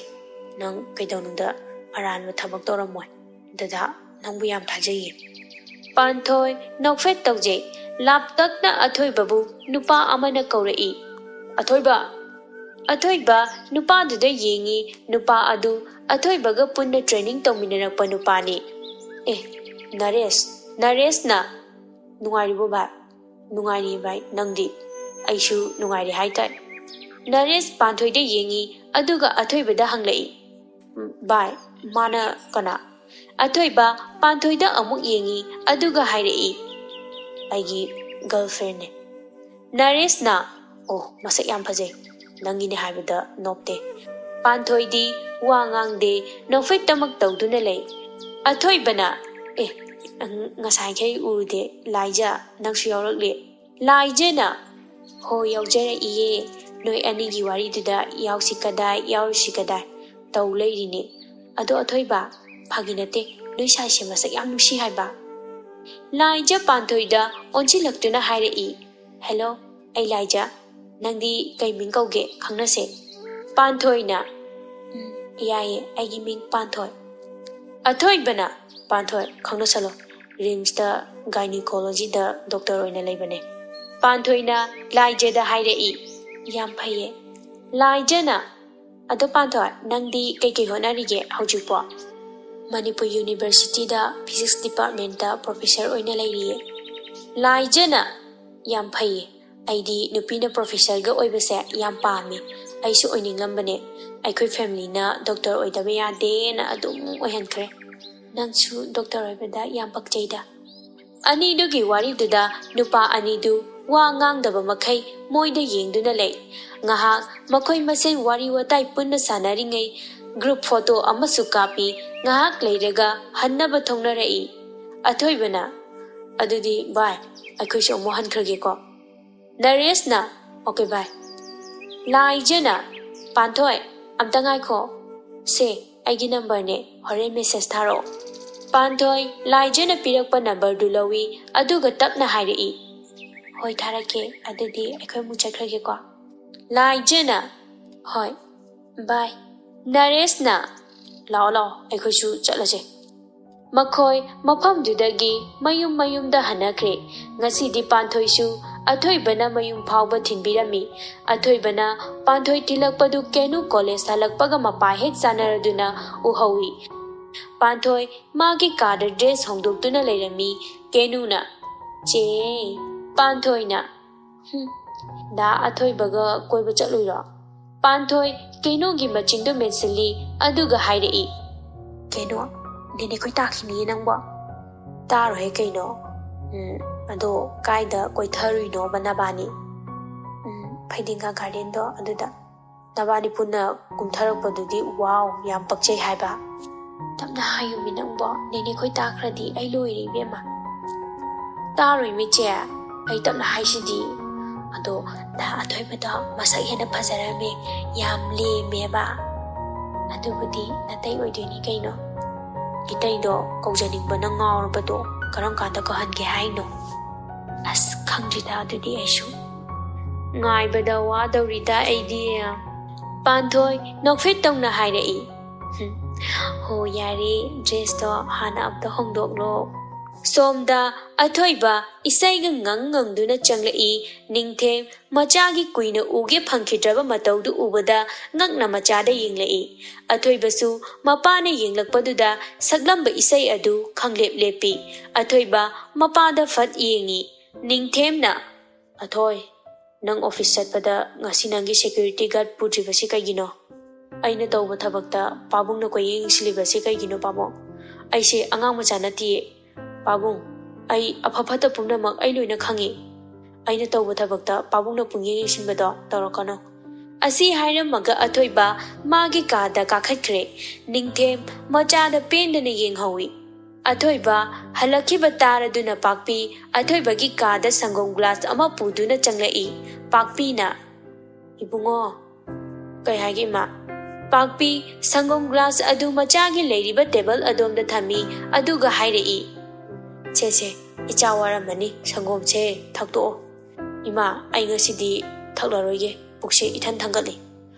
ho office ta kai chasila agi ne nangba kai khara chasila ima aduine ho phare ado pura abani na khari di thakto horen kai henjang thongsige achamba chamthonggumba ama oina chasima ho ai hauna thongbirage ko ado ima se wa amadi hainingwani ne Kay wano ima, nang na noy pabungbu warawduna kayang kuina laikige haibano, parasu patrasu, nang muhe pokliba na pani ne. Ay khang ima, adubu mamangda pabung na mingonda tawkibado, nacha warawdaba ngamdi. Imasu kay haigadabano khangdre. Karamba numitano, nangga na pabungga hanagum nushina na layminar kadaba. Madu karawana thokani ima. Pakpi machagi wakhal yamna muna khangi athoiba hankhradbani maching yamna phatte khankiba wakhal hongande tauge khankiba thabak amata tawdana tokte athoiba pakpi na phare imasu kaikeno khita lusalukige nangsu waramani pothajaro imasu thoge ko athoiba mama na hek thokkibaga panthoida message ama thajili athoiba na yumyorabo Yauba nga hak oire, dadadi yauraba. Aisu nga hak oire yauba. Athoiba na, yamwaraba. Panthoi na, wadeda, dadadi, wadra. Kaidaramino dada. Imaga wari sanarambane, nangdi kaidaramino. Imado udaba yang kuire, nungairiba natro ima koide. Udaba kuirido, nungtigi unaba tawrasira. Haura ani, magi karan ngangbise. Karan na timinangbo. Karan na tadi adu kaino. Oy bayaba wani adu. Ay pabung na kaisu pambiroy dada. Nang pabung ga lamina daw nati. Ay gane lamina dise. Pabung kibiyo haide ko. Asuk chaw na nangi dama ay leri sidi. Sida kanaki rino. Ado pabung wakal nungay kiroy daba tabagdi taw nungko dada. Ay ga haujik pazana kong nangang na de pabung ga. Kaino dada adumai tawriduba adu phatteba adumai tawnuko hanugum phajana laibiyu aigi haktagdagi dadaga pabunga nushinaramba maridudi thadal haningde aine hena laininge adubu thamoi shokna pabungbu aine waraukibana ai kokhidabane mapadabu warauba thamnabra dada madu phati adumai tawnuko pabungdu kongang da phajana wari sanauko panthoi nangse adu pharise kaigino Dadana ay nusibagi tatagat pibane nusibay wadi sathina nusijani nangse ikai yam haisilakano thoi ay horen amu thara age ko dada makhada amta kumukige ko pan thoi na hoi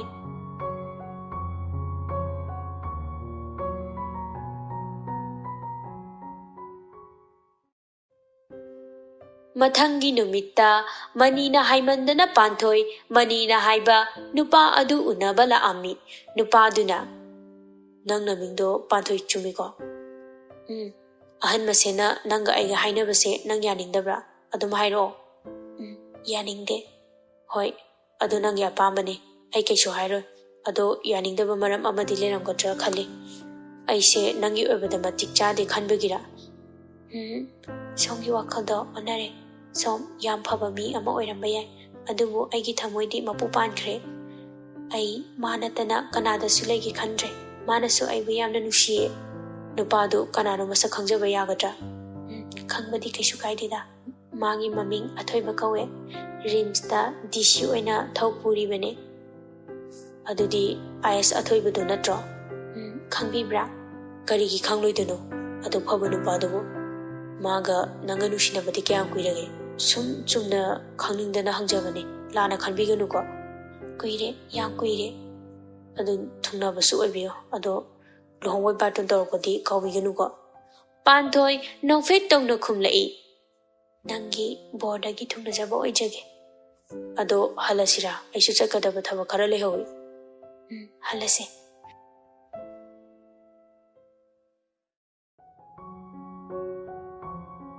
ꯁꯟꯗꯦ ꯅꯨꯃꯤꯠ ꯌꯧꯔꯛꯇꯨꯅ ꯄꯥꯟꯊꯣꯏ, ꯅꯥꯎꯕꯤ, ꯇꯣꯟꯊꯣꯏ ꯃꯈꯣꯏ ꯑꯍꯨꯝ ꯄꯨꯟꯅ ꯔꯣꯁ ꯒꯥꯔꯗꯦꯟꯗ ꯄꯨꯜꯂꯤ. ꯇꯣꯟꯊꯣꯏꯅ, ꯄꯥꯟꯊꯣꯏ, ꯅꯪ ꯅꯁꯛ ꯀꯨꯏꯔ ꯀꯨꯏꯔ ꯁꯨꯝ ꯐꯖꯔꯛꯏꯁꯦ ꯀꯃꯥꯏ ꯇꯧꯔꯤꯅꯣ? ꯐꯖꯗꯕꯅꯤ ꯃꯦ. ꯃꯤꯅ ꯇꯥꯔꯗꯤ ꯀꯥꯏꯗ ꯐꯖꯩꯅꯣ ꯍꯥꯏꯔꯛ ꯇꯥꯔꯤꯃꯤ. ꯅꯥꯎꯕꯤꯅ, ꯇꯣꯟꯊꯣꯏ,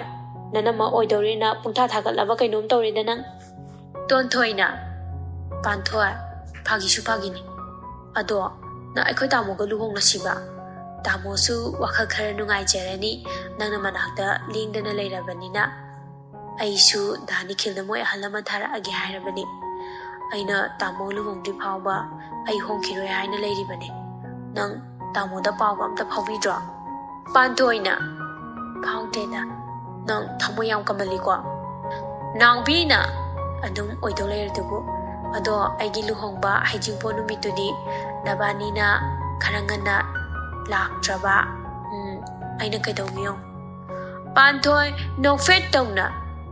ꯍꯣꯏ ꯂꯥꯛꯀꯦ. ꯑꯗꯣ ꯅꯣꯏ ꯍꯦꯔꯣꯗꯨꯕꯨ ꯀꯩ ꯍꯣꯠꯅꯔꯤꯒꯦ? ꯃꯥꯁꯨ ꯑꯣꯖꯥꯅꯦ. ꯐꯩꯅꯦ ꯑꯗꯨꯗꯤ. ꯇꯣꯟꯊꯣꯏꯅ, ꯐꯕꯅꯦ ꯐꯕꯅꯦ. ꯅꯥꯎꯕꯤꯒ ꯌꯥꯝ ꯆꯥꯟꯅꯖꯕꯅꯦ. ꯅꯥꯎꯕꯤꯅ, ꯆꯥꯟꯅꯕꯅꯦ ꯀꯂꯛꯆꯧꯋꯣ ꯅꯪꯗꯤ. ꯀꯂꯛꯆꯗꯦ. ꯑꯩꯈꯣꯏꯁꯨ ꯂꯩ ꯀꯩꯅꯣ. ꯄꯥꯟꯊꯣꯏꯅ, ꯗꯥ ꯅꯤꯈꯤꯜꯗꯤ ꯀꯃꯥꯏ ꯇꯧꯔꯤ ꯇꯣꯟꯊꯣꯏ? ꯃꯥꯁꯨ ꯁꯨꯝ ꯂꯩꯔꯤꯕꯅꯤ. ꯏꯝꯐꯥꯜ ꯋꯦꯁꯀꯤ SP ꯑꯣꯏꯔꯦꯅ ꯌꯥꯝ ꯄꯣꯡꯂꯤꯕꯅꯤ. ꯃꯥ ꯃꯁꯛꯇꯨꯒ. ꯄꯥꯟꯊꯣꯏ ꯅꯣꯛꯇꯨꯅ ꯍꯥꯏꯔꯛꯏ. ꯑꯁ ꯌꯥꯔꯦꯍꯦ. ꯅꯥꯎꯕꯤꯅ, ꯍꯥꯏꯒꯨꯝꯗꯅ ꯃꯣꯏ ꯑꯍꯨꯝꯁꯦ ꯌꯥꯝ ꯂꯨꯅꯁꯨ ꯇꯤꯟꯅꯩ. ꯊꯕꯛꯁꯨ ꯂꯣꯏꯅ ꯇꯧꯏꯀꯣ. ꯇꯣꯟꯊꯣꯏꯅ, ꯍꯣꯏ ꯑꯗꯨꯕꯨꯗꯤ ꯀꯩꯅꯣꯅꯦ. ꯄꯥꯟꯊꯣꯏꯅ, ꯑꯗꯣ ꯅꯥꯎꯕꯤ, ꯅꯪ ꯂꯨꯍꯣꯡꯕꯒꯤ ꯀꯩ ꯄꯥꯡꯉꯣ ꯍꯥꯏꯅꯣ? ꯑꯃ ꯍꯥꯏꯔꯛꯑꯣ, ꯑꯩ ꯄꯥꯡꯒꯦ. ꯀꯩꯅꯣ ꯄꯣꯠ ꯀꯝꯇ ꯄꯥꯡꯕꯤꯔꯛꯀꯅꯨꯀꯣ. ꯑꯣ ꯅꯣꯏꯗꯅꯦ ꯉꯟꯇꯥꯅ ꯂꯥꯛꯑꯣ. ꯑꯗꯨꯅ ꯑꯩ ꯄꯦꯟꯖꯔꯒꯦ. ꯇꯣꯟꯊꯣꯏꯅ ꯑꯃꯨꯛ, ꯑꯩꯗꯤ ꯃꯤꯊꯥꯏ ꯑꯃ ꯄꯥꯡꯒꯦꯅ ꯇꯧꯔꯝꯃꯤꯅꯦ. ꯇꯣꯟꯊꯣꯏꯒꯤ ꯋꯥꯗꯨꯗ ꯃꯈꯣꯏ ꯑꯍꯨꯝ ꯄꯨꯟꯅ ꯅꯣꯛꯃꯤꯟꯅꯩ. ꯅꯨꯃꯤꯠ ꯑꯗꯨ ꯅꯨꯡꯉꯥꯏꯅ ꯍꯧꯖꯤꯟꯈ꯭ꯔꯦ.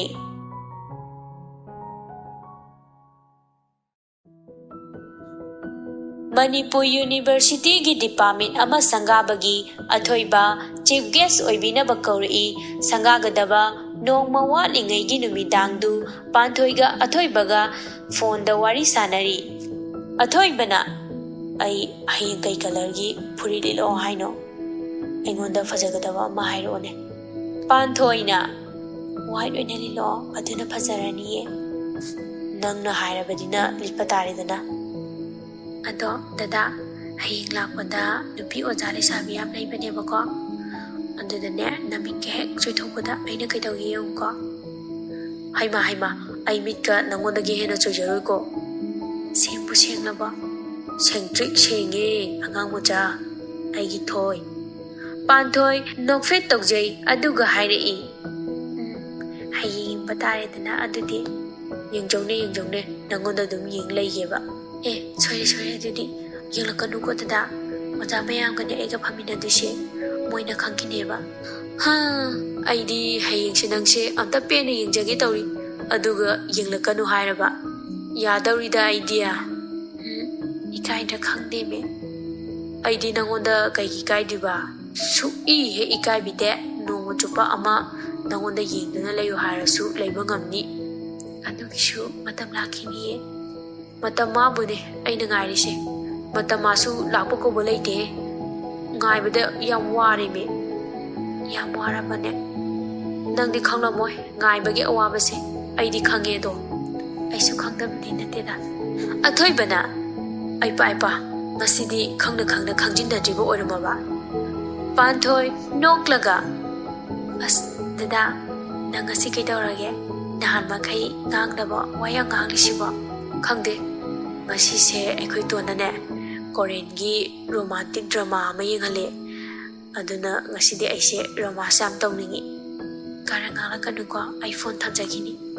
he thamkinuda ngahak romance tawkhiseba ai ngasi di romantic yam oyeba Panthoina ikaina hairei nang oyhoro iPhone thamage asi hairaga phone adu kakthali Panthoi mathanta nokche machinda su soli masaktuna romance tawrinena athoiba message ama tharai ikai ni tawido nusiba helei ko adumai toksilakano thamoi se liquid ole solid amta olhanbiyo Panthoi athoibagi message adu ubada amuk hena nokche Panthoi su message ama amuk fathajili solid olhanbaga ngamkhiroi ai migi thamoi wahanbagi dandi pigena naijeri ai isana yana lojege ado thengni ai tumlage ko nungaina tumtho good night aigi angang macha aigi nusibi thoi love you dada su good night love you too athoi basu Panthoina tharak padu yengduna momon tawjei ma adugumba ma ongdu kuirabani tawkhidaba adubu athoi ba haujikti momon da tawduna laikhare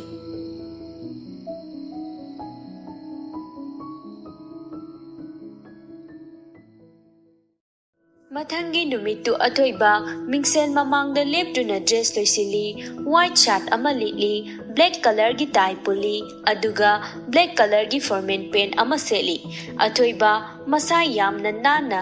magi kadagi makhada kumtharai pakpina ibungo cha kitang cha thokodana charogi ma moina ada chaising loina silamani kailamdane ba function chatuisha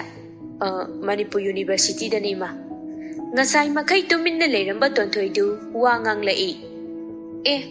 tamo adudi Panthoi thengnabre ngo masu Manipuri University da professor oibane physics department da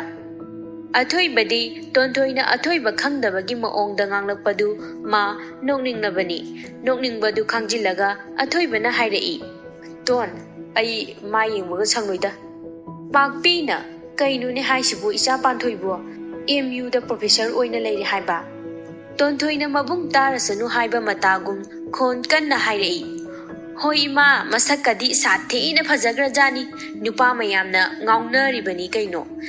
athoiba tonthoigi mataudu yamna nokningnabani adubu ma adum khangjili athoibana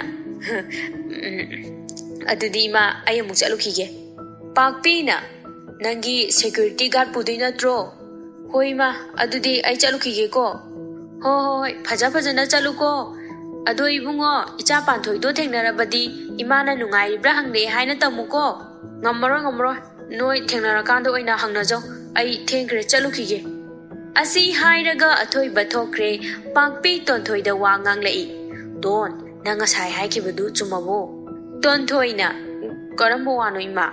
Panthoi MU da professor oi haibadu chumme kaino aina amu phagi tawlei gidra pakpi nokfet tawjei aduga hairei onthok na ningthijarangani da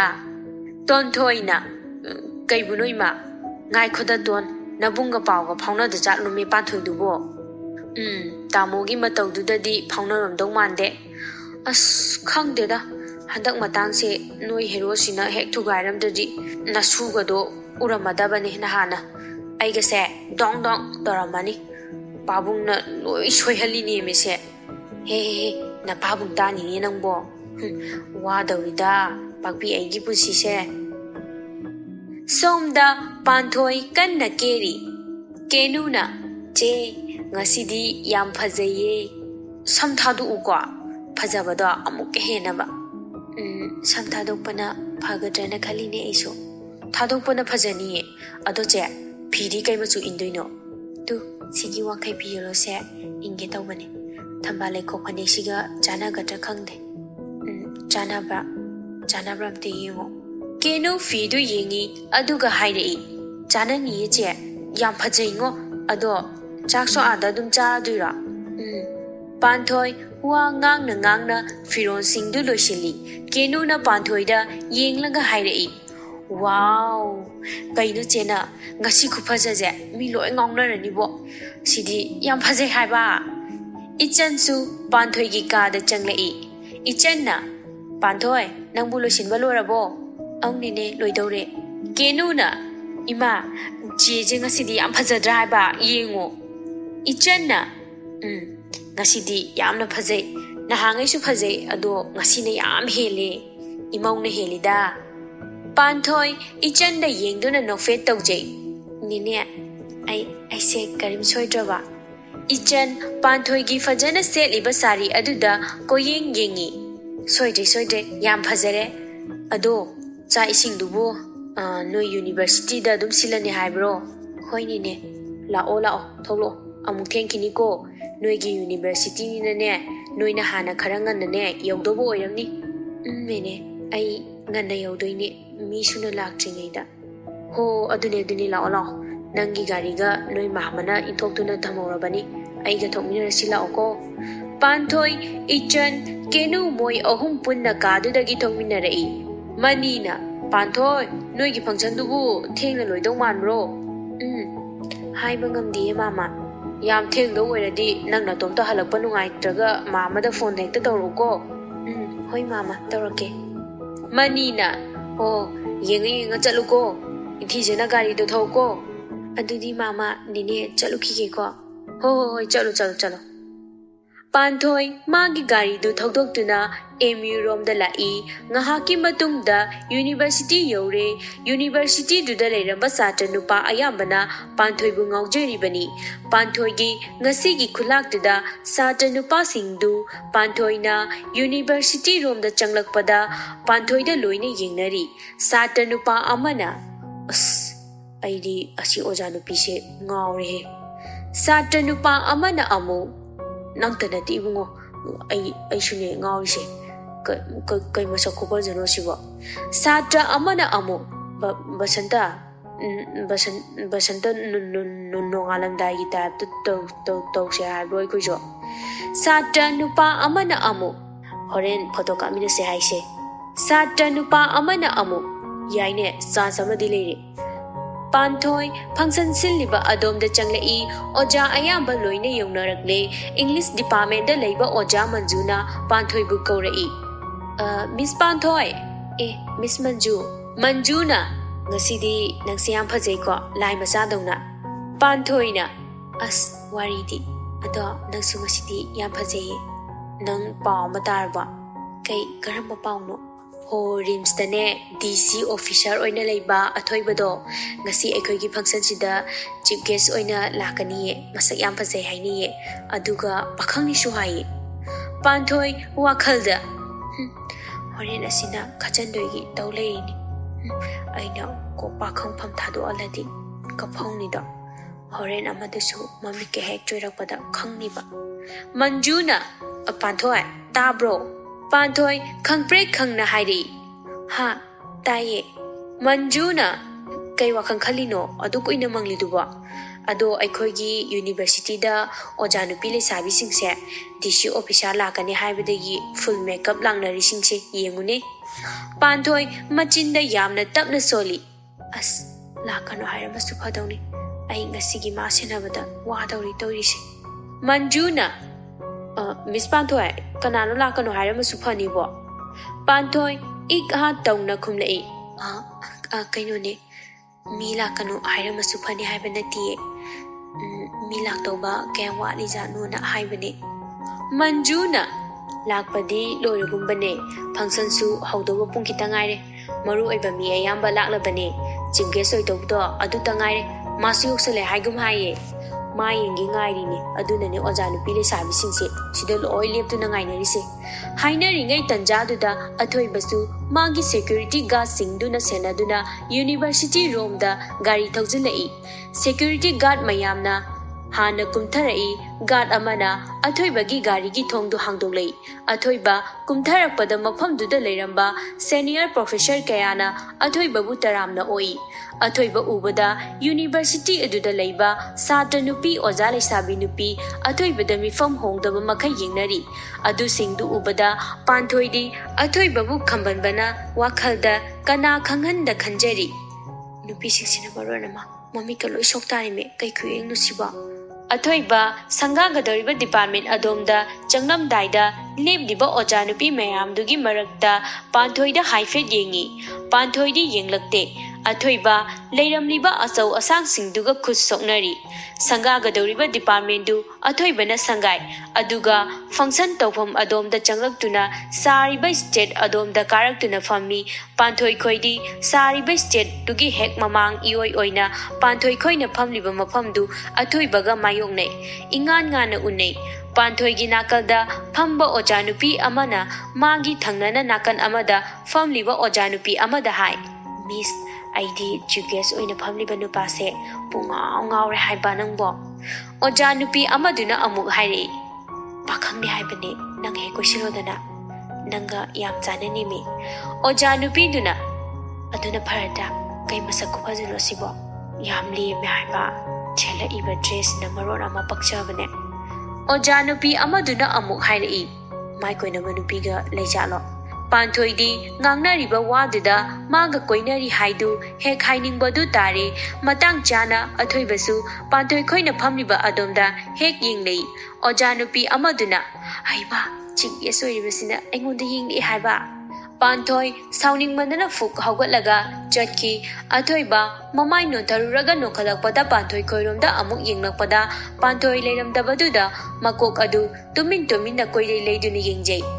function loibaga lakliba mayamdugi chak ising chanaba thorang tauri chak chana dingaiduda mana kamina ningba oja sing lakliba achau asang singgasu photo kaminari athoibasu professor ojanupi amadi satranupi kharaga photo kaminasi haiduna kamine panthoi athoibana atopa nupiga no fet tawduna photo kaminabadu ubada hena khambanba phawrai athoiba panthoi no fet tawna yingjerei panthoi fat launa leithoktuna chakre athoiba photo kapa loiraga panthoi bu kaide leige haina thirei panthoi su satranupa kharaga photo kaminaduna leirami athoibasu adu ubada panthoi bu khambanba ponglei athoiba panthoi khoina photo kapliba adomda changlei athoibana excuse me panthoi ne satranupa singdune athoibada punna yinglei satranupa singdude athoibagi matawdu ngakna yingi panthoi hana masak khangdaba sai athoibana panthoi de yingduna hairi aiga photo amta kamina se yagadra satranupa singdu amuke hena ngakre athoibagi wahaiduda athoiba magi phone adu leiriba satranupa amada pirei photo kapo haiduna athoiba panthoi gi manakta nakna lepi photo kapnaba satranupa aduna photo kapi satranupa aduna sir sidule jare thank you welcome sir athoiba panthoi gi manakong mayada tapna hairi nang yam phase panthoi athoiba de yinglei athoiba panthoi de nofe toksinlamlaga chatkare silli bacha ising chaba loina duna ngaha wari watai sanaraga leirammiba mi pumnamak university duge hanakre function adu thengna loigada khalubani adubu khara nganna pung ani makhai muktaba adwai tare athoibana chatlage haina tholokpadadi panthoi leiramdre athoibana panthoi da message ama thai yumhalabo panthoi message to chin tawraga halakte athoiba gari tongna machinda soli pura angang machani ko ayum yoraga oina phone tawirage athoibagi gari thoriba driver aduna hairei sir yumda dum haladoiro athoibana office ta ngak changlamse ai unaba mi la ai hai adu unadadi nungai dongmande ngahak yoramase driver duna phani sir panthoi mayum hek khalakpaga athoibada call tawi somda athoiba aruba wari sanari ngai tanjada panthoi na tawrliba call adu kakthali panthoi amuka toksili ꯑꯗꯨꯁꯨ ꯑꯃꯨꯛ ꯀꯛꯊꯠꯂꯛꯏ ꯄꯥꯟꯊꯣꯏ ꯑꯃꯨꯛ ꯇꯧꯕꯗ ꯍꯟꯗꯛꯇꯤ switch of ꯂꯩꯈ꯭ꯔꯦ ꯄꯥꯟꯊꯣꯏ ꯃꯥꯒꯤ phone ꯑꯗꯨ ꯐꯃꯨꯡꯗ ꯂꯪꯁꯤꯜꯂꯤ ꯐꯤꯔꯣꯟ ꯊꯨꯅ ꯍꯣꯡꯗꯣꯛꯂꯒ ꯋꯥꯗꯅ ꯐꯃꯨꯡꯗ ꯉꯥꯏꯍꯥꯛ ꯍꯤꯞꯊꯕꯗ ꯇꯨꯝꯊꯈ꯭ꯔꯦ ꯁꯣꯝꯗ ꯑꯊꯣꯏꯕ ꯃꯥ ꯎꯅꯕ ꯂꯥꯛꯂꯤꯕ ꯃꯤꯗꯨ ꯍꯦꯛ ꯊꯣꯛꯈꯤꯕꯒ ꯃꯥꯒꯤ ꯁ꯭ꯋꯤꯆ ꯑꯣꯐ ꯇꯥꯈꯤꯕ ꯐꯣꯟ ꯑꯗꯨ ꯍꯥꯡꯗꯨꯅ ꯄꯥꯟꯊꯣꯏꯗ ꯀꯣꯜ ꯕꯦꯛ ꯇꯧꯁꯤꯜꯂꯤ 3ꯂꯛ ꯇꯧꯕ ꯐꯥꯎ ꯄꯥꯏꯔꯛꯇꯦ ꯑꯊꯣꯏꯕ ꯃꯀꯣꯛꯇ ꯍꯣꯠꯂꯒ ꯃꯆꯤꯟꯗ ꯍꯥꯏꯖꯩ ꯑꯃꯨꯛ ꯂꯥꯟꯅ ꯈꯜꯂꯝꯃꯅꯤ ꯇꯧꯔꯤꯁꯦ ꯑꯊꯣꯏꯕ ꯅꯪꯒꯤ ꯉꯁꯤꯒꯤ ꯗꯥꯎꯁꯤꯗꯤ ꯄꯦꯜꯂꯕꯅꯤ ꯁꯣꯝꯗꯅ ꯄꯥꯟꯊꯣꯏ ꯇꯨꯝꯈꯤꯗꯅ ꯑꯊꯣꯏꯕꯅ ꯀꯣꯜ ꯕꯦꯛ ꯇꯧꯔꯛꯄꯗꯨ ꯈꯪꯗ꯭ꯔꯦ ꯅꯨꯡꯉꯥꯏꯅ ꯇꯨꯝꯊꯈꯤꯕꯅ ꯑꯊꯣꯏꯕ 4ꯂꯛ ꯁꯨꯅ ꯇꯧꯔꯛꯄꯗ ꯀꯦꯅꯨꯅ ꯄꯥꯏꯈꯠꯂꯛꯏ ꯑꯊꯣꯏꯕ ꯀꯦꯅꯨꯅ ꯍꯦꯜꯂꯣꯒ ꯍꯥꯏꯗ꯭ꯔꯤꯉꯩꯗ ꯑꯊꯣꯏꯕꯅ ꯋꯥ ꯉꯥꯡꯂꯛꯏ ꯑꯊꯣꯏꯕꯅ ꯅꯥꯃ ꯁꯥꯎꯈꯤꯅꯣꯕ ꯑꯩꯗꯣ ꯁꯣꯝꯗ ꯑꯔꯨꯕ ꯋꯥ ꯑꯃ ꯁꯥꯕꯩꯅꯦꯕ ꯀꯦꯅꯨ ꯇꯞꯅ ꯍꯥꯏꯔꯛꯏ ꯑꯩꯈꯣꯏ ꯆꯦꯗꯣ ꯇꯨꯝꯈ꯭ꯔꯕ ꯃꯥꯜꯂꯦ ꯐꯣꯟ ꯌꯥꯝ ꯇꯧꯔꯛꯄꯗꯨꯗ ꯑꯩꯈꯣꯏ ꯃꯃꯥ ꯈꯣꯏꯅ ꯄꯥꯏꯈ꯭ꯔꯗꯤ ꯐꯔꯛ ꯇꯥꯟꯅꯔꯅꯤꯅ ꯑꯩꯅ ꯑꯣꯏꯅ ꯄꯥꯏꯔꯛꯂꯤꯅꯦ ꯗꯥꯊꯣꯏꯕ ꯀꯌꯥꯝ ꯀꯨꯏꯔꯒꯦ ꯅꯣꯏ ꯆꯦ ꯇꯨꯝꯈꯤꯕ ꯉꯥꯏꯍꯥꯛ ꯑꯣꯏꯔ ꯃꯥꯜꯂꯦ ꯑꯩꯅ ꯀꯣꯂꯦꯖ ꯍꯜꯂꯛꯄꯗ ꯑꯗꯨꯝ ꯇꯨꯝꯂꯝꯃꯦ ꯐꯔꯦ ꯇꯨꯝꯖꯔꯁꯅꯨ ꯑꯩꯗꯤ ꯃꯥ ꯁꯥꯎꯗꯅ ꯄꯥꯏꯔꯛꯇ꯭ꯔꯤꯕꯣꯏ ꯈꯜꯂꯨꯏꯅꯦ ꯑꯗꯨꯒꯤ ꯍꯟꯖꯟ ꯍꯟꯖꯟ ꯇꯧꯔꯛꯂꯤꯅꯦ ꯗꯥꯊꯣꯏꯕ ꯑꯩꯈꯣꯏ ꯆꯦꯗꯤ ꯀꯨꯏꯅ ꯁꯥꯎꯕ ꯍꯩꯇꯕꯅꯤꯗ ꯊꯨꯅ ꯑꯗꯨꯝ ꯐꯕꯅꯤ ꯍꯣꯏ ꯑꯗꯨꯕꯨꯗꯤ ꯑꯗꯣ ꯅꯪꯗꯤ ꯀꯩ ꯀꯣꯂꯦꯖꯇ ꯇꯝꯒꯦ ꯖꯤꯄꯤꯗ ꯇꯝꯃꯦ 4th ꯁꯦꯃꯤꯁꯇꯔ ꯀꯥꯔꯤꯅꯦ ꯐꯩꯅꯦ ꯑꯗꯣ ꯗꯥꯊꯣꯏꯕ ꯑꯩꯈꯣꯏ ꯆꯦꯁꯦ ꯅꯨꯡꯁꯤꯕ꯭ꯔꯥ ꯌꯥꯝ ꯅꯨꯡꯁꯤꯌꯦ ꯑꯩꯈꯣꯏ ꯆꯦꯅꯁꯨ ꯌꯥꯝ ꯅꯨꯡꯁꯤꯕꯅꯦ ꯗꯥꯊꯣꯏꯕꯕꯨ ꯑꯩꯅ ꯍꯦꯟꯅ ꯅꯨꯡꯁꯤꯔꯤꯕꯅꯦ ꯑꯗꯣ ꯗꯗꯥ ꯐꯣꯟ ꯊꯝꯂꯒꯦꯀꯣ ꯍꯣꯔꯦꯟ ꯅꯣꯏ ꯆꯦ ꯍꯧꯒꯠꯂꯛꯑꯀꯥꯟꯗꯅꯦ ꯀꯣꯜ ꯕꯦꯛ ꯇꯧꯍꯜꯂꯛꯑꯣ ꯅꯪ ꯇꯝꯕ ꯀꯥꯎꯅꯨꯀꯣ ꯍꯣꯏ ꯇꯝꯒꯦ ꯑꯊꯣꯏꯕ ꯐꯣꯟ ꯊꯝꯂꯕ ꯃꯇꯨꯡꯗ ꯃꯌꯨꯝꯂꯣꯝꯗ ꯍꯜꯂꯛꯏ ꯑꯊꯣꯏꯕ ꯉꯥꯏꯍꯥꯛ ꯄꯣꯊꯥꯔꯒ ꯂꯦꯞꯇꯣꯞꯇ ꯀꯩꯀꯩꯅꯣ ꯊꯕꯛ ꯈꯔ ꯌꯦꯡꯉꯤ ꯌꯦꯡꯂꯝꯕꯗꯒꯤ ꯑꯊꯣꯏꯕ ꯈꯪꯅꯤꯡ ꯍꯦꯛ ꯅꯤꯡꯁꯤꯡꯂꯛꯏ ꯉꯁꯥꯏ ꯃꯥꯒ ꯄꯥꯟꯊꯣꯏꯒ ꯅꯝꯂꯛꯄ ꯐꯣꯇꯣ ꯑꯗꯨ ꯃꯥꯒꯤ ꯐꯣꯟ ꯄꯨꯊꯣꯛꯇꯨꯅ ꯌꯦꯡꯖꯔꯤ ꯉꯥꯏꯍꯥꯛ ꯌꯦꯡꯂꯒ ꯃꯥꯒꯤ ꯐꯣꯟꯒꯤ ꯋꯥꯜꯄꯦꯄꯔ ꯊꯝꯖꯤꯜꯂꯤ ꯇꯟꯖꯥꯗꯨꯗ ꯄꯥꯟꯊꯣꯏ ꯀꯣꯜ ꯕꯦꯛ ꯇꯧꯔꯛꯏ ꯑꯊꯣꯏꯕꯗ ꯑꯊꯣꯏꯕꯗꯨ ꯐꯠ ꯄꯥꯏꯈꯠꯂꯤ ꯑꯊꯣꯏꯕꯅ ꯇꯨꯝꯕ ꯌꯥꯝ ꯊꯨꯏꯀꯣ ꯉꯁꯥꯏ ꯅꯨꯄꯤ ꯑꯣꯖꯥ ꯃꯁꯛ ꯐꯖꯕꯤ ꯃꯌꯥꯝ ꯎꯔꯛꯂꯕ ꯅꯠꯇ꯭ꯔꯣ ꯑꯗꯣ ꯃꯌꯥꯝꯗꯨꯗꯒꯤ ꯅꯪꯅ ꯏꯍꯦꯟ ꯍꯦꯜꯂꯦ ꯑꯩꯒꯤ ꯃꯤꯠꯇꯗꯤ ꯄꯥꯟꯊꯣꯏ ꯑꯣꯏꯅꯕꯣꯏ ꯀꯩꯕꯣꯏ ꯁꯥꯎꯖꯤꯟꯅꯔꯒ ꯍꯥꯏꯔꯛꯏ ꯅꯨꯄꯤꯁꯤꯡꯗꯨꯒ ꯐꯣꯇꯣꯒ ꯅꯝꯃꯤꯟꯅꯔꯗꯅ ꯗꯗꯥꯁꯨ ꯅꯣꯛꯇꯅꯒ ꯌꯥꯝ ꯂꯩꯍꯧꯗꯥꯏꯅꯦ ꯑꯊꯣꯏꯕ ꯀꯟꯅ ꯍꯦꯛꯇ ꯅꯣꯛꯊꯣꯛꯂꯛꯏ ꯑꯗꯨꯒ ꯅꯣꯛꯅ ꯍꯥꯏꯔꯛꯏ ꯍꯣ ꯗꯗꯥꯒꯤ ꯑꯉꯥꯡ ꯃꯆꯥ ꯅꯪꯕꯨ ꯑꯝꯇ ꯒ꯭ꯌꯥꯟ ꯇꯥꯎꯃꯦ ꯅꯪ ꯒ꯭ꯌꯥꯟ ꯇꯥꯕ ꯉꯥꯏꯕꯗ ꯗꯗꯥ ꯌꯥꯝ ꯋꯥꯔꯦꯗ ꯅꯣꯛꯄꯤꯒꯁꯨ ꯇꯧꯏꯅꯦ ꯑꯩ ꯍꯥꯏꯁꯦ ꯐꯥꯒꯤꯗꯧꯅ ꯀꯩ ꯍꯥꯏꯅꯣ ꯈꯪꯗꯦ ꯑꯣꯖꯥ ꯅꯨꯄꯤꯁꯤꯡꯗꯨꯗꯒ ꯌꯦꯡꯂꯛꯑꯗꯅ ꯑꯊꯣꯏꯕ ꯅꯣꯛꯅ ꯑꯃꯨꯛ ꯍꯥꯏꯔꯛꯏ ꯏꯍꯦ ꯑꯩꯅ ꯀꯥꯏꯗ ꯌꯦꯡꯉꯤꯕ ꯑꯣꯟꯊꯣꯛꯄꯅꯤꯗ ꯌꯦꯡꯂꯛꯏꯗꯨꯗꯤ ꯁ꯭ꯇꯦꯖꯇ ꯐꯝꯃꯤꯗꯣ ꯆꯨꯝꯅ ꯐꯪꯈꯤꯗꯦ ꯍꯥꯏꯗꯦ ꯅꯨꯄꯤꯁꯤꯡꯗꯨꯗ ꯌꯦꯡꯂꯛꯑꯗꯅ ꯑꯩꯗꯤꯅꯦ ꯅꯨꯄꯤ ꯑꯃꯗ ꯁꯨꯝ ꯌꯦꯡꯖꯕ ꯃꯥꯅꯗꯤ ꯎꯕꯤꯗꯕ꯭ꯔꯥ ꯈꯪꯗꯦꯅꯦ ꯄꯥꯟꯊꯣꯏ ꯃꯆꯤꯟꯒꯗꯨ ꯁꯨꯒꯠꯇꯨꯅ ꯍꯥꯏꯔꯛꯏ ꯍꯣ ꯄꯦꯟꯅ ꯌꯦꯡꯂꯕ ꯅꯠꯇ꯭ꯔꯣ ꯐꯔꯦ ꯉꯁꯤꯗꯒꯤ ꯑꯩꯉꯣꯟꯗ ꯐꯣꯟꯒ ꯑꯝꯇ ꯇꯧꯕꯤꯔꯛꯀꯅꯨ ꯑꯊꯣꯏꯕ ꯅꯣꯛꯂꯒ ꯑꯝꯇ ꯁꯥꯎꯈꯤꯅꯣꯃꯤ ꯅꯪꯕꯣ ꯑꯩ ꯗꯗꯥꯗ ꯁꯥꯎꯈꯤꯕ ꯁꯥꯎꯖꯗꯦ ꯑꯩꯈꯣꯏ ꯈꯝꯕꯜꯂꯤꯅꯦꯅ ꯇꯧꯔꯤꯁꯦ ꯑꯣꯟꯊꯣꯛꯅ ꯅꯨꯡꯁꯤꯈ꯭ꯔꯦꯗ ꯅꯪ ꯆꯥꯊꯣꯛꯅꯤꯡꯕ ꯑꯃ ꯌꯥꯎꯔꯦꯀꯣ ꯑꯩꯁꯦ ꯑꯃꯨꯛ ꯈꯝꯕꯜꯕꯤꯒ ꯇꯥꯍꯜꯂꯤꯅꯦꯕ ꯅꯝꯗꯅ ꯁꯛꯁꯤꯒ ꯆꯥꯊꯣꯛꯅꯤꯡꯕꯒ ꯌꯥꯎꯏ ꯀꯥꯏꯅ ꯋꯥꯔꯤ ꯁꯥꯔꯤꯉꯩꯗꯨꯗ ꯀꯦꯅꯨ ꯆꯪꯂꯛꯇꯨꯅ ꯆꯥꯛ ꯆꯥꯅꯕ ꯄꯥꯟꯊꯣꯏꯕꯨ ꯀꯧꯔꯛꯏ ꯄꯥꯟꯊꯣꯏꯅ ꯗꯗꯥ ꯑꯩ ꯊꯝꯂꯒꯦ ꯆꯥꯛ ꯆꯥꯅꯕ ꯀꯧꯔꯛꯏ ꯑꯉꯥꯡꯅ ꯍꯣꯏ ꯆꯥꯊꯣꯛꯆꯔꯨꯔꯣ ꯄꯥꯟꯊꯣꯏ ꯐꯣꯟ ꯊꯝꯂꯝꯂꯒ ꯆꯥꯛ ꯆꯥꯕ ꯊꯣꯛꯈ꯭ꯔꯦ ꯅꯨꯃꯤꯠ ꯈꯔ ꯍꯧꯈ꯭ꯔꯦ ꯉꯁꯤꯗꯤ ꯅꯥꯎꯕꯤꯒꯤ ꯍꯩꯖꯤꯡꯄꯣꯠ ꯅꯨꯃꯤꯠꯅꯤ ꯄꯥꯟꯊꯣꯏꯒ ꯇꯣꯟꯊꯣꯏꯒ ꯄꯨꯟꯅ ꯅꯥꯎꯕꯤꯒꯤ ꯍꯩꯖꯤꯡꯄꯣꯠ ꯌꯥꯎꯕ ꯂꯥꯛꯏ ꯄꯥꯟꯊꯣꯏ ꯕ꯭ꯂꯦꯛ ꯇꯣꯞꯁ ꯑꯃ ꯂꯤꯠꯂꯤ ꯑꯇꯤꯌꯥ ꯃꯆꯨꯒꯤ ꯃꯄꯥꯟ ꯌꯦꯂꯣꯅ ꯍꯛꯄ ꯃꯨꯀꯥ ꯁꯨꯠ ꯇꯧꯗꯨꯅ ꯂꯥꯛꯏ ꯇꯣꯟꯊꯣꯏꯁꯨ ꯄꯤꯡ ꯀꯂꯔꯒꯤ ꯃꯨꯀꯥ ꯁꯨꯠ ꯇꯧꯔꯛꯏ ꯇꯣꯟꯊꯣꯏꯒ ꯄꯥꯟꯊꯣꯏꯒ ꯆꯪꯂꯛꯄ ꯎꯕꯗ ꯅꯥꯎꯕꯤꯅ ꯅꯣꯏ ꯑꯅꯤ ꯉꯟꯅ ꯂꯥꯛꯑꯣ ꯍꯥꯏꯔꯒ ꯂꯥꯛꯇ꯭ꯔꯤ ꯀꯩꯒꯤ ꯇꯣꯟꯊꯣꯏꯅ ꯍꯣ ꯄꯥꯟꯊꯣꯏꯁꯦ MU ꯉꯥꯏꯍꯥꯛ ꯌꯧꯁꯤꯜꯂꯨꯒꯦꯅ ꯃꯥ ꯍꯜꯂꯛꯄꯒ ꯃꯥꯒ ꯄꯨꯟꯅ ꯂꯥꯛꯃꯤꯟꯅꯔꯒꯦ ꯈꯜꯂꯕ ꯃꯇꯣ ꯂꯥꯛꯄꯗꯣ ꯅꯨꯡꯉꯥꯏꯔꯔꯣꯏꯅ ꯄꯥꯟꯊꯣꯏꯅ ꯑꯃꯨꯛ ꯅꯥꯎꯕꯤ ꯅꯪ ꯁꯥꯎꯅꯣꯕ ꯑꯩꯗꯣ ꯌꯨꯅꯤꯚꯔꯁꯤꯇꯤꯗ ꯉꯥꯏꯍꯥꯛ ꯌꯧꯗꯕ ꯌꯥꯗꯗꯅ ꯇꯧꯕꯅꯦꯕ ꯅꯥꯎꯕꯤꯅ ꯁꯥꯎꯕꯨꯗꯤ ꯁꯥꯎꯗꯦꯗ ꯅꯁꯛ ꯑꯅꯤꯗꯣ ꯍꯦꯛ ꯅꯨꯡꯁꯤꯔꯛꯇꯕ ꯅꯣꯏ ꯑꯅꯤ ꯂꯥꯛꯇ꯭ꯔꯤ ꯐꯥꯎꯕ ꯀꯦꯛ ꯀꯛꯈꯤꯔꯣꯏꯅ ꯉꯥꯏꯅꯦ ꯂꯥꯛꯑꯣ ꯃꯅꯨꯡꯗ ꯍꯥꯟꯅ ꯆꯪꯂꯨꯁꯦ Panthoi khoi naubigi karom da punna changlai ka hek changlakpada panthoi ga tonthoi ga na sanagi kudop amaga sanagi likmacha amaga pirai naubi da naubi na kaino noinin tawsibo pirak tasu yabsida kaino ahongba amadum pirak payadra sidi hemandra panthoi ga tonthoi ga chap manana hairai henmande ko tonthoi na naubi nang yang paktabado torakona luhonglamdai sida phudarak tana tokani Naubi noklaga ho phubiro ne se phubiro panthoi na naubi nangasi hajing poni ka mina kaino kaina oido bise mama mi ipom pom mi se hairak chani gita tawjanu ka haima machanupi gi michang daga changi ko tonthoi na nakalakpra naubi mama changlak tuna ke kakna ba hairami naubi khoisu ka dagi tholak tuna ke kakna ba tawri Cake kakringai duda panthoi magi phone du puthoknaga photo nami aduga photo adu athoibada thajili dada naubi gi hajing pot ki cake ne phasatra athoiba message adu fat halai nangin hena phajaga helandoine panthoi athoibana tharakpa message tu send tawraga ma message amuk hanre naubi gi cake kakpa hokre mathang cake tu illi cameraman duna su photo kana nami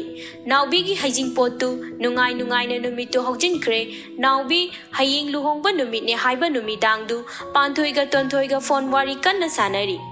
tonthoi na panthoi na haying kai machu gi fi induino id yellow oina illage id red oina ilage aiga puna chaminarase aikhoi tamo na thinbi duine nang su lowba laage aduga noige mapanda ngairamage nang adum tholoko ko Hoi, ai solution leramage adudi.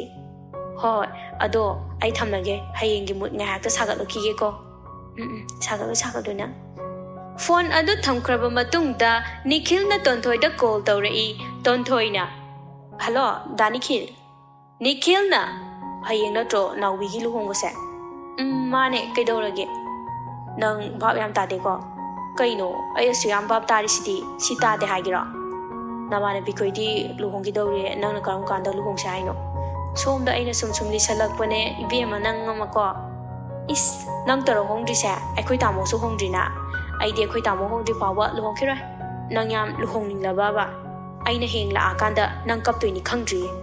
noina bung luhong dadi nang so adum hong da tare kainu he kaidaw luhong oidoina magi panthoi na tana hong noina tawle rabane panthoi na atopo da hong kradi ma adum hong la roi is panthoi bu atopo nupada luhong doiba oirero nahan tane engondagi tamogi phone number ga lokrise nangna khangdana ado kona sanayase ai heng luhong ba chapagi wakhalamta sagakige ba nang bor mamana bada khachin gi haira sidane aina nanga luhong ba yam pamise khaba as bor mamana bane yengni bena te ko bab yam pharakano mi kening bagi ni khangaba ye Hoi pajan ke tharaga chalu ado minadi halanganu ko hoi ba ado ai thamage ko tonthoi phone thamlaga luhong ba chatpagi wakhal kanna sagali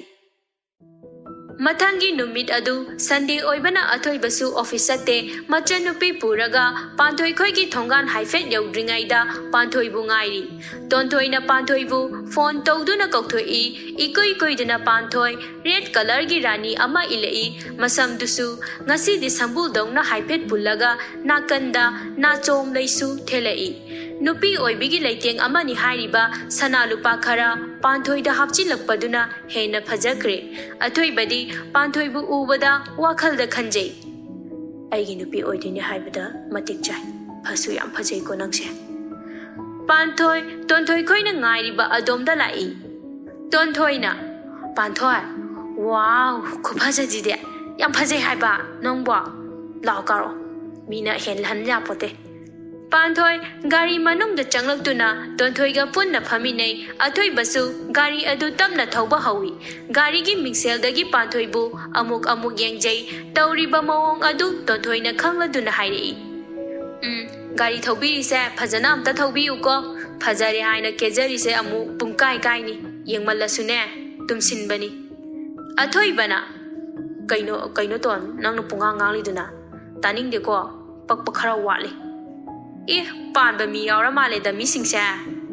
panthoi na tonthoi mi chumna summing sel da yengbo oiramni nangna pungkhang khanjale is kangkhat piga tawi masinu pije athoi bana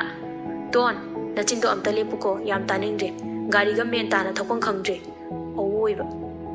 wari sana sana lakpada nawi khoida yorai luhongfam du mina pungtin tilami tonthoi ga panthoi ga su gari du dagi kumtharai athoi ba tonthoi na nakanda fi semlingai du da panthoi manakta changsil lakduna selfie ama fatnami panthoi tamna hairi kaina da tonthoi uni fi shamo bane uram dong mande da tonthoi nakandagi ho aikhoi mitang de ko tamo nabani leiringi da kainom hayoge noi ani ba khara khara tabadi phabani ko dani khilna tamo nang nupi thiba khongloi hairi bani bab taw ai sini panthoi nang suni ai hai se panthoi na ai di kai gino tonthoi na amu maru oiridi nang ni bema nang na ba bek tabada ne loina phaduini khangsin na daba taun ko panthoi kai khumdui no khangdre ma panthoi na changlasi law nawbi mu sawramani thengna la ena panthoi ga tonthoi ga punna nawbi gi luhongpham du da changkhre athoi ba panthoi khoina chakhiba adom da yengduna leja hawi panthoi su maning ontok tu na athoi ba da nofet toksilami panthoi gi minok tu da athoi ba nungshi na yengja hawi nawbi gi luhong badu fajana mapung phana lusinkre mangani chakok basu lusinkre nongma panthoi mu da gi halakpagi lambi da rohit khoina panthoi bu ure matam dusu khara thenge panthoi makhong na mu rom da gi tholakpani rohit na mamana badu da hairei asida lakliba nupi sibu thaina gi agi panthoi to natro james mani ne panthoi ni ne madi sathi na fajarami he matang chare ma agi oida ba yade magi mamanabi tonthoi na ama leibdo mana aingonda khupak na tharambagi laman singani aina ngasi khanghaude panthoi na chaliba adomda rohit khoi gari adu thogjil laktuna rohit na panthoi gi makhut adu pairaga gari manung da chingkhatli aduga gari du thuna thauki panthoi shauna he da rohit kaino noi tawrise gari kham haibane rohit maya higatlaga nang aina ngasi chelabane aigi nupi oidorobani ne aina nangi nupi oibado napunsi da su khaluna khangabra gari se khamu haibane james na tumileu taningde panthoi kaptuna hairei noi gari se khamdradi ai tomda chongthakani nangi nupi oido shorupudi ai sikhibana phai khanghaude james thauriba gari adu khanglep lepi rohit na kaino james gari thobole bidi ngarbo nangba james na nupa ama aikhoi gi gari mamangda leplaga leiri leplaga leiriba nupa adu atai kanasu natte athoi bani athoi ba magi gari du da haifet nga thaboi kai boi tauraga makutta so adu unglaga yam usittana lepaga lei panthoi athoi ba ubada gari adu da ki chento lai athoi ba gi manakta rohit yam sauna athoi ba rom da changai rohit sauna hairei oi nangna sida lepaga leiramise sijarage haibro ha asi hairaga panthoi gi makuttu paige tawbada athoi bana rohit ki makuttu pharai athoi ba nofet ka tawraga rohit ta hairei ibungo sese nakoi ka se aptala makino chumna amta lepa haibre yenge se amta maramokpani rohit sauna amu hairei nang na hero sari ba haidura nangi hero khusado saido oiriko yam thuna chakro natradi nang afabo oiriko athoi ba adumak nofet tawna khumlai aido hausi hero yam saningba ado nangna bet ngahakta sabiudana yaiko rohit chawning na athoi bada kinna suge tawbada athoi bana makhut adu faraga rohit ta khongpang na kausili aduga khudom bina thillaga rohit ta hairi oi nupi faraga chembabu adu haitana tawbro nangyam angang oiriko nayamadagi khara tamjaba yani rohit amukasu athoi barom da chensin laktuna nongmai kauke tawbada athoi bana nongmai adu tap laung na mullaga rohit ta nongmai duna nami athoi bana he apangada noina nongmai se sigumba da sijanage na kana da hairaga lori aina hoji nangina punsi je thadak ke sungami khangabra asi hairaga amu rohit ki mathabakta khongpang na kausili athoi bana aigi khongpang number do khangjilo kona kana rakani rohit laitholakpada james tu athoi bagi security singna phaduna leirami tanja adu da police ki gari ahum mama su thogjilai nikhil gari du dagi kumtharai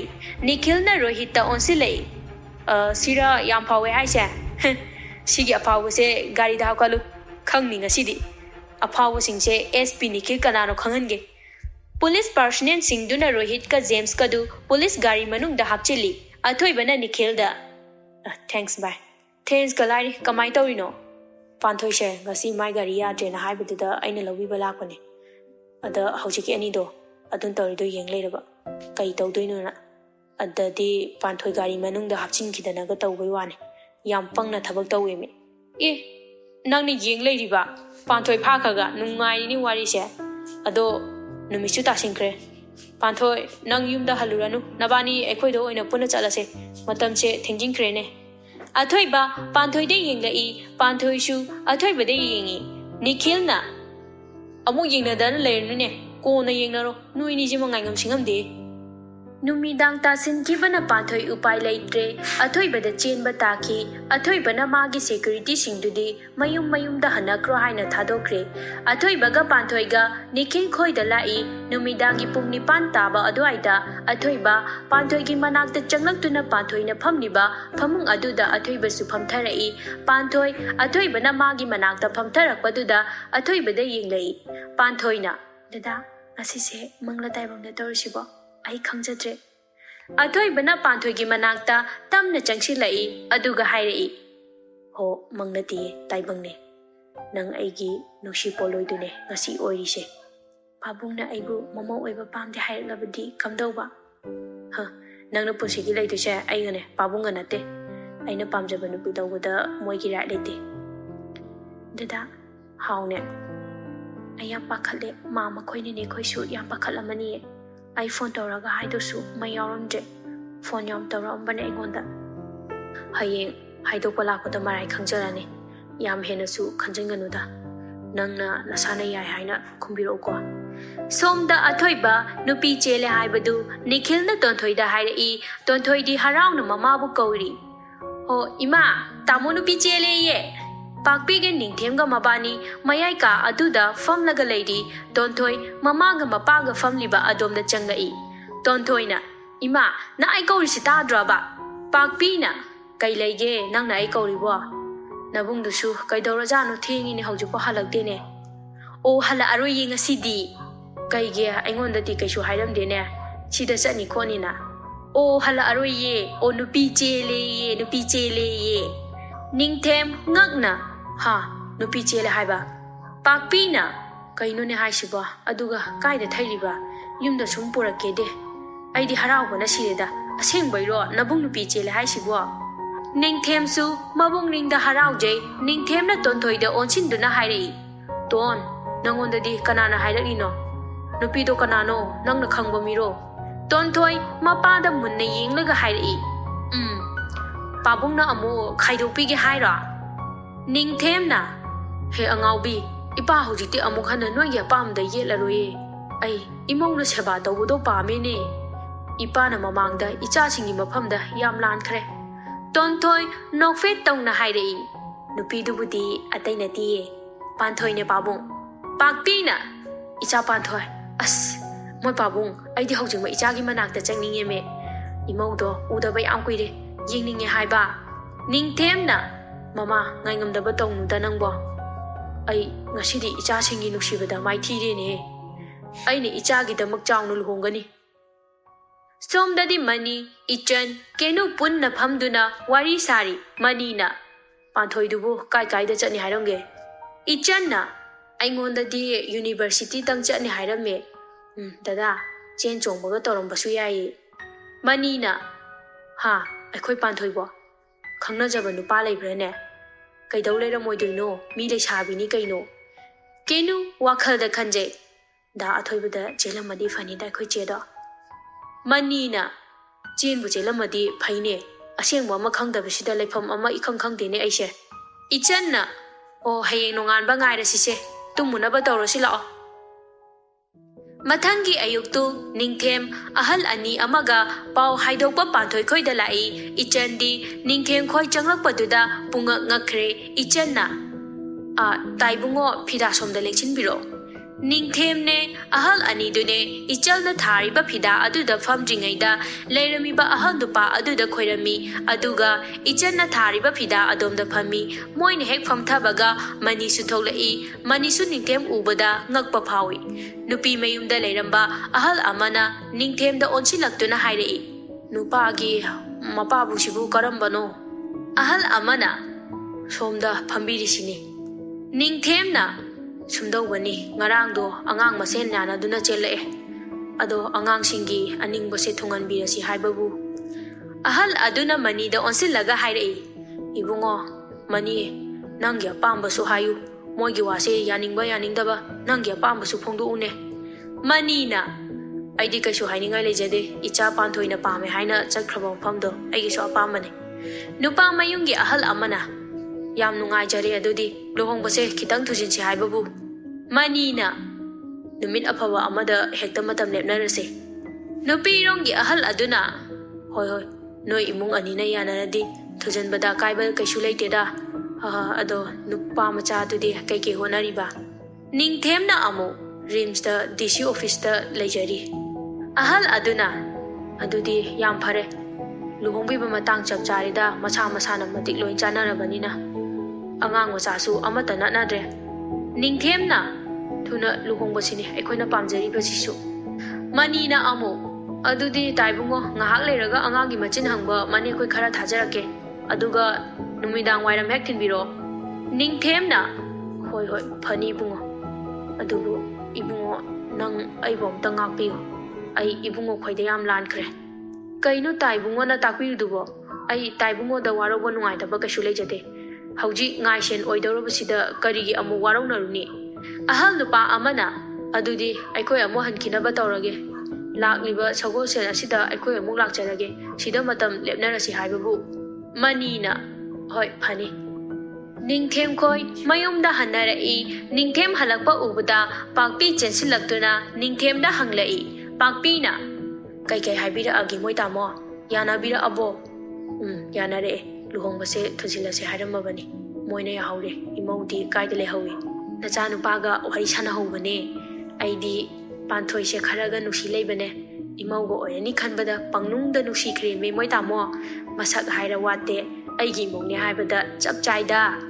अदुबदी नचा नुपासु मसक अदुम याबनिदा मपा अहिलौदना होइदा होइदा अदो मोय तामो लुहोंबगी मतमदी लेपनरअबो लेपनरक्तुदा हंदकी सगो सेनसिदा लेपनरसे हाइनरे अदो ngahak लेरगा नुपी मचिन हंगबा लाकनी हाइरकपनी अदुदी चाना खोनबदो कइनो कइनो ngang amta lehalukige ai asi hairaga pakpidu mapalomda thokare ngahak leiraga isan khoisu athoibagi mayumda lai ichanga lakminaba nupi amana imai pema mayum khusaw sidi aikhoi panthoigi marai baksidi onthokna kalak chakreda moi lakpadu pakpina uraduna harau harau taram taramna oi panthoina leiriba ka adomda ichan khoidu changlei ichanna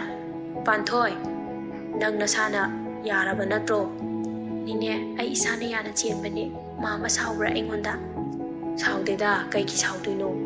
मीमीगी मतम लाक्तना चेनबदबो नुपी अमना इबेमा पाथोय नंगदे नराइबक थमान सालेहे अखोय इचा इसुदगा सुमाय थोलदि नुंगाइजख्रनिदा लाग्लिबा मयामदु पुन्ना नोई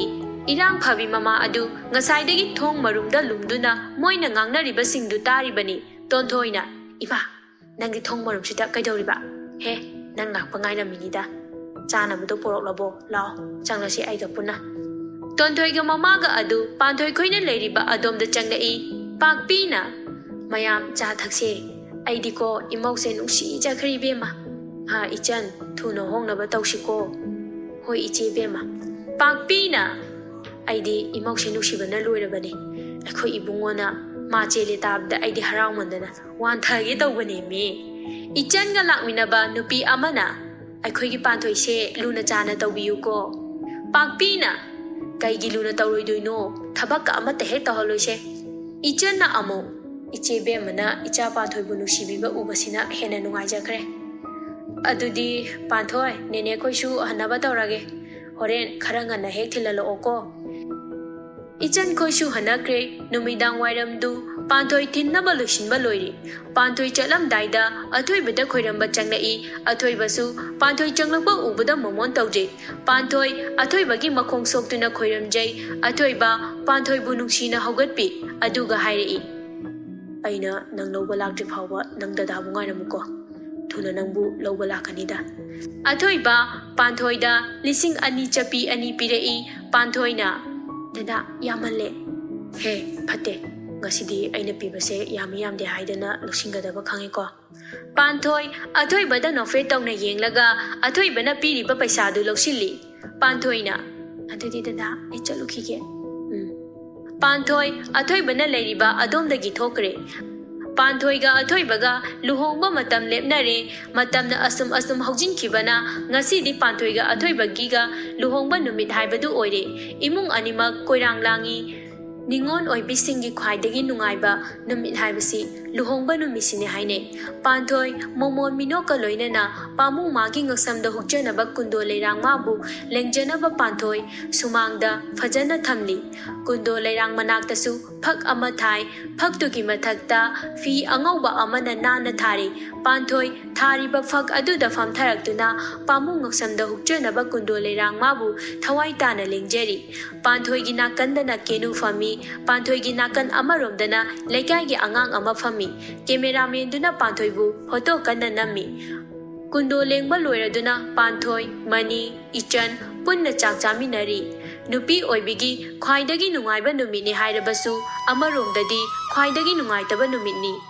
nungshiraba imung manung sagaina teikaya thadoktuna chakkidawa numitni mani panthoi bu nungsina yengjaduna chak inbirei ichanna amu panthoi chak injari panthoi mapi tana mani ga ichan gada yengjari mani na panthoi da hairei ihe angau bisidi ngasidi kappa phateko kapkanu nangi khwaidagi nungaiba numisida kappa phateko panthoi chak ising chaba thakpa loisile ngahak leiraga luhongbagi mi lakpa hongnare panthoi su keba haukhre naubi su nganna laktuna leire ngahaki matungda athoi basu panthoi bu lawba lagle dongi makhonduna panthoi di leifang khangdare chongliba mihundu su hengalai panthoi gi luhongba yawba lakpa mamanabi singna haine bor khopa jasidi mamanabi amana amu hairi kainasu adum phajabanida naubina borsu kainasu animak loi phajabane amadagisu hende amadagisu tadabanida naubegi waduda mayam punne hekta nokminai photo kapa khotpa loiraduna panthoi imungdagi putholai luhongba lagliba mayamduna sonai borsu kainasu amana ama henade haina adoi baga panthoi ga luhongbadu aduki matik chawno hongkhare leipak pungjau thinna hek luhongba haidu oire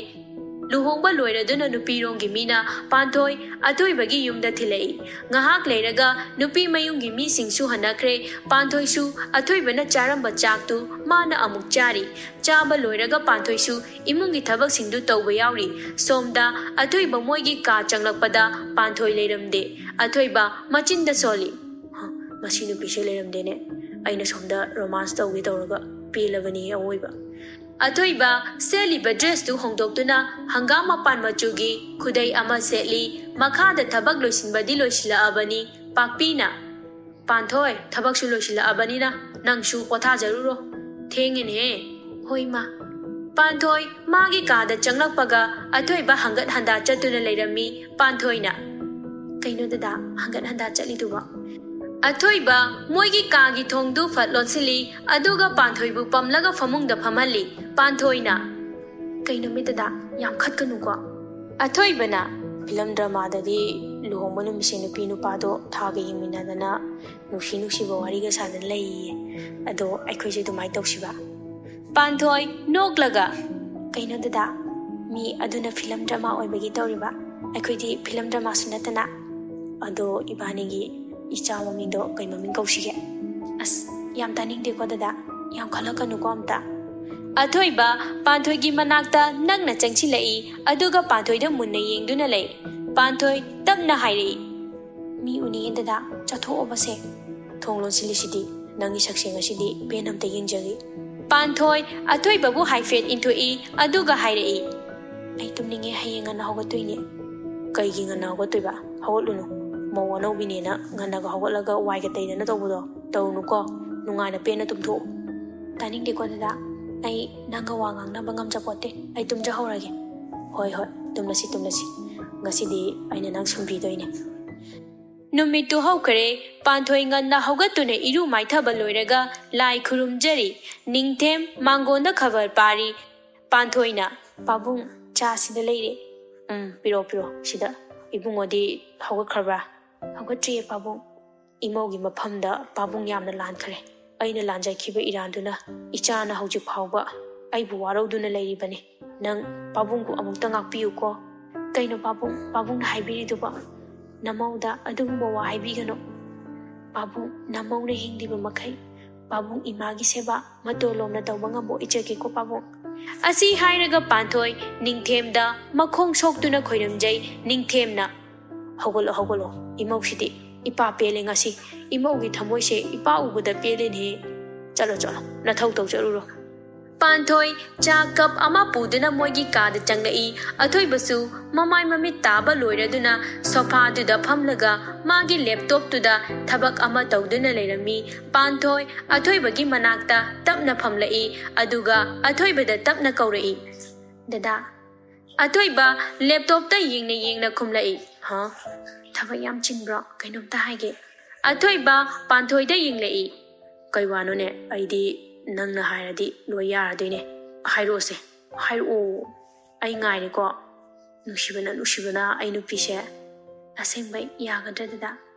asengbai hairo haiba ai indowi ngairabani ko dada nang pabungda lale haijo pabungda dada na kaungangda tawbada ai nungaiti aisu kaunangangda tawninglibane lao adudi pabung mapanda phamawbane lale haina haijaru lao ba Athoiba mapana leiriba adomda lai panthoiga punna mapagi manakta changlai ningthem panthoiga athoibaga da yinglai ningthemna kari leire imobu ipada kai haninge panthoi athoibada hayu haibagi maongda ingit tawi athoibana paung ai paungde yam lankre nasabom tangakpiu ningthem phamlambadagi hawgalaktuna athoibabu chejet konsili aduga hairei ichadi lande lalibadi ipane icha singi nuksibada ipa mai thire ngasi ipa sirabasu yare haidi pabung nachana mausingda adumai haibigano pabung siba yadi kuina nachana mauga punna himina kise pabung ngasaidagi moigi mataudu pakpiga tonthoi thongjin mapanda leptuna yinglibani tonthoi aikhoi imungse imung mal eko athoi bana torobi ngasidagi nungaina nuksinana leiminaba imung oiradawani nangisu ahalaman tharo haikro nikhildo ai ngaibada yam wajarabani as tamo sidi pabungi mamangsida ningthem noklaga hairei ipa kaisu haijaroi ko nikhil su yam phaida icha tonbu mangoda leibadi aikhoigi laibak phabani kaino mayamdu pulap noi panthoigi mangani chakau basu loikre matam khara haujinkre nongma panthoi masa nungaite haina athoibaga punna hospital da lai laijana athoiba nang promotion phangle kaino haise laija nang mapa oidore haiba athoiba haraubana chongninglabani panthoida nungsina yenglei laijana sidagidi panthoi thaba awaba suba yadre ko hoi laija athoi baga panthoi gadu mayumda halai pakpina doctor na kai hairage athoi bana thoi da hango ai haibai gaije asi hairaga athoi ba imung nom da changkare panthoi na ima aikoi imung mi henga tawre pakpi harauna ha ai gi su phangdoro ba nungai re ngasidi enja hawo macha gadamni ko hoi ima adudi namo pm ta hongdok lukige ho hongdok charuro panthoi moigi ka da changkre panthoi na kaino tada phironga amata hongdok ti duba athoi bana panthoi gi makutu pairaga sofa duda phamali athoi bana thoi nangse yamse aigi nuksiba busu ikai khumna batana tana aigi nuksiba khudol amasu bibi dawre ko